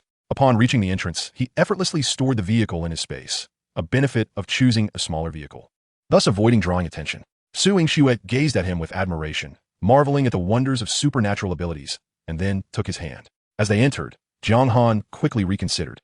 The people here had not evacuated early, as evidenced by the extensive dried bloodstains on the ground and numerous bullet holes in the walls, indicating a fierce battle had taken place. However, where were the bodies? Similar to the courtyard, there were neither corpses nor zombies present. Su Yingxue moved closer, and Jiang Han sensed her tension. The atmosphere was indeed strange. For a conflict of such magnitude, it was inconceivable that not a single body remained. In such circumstances, it would have the capacity to collect the deceased, even if they were comrades. The corridor was eerily silent, leading to a red honor wall adorned with photos of outstanding SWAT officers, both male and female. Jiang Han observed, noting the presence of several attractive female officers, contemplating how beneficial it would be to bring them back to assist with training during the day. Let us search for the armory. Since there is a battle, firearms are undoubtedly necessary, and the weapons in the special police team must be stored in the armory. But where is the armory? Jiang Han suspected it might be in a basement-like area. Thus, he located the staircase, and the two descended. Jiang Han continued to activate his spatial perception approximately every 10 seconds. If he sensed any danger, he would promptly lead Su Yingxue to safety. As they proceeded, he suddenly halted, for at that moment he had released his perception and discovered 2 individuals lying in a nearby room. 2 women. Their rising and falling chests indicated they were alive, and beside them rested 2 large boxes haphazardly filled with green bags labeled individual combat rations.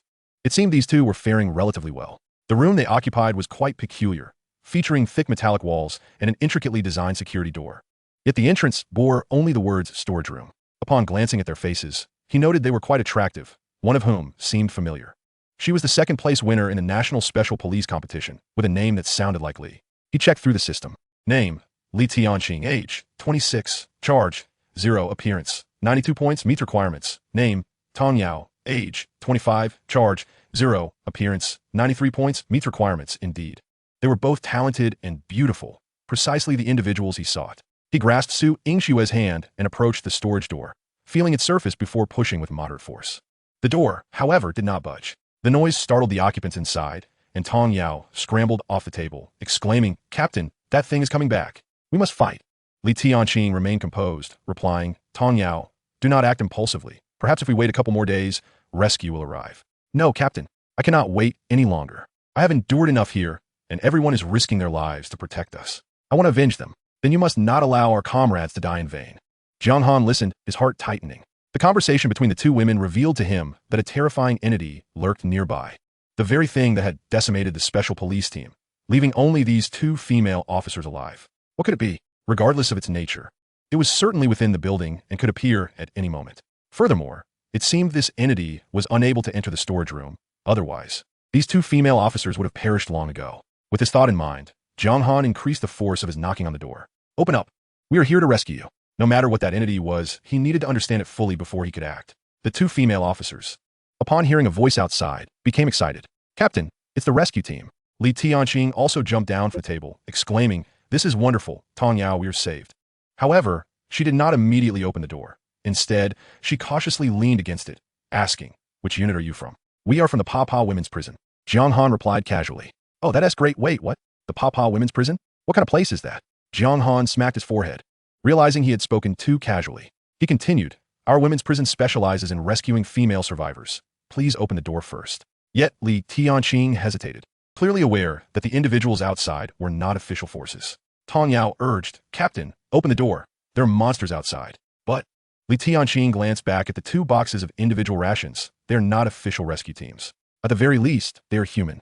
Jiang Han clenched his fists and declared, "If you do not open the door, I will come in myself." For him, there were numerous ways to enter, the simplest being to kick the door down. Just then, at the edge of his ongoing spatial perception, a head the size of a basin suddenly appeared, a purplish-gray head covered in needle-like black fur, with 2 fist-sized black-green eyes. Jiang Han instantly turned his head, locking eyes with the creature. A giant mutated rat. Simultaneously, Su Yingxue spotted the rat, her muscles tensed in fear, letting out a terrified scream. In that moment, the rat charged, baring its teeth and hurtling towards Jiang Han like a rocket.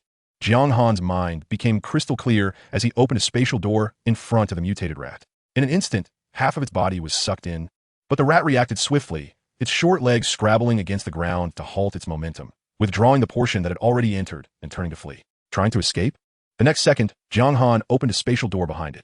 "This is bad. The thing is coming." Tong Yao inside the room shouted anxiously. Hearing Su Yingxue scream, Li Tianqing hesitated momentarily, then gritted her teeth and decisively opened the storage door with a click. "Quick, come in," she said, pulling Su Yingxue inside and then reaching for Jiang Han, silently resenting him for not entering on his own after she took such a risk to open the door. Jiang Han had no intention of entering. He had identified that the creature Li Tianqing feared was indeed this mutated rat. While Li Tianqing was afraid, he was not, and he was determined to capture it. This was a source of extraordinary energy. Chapter 71.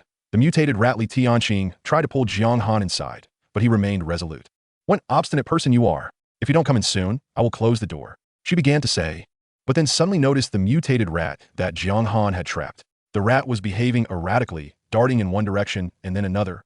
Yet each time it would retreat after only a few steps, eventually curling up in place, trembling. This left Li Tianqing astonished. Mutated rats had always attacked on sight. Why was it behaving this way today? However, she harbored an innate hatred for the creature, and seeing it so docile in its current state, she seized the opportunity and, without hesitation, raised her gun to fire. The bullet struck the rat's eye with pinpoint accuracy, causing it to leap over a meter into the air like a spring. Then, with its remaining good eye wide open in desperation, it charged toward Jiang Han. In the next instant, it vanished without a trace. In excruciating pain, it lost its mind and plunged into the spatial door. This left Li Tianqing, who had been aiming her gun, momentarily stunned. "Where did the rat go?" she murmured. Jiang Han smiled, saying, "It's dead." "Dead? How is that possible?" Jiang Han did not respond, but instead looked at Li Tianqing and her companion Tong Yao, a hint of amusement in his voice as he remarked, "The mutated rat has been slain by me. I have avenged your comrades. Now, tell me how you plan to repay me." Li Tianqing, however, urgently pulled him into the room, insisting, "Get in first. The other rats will be here any moment." Jiang Han's eyes lit up. "There are more?" "Of course there are.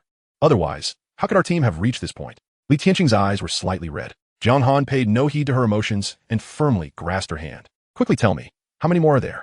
Are they all in the building?" Each mutated rat represented a source of extraordinary energy, and he intended to collect as many as possible today. Li Tianqing struggled to free herself from his grip, using all her strength but to no avail.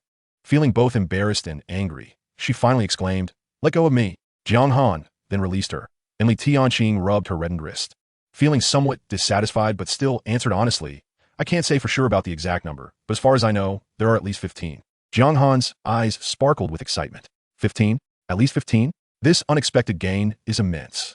Seeing him fall silent, Li Tianqing asked, "By the way, you mentioned that the mutated rat is dead, right?"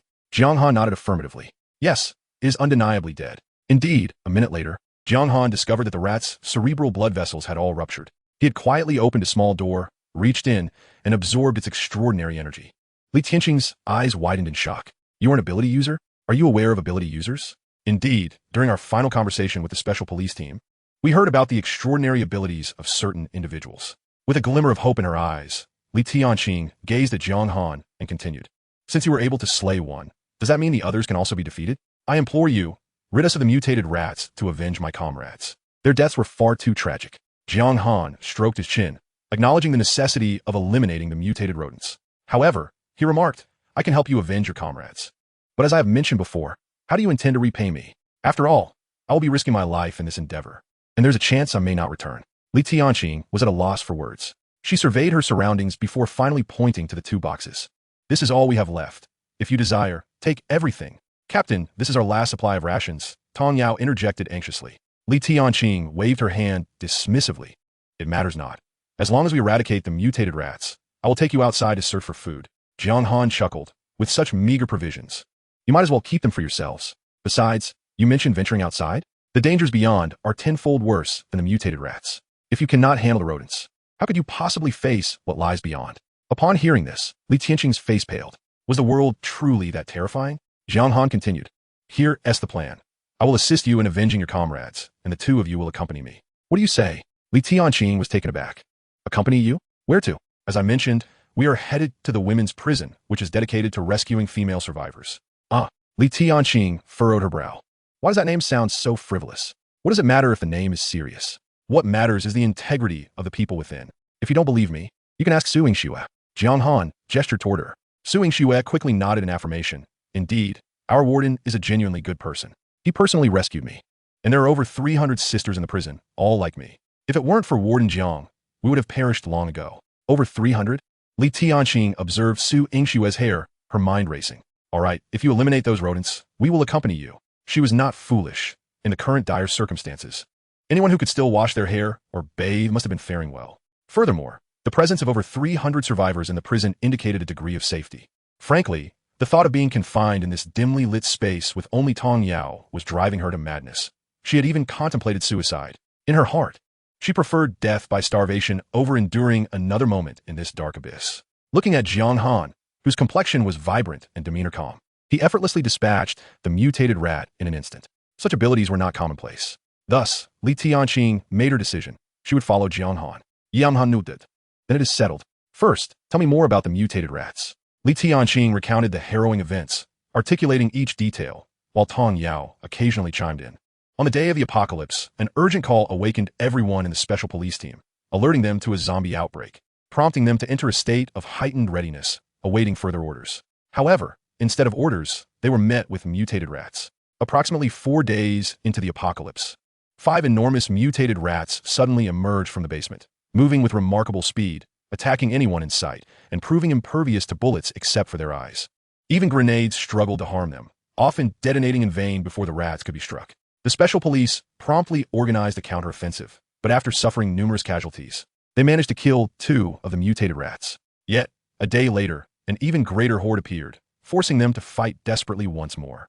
After several days of fierce combat, the number of special police dwindled, and Li Tianqing and Tong Yao, being female, were escorted to a safe house designed for special operations, which housed explosives, radioactive materials, and even nuclear supplies. It was within this refuge that they managed to survive. Upon hearing the entirety of Li Tianqing's account, Jiang Han's expression grew serious. Are you saying you have killed 3 mutated rats? Li Tianqing nodded affirmatively. Tong Yao interjected. The last one was taken down by our captain using a grenade, resulting in mutual destruction. And what are their corpses? Jiang Han inquired. We do not know. Perhaps they were consumed by their kin, along with the bodies of our comrades. Jiang Han's eyes narrowed. If that were the case, could the mutated rats absorb extraordinary powers from one another? It was certainly plausible. This meant there were potentially even more advanced mutated rats. Were they 3 level 2s, or perhaps 1 level 4? Jiang Han hoped for the former, as that would be somewhat more manageable. He nodded. All right. I have a general understanding of the situation. I will now seek vengeance for your comrades. Su Yingxue grew anxious. Jiang Han, you aren't planning to go outside, are you? There are dozens of mutated rats out there. We should call the guards. She had faith in Jiang Han's abilities for 1 or 2 rats, but the sheer number truly frightened her. Upon hearing Su Yingxue mention the guards, Li Tianqing and Tong Yao exchanged glances, both recognizing the shared yearning for the prison, a place with guards, food, and over 300 survivors. It would be a veritable paradise.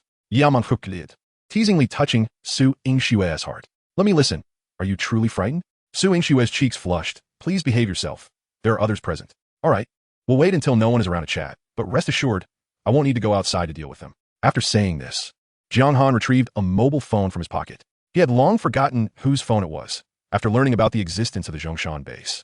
He had disposed of all the female prisoners' phones into his space, wary of the possibility of tracking devices. Over 300 phones lay quietly piled in a corner, occupying about half a cubic meter. In his space, the phone batteries would not deplete, so they remained charged. Jiang Han discarded the SIM card and set an alarm for 1 minute, maximizing the volume. He then tossed the phone through the spatial gate to the outside. You don't need to go out? You can kill those rats from inside. Li Tianqing inquired, puzzled. Jiang Han rubbed his hands together, just wait and see. Before long, the alarm rang out, echoing sharply in the empty basement. Soon, a rat cautiously peeked out from 13 meters away, and upon discovering the phone, it dashed toward it as if it had found a new treasure. Jiang Han refrained from immediately opening the spatial gate, knowing that the rats moved too swiftly for him to ensure a direct hit, and such an action might alert the others. In an instant, the rat bit into the phone, silencing the alarm. At that moment, Jiang Han opened the spatial gate above the rat's head. A chunk of pork weighing about a pound fell out. The mutated rat, quick to react, recognized its favorite food and leaped to bite it. As it fell back down, Jiang Han seized the opportunity to launch a decisive strike, knowing that in midair, the rat had no leverage to stop itself. He opened the spatial gate horizontally just as the rat descended. While it could leap easily, returning was another matter entirely. As it fell, the rat's form mysteriously vanished, its final moments filled with a horrific scream and an expression of sheer terror. Done. Jiang Han retrieved another phone, repeating the process and tossing it through the spatial gate. Soon after, the second and third rats followed suit. Within the room, Jiang Han also produced several bottles of beverages, consuming them nonchalantly. Li Tianqing and Tong Yao could only stare in astonishment. Was this the true power of an extraordinary individual? Li Tianqing grabbed a bottle of soda, gulping it down and letting out a satisfied burp before turning to Jiang Han. So, should I call you handsome or warden? During the day, one might as well address him as warden, for you have already consented to imprisonment. Li Tianqing's expression subtly shifted. She naturally discerned the underlying implications of the words. Lowering her gaze to the drink in her hand, she gritted her teeth and restrained herself, then retorted in a somewhat ambiguous tone. I ask you, esteemed warden, can simply sitting here and sipping on beverages truly eliminate the rats? When you claim they're all dead, how can we trust you? Jiang Han fixed his gaze upon her. What, do you not believe me? Li Tianqing scoffed and remained silent, yet her expression spoke volumes.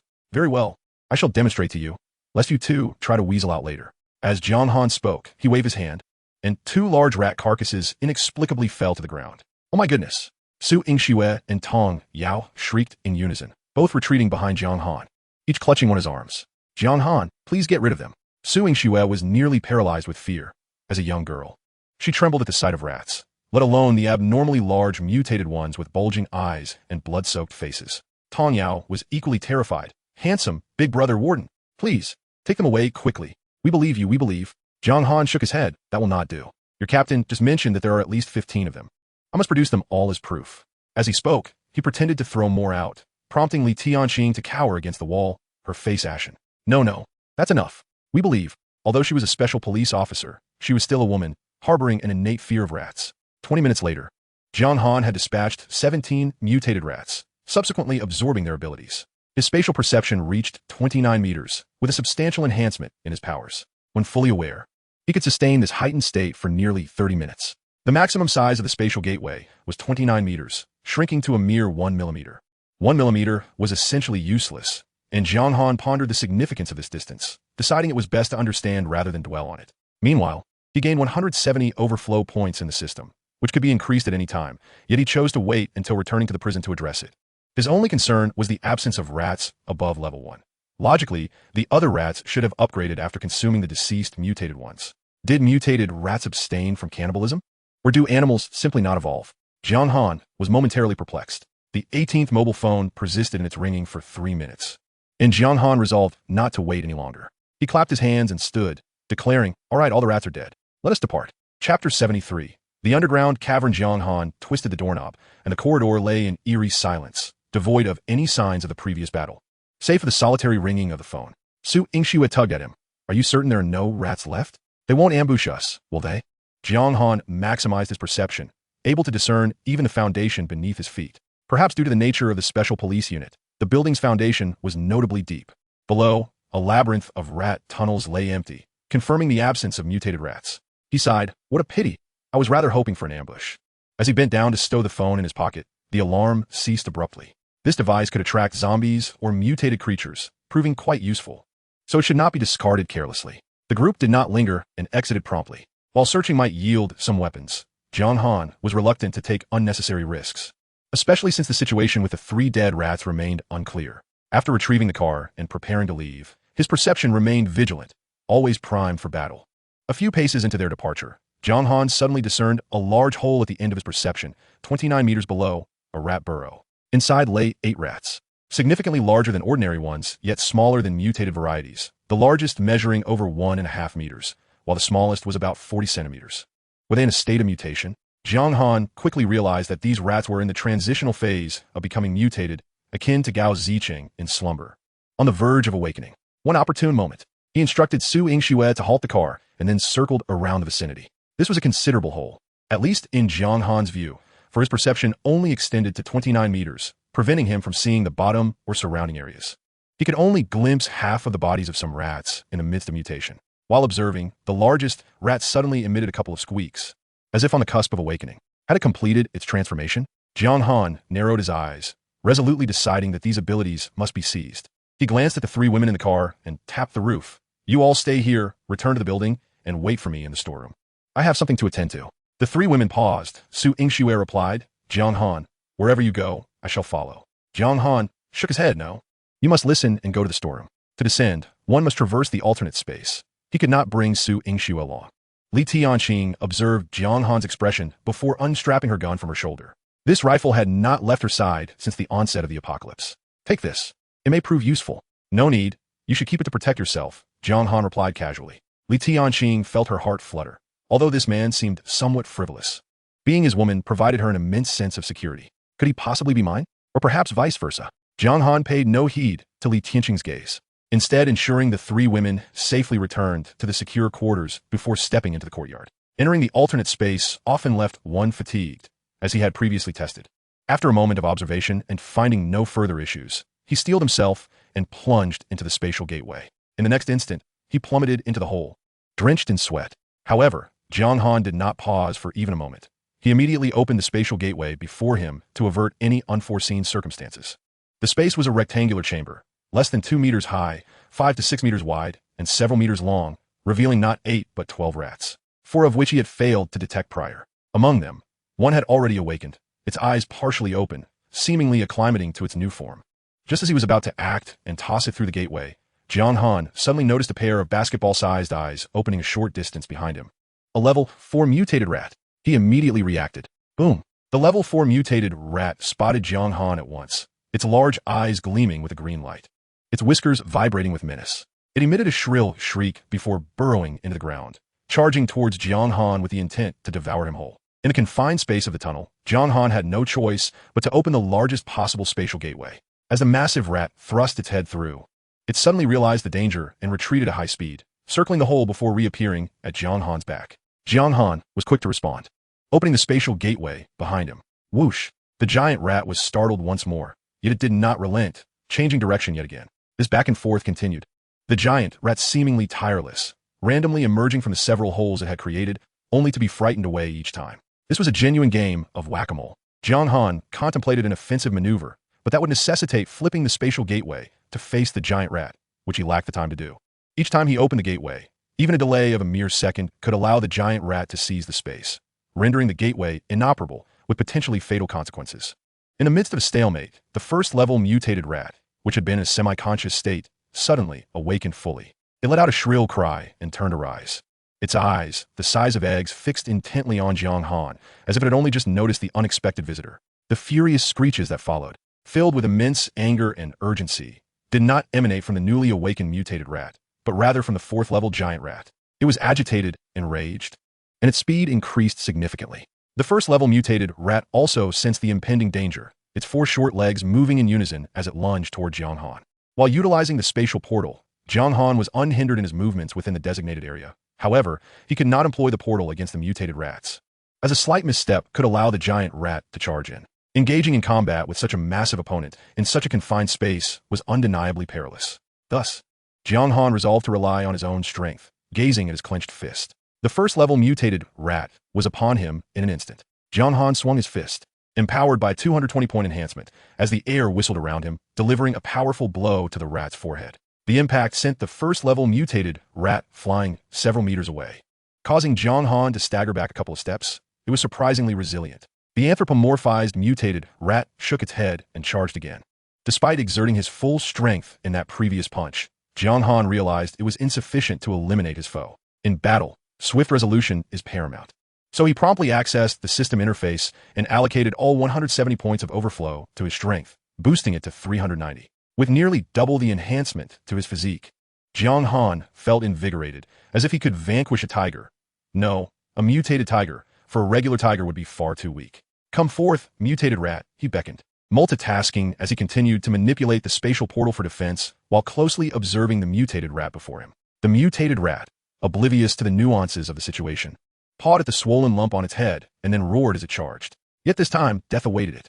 Jiang Han seized the moment and struck directly at its snout. The resounding crash reverberated as the rat's nose collapsed, one eye bursting from the pressure, blood spraying forth. The mutated rat screeched in agony, flying backward, but before it could travel half a meter, Jiang Han grasped its tail, yanking it back. The rat, frantic, attempted to bite at its pursuer, but could only gnaw at its own tail. You audacious pest! Even in such a state, you dare to bite? I shall make you bite, Jiang Han exclaimed, pummeling the rat's head with fists like a hammer, delivering a relentless barrage of 6 or 7 strikes until its head was reduced to a pulpy mass. Only after confirming that he had absorbed another portion of its abilities did he cease his assault. Meanwhile, the giant rat outside seemed to sense something amiss, suddenly unleashing a roar and hastening its pace. Jiang Han pondered. The giant rat had remained hidden until now. Was it waiting for the mutated rats to awaken? Was it there to protect them, or perhaps to absorb them? He surmised the latter, given that it consumed the remains of its kin. This revelation clarified much. A fortunate mutated rat had dragged away 3 corpses slain by the special police unit and evolved, simultaneously discovering that abilities could be absorbed from one another, whether by chance or through some other means. It had identified its soon-to-be mutated brethren and, to seize the optimal moment for absorption, refrained from seeking out Jiang Han. It appeared that for animals, wisdom accompanied their size as they evolved. 10 minutes later, the standoff persisted.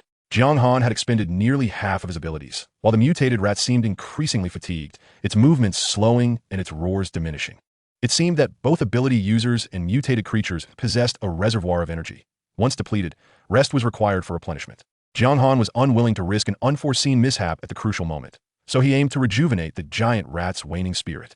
Are you not concerned for these mutated rats? He queried. Approaching the 11 rats, he casually selected the second largest, a mutated rat approximately 1 meters in length, which lay asleep like a dead pig. Jiang Han grasped its scruff with one hand and began to slap its face with the other. Before long, the rat was forcibly awakened, blinking in confusion as it surveyed its surroundings, and promptly let out a terrified scream, its short legs thrashing about. Jiang Han unceremoniously tossed it to the ground, raising his foot to press down on its neck. The sound of bone grinding was excruciating and sent chills down the spine. Hurry, come save your little darling, lest I crush him, Jiang Han taunted, closely monitoring the giant rat's reaction. Indeed, the giant rat was enraged once more.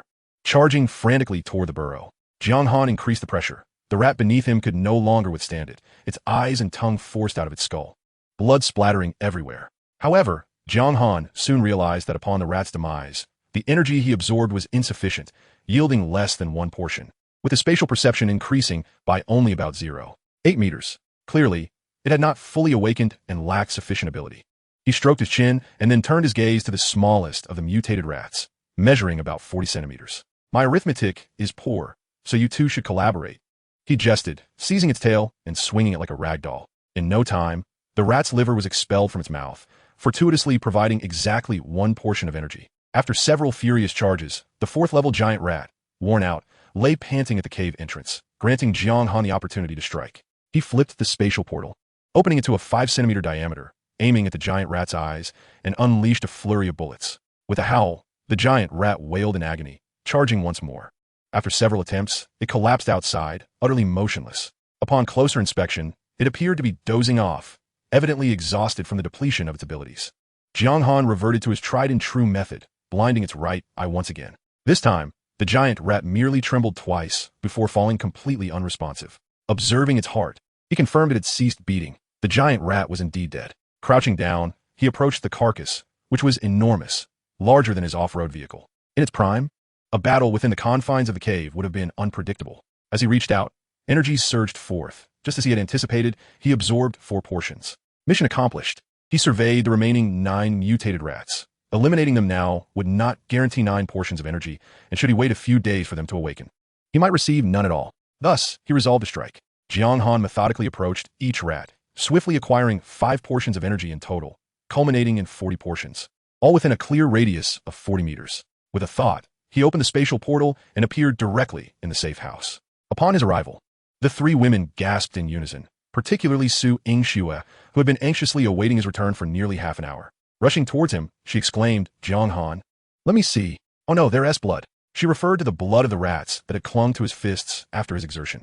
Jiang Han produced 2 bottles of mineral water to cleanse himself. Su Yingxue hurried to assist, but the situation was dire. While Jiang Han battled the 4th-level giant rat, Su Yingxue had already shared the general circumstances of the prison with the other 2 women. The clean and orderly dormitory, the cafeteria capable of accommodating over 300 individuals simultaneously, and the availability of hot showers, all of which sparked their yearning for such a place in the apocalypse. Thus, everything progressed smoothly. The following morning, Jiang Han meticulously organized the personnel within the prison.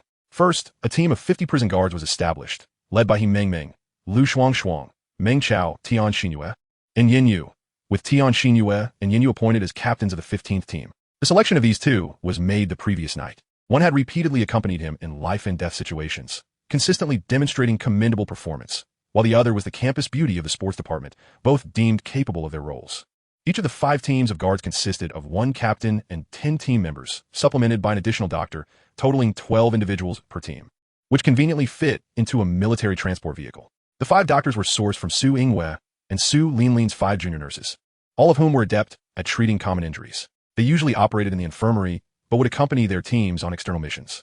Jiang Han designated each squad a top-tier cell, immediately promoting them to level 4 status. With an increase in his PP currency, he was no longer concerned about these promotions. These 60 individuals exhibited a compliance rate of 100%, and with the added benefits of level 4 cells, they could generate nearly 13,000 PP currency daily. The 5 teams of guards would alternate shifts day and night, ensuring the overall security of the prison, and during off-duty hours, they would train to enhance their combat capabilities. Jiang Han also contemplated future opportunities for these guards to venture out, thereby augmenting the prison's population. The second team, led by Zhang Jiaro, comprised 6 secretaries responsible for the daily management of the prison, monitoring individual performances and ensuring compliance with dance and yoga training regulations. These tasks could not be managed personally by Jiang Han. Rather, he intended for prisoners to oversee their peers, allowing him to enjoy the fruits of their labor.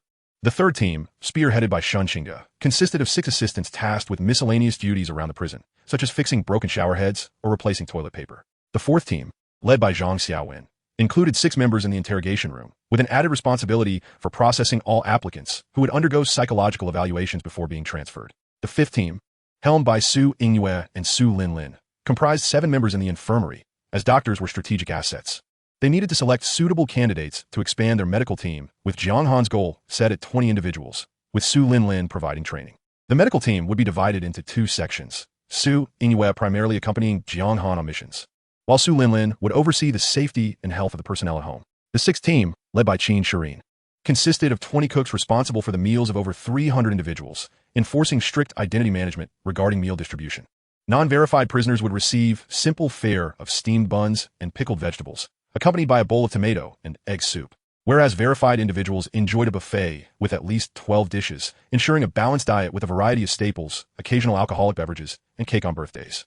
This was physically demanding work, starting with 20 cooks to test the waters, with the option to increase to 40 if necessary. The 7th team, comprising by Jie, Lu Wenjing, Luo Qingjun, and 10 others, was responsible for education, with Bai Jie teaching foreign female inmates the language of Longhua, Lu Wenjing instructing dance, and Luo Qingjun guiding yoga sessions.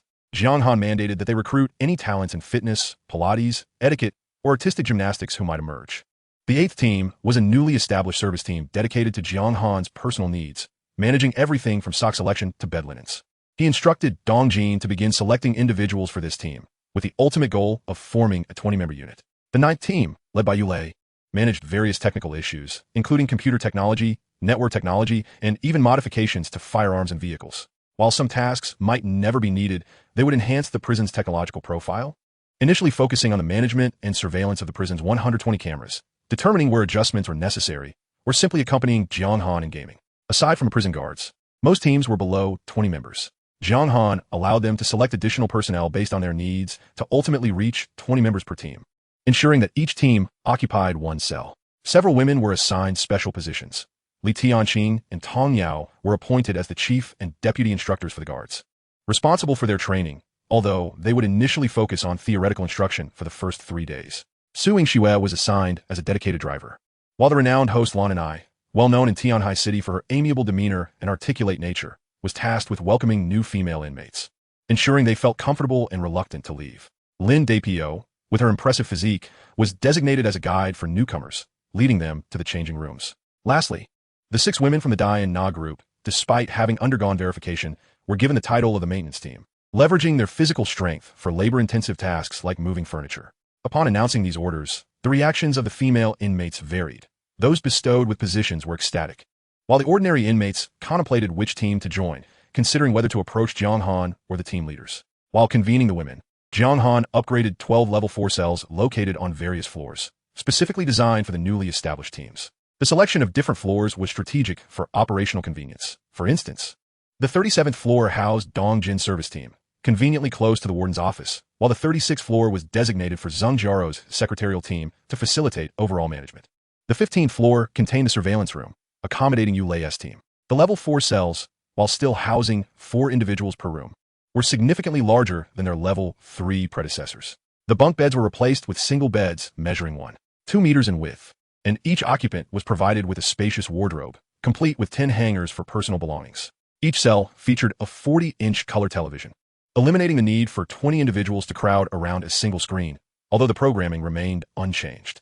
The original level 3 cells contained 6 washrooms, 5 small and 1 large, with only the large accommodating showers. Now, each small washroom was equipped with a shower, offering 24-hour hot water access.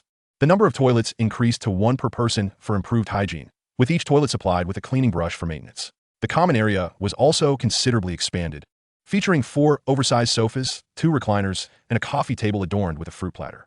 Should Jiang Han reward the inmates with fruits or snacks, they would be placed here. A 60-inch television graced the wall, and a water dispenser occupied the corner, providing bottled water that could be replenished by approaching Shinchinga. The first floor housed 10 cells in total, 9 designated as level 1 and 1 as level 4, which serve as a model room for Bai Jia, Lu Wenjing, and the 12 inmates. New arrivals would first be escorted by Lan and I for a tour of this room, and then guided by Lin Dapio to the showers.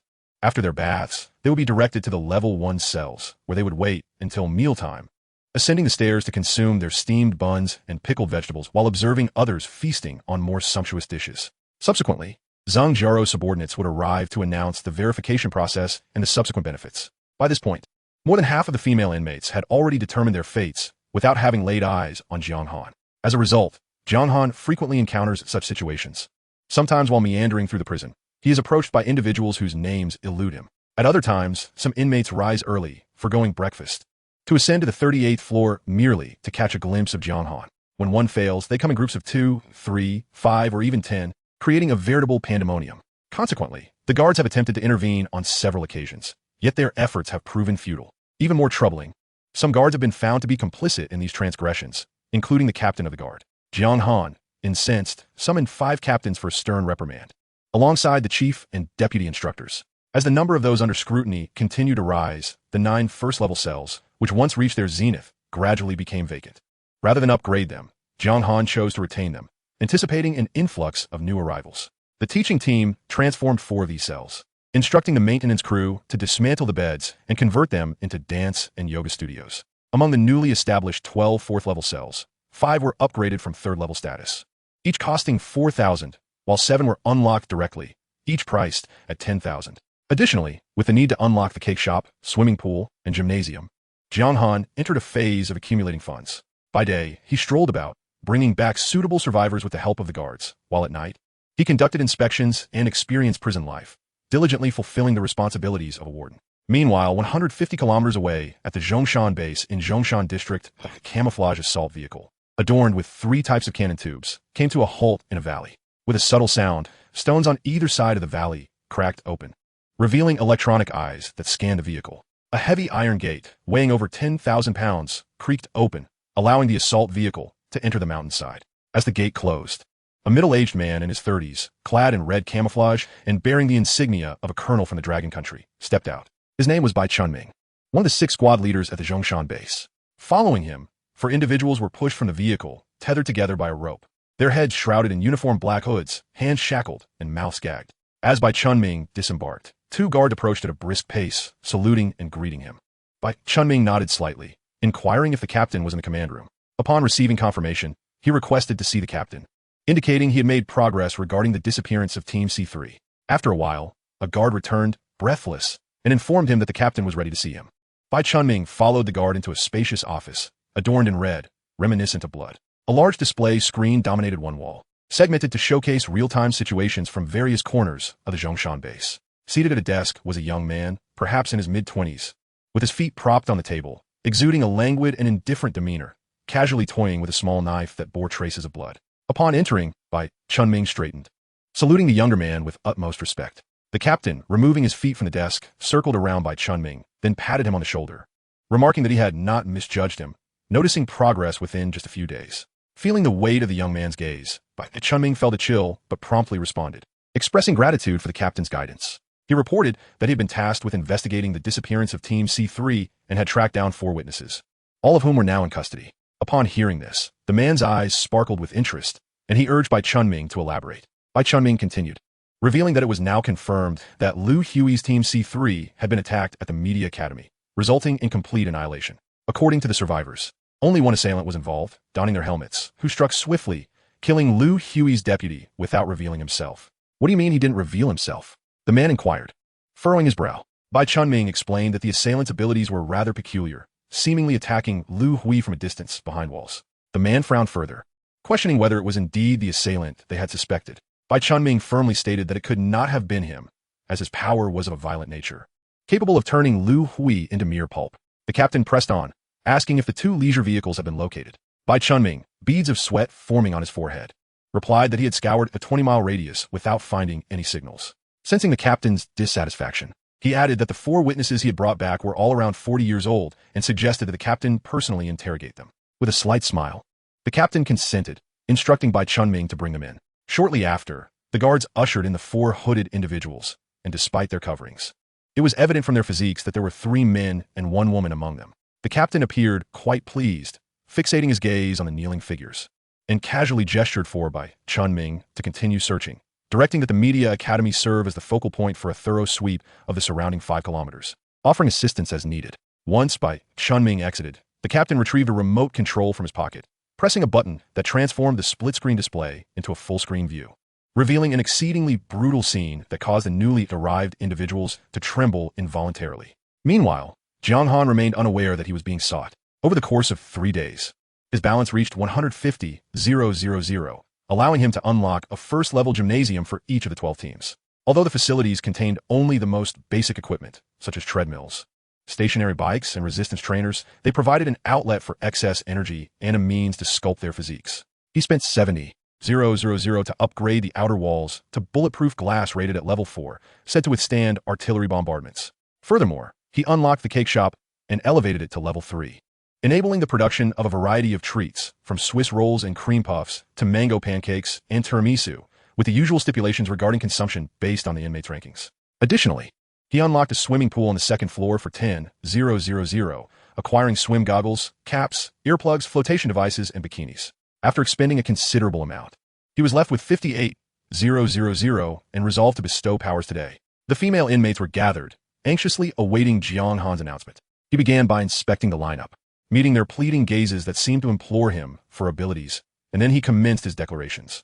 The first was Zheng Jiaro, the first female inmate to arrive after the prison's establishment, who had also achieved a compliance rate of 100. Naturally, she was deserving of the gift, especially since she required management.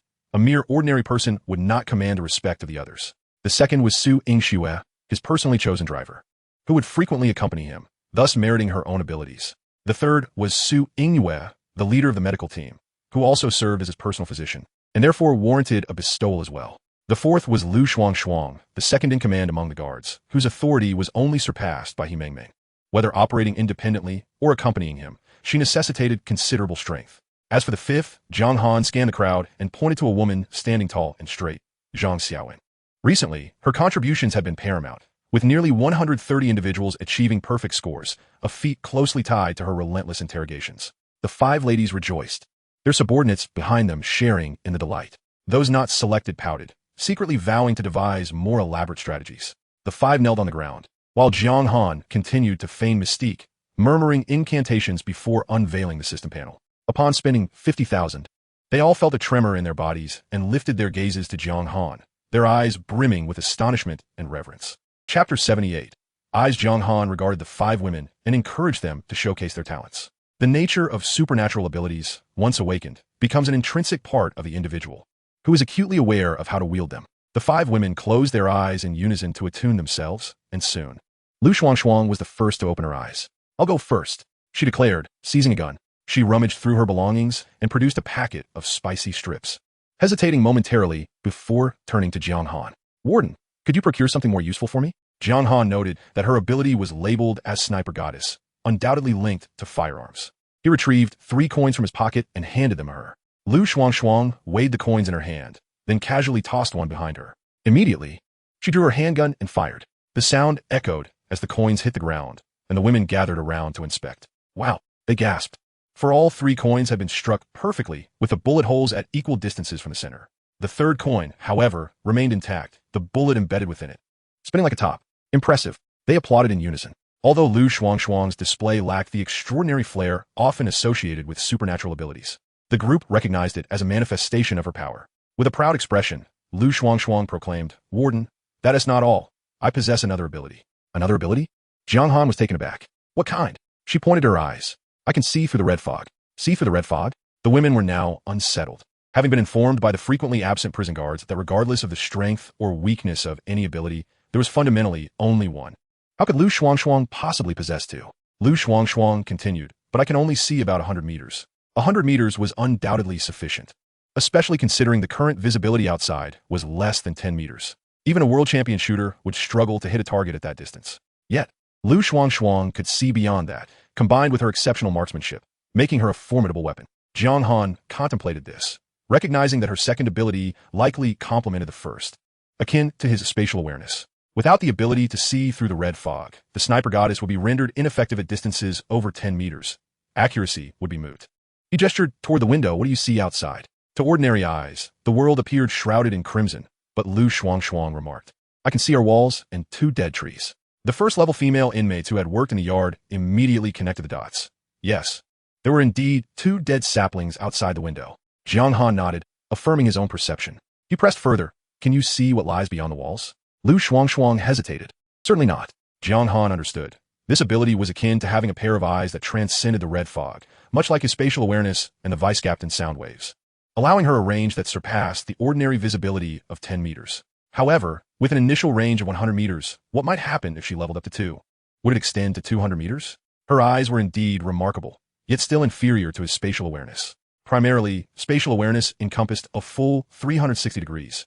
No, it should be described as 1,080 degrees without blind spots, while Lu Shuangshuang could only perceive what lay directly ahead, oblivious to her surroundings behind, above, or below. Moreover, spatial awareness could penetrate objects. He could sense what lay behind walls, or even within a person's body, while it was evident that Lu Shuangshuang could not.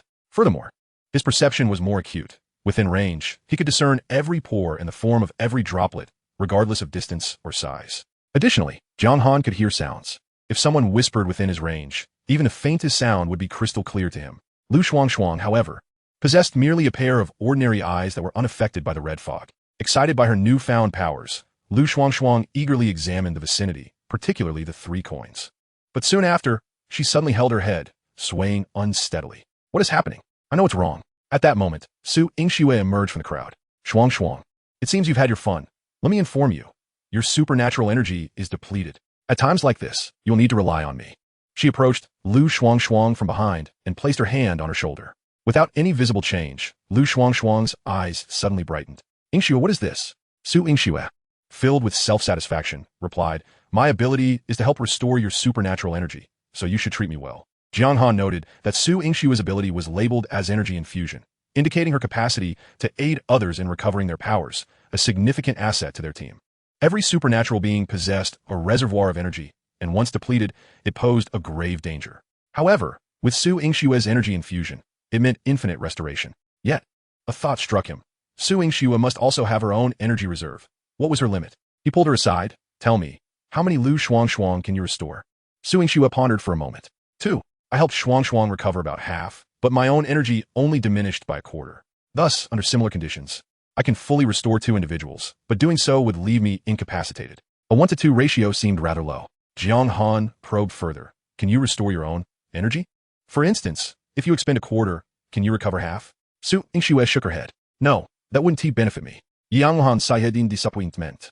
It appeared there were no loopholes to exploit. However, he quickly pondered, what if he had 2 Su Yingxues? Mutual assistance and collective growth could yield remarkable results. Yet, he would have to wait for the next instance of energy infusion. He turned his attention to Su Yingxue. Your turn. Tell me about your ability. Su Yingxue's maidkoidi. My ability cannot be demonstrated here. Please wait a moment. With that, she dashed toward the elevator. Jiang Han chuckled. Next up, Zhang Xiaowen approached, clearing her throat before abruptly pointing at Jiang Han. Jiang Han, stand up.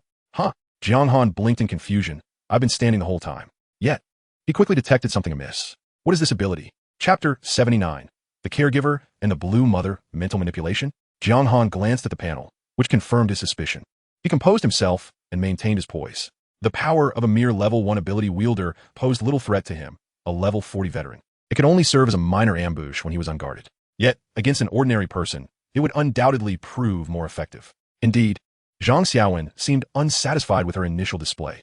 She swiftly pointed at Dong Jin. You sleep? An astonishing scene unfolded as Dong Jin swayed slightly, nearly losing her balance without assistance. Her eyelids grew heavy, and she leaned against the surface, within moments fading into a gentle slumber. Yet just as quickly, she jolted awake. What?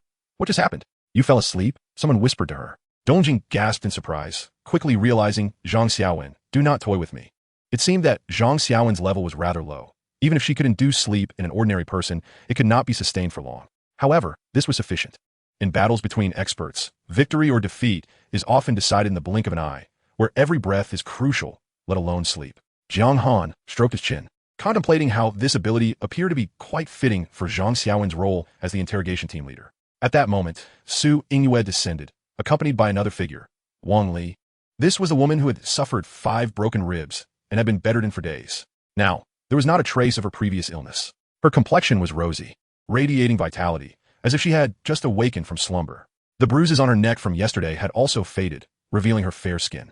Bumli, you're all right? Su Linlin and 5 little nurses rushed over. Having grown familiar with her over the past few days, they were astonished to see Wang Li walking again, exclaiming in wonder.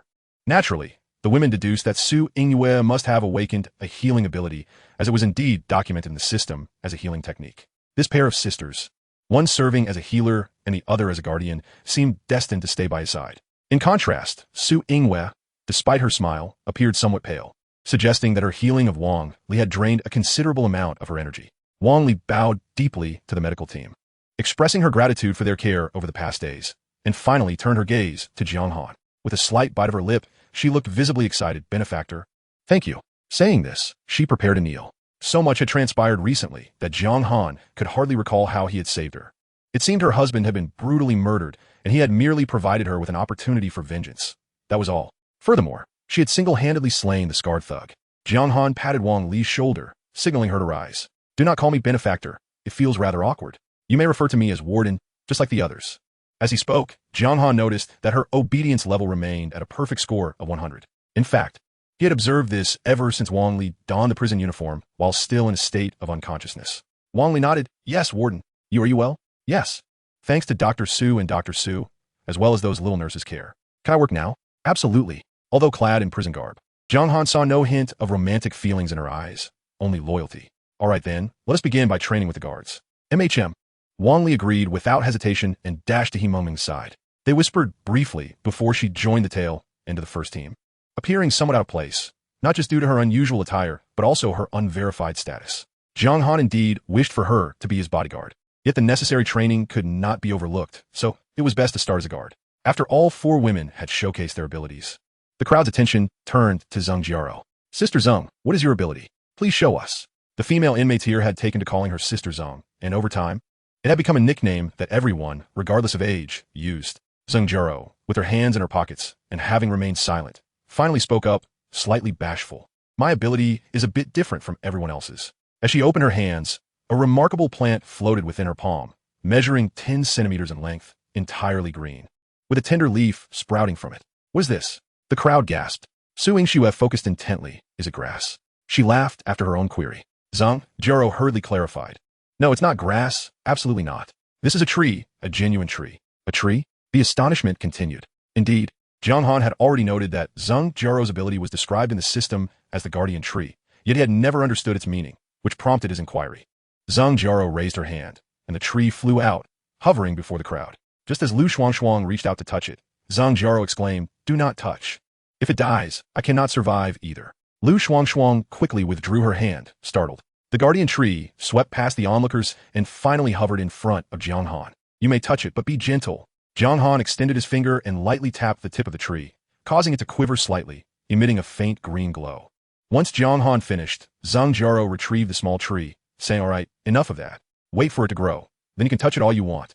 Jiang Han inquired, "It can grow?" "Yes. I have a sense that as it matures, it will become incredibly powerful, even capable of guarding the prison." "Oh." Jiang Han's interest was piqued. "Please elaborate on its abilities and how can it grow?" Zhang Jiao explained. "The larger it becomes, the thicker and sturdier its branches will be, and I can control it for attacking or defending." Indeed, Zhang Jiao's abilities were well suited for protection. Jiang Han continued to ask, "Does it have to remain with you at all times?" "No, I need to find a place to plant it. Once it takes root, it will grow faster. Since it was a protective tree, it should be planted in the main hall, safeguarding the entire prison building." Zhang Jiao contemplated for a moment. "However, not now. Its current state is weak. I must keep it under my watch until it reaches level 10, then I can plant it in the hall." Jiang Han considered this and proposed, "From today onwards, you shall have a room of your own, just to protect your guardian tree. By the way, how does it grow?" Zhang Jiao replied, "It grows by absorbing energy. Perhaps this is a late-stage ability." Jiang Han noticed that the enhancement points of the 5 women had all increased by 10, reaching an average of 18, with only Lu Shuangshuang at 19. He then spent 900 points to elevate them all to 20. Observing their states, Jiang Han declared, "Let us head upstairs. The warden wishes to address you." Chapter 80. Li family mansion. By the time Jiang Han exited his office, it was already 1 o'clock in the afternoon. He had a light meal and prepared to venture out again. Even the smallest fly's leg is still meat. "I will rescue any woman I encounter." This time, Jiang Han was accompanied by the Su sisters and Lu Shuangshuang. The Su sisters could restore health and energy, making them indispensable companions, while Lu Shuangshuang, with her 100-meter range of vision, was taller than him and needed to remain close at this stage. Although he could not constantly utilize her vision, it would prove immensely beneficial when necessary. During this awakening of abilities, Jiang Han noted that among the ability users, only Lu Shuangshuang possessed ocular powers, while others, regardless of their ability strength, lacked such capability. This prompted memories of the individuals from the Zhongshan base. He had killed a squad, and the vice captain was the one with ocular powers. How many squads were there in the entire Zhongshan base? Did each squad have an ocular user? The awakening of abilities was inherently a rare event, and the emergence of an ocular ability was even rarer. Considering this, how many ability users could there be in the entire base? Jiang Han pondered, feeling the car becoming somewhat cramped. It seemed he would need to switch vehicles for future outings. He needed to find a way to unlock the third garage and see if there were any combat RVs with greater comfort. While contemplating this, he suddenly sensed someone ahead, approximately 40 meters away. "Stop," Jiang Han whispered. At this moment, Lu Shuangshuang activated her vision as well. Almost simultaneously, they detected something unusual. Not far ahead, there was a gas station with several vehicles, specifically 2 vans and a fuel truck. Additionally, there were over a dozen individuals tampering with the fuel pumps, clearly engaged in theft. Yet, in the next instant, a man in a suit caught Jiang Han's attention. With a flick of his hand, a large pipe inserted into the ground spewed forth a massive quantity of gasoline. This gasoline did not spray chaotically. Instead, it flowed deliberately and orderly from the pipe, resembling a serpentine stream, smoothly entering the fuel truck parked nearby. An ability user. Jiang Han's eyes narrowed. What sort of ability was this? Was it akin to He Mengming's power of manipulation, yet controlling liquid? The velocity of the oil transfer was remarkably swift. Within approximately half a minute, the tanker was filled. The man in the suit clapped his hands and declared, "Let us head home. Damn it, I haven't had my fill yet. They forced me out to steal oil for them. Just wait until I return." The others accompanied him with smiles, nodding in agreement as they boarded their vehicles and departed. From man in the suit's final mutterings, Jiang Han deduced 2 things. First, he desired amusement. But what kind of amusement could a male supernatural being engage in after the apocalypse? Second, his enjoyment had been interrupted, necessitating his search for oil. Who could disrupt the revelry of a supernatural entity? It must be a more formidable supernatural being, or perhaps a certain organization. With this in mind, Jiang Han turned to Su Yingxue and instructed, "Drive ahead, but at a slower pace. I intend to follow those vehicles." He wished to ascertain whether there were any women or other supernatural beings remaining in their lair. Naturally, Su Yingxue could not see the vehicles, so she proceeded cautiously. Tracking someone consumed a considerable amount of supernatural energy, requiring Jiang Han to open his perception every half-minute to check their location and ensure he wouldn't lose them.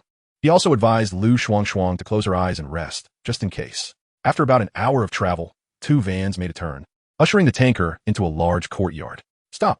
Before entering the courtyard, Jiang Han noticed 2 guards stationed at the entrance, each armed with a handgun. The vehicles halted approximately 30 meters outside the courtyard. Jiang Han summoned Lu Shuangshuang to observe their surroundings. Narrowing her eyes, she surveyed the area and remarked, "I know this place. It's the Li family mansion, located on Bin Road." Bin Road, the Li family mansion? Could it be associated with the Li Corporation? As a native of Tianhai, Jiang Han was well aware of the Li Corporation, which began in real estate and extended into entertainment and dining, with its influence spanning the entire city and even the province. Before the apocalypse, it was undeniably a powerful entity. The Li family mansion? Tianqing is part of the Li family. Oh, Jiang Han was somewhat taken aback. Tianqing is a member of the Li family? How do you know this? Su Yingxue replied, "Of course, she told me." "No, it was Tong Yao who mentioned it. The day you left, I was chatting with them, and I had to clarify since they were about to go to prison. So, what exactly is her relation to the Li family?" "She isn't Li Zhongxing's daughter." "Is she?" Li Zhongxing was the head of the Li Corporation, a well-known fact, and Jiang Han hadn't realized he had inadvertently befriended a super-rich second-generation heir. Su Yingxue shook her head. "No, it said she is merely Li Zhongxing's niece, but she is closely associated with the Li family. Should I call Tianqing to inquire?" "No need," Jiang Han declined. "If that supernatural being has any ties to Li Tianqing, her arrival might complicate matters." He glanced at the Su sisters and Lu Shuangshuang, instructing, "You two remain in the vehicle. Shuangshuang and I will enter first to assess the situation." He intended to discreetly observe the internal dynamics of the Li family, to see if there were any suitable women or other supernatural beings. Su Yingxue parked the vehicle at a corner, and Jiang Han exited. The outer wall here stood over 3 meters high. Jiang Han lifted Lu Shuangshuang and, with a powerful push of his legs, leaped over it effortlessly. After walking a short distance, he sensed a villa nearby. The villa was quite large, and within his perception range, he detected 8 individuals, 5 women and 3 men. Each woman was young and strikingly beautiful. Jiang Han noted that 3 of them bore a resemblance to one another, similar to Li Tianqing, with tall statures, oval faces, crescent-shaped eyes, and long, fair necks. Jiang Han identified their names through the system: Tianqi, Tianyi, and Tianyue, all sharing the surname Li. Their ages ranged from 22 to 24. It seemed these 3 were indeed the daughters of Li Zhongxing, 3 exquisite sisters. The other 2 women appeared slightly older, one aged 28 and the other 27. The former was named Lu Yuding, and the latter, Lu Mei. In the next moment, Jiang Han understood their identities, as Li Tianqi approached Lu Yuding and said, "Sister-in-law, it seems he has returned. You all should hurry down." Lu Yuding replied, "I don't want to go, Tianqi. I truly don't want to." Before Li Tianqi could respond, a man approached from behind Lu Yuding. "Ting Ting, stop throwing a tantrum." Lu Yuding's previously composed expression immediately morphed into one of intense anger. "Li Aiwen, you are truly a useless waste. You can't even protect your own wife." The man named Li Aiwen sighed, raising his hand to slap his own face repeatedly, exclaiming, "Yes, yes, yes, I can't even protect my wife.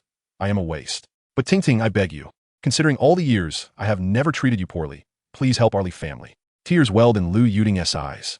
"Isn't he your cousin?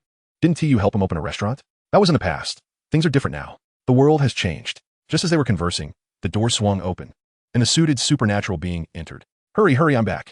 Make haste to welcome me." Upon entering, the supernatural being noticed the lack of greeting and appeared displeased. He glanced upstairs and leisurely remarked, "I'm a person who values the spirit of contracts. If you violate the rules, don't blame me. They're coming. They're coming. Your 2 sisters-in-law are coming up to find a few younger sisters." Li Aiwen shouted from upstairs, attempting to provide some explanation, then turned to Lu Yuding. "Ting Ting, I'm begging you, just go." Another man, around 30 years old, also persuaded Lu Mei, Xiao Mei, for the sake of our Li family. "You and your sister-in-law should sacrifice a little more." As he spoke, he lowered his own head. "Are you still men?" Besides them, an elderly man in his 60s sat on a nearby chair. Jiang Han recognized him as Li Zhongxing, the founder of the Li Corporation, who had appeared on television and in newspapers several times. Li Zhongxing's expression was grim as he slammed his hand on the table, commanding, "Stop talking. You two, go down now." "Father." Lu Yuding and Lu Mei exclaimed simultaneously, exchanging glances that conveyed mutual despair. At that moment, the door was kicked open, and the supernatural being, with an unfriendly expression, entered, causing everyone to recoil in fear. "You both ascended without permission, violating my rules." Li Iwen, startled, hid behind Lu Yuding. AI Bin, listen to me. They aren't here for us. They're here for Tianqi. AI Bin, Iwen, the other must be AI Wu. Jiang Han deduced their relationships from their names and titles. The men were inconsequential, but he could ascertain that the 5 women were sisters-in-law, all exceeding 90 in attractiveness. Jiang Han thought to himself, feeling a deep respect. AI Bin squinted at Li Iwen, stating, I believe I made myself quite clear earlier. From now on, I will protect the Li family and ensure their survival, while you merely need to make a small sacrifice. Hand over your 2 sisters-in-law to me. However, you violated the rules, so he made no movement. Yet Li Iwen suddenly shrieked, ah, and collapsed to the ground, clutching his head. No. Seeing his son in such a state, Li Zhongqing shot up, exclaiming, AI Bin, no. Uncle will agree to anything. Don't harm my son. Jiang Han noted that at that moment, Li Iwen's blood surged toward his head, and just as it was about to burst through his carotid artery, it halted. Such an impressive technique. He was certain that AI Bin's ability involved controlling liquids, including gasoline and blood. If it were him, he too could unwittingly fall victim to such a power. But then he reconsidered. Li Iwen was an ordinary person with only a physical enhancement of 10. Yet what about himself? 500 points. Even if AI Bin could control blood to kill, it would likely be impossible to surpass the fortified blood vessels with a mere 10-point enhancement. But what about the eyes? Would they burst, considering their inherent fragility? Even after enhancement, Jiang Han shook his head, dismissing his concerns. As long as he understood his own extraordinary ability, that was sufficient. He resolved to take action, hoping to create a bit of chaos that would lead Li Iben to eliminate the 3 men, after which he would dispose of Li Iben, leaving only a few unsteady women behind. Li Iben continued, Are you truly willing to comply with all my requests? Li Zhongqing hurried to support his son, exclaiming, Iben, as long as you do not harm them, I will agree to any demands. Li Iben chuckled, then allow me to be straightforward. As he adjusted his gold-rimmed glasses, his eyes behind the lenses scrutinized Li Tianqi, Li Tianyi, and Li Tianyue. He added, in addition to my 2 sisters-in-law, I desire the 3 of them as well. Li Zhongqing's expression darkened, yet he quickly regained his composure. Iben, Tianqi, and the others are your cousins. So what? They are not blood relatives. My uncle. Have you seen the state of Zhongshan base? It's utter chaos. Sisters-in-law, cousins, what does that matter? Besides, if they follow me, I will treat them well. If they are seized by other extraordinary individuals, who knows what fate awaits them? Jiang Han paused at the mention of Zhongshan base. Did Li Iben intend to procure oil from there? If that were the case, the people from Zhongshan base would soon arrive, and he decided to listen a bit longer. Li Zhongqing frowned, seemingly making a critical decision, before finally stating, very well. But remember your words. You must protect the Li family and ensure Iwen and Iwu survive. Father. The 3 women exclaimed in unison. They were already aware of their father's preference for sons over daughters. But sacrificing his daughters for the sake of his son was beyond their comprehension. Li Zhongqing's face darkened. All right, you all go with Iben. The people from Zhongshan base will be arriving shortly. Do not let them see us embarrass ourselves. Upon hearing this, Jiang Han's eyes narrowed. Indeed, the people from Zhongshan base would be arriving soon, and knowing this was sufficient for him to act. The portal to another dimension opened silently. Aimed at Li Iben's left eye. With a soft pop, a bullet was fired. At that moment, as Li Iben was reveling in his triumph, he yanked Li Tianqi and Li Tianyi toward him, proclaiming, Since moving into the Li family mansion, I have developed a peculiar fondness for my 3 sisters. Before he could finish, he shrieked, as if electrocuted. The silent bullet had penetrated his left eye. The 3 women nearby were splattered with his warm blood. Yet, in the next moment, Jiang Han noted that the bullet had only lodged about 5 or 6 centimeters into Li Iben's skull, and he was not dead. Instead, he roared like an enraged beast, You still have guns. With a violent sweep of his arm, he shouted no. Before Li Iwen's voice could fade, his head exploded, showering the area with blood, leaving only his body from the neck down, collapsing without a further drop of blood. The women finally reacted, letting out a collective scream. Li Iben, still unsatisfied, fixed his one eye on Liu, who was rushing towards the door. You will join him in death. With another pop, another body fell. The screams continued, the abruptness of the change, leaving Li Zhongqing with no time to react. Iwen, Iwu, my sons. Witnessing his 2 sons perish in an instant, he felt as if he had plunged into an icy abyss, and moments later, he spewed forth a mouthful of blood. However, Li Iben was already driven mad with rage, uncertain of who had fired upon him, but convinced it was these men. The next moment, Li Zhongqing met the same fate, his head exploding just like his beloved sons. At the same moment Li Zhongqing fell, Jiang Han acted again, firing 3 bullets aimed at his eyes and throat. This time, Li Iben was directly killed. The 3 bullets proved fatal, particularly the one to his left eye, as the second bullet drove the first deeper into his brain. The bullet in his right eye had only penetrated 5 centimeters, while the one in his throat barely 2. Jiang Han had no time for contemplation. He instructed Lu Shuangshuang to wait in place while he rolled into the portal, appearing in the room moments later. His first action was to search Li Bing's corpse. A familiar sensation washed over him as he discovered that he was a level 7 extraordinary being, which took him by surprise. A level 7 extraordinary being, Jiang Han mused. Does this mean his physique was significantly more formidable? Calculating in system data, it equated to 70 points, plus his inherent 10, totaling 80 points. Thus, one bullet had not claimed his life. He swiftly completed his analysis and pondered if he might now be impervious to bullets. In truth, he had never tested this, nor had he ever been struck by a bullet, leaving him uncertain about his own defenses. Since his arrival, the women's screams had only grown louder. Shoo! Jiang Han rose, placing a finger to his lips, but to no avail, particularly with Li Tianyue, who was sobbing uncontrollably. Jiang Han, exasperated, drew his handgun and declared, "I will shoot." This threat proved effective, silencing the chaos. Looking at the trembling women, he spoke, "I am a friend of Li Tianqing, here to rescue you." This declaration resonated more powerfully than the gun itself, igniting a spark of hope in Li Tianqing's eyes. You're Tianqing's friend? Indeed, so there is no need for fear. Li Tianqing was their sister and the captain of the special police team, and this connection provided a sense of security for the women. Jiang Han produced a headset, instructing, "Juro, connect me with Li Tianqing." Soon, the surprised voice of Li Tianqing filled the air. "Warden, are you looking for me? Do you know Li Tianqi?" "Tianqi? Of course. She is my sister." Jiang Han continued, "I heard about the situation, which is why I came to rescue them." "Ah, so that was your purpose for going out today?" Jiang Han swiftly handed the headset to Li Tianqi. "Speak with your sister." Li Tianqi, astonished, took the headset. "Hello, sister. Is it really you?" "Yes, they're here too," she responded, with Li Tianyi and Li Tianyue leaning in to listen. After a few exchanges, Jiang Han reclaimed the headset. "Now is not the time for casual conversation. I need to know, the people from Zhongshan base will be coming, correct?" With Li Tianqing as a familiar face, their trust in Jiang Han surged, and they nodded affirmatively. "Yes. When?" They shook their heads. Li Tianqi said, "It's hard to say. They do not inform us before arriving." Lu Yuting approached. "I have observed that whenever Li Bing finishes a call, the people from Zhongshan base typically arrive within an hour. We just need to check his satellite phone." Jiang Han cast an approving glance at Lu Yuting before moving to search Li Bing's corpse. Soon, he retrieved a device resembling a large mobile phone, a satellite phone. Fortunately, it had no password. Upon opening it, he found the last contact was the Zhongshan base's team leader, by Chun Ming, with a timestamp of 10:55. Given that the current time was 11:32, it meant the enemy would arrive within half an hour. Jiang Han calculated quickly and spoke into the headset. "Tianqing, have he Ming lead Team 1 the prison guards, and you take Team 2 with Tong Yao to the Li family mansion. Team 1 should use the transport vehicle, and Team 2 the prison van. Maintain communication throughout your journey." "Understood." Li Tianqing's response was brief yet firm, tinged with excitement. Jiang Han kicked a few corpses at his feet. "Let us find another location to wait." "Wait?" The women gasped, fearing Jiang Han intended to flee with them. Lu Yuting, as the eldest sister-in-law, stepped forward. This handsome gentleman, I am Jiang Han." "Oh, Jiang Han, are you waiting for the people from Zhongshan base?" "Indeed.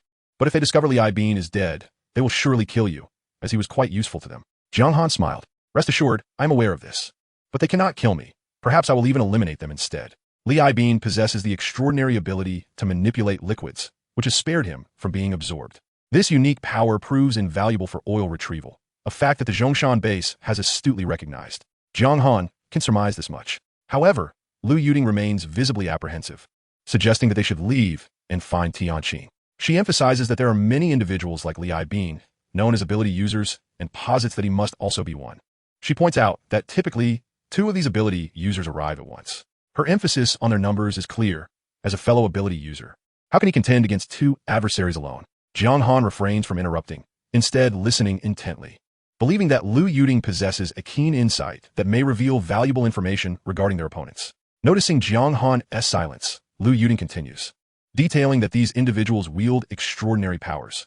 One can conjure eyes from thin air, while the other is far more terrifying, always accompanied by numerous insects. Insects? Jiang Han instantly recalls encountering a similar ability user in the Gemini Tower, one who could control insects and perceive their surroundings through them.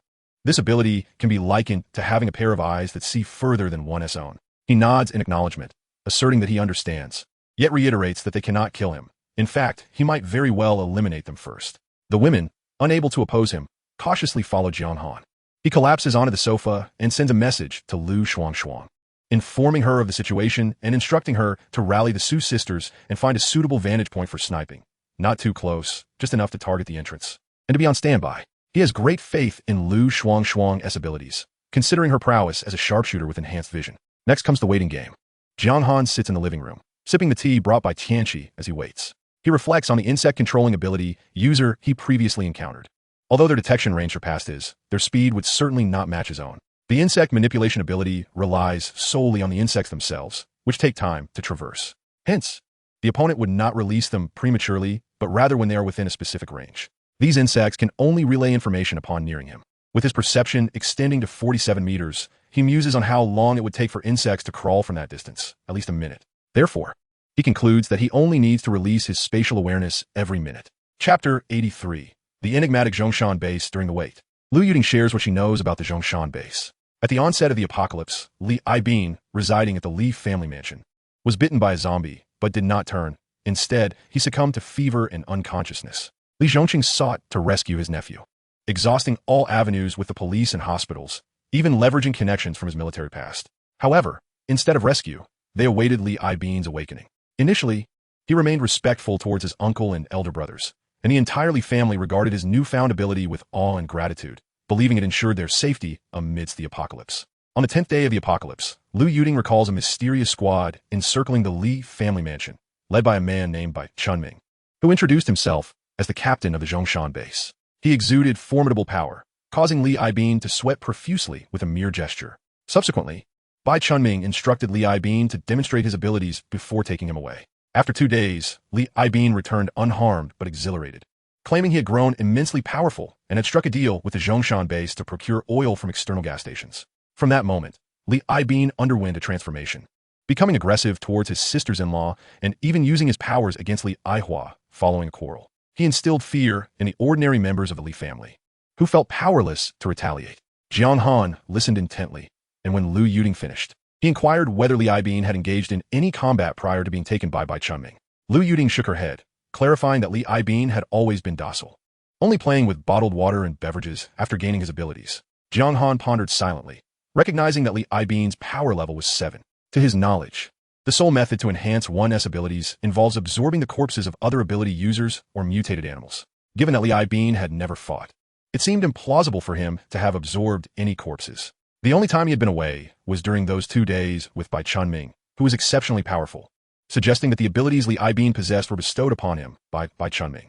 Why would he do this? As an ability user who would not desire to grow stronger, why would Bai Chunming gratuitously share his abilities with a stranger like Li Aibin? If it were him, he would have seized the opportunity to eliminate Li Aibin and absorb his powers. This is the nature of an ability user. Checking the time, Jiang Han released his perception again, then quickly retracted it after 2 seconds, finding the surroundings silent and devoid of any discoveries. He continued to reflect on Bai Chunming's motives for granting Li Aibin abilities. It was clear that Bai Chunming required Li Aibin's powers to assist in oil retrieval, yet the original Li Aibin was merely a level 1 ability user, insufficient for filling an entire fuel tanker in one go. Thus, Bai Chunming must have augmented Li Aibin's powers. Upon consideration, it became evident that Bai Chunming stood to gain. He could eliminate Li Aibin once he had outlived his usefulness, and the powers would merely be temporarily housed within Li Aibin. With this realization, Jiang Han felt a surge of curiosity and pressed on, asking Lu Yuding to recount the details of Bai Chunming's initial visit. Lu Yuding nodded, explaining that they had brought approximately 30 individuals, clad in matching red camouflage uniforms, surrounding the Li family mansion. However, only 2 entered. 2. What was the other one like? It was a woman, quite ordinary in appearance, who remained silent throughout. Jiang Han deduced that she must be Bai Chunming's subordinate, acting as his eyes. Though he was uncertain of her abilities, he nodded, encouraging her to continue. Lu Yuding elaborated that upon their arrival, they specifically sought out Aibin. When he emerged, Bai Chunming casually raised his hand, causing Aibin to kneel. He knelt? Jiang Han raised an eyebrow, intrigued. What sort of ability is this? Yes, he knelt, drenched in sweat, pleading for his life. What happened next? Then Bai Chunming asked him if he was an ability user and what powers he possessed, instructing him to demonstrate. Jiang Han comprehended the implications. Bai Chunming's initial intent was to kill Li Aibin. The presence of armed soldiers underscored this, but upon realizing Li Aibin's potential utility, he refrained from immediate action, opting instead to take him away and grant him powers to serve the Zhongshan base. Yet, how could he be so formidable, endowing Li Aibin with 6 portions of abilities in just 2 days? Most critically, Bai Chunming had clearly known of Li Aibin's abilities prior to his arrival, as he had specifically sought him out. How had Bai Chunming obtained this information? The phone calls made by Li Zhongqing. Jiang Han extended his perception once more, confirming that all remained as it was, before inquiring about how many calls Li Zhongxing had made to save Li Aibin after he was bitten. Lu Yuding reminisced, recalling how many calls she had made, to the Public Security Bureau, to the hospital, and even to a friend in the military. I mean, she managed to get through to all of them, thanks to the satellite phone in her home. The inquiries about AI Bin's condition were thorough, yet no one was dispatched to assist. All lines had been connected, including those to the Public Security Bureau and the hospital, and the questions were indeed exhaustive. A thought struck her. Could the people from Zhongshan Base truly be affiliated with official forces? Were they exploiting the various emergency lines in this post-apocalyptic world to identify potential ability users, subsequently sending agents to eliminate them and seize their powers?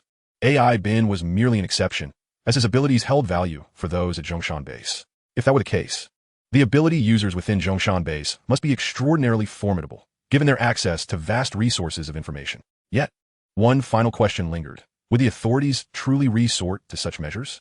Jiang Han shook his head, unable to provide clarity. As the moment arrived, he once again opened his spatial perception and immediately noticed a winged ladybug had flown 30 meters away. His heart quickened as he confirmed it was a small black ladybug, flying in a straight line towards the villa. They were coming, the people from Zhongshan Base. Jiang Han swiftly stood up, retrieved his headphones, and instructed Lu Shuang to check the situation at the entrance of the Li family mansion. Lu Shuang, following Jiang Han's instructions, lay flat on the back seat, meditating. Upon hearing Jiang Han's command, she abruptly sat up, opening her eyes and gazing ahead. The location she and the Su sisters had chosen was quite advantageous. Situated in a narrow alley about 90 meters across from the Li family mansion, where a shop with a half-open rolling shutter provided excellent concealment, even in normal circumstances. Such a parking arrangement would be hard to notice. After merely 2 seconds of observation, Lu Shuang promptly reported, "Warden, there are 12 individuals at the entrance of the Li family mansion, all armed, resembling the people from Zhongshan Base he described. Eliminate them. Leave no one alive. Be cautious. One of them is associated with the bug. Take him out first." Chapter 84. Captain's Privilege Bang. Lu Shuang fired her weapon, hitting a man who had a bug on his neck. She wielded a silenced sniper rifle, a gift from Jiang Han, valued at 1,000. In the marketplace, only this type of gun, the Anio 01, had been unlocked, presumably the lowest tier available. Nevertheless, in the visibility of the 10-meter crimson mist, it sufficed. Bang, bang, bang. Lu Shuang continued to fire with unerring accuracy. "Warden, I hit 11 of them. One had a bug on him, but I can't confirm if I got the last one." After emptying her magazine, she expressed her frustration. At the moment she took her first shot, one individual had swiftly ducked behind a vehicle, and she could not see him from her position. The opponent's speed was too rapid, leaving her to fire a few random shots at the last place he disappeared. Meanwhile, Jiang Han had moved, exiting the villa and fully opening his spatial perception to a distance of 47 meters as he approached the entrance. According to Lu Yuding's account, the distance between the villa's door and the courtyard gate was approximately 100 meters. He noticed that the small ladybug was still alive and flying in a straight line.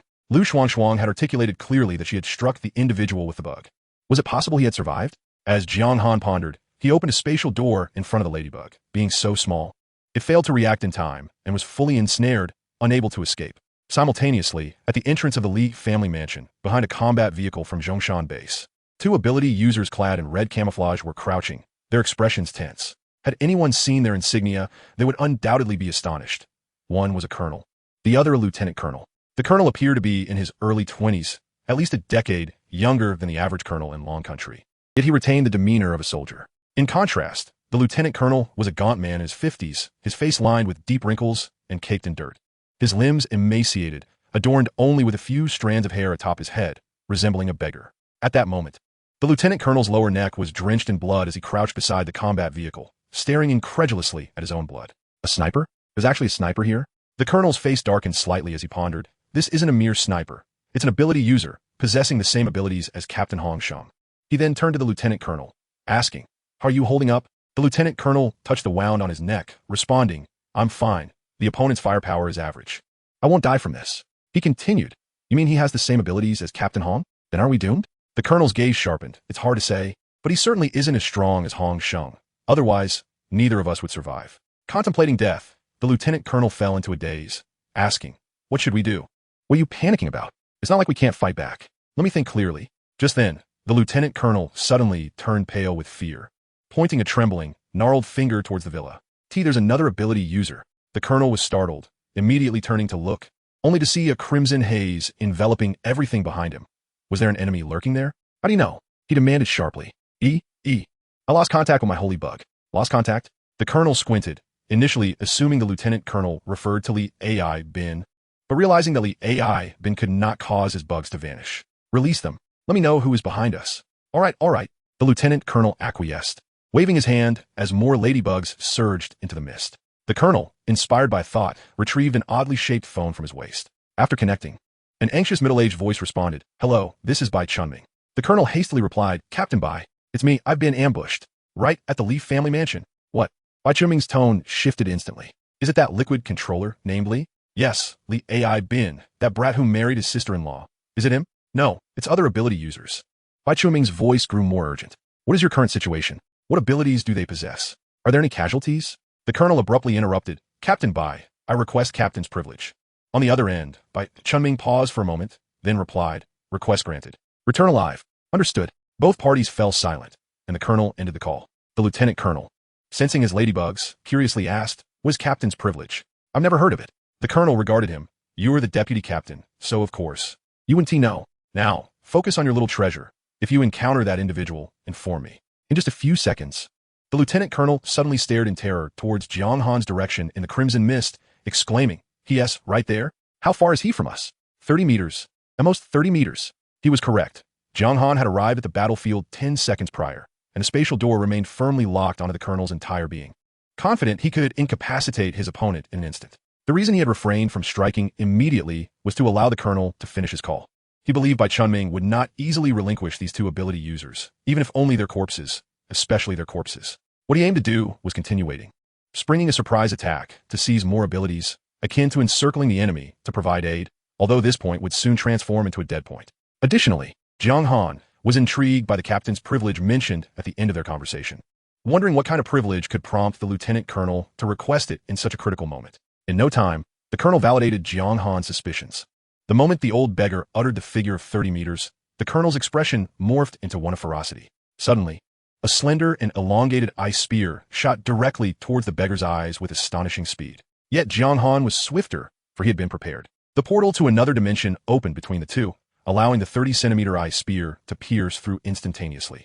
This abrupt turn of events was so startling that the colonel's face still bore a smile, a grim and menacing one, laced with anticipation. The old beggar's countenance, however, was one of disbelief. He could hardly fathom that his opponent would strike him down, given the regulations at Zhongshan base forbidding such fratricide. In an instant, realization dawned upon him. This was the privilege of the captain.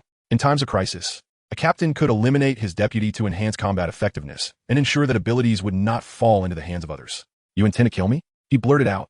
But the next moment, he noticed blood beginning to ooze from his captain's body. Chapter 85. Returning home, the old beggar was momentarily stunned before comprehension set in. It was a bullet. Bullets rained down upon the colonel's body, his head, chest, even his eyes.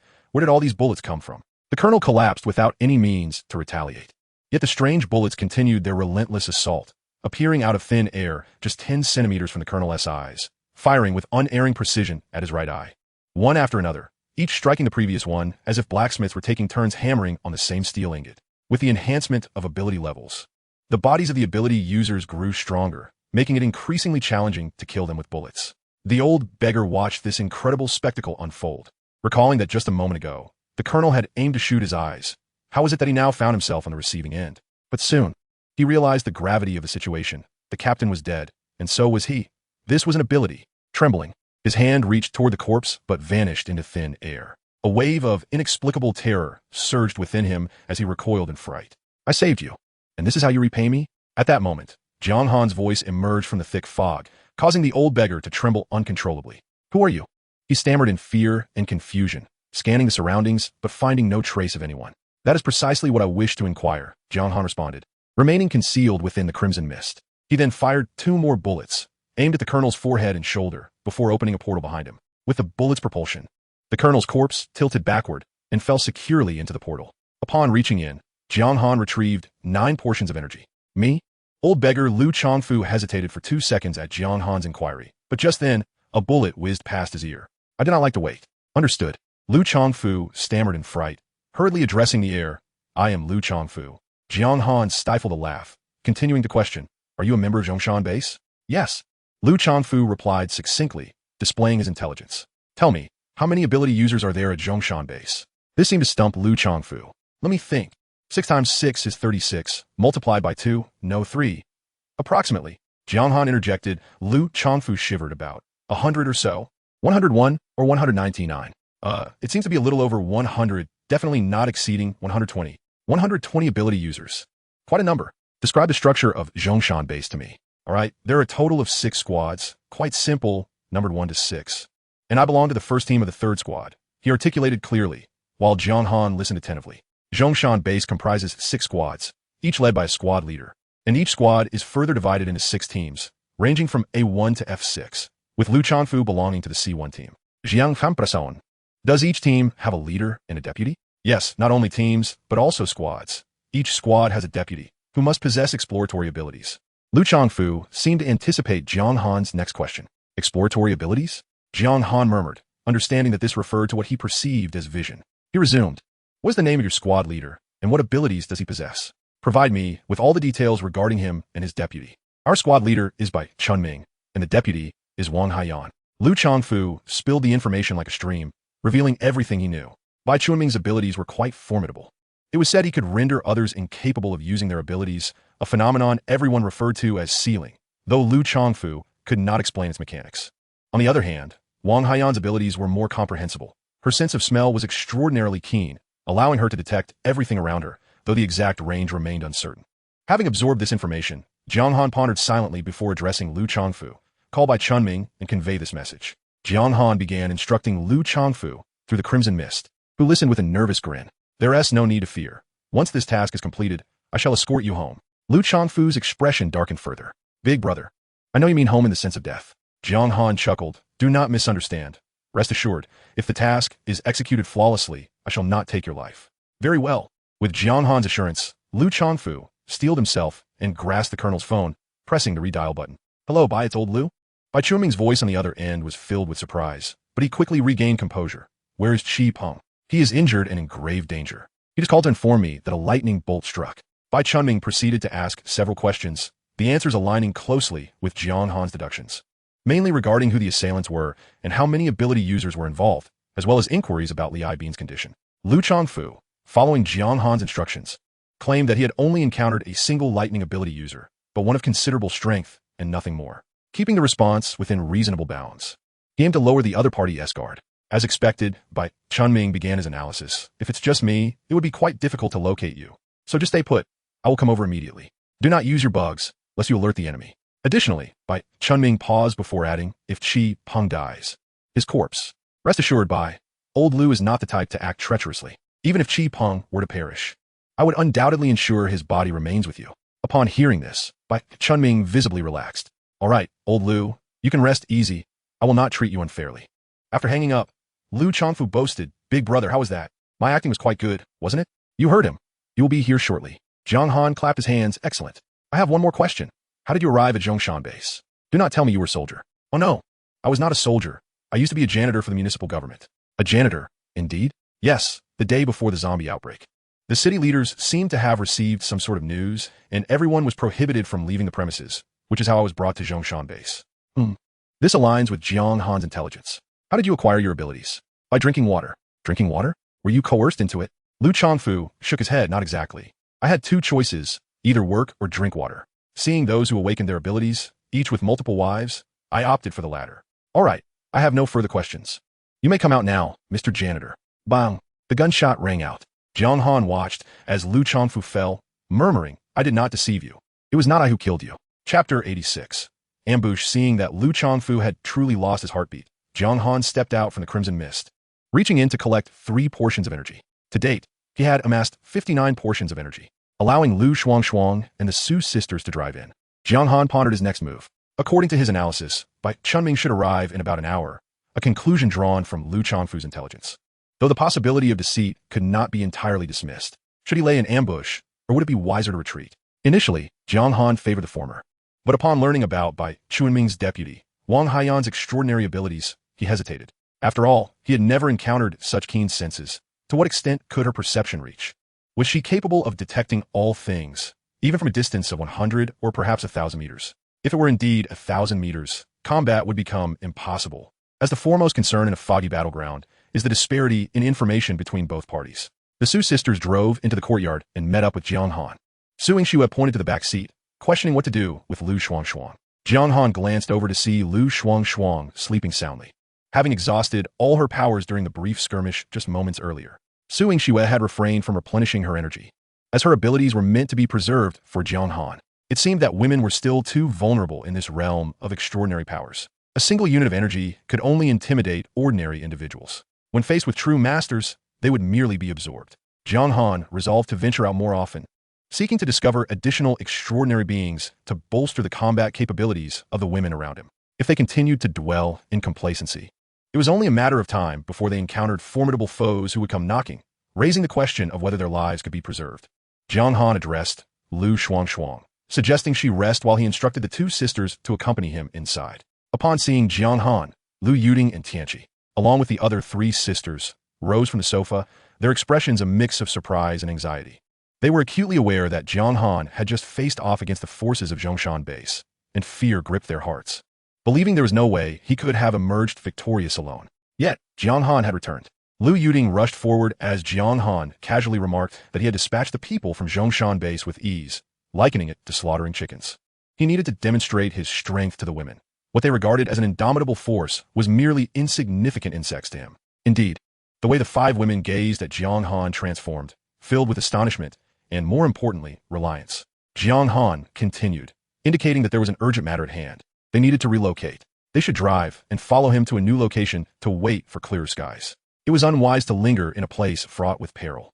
Recognizing the risks, they unanimously agreed to the plan, with Lu Yuding nodding in affirmation. There was no need to gather belongings, as Jiang Han had everything they required. However, he withheld that last part, knowing they would have ample time to discuss it in the prison. Su Yingxue led the way in an off-road vehicle, while Su Yingwe followed in a van. Bai Chunming was likely to approach from the east, while Jiang Han's people would come from the north.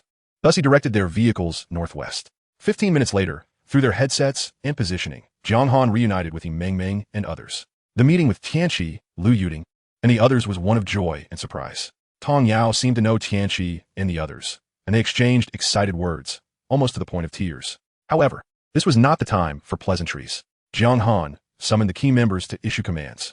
Team 2 was to take a bus to escort the five sisters back to Li's residence, while the others convened for a brief meeting. Soon, the bus departed, and Jiang Han laid out his doubts to the group, whether to ensure their safety by retreating or to take a risk by laying an ambush. He sought their opinions. I say we fight. Meng Meng was the first to step forward, her face brimming with excitement. This would be her first real combat since gaining her powers, and she was eager to engage. She suggested splitting into two groups, one to lay in wait at Li's residence until the enemy arrived, while the other would flank them from behind. Jiang Han shook his head at this notion, deeming it too crude. The current situation was not merely about ambushing, but rather about who would detect whom first. If the enemy discovered them first, it would turn the tables, with the women's prison becoming the target of ambush instead of Zhongshan base. He looked at Li Tianqi, believing that among them, she should carry the most weight in decision-making as the captain of the special police unit, having participated in actual combat. Li Tianqi understood his unspoken thoughts, contemplated for a moment, and then spoke. First, I agree to fight. Although I am not an extraordinary being, I have heard that such abilities are quite precious and undoubtedly useful to the warden. The opposing side, being a squad leader from Zhongshan base, must possess considerable powers. I propose we set a trap at Li's residence, with the rest hiding 500 meters away. If the trap is triggered, it indicates their arrival, and we can then launch our attack. If not, it means they have detected us, but they will only notice the trap, not our presence. Jiang Han inquired, what exactly do you mean by trap?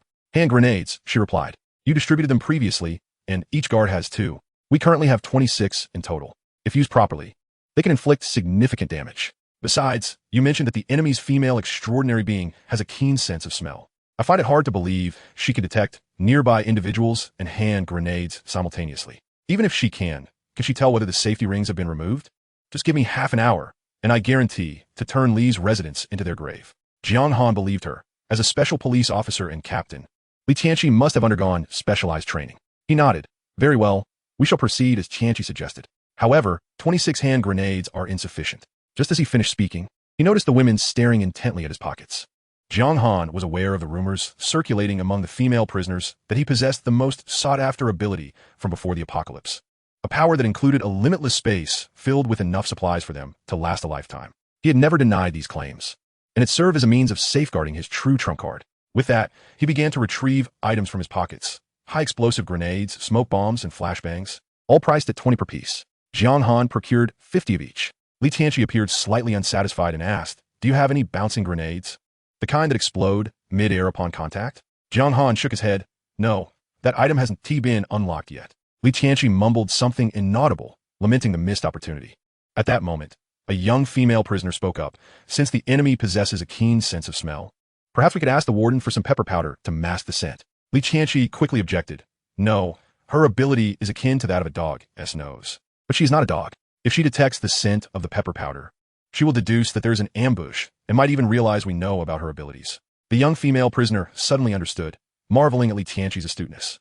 With 76 hand grenades packed into 2 large boxes, Li Tianqi waved her hand. "Everyone, follow me to Li's residence." She spoke earnestly, and the prison guards listened with heightened attention. To their astonishment, they found themselves engaging in a scenario they had only witnessed on television. After a while, Li Tianqi clapped her hands and announced, "All right, the triggering device has been set. The moment someone touches this steel wire, it will detonate. By then, the opposing forces should have already infiltrated this courtyard. The other explosives will detonate in succession behind them. Our task is complete. Let us depart." Li Tianqi and Tong Yao led their teams onto the troop transport, which then set off towards the northwest. A guard in the back raised her hand and asked, "Instructor, I have a question." Li Tianqi, seated in the front passenger seat, glanced in the rearview mirror and replied, "Go ahead.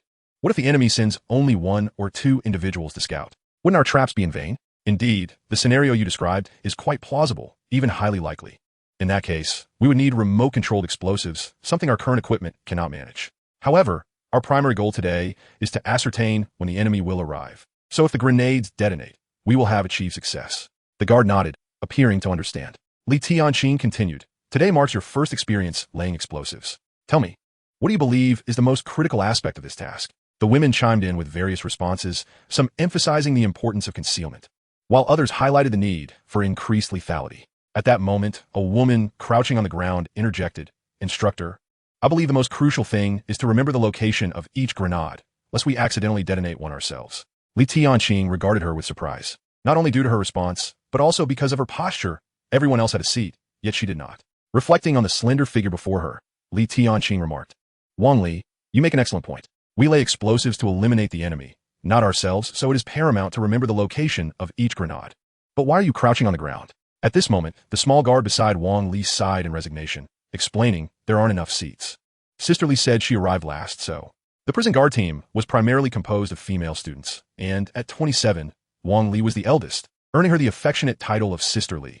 Li Tianqi glanced at the back row and comprehended. The troop transport was a standard 12-seat vehicle, plus the 2 front seats, totaling 14. When Jiang Han assigned the guards, he had considered this, establishing a team of 10, plus 1 captain and 1 medic, making a 12-person system. After Wang Li joined, it became 13, and with both Tong Yao and Li Tianqi accompanying them today, there simply weren't enough seats. Wang Li smiled and said, "It's no big deal. I came last, so of course I'll crouch." Li Tianqi nodded appreciatively at this married woman, who was roughly her age, and continued, "Well said. When I was in the Special Forces, my instructor posed a similar question to me, and your answer reflects my own at that time. However, giving the right answer does not guarantee execution. Let me test you.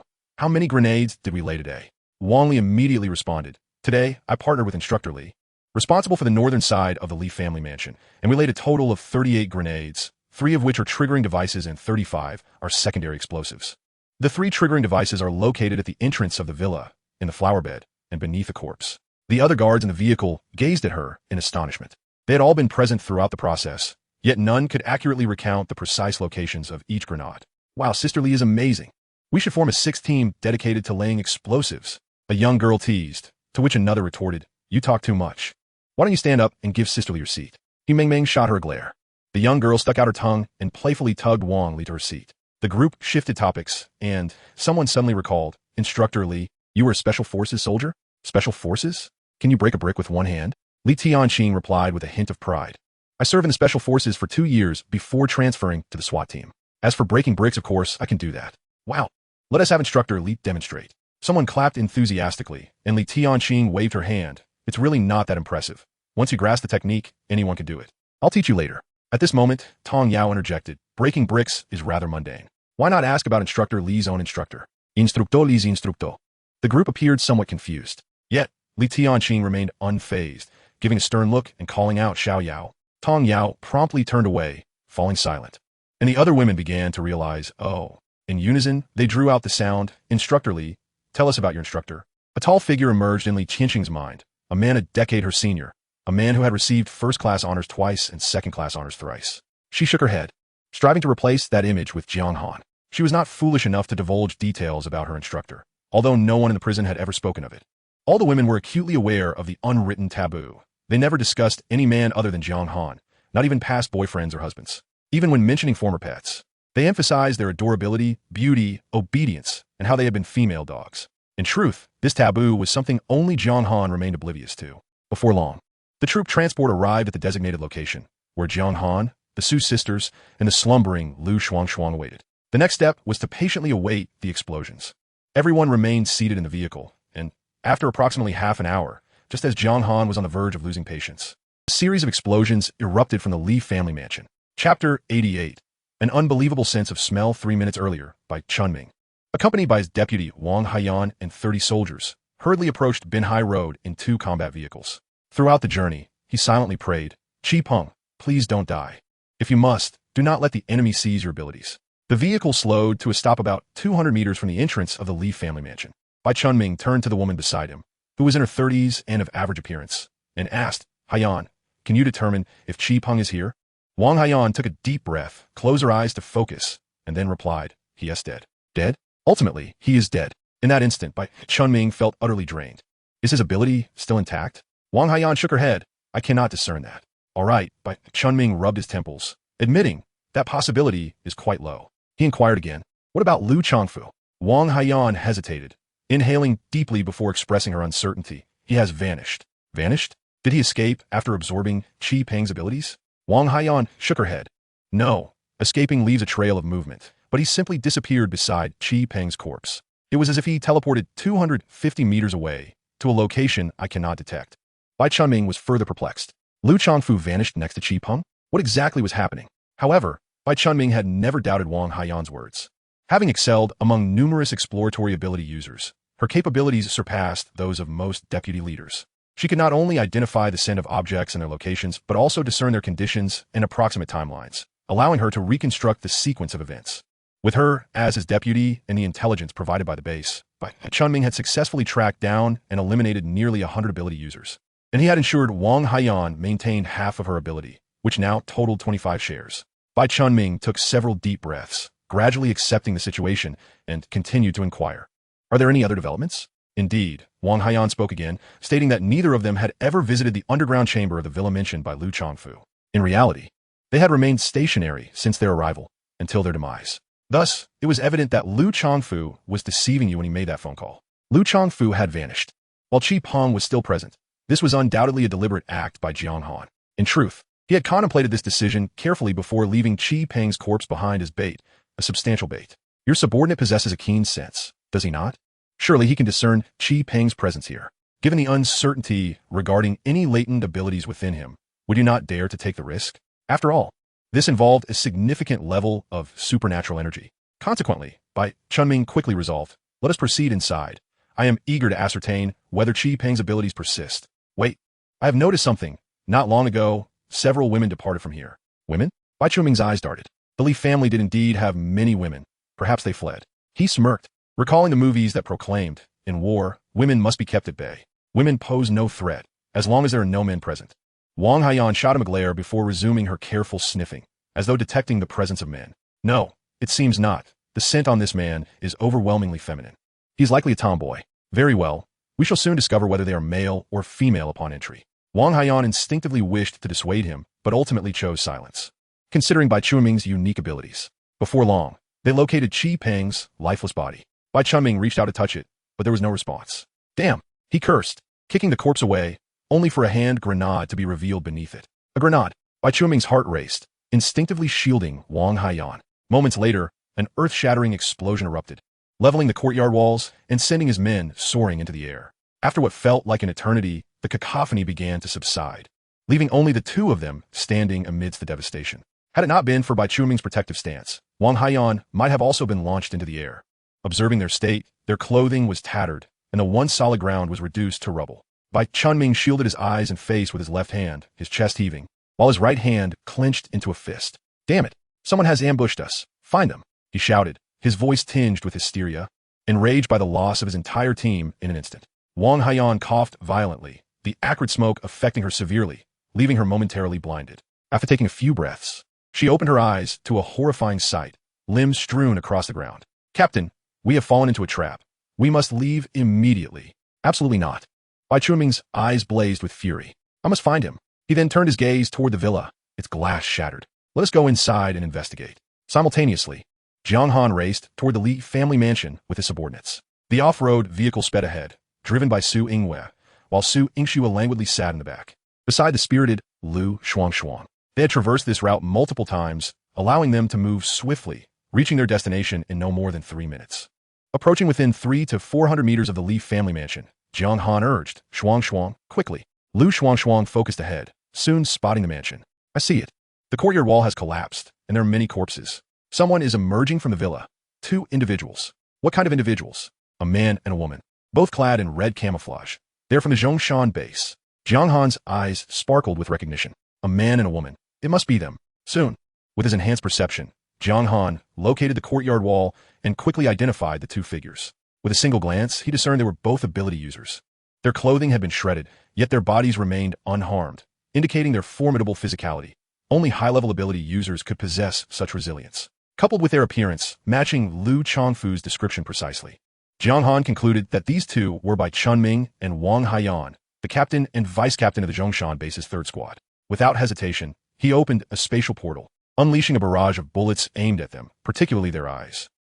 The 2 were caught completely off guard. Their eyes, heads, and bodies were instantly bombarded by hundreds of bullets. Bai Chunming reacted swiftly, shielding his face with his forearm after the initial assault on his eyes. He immediately turned, pulling Wang Haiyan along as they dashed toward the interior of the villa, deducing that they had been ensnared by an enemy, an ability user. Lu Changfu's call. Qi Peng's corpse. Everything was a trap. Yet in the next moment, he felt an electric shock and was hurled backward. Without time for contemplation, Bai Chunming fled in another direction, only to encounter the same fate.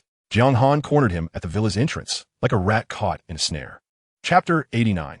Sealing abilities. Jiang Han realized Bai Chunming's physical prowess was extraordinary. Despite the onslaught of bullets, he remained unfazed.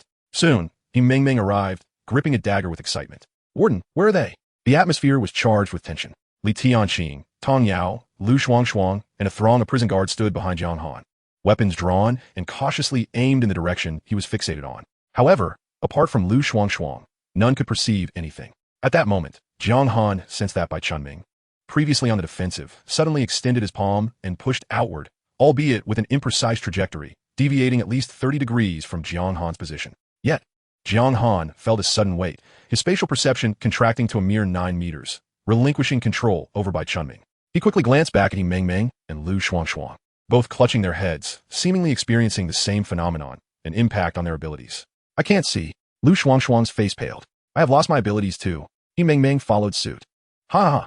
Laughter echoed through the crimson mist. "How does it feel to be powerless? You may not realize, but I can suppress any ability user. In the face of absolute strength, all schemes are futile." Jiang Han gestured for silence, his mind racing. Why had He Ming and Lu Shuangshuang's abilities vanished while his merely diminished from 59 to 9 meters? Lu Changfu had mentioned that Bai Chunming's ability was called sealing. He comprehended that this ability could affect others' powers, contingent upon one's own level. Bai Chunming was likely at 50, meaning any abilities of lower tier would simply vanish. Since he was at 59, his spatial perception had decreased by 50 meters. But how will Bai Chunming attack? It must be through his physicality, his formidable physique. 50 units of power would equate to a reinforcement of 500 points. In the absence of abilities on both sides, they would resort to the most primal form of combat. These thoughts raced through Jiang Han's mind, a subtle smile gracing his lips.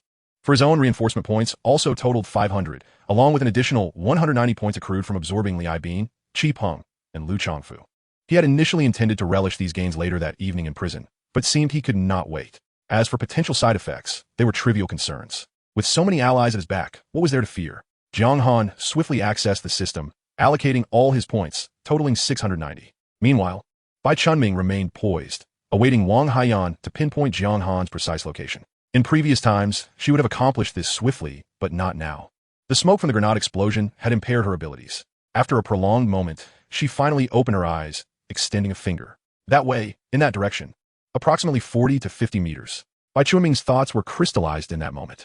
After unleashing his extraordinary abilities, he noticed that his opponent's attacks had ceased, a clear indication that he had found the right path and had effectively sealed his adversary. All he needed was to locate the individual, and victory would be his. Not only could he reclaim Qi Peng's powers, but potentially acquire even more. "Let us go," he commanded in a low voice. Moving cautiously alongside Wang Haiyan towards Jiang Han's position. His pace was measured and deliberate, for he sensed that today's opponent was formidable. Wang Haiyan, endowed with a keen sense of smell and possessing an extraordinary energy level of 25, was adept in both combat and as a team leader. Naturally, Bai Chunming would not resort to such measures until the very last moment, but he needed to ensure that Wang Haiyan remained within his control. As they drew closer, the distance diminished to 40 meters, then 30. Jiang Han gestured for his subordinates to spread out, wary of friendly fire. "There are two of them, a man and a woman. Focus your efforts on the man," he instructed. The guards nodded in unison and retreated, leaving Jiang Han standing alone. Wang Haiyan inhaled deeply. "I have locked onto him. He is right ahead," she whispered to Bai Chunming. A flicker of excitement crossed Bai Chunming's eyes as he and Wang Haiyan charged towards Jiang Han, breaking through the crimson mist. Before them stood a young man, his face a tableau of confusion and fear. Bai Chunming knew then that victory was assured. He bellowed, launching himself at Jiang Han with a punch that was swifter than a bullet. Armed with no weapon except his own formidable physique, he was a force to be reckoned with. Jiang Han endeavored to maintain a convincing facade until Bai Chunming leaped into the air, only to realize that the spatial gateway was merely suppressed, not sealed. In truth, he had an expansive area of 9 by 9 meters at his disposal. Unbeknownst to Bai Chunming, who had positioned the gateway silently between them. In an instant, Bai Chunming had penetrated halfway through, and just as he believed the battle was in his favor, he witnessed Jiang Han's head shake as he executed a backflip, emerging from the spatial door. You possess extraordinary abilities?" Bai Chunming exclaimed, drenched in sweat. A mix of astonishment and fury painted across his features as he gasped heavily. Sweat cascading down like a waterfall, Jiang Han remained silent, observing him intently, impressed by his agility. Suddenly, Bai Chunming, who had been bewildered moments before, erupted into manic laughter. "Huh, I understand now. You're the one who killed Lu Hui from the Media Academy, aren't you?" Jiang Han narrowed his eyes, recalling Lu Hui, the squad leader with impenetrable skin. "Whether it is true or not, you may inquire of him yourself," he replied coolly, expanding the spatial door to its maximum width, blocking Bai Chunming's advance as he awaited his opponent's move. Bai Chunming's gaze was fixed on Jiang Han as he edged closer to Wang Haiyan, continuing, "Your energy level exceeds 50, doesn't it? That is why I cannot suppress you. Moreover, your abilities are peculiar, allowing you to ensnare others within a spatial realm. However," he paused, a triumphant smirk forming, "you must wait for me to strike first. That is your vulnerability." Understanding dawned upon Jiang Han as he observed Bai Chunming's movements, prompting him to shout attack. Gunfire erupted as the women behind him unleashed a barrage of bullets towards Bai Chunming. Simultaneously, Jiang Han retracted the original spatial door, flipping it to launch an attack, but his target was not Bai Chunming. It was Wang Haiyan beside him. Having witnessed Qi Peng utilize the team leader's privilege, Jiang Han discerned Bai Chunming's intentions. A blinding white light, the destructive force of Gao Zicheng's abilities, surged forth mere centimeters from Wang Haiyan. In an instant, she was propelled backward with a scream, and Jiang Han dashed towards her. Bai Chunming roared in fury. He had intended to employ the team leader's privilege, believing that with Wang Haiyan's 25 energy units combined, he could vanquish Jiang Han. Yet, he had not anticipated Jiang Han's preemptive strike. That was his vice-captain. Even in death, her abilities belonged to him. As Bai Chunming closed the distance to Wang Haiyan, he did not hesitate to throw a punch, only to be astounded when his fist vanished. Courtesy of the spatial door Jiang Han had opened to prevent unforeseen circumstances. What kind of ability is this? He cursed, bewildered. Wang Haiyan lay a few meters away, seemingly awaiting absorption, but he was unable to reach her. Jiang Han remained fixed on Bai Chunming as he approached Wang Haiyan, who lay on the ground with a gaping wound in her right eye, her fate uncertain. He refrained from further attacks, maintaining the 9-meter spatial door. He then lifted his foot, forcefully stepping down on her neck, while Bai Chunming watched helplessly, his heart aching at the loss of 25 energy units he had painstakingly earned. With a crack, Wang Haiyan's neck snapped, the sound echoing ominously as she perished. Bai Chunming seethed with rage from across the spatial door. "I will kill you." Jiang Han exhaled deeply, relishing the moment. This was the first time he had absorbed such a significant amount of energy, expanding his spatial awareness to 34 meters, along with an additional 250 units. Rising slowly, he regarded Bai Chunming with a playful glint in his eyes. "Kill me? Huh, just based on your abilities?" Bai Chunming's nostrils flared, resembling a wild dog poised to strike. "Let us engage in a genuine battle." Jiang Han scoffed. Do not deceive yourself. Once I withdraw my powers, you will flee like a coward. How dare you? You think I would run? Bai Chunming retorted, his pride ignited. Is that so? I'll retract my powers. Let us see what happens next. Jiang Han challenged, his posture exuding confidence. Bai Chunming's eyes narrowed. You truly intend to withdraw? Of course. What is it to you? Shall we fight or not? Bai Chunming hesitated, extending his hand cautiously, sensing the absence of the formidable force that had previously repelled him. Looking back at Jiang Han with an expression of arrogance, he thought, he has become overconfident. Realizing this, Bai Chunming felt elation. Overconfident troops are destined for defeat. Slaying a boastful opponent is far simpler than vanquishing a cautious one. Although he estimated Jiang Han's power level to be between 70 and 80, 15 times his own, his overconfidence was critical. Additionally, he possessed lethal skills accumulated over years of military service, and if he could close the distance, he had an 80% chance of exterminating his foe, even one so vastly superior. With the element of underestimation, his odds increased further. Taking 2 substantial steps forward, the distance between them dwindled to less than 5 meters, and the ominous force did not reappear. As we observe Jiang Han, he stands nonchalantly in place, exhibiting no defensive gestures. He then proceeds to rummage through his pockets, producing a cigarette that he lights with casual indifference. Smoking, is it? What a splendid opportunity. Bai Chunming, no longer hesitating, propels himself toward Jiang Han like a cannonball. 3 meters, 2 meters, half a meter. He lands a hit. His heart races with exhilaration. For Jiang Han displays no reaction. Victory is within reach, and he too shall become a formidable wielder of extraordinary powers.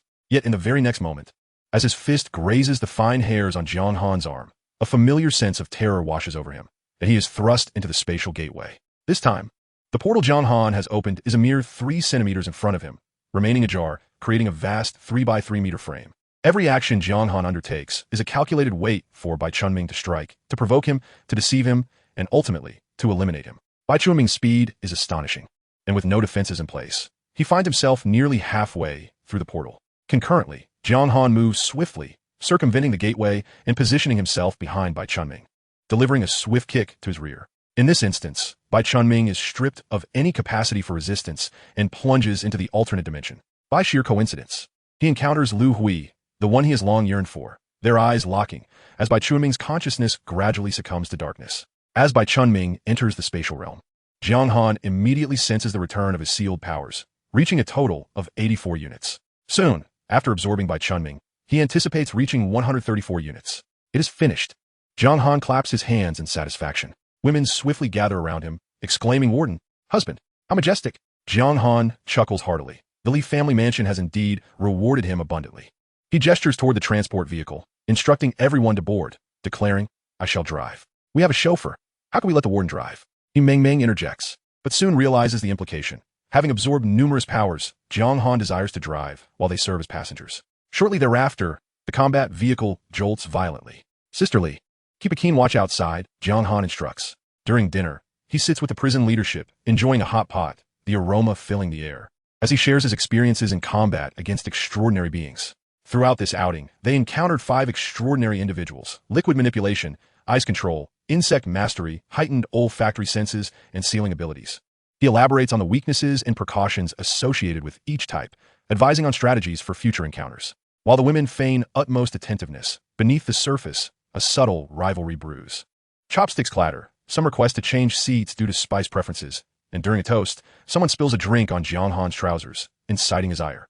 For those who do not listen attentively, he resolves to impose a stringent punishment, augmenting it with the newly acquired 750 points. At this juncture, he possesses 134 units of power.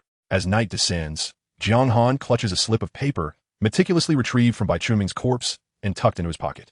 It bears 4 addresses. Chapter 91, Captain Chun Feng. What is this? Could it be the locations of extraordinary beings? Jiang Han speculates, connecting it to prior information regarding the Zhongshan base. The base is capable of deducing the presence of extraordinary beings based on distress calls, subsequently relaying this information to 6 squads. The list he possesses is presumably information controlled by Bai Chunming's 3rd squad, Hongxiang Steel Plant, Hungfu Huayuan in Jianyang District, Van Bidian Village in Jinshan District, and the Guangming Road branch of Longhua Industrial Bank. Jiang Han resolves to visit each location tomorrow, intending to empower the women, transforming them into his future allies. Meanwhile, in the control room of Zhongshan Base, the man known as the Captain, a cold figure, sits in his office chair, his shoulder insignia gleaming in the light. At his feet, A man in his 50s, with a square face and arms bound behind his back, kneels beside a woman in her 40s, devoid of clothing, her eyes tightly shut. Surrounding them lies a grim tableau of corpses, both male and female, young and old, all sharing a commonality, withered, shriveled, and devoid of color, as if drained of their life force by some unnameable creature, leaving them as desiccated remains. Director Ian, the captain remarks, resting his feet on the desk while toying with a small knife. I must commend you. Your wife maintains her beauty at such an age, much to the delight of my subordinates. If only your daughter were here, it would be perfect. The man referred to as Director Ian lowers his gaze. Yet upon hearing mention of his daughter, his previously stoic expression quivers slightly, his eyes slowly opening. My daughter is dead. She was bitten by a zombie when the apocalypse first erupted. The captain fixates on his eyes, smirking, yet I have heard otherwise. I was told you received advance warning and sent your guards to protect her. Surely she must be in the concentration camp now? Director Yin's eyes remain unflinching as he replies coolly. I wish she were in the concentration camp. At least she'd still be alive. Sadly, she is dead.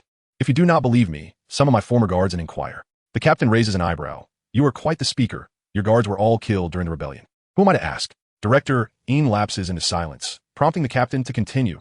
Very well, on to the next question. When I was promoted to lieutenant, all indicators were satisfactory. Why was I not advanced? Director Ian exhales deeply. I have answered you countless times. It is an organizational decision beyond my control.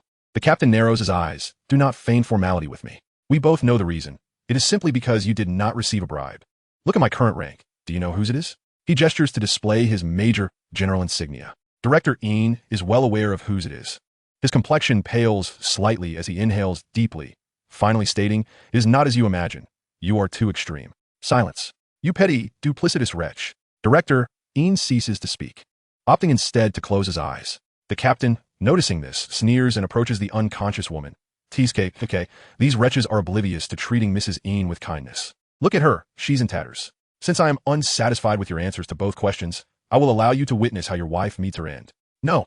Director Yin's eyes snap open as the captain coldly laughs. Where is your daughter? She is dead. Excellent. The captain's hand plunges into the woman's body, eliciting a scream from the unconscious woman. Almost immediately, a pulsating energy resembling a force of life surges from within her, coursing into the captain's right arm. As this energy flows, the woman rapidly withers, transforming into a form akin to the other corpses, eerily grotesque. Chun Feng. Director Ian bellows, struggling to rise, swaying unsteadily toward the captain. It has been a while since anyone addressed me as such, the captain muses, relishing his feast. Director Ian stumbles forward, his bound arms compromising his balance, and collapses to the ground, only to struggle and rise once more. The captain, Chun Feng, flicks the liquid from his hands. Ah, this woman's vitality is quite lacking. Come now, Director Ian, let me see how yours measures up. Director Yin's eyes blaze with fury as he glares at Chun Feng. It seems I was right about you. Chun Feng narrows his eyes. What do you mean? During your review, it was discovered that you frequently logged into certain torture websites and even registered as a member. I suppressed the matter. Otherwise, you would have been discharged long ago. Chun Feng's eyes flicker as if recalling something before he replies. So that is the case. But what does it matter? Who among us does not harbor a few secrets? And now that you're privy to mine, how utterly vexing. With that, he plunged his hand forcefully into Director Yin's heart. Everything came to an end. Chun Feng picked up the phone, dragged the body away, and summoned by Chun Ming to come over. The next morning at the women's prison, Jiang Han, as was his custom, began his morning exercises. Zhang Jiaro had arranged for herself and a freshman, ostensibly to impart some wisdom to the newcomer. Indeed, one was adept, while the other was inexperienced, the latter possessing good health. Following this, he surveyed the prison, contemplating where to implement improvements next. By chance, he encountered Zhang Xiaowen, the manager of the interrogation room, who was leading 5 female inmates clad in prison garb. Lu Yuding, Lu Mei, and Tianxi among them. Oh, such quick progress. Jiang Han was somewhat taken aback. These 5 women had only arrived the previous day, having merely consumed 2 meals of steamed buns and pickled vegetables. Yet they were already so proactive. Even more astonishing was their rapid entry into the interrogation phase. It was known that Zhang Xiaowen's interrogation room was responsible for not only new arrivals, but also those already under examination, with reports indicating a waiting list extending a week out. The 5 women, upon seeing Jiang Han, exhibited a degree of shyness, lowering their heads and occasionally stealing glances at him, while Zhang Xiaowen was much more forthright, greeting him with a cheerful "Good morning, Warden." She then leaned in close and whispered, "Instructor Liu was quite busy yesterday. He first worked on their mindset, then sought out Sister Zhang and me to arrange things in advance." "Oh, so it was a backdoor arrangement. Very well, if you take the backdoor, I shall too." Jiang Han mused with a smile. However, he could understand Liu Yuding and Liu Mei, as they were already married and, considering the matter with Li Aibin, they likely harbored no ridiculous psychological barriers. Yet why were Tianqi and the others so eager? Zhang Xiaoan shook her head. I have no idea. All right, I shall inquire myself, Jiang Han said, patting each of the 5 women on the shoulder, offering them an encouraging glance. Persevere. You will successfully pass the examination. Chapter 92. Bricks continuing his rounds in the prison. Jiang Han soon found Li Tianqing in the Special Forces training room in the basement, where a stack of bricks lay. Li Tianqing was demonstrating to the guards how to break a brick with one hand. Watch closely. Just create a small gap between the brick and a solid surface beneath it, then strike down hard. With a swift motion of her right hand, the brick shattered into 2 pieces. See? That's how it's done. Wow. Impressive. Li Tianqing continued. However, this is merely a clever trick. In the Special Forces, such practice is not permitted. One must use a towel for padding, relying on genuine strength. With that, she picked up 2 bricks, placed a towel underneath, and struck again, producing a sharp crack as the bricks broke apart once more. This time, the credibility of her demonstration was significantly higher, and the guards erupted in applause. Their eyes filled with admiration. All right, that's enough of the one-handed brick breaking. It's time for the next training exercise. Mine laying. The guards were surprisingly obedient. Jiang Han had intended to observe their activities and inquire of Li Tianqing why Tianqi and the others were so willingly participating in the examination. But upon seeing the stack of bricks, an idea sparked in his mind. In recent battles, he had noted that the levels of the ability users were escalating. Once they surpassed level 5, their physical prowess could not be subdued by a mere bullet. Beyond level 20, even their eyes possessed bulletproof capabilities. Thus, he required more formidable, lethal weaponry. Initially, he aimed to upgrade the guard station in hopes of unlocking more destructive weapons, but the costs were exorbitant, not for the upgrade itself, which was relatively inexpensive, but for procuring consumable weaponry. Even if he could unlock missiles, how many currency points would that demand? 5,000? Or perhaps 10,000?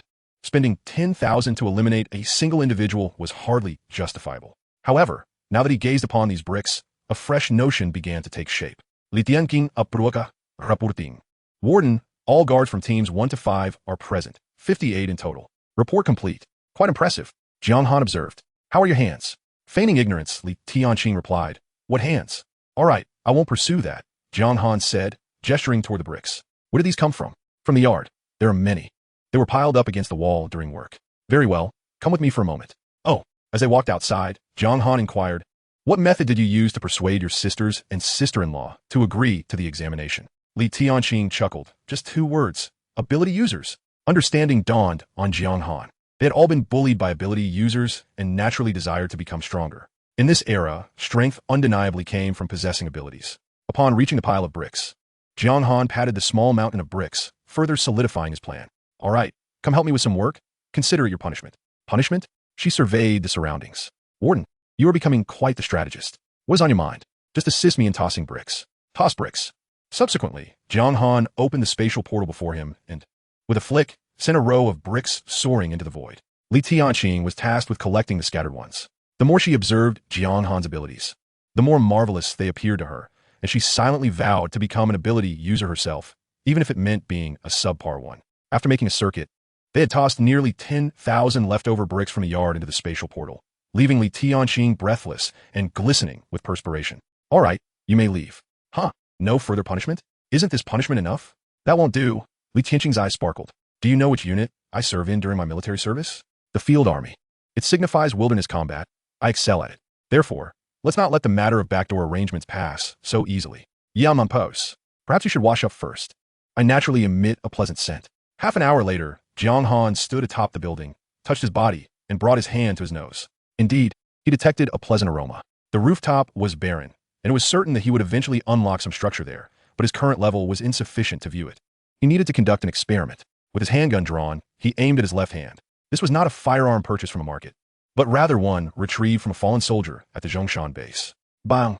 A slight tingling sensation coursed through his palm as he opened it to reveal a deformed bullet lying therein. Indeed, his body had acquired bulletproof capabilities. He raised the gun again, aiming at his temple, but reconsidered. Such risks were not to be trifled with. Even if he could withstand bullets, missiles, and atomic blasts, it would be best not to be shot in the head. Any head would do. Next, Jiang Han stowed the handgun, closed his eyes, and opened the spatial portal above his head. 134 meters. This was his current limit. With a whoosh, the nearly 10,000 bricks he had collected plummeted from the sky, crashing fiercely to the ground. Just after releasing them, Jiang Han opened the portal beneath his feet. Also at 134 meters, near the third floor of the prison. Approximately 6 seconds later, the bricks whistled back into the spatial dimension, having gained initial velocity, about 40 meters per second. Yet that was still insufficient. Jiang Han replicated the process, opening the portal above his head once more. The bricks, now possessing initial velocity, flew out once more, this time returning to the spatial dimension in just 5 seconds. Again, the speed continued to escalate, 4 seconds, 3 seconds. After 30 iterations, the brick's flight exceeded the speed of sound, producing a series of colossal sonic booms. Boom, boom, boom. The sound reverberated, causing discomfort to the eardrums. After another 30 iterations, the speed reached the maximum Jiang Han could control. What was this limit?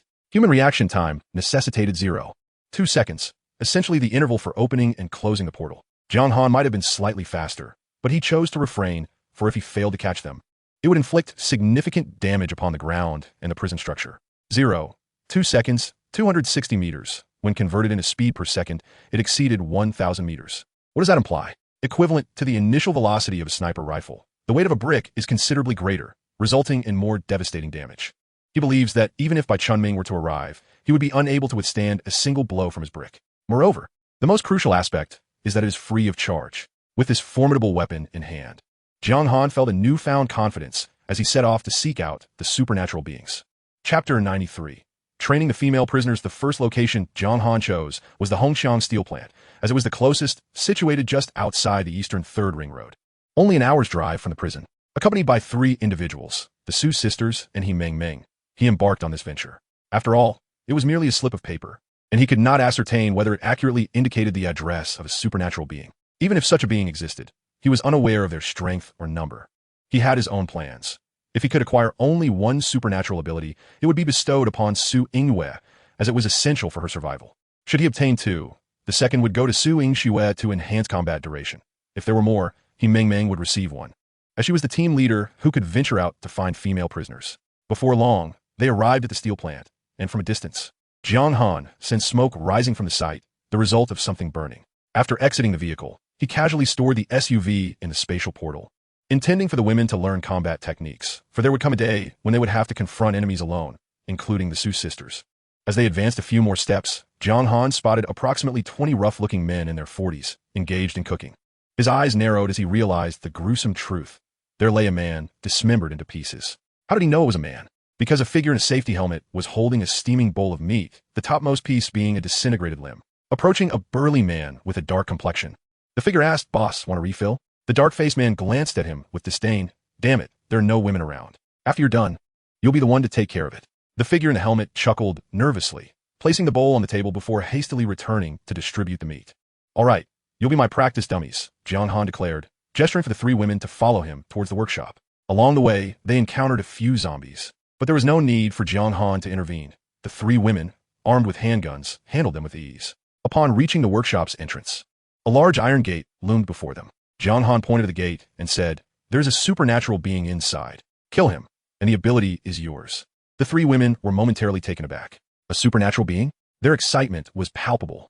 However, Jiang Han continued, "But no firearms allowed. You can use this instead." He produced 3 machetes from his pocket. The Su sisters frowned. "With knives? We certainly can't compete with Meng." Jiang Han smiled. "It's not about competing. It's about collaboration. I have a plan for distributing the abilities, so rest assured, as long as you obey, each of you will receive at least 1 ability today." They exchanged glances and nodded in agreement, reassured by Jiang Han as presence. "All right," they chorused, handing their guns over to Jiang Han. "No need for those. Keep them for self-defense. Use them only if danger arises," he replied. Su Yingwei accepted her machete, securing the gun back at her waist. "What type of supernatural being is inside? It will be good to prepare ourselves," she inquired.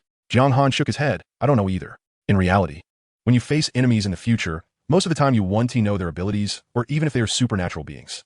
For instance, I say there's a supernatural being inside, but that's merely my assessment. It's highly likely there's more than one. Therefore, you must think for yourselves during the combat. This is the purpose of bringing you out here." The 3 women trembled at his words, exchanging knowing looks as if a realization dawned upon them. Jiang Han, observing the imposing gate, understood it was firmly barricaded. With a flick of his consciousness, a supersonic brick soared forth, crashing into the door and shattering it into fragments. The reverberation echoed through the workshop, showcasing immense power. The occupants within naturally heard the commotion and turned to see the wrecked door, their mouths still agape with half-chewed meat. However, in the next moment, their attention was drawn to the three women. The figure in the safety helmet, astonished, exclaimed, "Boss, look, women, they're truly stunning." The dark-faced man wiped the grease from his lips, chuckling. Who would have thought in these times such beautiful women still exist? He then turned to Jiang Han. "Pretty boy, leave those women with me, and I might spare your life today. Is that so?" Jiang Han placed a hand on the shoulders of the three women, who obediently leaned against him, captivating the attention of the rough men. Jiang Han continued, "But if my mood turns sour, what do you think will happen?" Upon hearing this, the dark-faced man set his bowl aside and leapt down from the platform, approaching Jiang Han with a sneer. "Kid, I've given you a chance to live. Since you don't want it, don't blame me for being ruthless." Simultaneously, the others rose, wielding weapons such as steel pipes, hammers, and iron rods, encircling the four with malicious grins. Jiang Han turned to the women. "Look at them. Their lives seem rather comfortable, don't they? They even have meat to eat." "Meat? Where did that come from?" The three women exchanged puzzled glances, realizing the strange smell of stewed meat in the air. In these times, finding even a moldy bun was a challenge. How could so many of them be indulging in meat? Su Yingwei was the first to react, her face paling as she uttered, "Could they be eating?" Jiang Han nodded. "Congratulations, you're correct. They're consuming human flesh." "Ugh. Su Jing Suen Yadli Richith. Steady yourself," Jiang Han admonished, guiding her head back into position. "I want you to understand. Do not hesitate. If you do, you'll be next. Do you understand?" "Uh-huh." Su Yingxue managed, her throat still shaken, then directed her gaze towards the advancing crowd. "Let's kill them." With a push, Jiang Han urged the three women forward. They charged into the throng. The rough men were taken aback, astonished by the ferocity of the women wielding their blades. The dark-faced man scoffed, "Brothers, go easy on them. If you kill them, it won't TB is fun." The figure in the safety helmet rushed towards Su Yingxue, Beauty, using knives ISNT as thrilling. "Uncle has a gun here, bang." Su Yingxue, startled, shut her eyes and instinctively swung her machete, inadvertently striking the safety helmet's right hand. The seemingly feeble blow inflicted tremendous damage, severing the forearm. All three women were first-level supernatural beings, each possessing physical strength double that of an average adult male. A casual swing of their weapon could yield devastating force. The figure in the safety helmet screamed in agony. This was merely one corner of the battlefield. Su Yingwei and He Mingming also swung their blades, and soon, chaos erupted with flashes of steel and splatters of blood. Jiang Han's spatial awareness remained firmly fixed on everyone present. Should any unforeseen circumstances arise, he would intervene immediately. However, he soon noticed an unsettling shift. Women, after all, had a lower tolerance for gruesome scenes. With a series of clattering sounds, Su Yingxue was the first to discard her blade, shaken by the sight. "Meng Meng," she called out. "I shut tight." He Meng Meng, though somewhat experienced, charged towards the dark-faced man with her machete. Yet, upon hearing Su Yingxue's call, she hesitated and turned back, anxiety flooding her. This moment of indecision granted the dark-faced man an opportunity. "Brothers, something's off. Intensify the attack." Chapter 94. 3 against 1. The dark-faced man's shout not only urged his subordinates to escalate their assault, but also amplified the psychological pressure on the three women. Click, click, click. Su Yingxue could no longer endure and drew her gun, firing into the crowd with a flurry of bullets, instantly dropping several men into pools of blood. The other two, witnessing this, hesitated no longer and pulled out their firearms to shoot. Indeed, Jiang Han had already made preparations. Should his subordinates find themselves in peril, he would be the first to fire. However, now that the women had opened fire, he forcefully halted the bullets, recognizing that in a critical moment, it was best to utilize what was at hand, especially since this was their inaugural battle. The burly man, realizing that the three women before him were armed and intent on his demise, let out a furious roar as his body suddenly transformed into a shade of gray-black. The bullets struck him with a series of sharp clangs. Was he bulletproof? A veritable Iron Man? Jiang Han squinted, recognizing this as a novel ability. He needed the women to continue their assault, firstly to ascertain the extent of this newfound power and how best to counter it in the future, and secondly, the women required combat experience, making this an opportune training scenario. He Ming Ming, upon realizing the bullets were ineffective, felt a sinking sensation in her heart. Despite being an ability wielder, she had always relied most upon her firearm, and the sudden ineffectiveness of her most trusted weapon was unforeseen. The burly man, moving with incredible speed, was soon upon the three women. "Scatter!" He Ming Ming cried out, sensing the imminent danger, yet the Su sisters remained frozen in place, dazed and unaware. The giant, roaring, swung a powerful fist directly at Su Yingxue's face, the force of the punch whipping her hair about, leaving her stunned, paralyzed, and unable to evade or retaliate. With a whoosh, the fist, as large as a sandbag, hurtled towards her. The burly man had discerned that among the three women, Su Yingxue was the most timid and thus the easiest target. At this moment, the only action left for Su Yingxue was to scream. "Jiang Han, feeling helpless. Open a portal before her. The fist penetrated, then swiftly retracted. What is this? The man looked at his hand in terror. The sensation he had just experienced was utterly frightening. In that brief moment of distraction, he Meng reacted by tossing a sharply honed metal shard. The shard seemed almost sentient, weaving from a left and targeting the giant's eyes. Yet, the shard moved too slowly. The burly man swatted it away with a resounding slap. The chaos resumed, and Jiang Han merely observed. He Meng was the primary combatant, while the Su sisters were left unsure, guns in hand, uncertain whether to fire. The giant, with his immense strength, quickly overwhelmed He Meng, who desperately dodged but was ultimately struck on the shoulder, sending her soaring through the air. Jiang Han shook his head, opening the portal once more, and unleashed a supersonic brick, which struck the exuberant giant squarely on the head, ending the conflict. The burly man's head was obliterated in a single blow, his body reverting to a flesh form. The headless corpse flying backward several meters before crashing against the workshop wall, sticking like a meat pie. With a thud, the Su sisters, witnessing the giant's demise, simultaneously collapsed to the ground. Although they had not directly engaged in the battle, their legs trembled beneath them. The most unfortunate was He Meng, who lay in a corner, grimacing in pain, evidently severely injured. After a moment, Su Yingwe rose and urged Shui, "Hurry, let us check on Meng." Su Yingxue, nearly in a state of shock, only responded after her sister called her several times. Oh, okay. With He Meng wounded and her abilities nearly depleted, the Su sisters approached her one by one, reviving her. Jiang Han watched silently. To be frank, he was dissatisfied with the performance in this battle. Only after the three had risen did he announce, "Now I must declare to whom the ability will be bestowed." The three women gazed longingly, each hoping Jiang Han would choose them. Clearing his throat, he stated, "This fellow's ability, I declare, belongs to me." The three women were taken aback simultaneously. "Not for us?" Jiang Han continued, "Firstly, you fired weapons, which does not align with my previous stipulations. Secondly, had I not assisted you from the shadows, you would have perished long ago. Most importantly, you are all ability wielders. Despite a 3-to-1 advantage, you are utterly outmatched. Therefore, none of you are qualified to claim this man's ability." At that moment, the now deflated giant was affected by gravity, causing his entire body to tumble down. Jiang Han opened a portal beneath him, allowing the corpse to roll in. After a quick inspection, he raised his right hand. Look, he was merely an ordinary level 1 ability wielder. In fact, by the time I dispatched him, his abilities were nearly depleted. Had you persisted for just a few more seconds, you would have secured a resounding victory. Furthermore, have you noticed that he was not entirely bulletproof? As Jiang Han spoke, he threw the headless corpse out, revealing dozens of bullet holes across the body. Although the bullets had penetrated only 2 or 3 centimeters, they had undoubtedly inflicted some damage. The three women realized that had they continued firing, depleting his abilities before striking, the outcome could have been entirely different.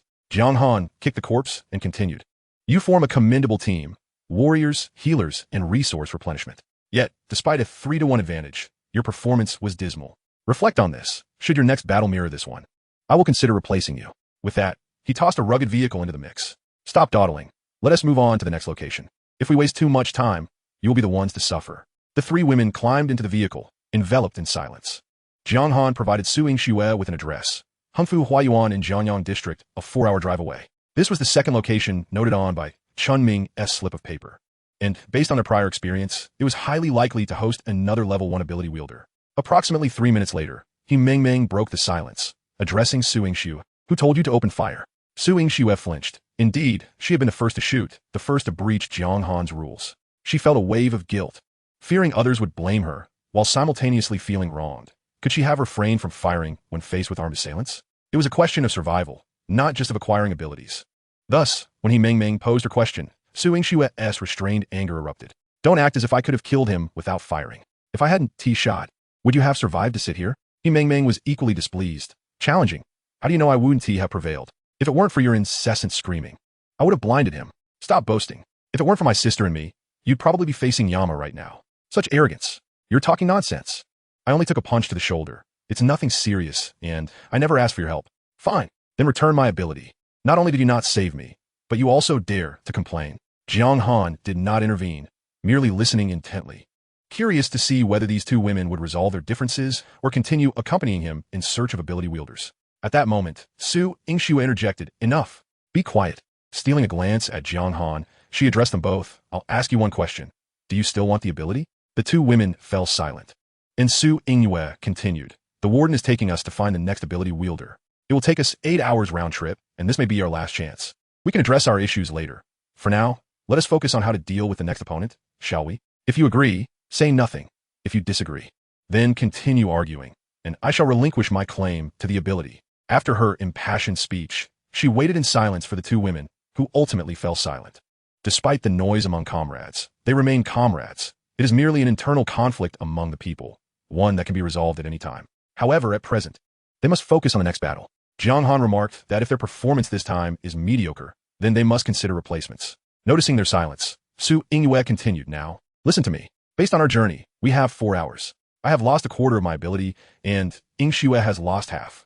This 4-hour window is sufficient for recovery. Ming Ming, among the three of us, you're the only one without a driver's license, yet you must drive now. You all practiced during your time in prison, right?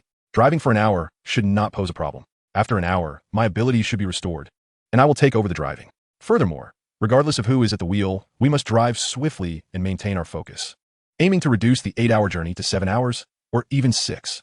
I believe that if we achieve that. At this point, she leaned towards Jiang Han, wrapping her delicate arm around his neck and whispering softly in his ear, I hope the warden will take us to another place. Jiang Han gently touched her cheek, saying, there is no need to rush. Safety is paramount. As long as we can successfully eliminate the next ability user, I will still take you to the next location. Oh yes, Su Yingyue exclaimed, planting a firm kiss on Jiang Han's cheek. They stopped the vehicle, and Su Yingyue exchanged places with He Ming Ming. As they stood outside the car, the two exchanged glances and smiled simultaneously. After all, they had been roommates for 4 years in university, and a little quarrel was trivial compared to matters involving abilities. Once back on the road, He Ming Ming pressed down on the accelerator, eager to fulfill her role as captain.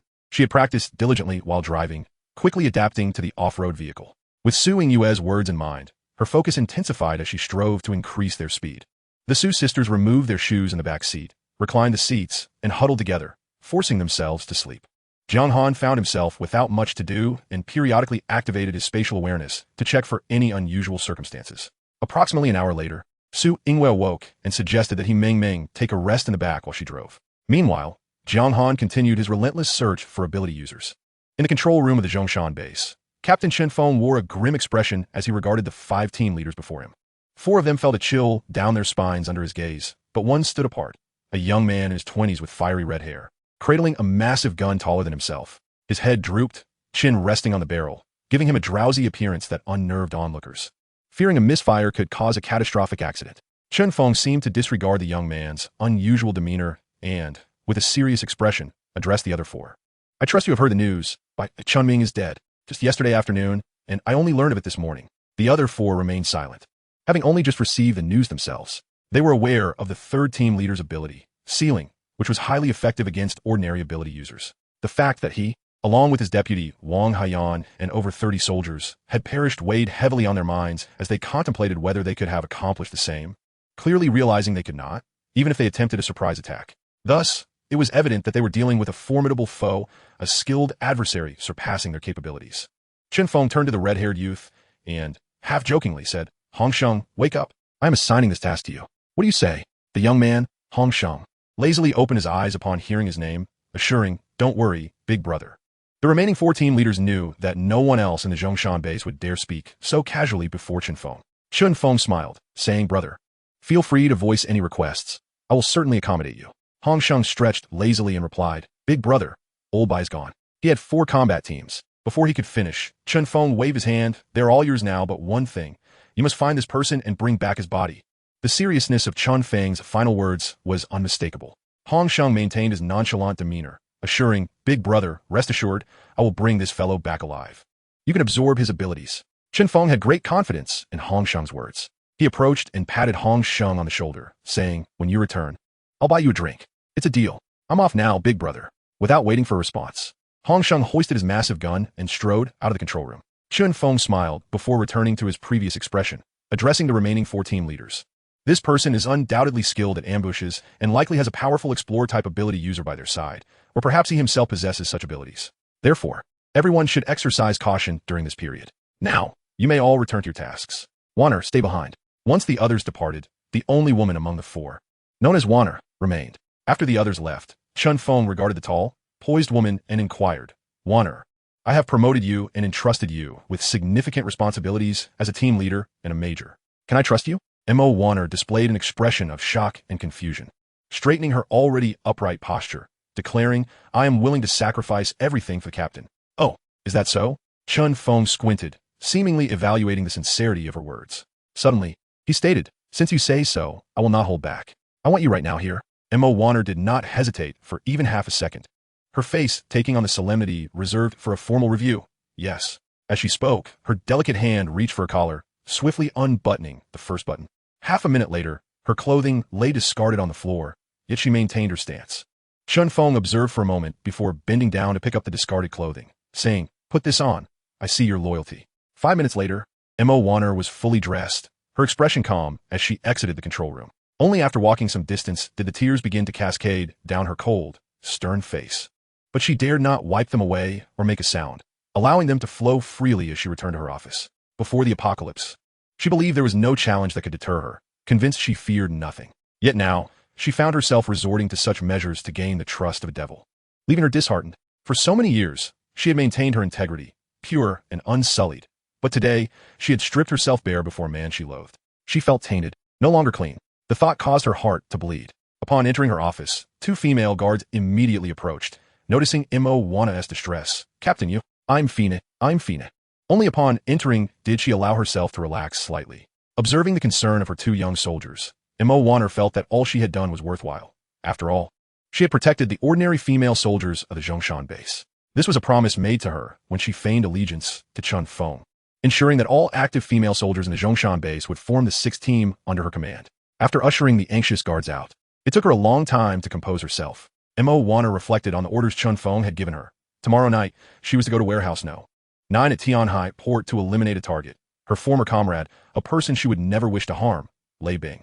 Had Chun Feng found them? Was this a test? Mo Warner tapped her delicate fingers on the table, lost in contemplation. By the time it was past 2 in the afternoon, Jiang Han and his companions had spent 3.5 hours driving to Hongfu Huayuan in Jianyang District.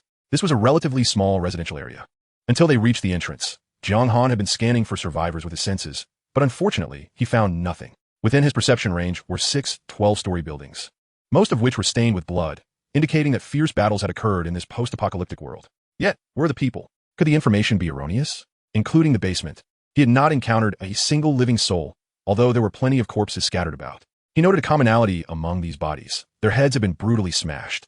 Could it be that they were killed by some kind of supernatural being? He Ming and Su Yingxue had long since awakened and seemed to have forgotten their earlier displeasure. They simultaneously queried Jiang Han, "Warden, where are the supernatural beings?" Jiang Han shook his head, stating that not only were there no supernatural beings, but he hadn't even found a living person.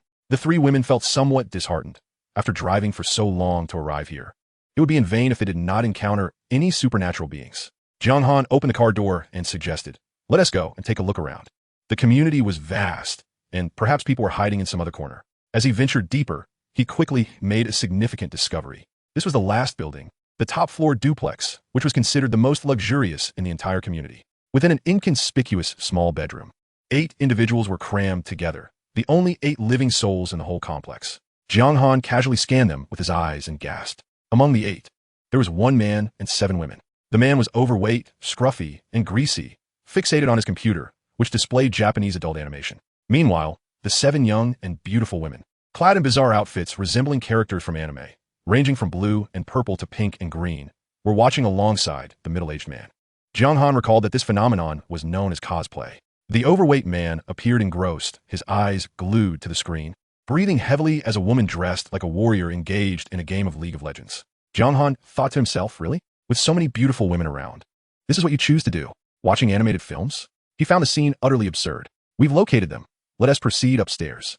"I hope you won't disappoint me this time," Jiang Han declared as he made his way toward the building. Su Yingwei hurried to catch up with him and inquired, "Jiang Han, do you know what kind of supernatural being we are dealing with?" Though Jiang Han had an inkling, he still shook his head, saying he did not know and that merely finding him was already quite a feat. "What kind of person is he?" She pressed. "A fat man," Jiang Han replied. "Huh? Su Yingwei seemed momentarily with. "A fat man? Are you sure he is a supernatural being?" She continued to ask, "Can you provide more specifics? What's he doing now? Does he have any weapons? I can tell you what the film depicts if you want to know." Su Yingwei's face flushed slightly as she lowered her gaze, appearing somewhat uneasy. As Jiang Han reached the bottom of the stairs, he pointed upwards, indicating he is on the 11th floor. "Let us go." Su Yingwei tugged at his shirt, urging, "Wait, let us discuss our approach." Jiang Han regarded her and the others, It seemed they wished to devise a strategy beforehand. He remained silent, allowing them to confer. The three women huddled together, whispering among themselves. We know so little about this supernatural being. He has holed up watching adult films. And the room is cramped, making it unsuitable for a group confrontation. They deliberated. After a brief discussion, they approached Jiang Han, stating, "We're ready. Let us go." Nodding, Jiang Han led the group to the 11th floor, where they encountered a sturdy security door.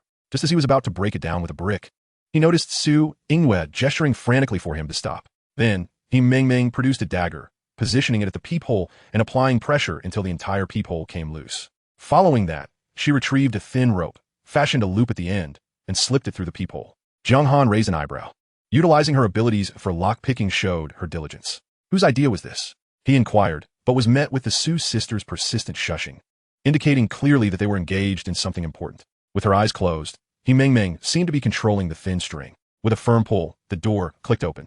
I didn't expect it to be this easy. Come on, fat man, you better come out quickly, or you might not rest in peace, Jiang Han thought anxiously, scanning the movements of the overweight man.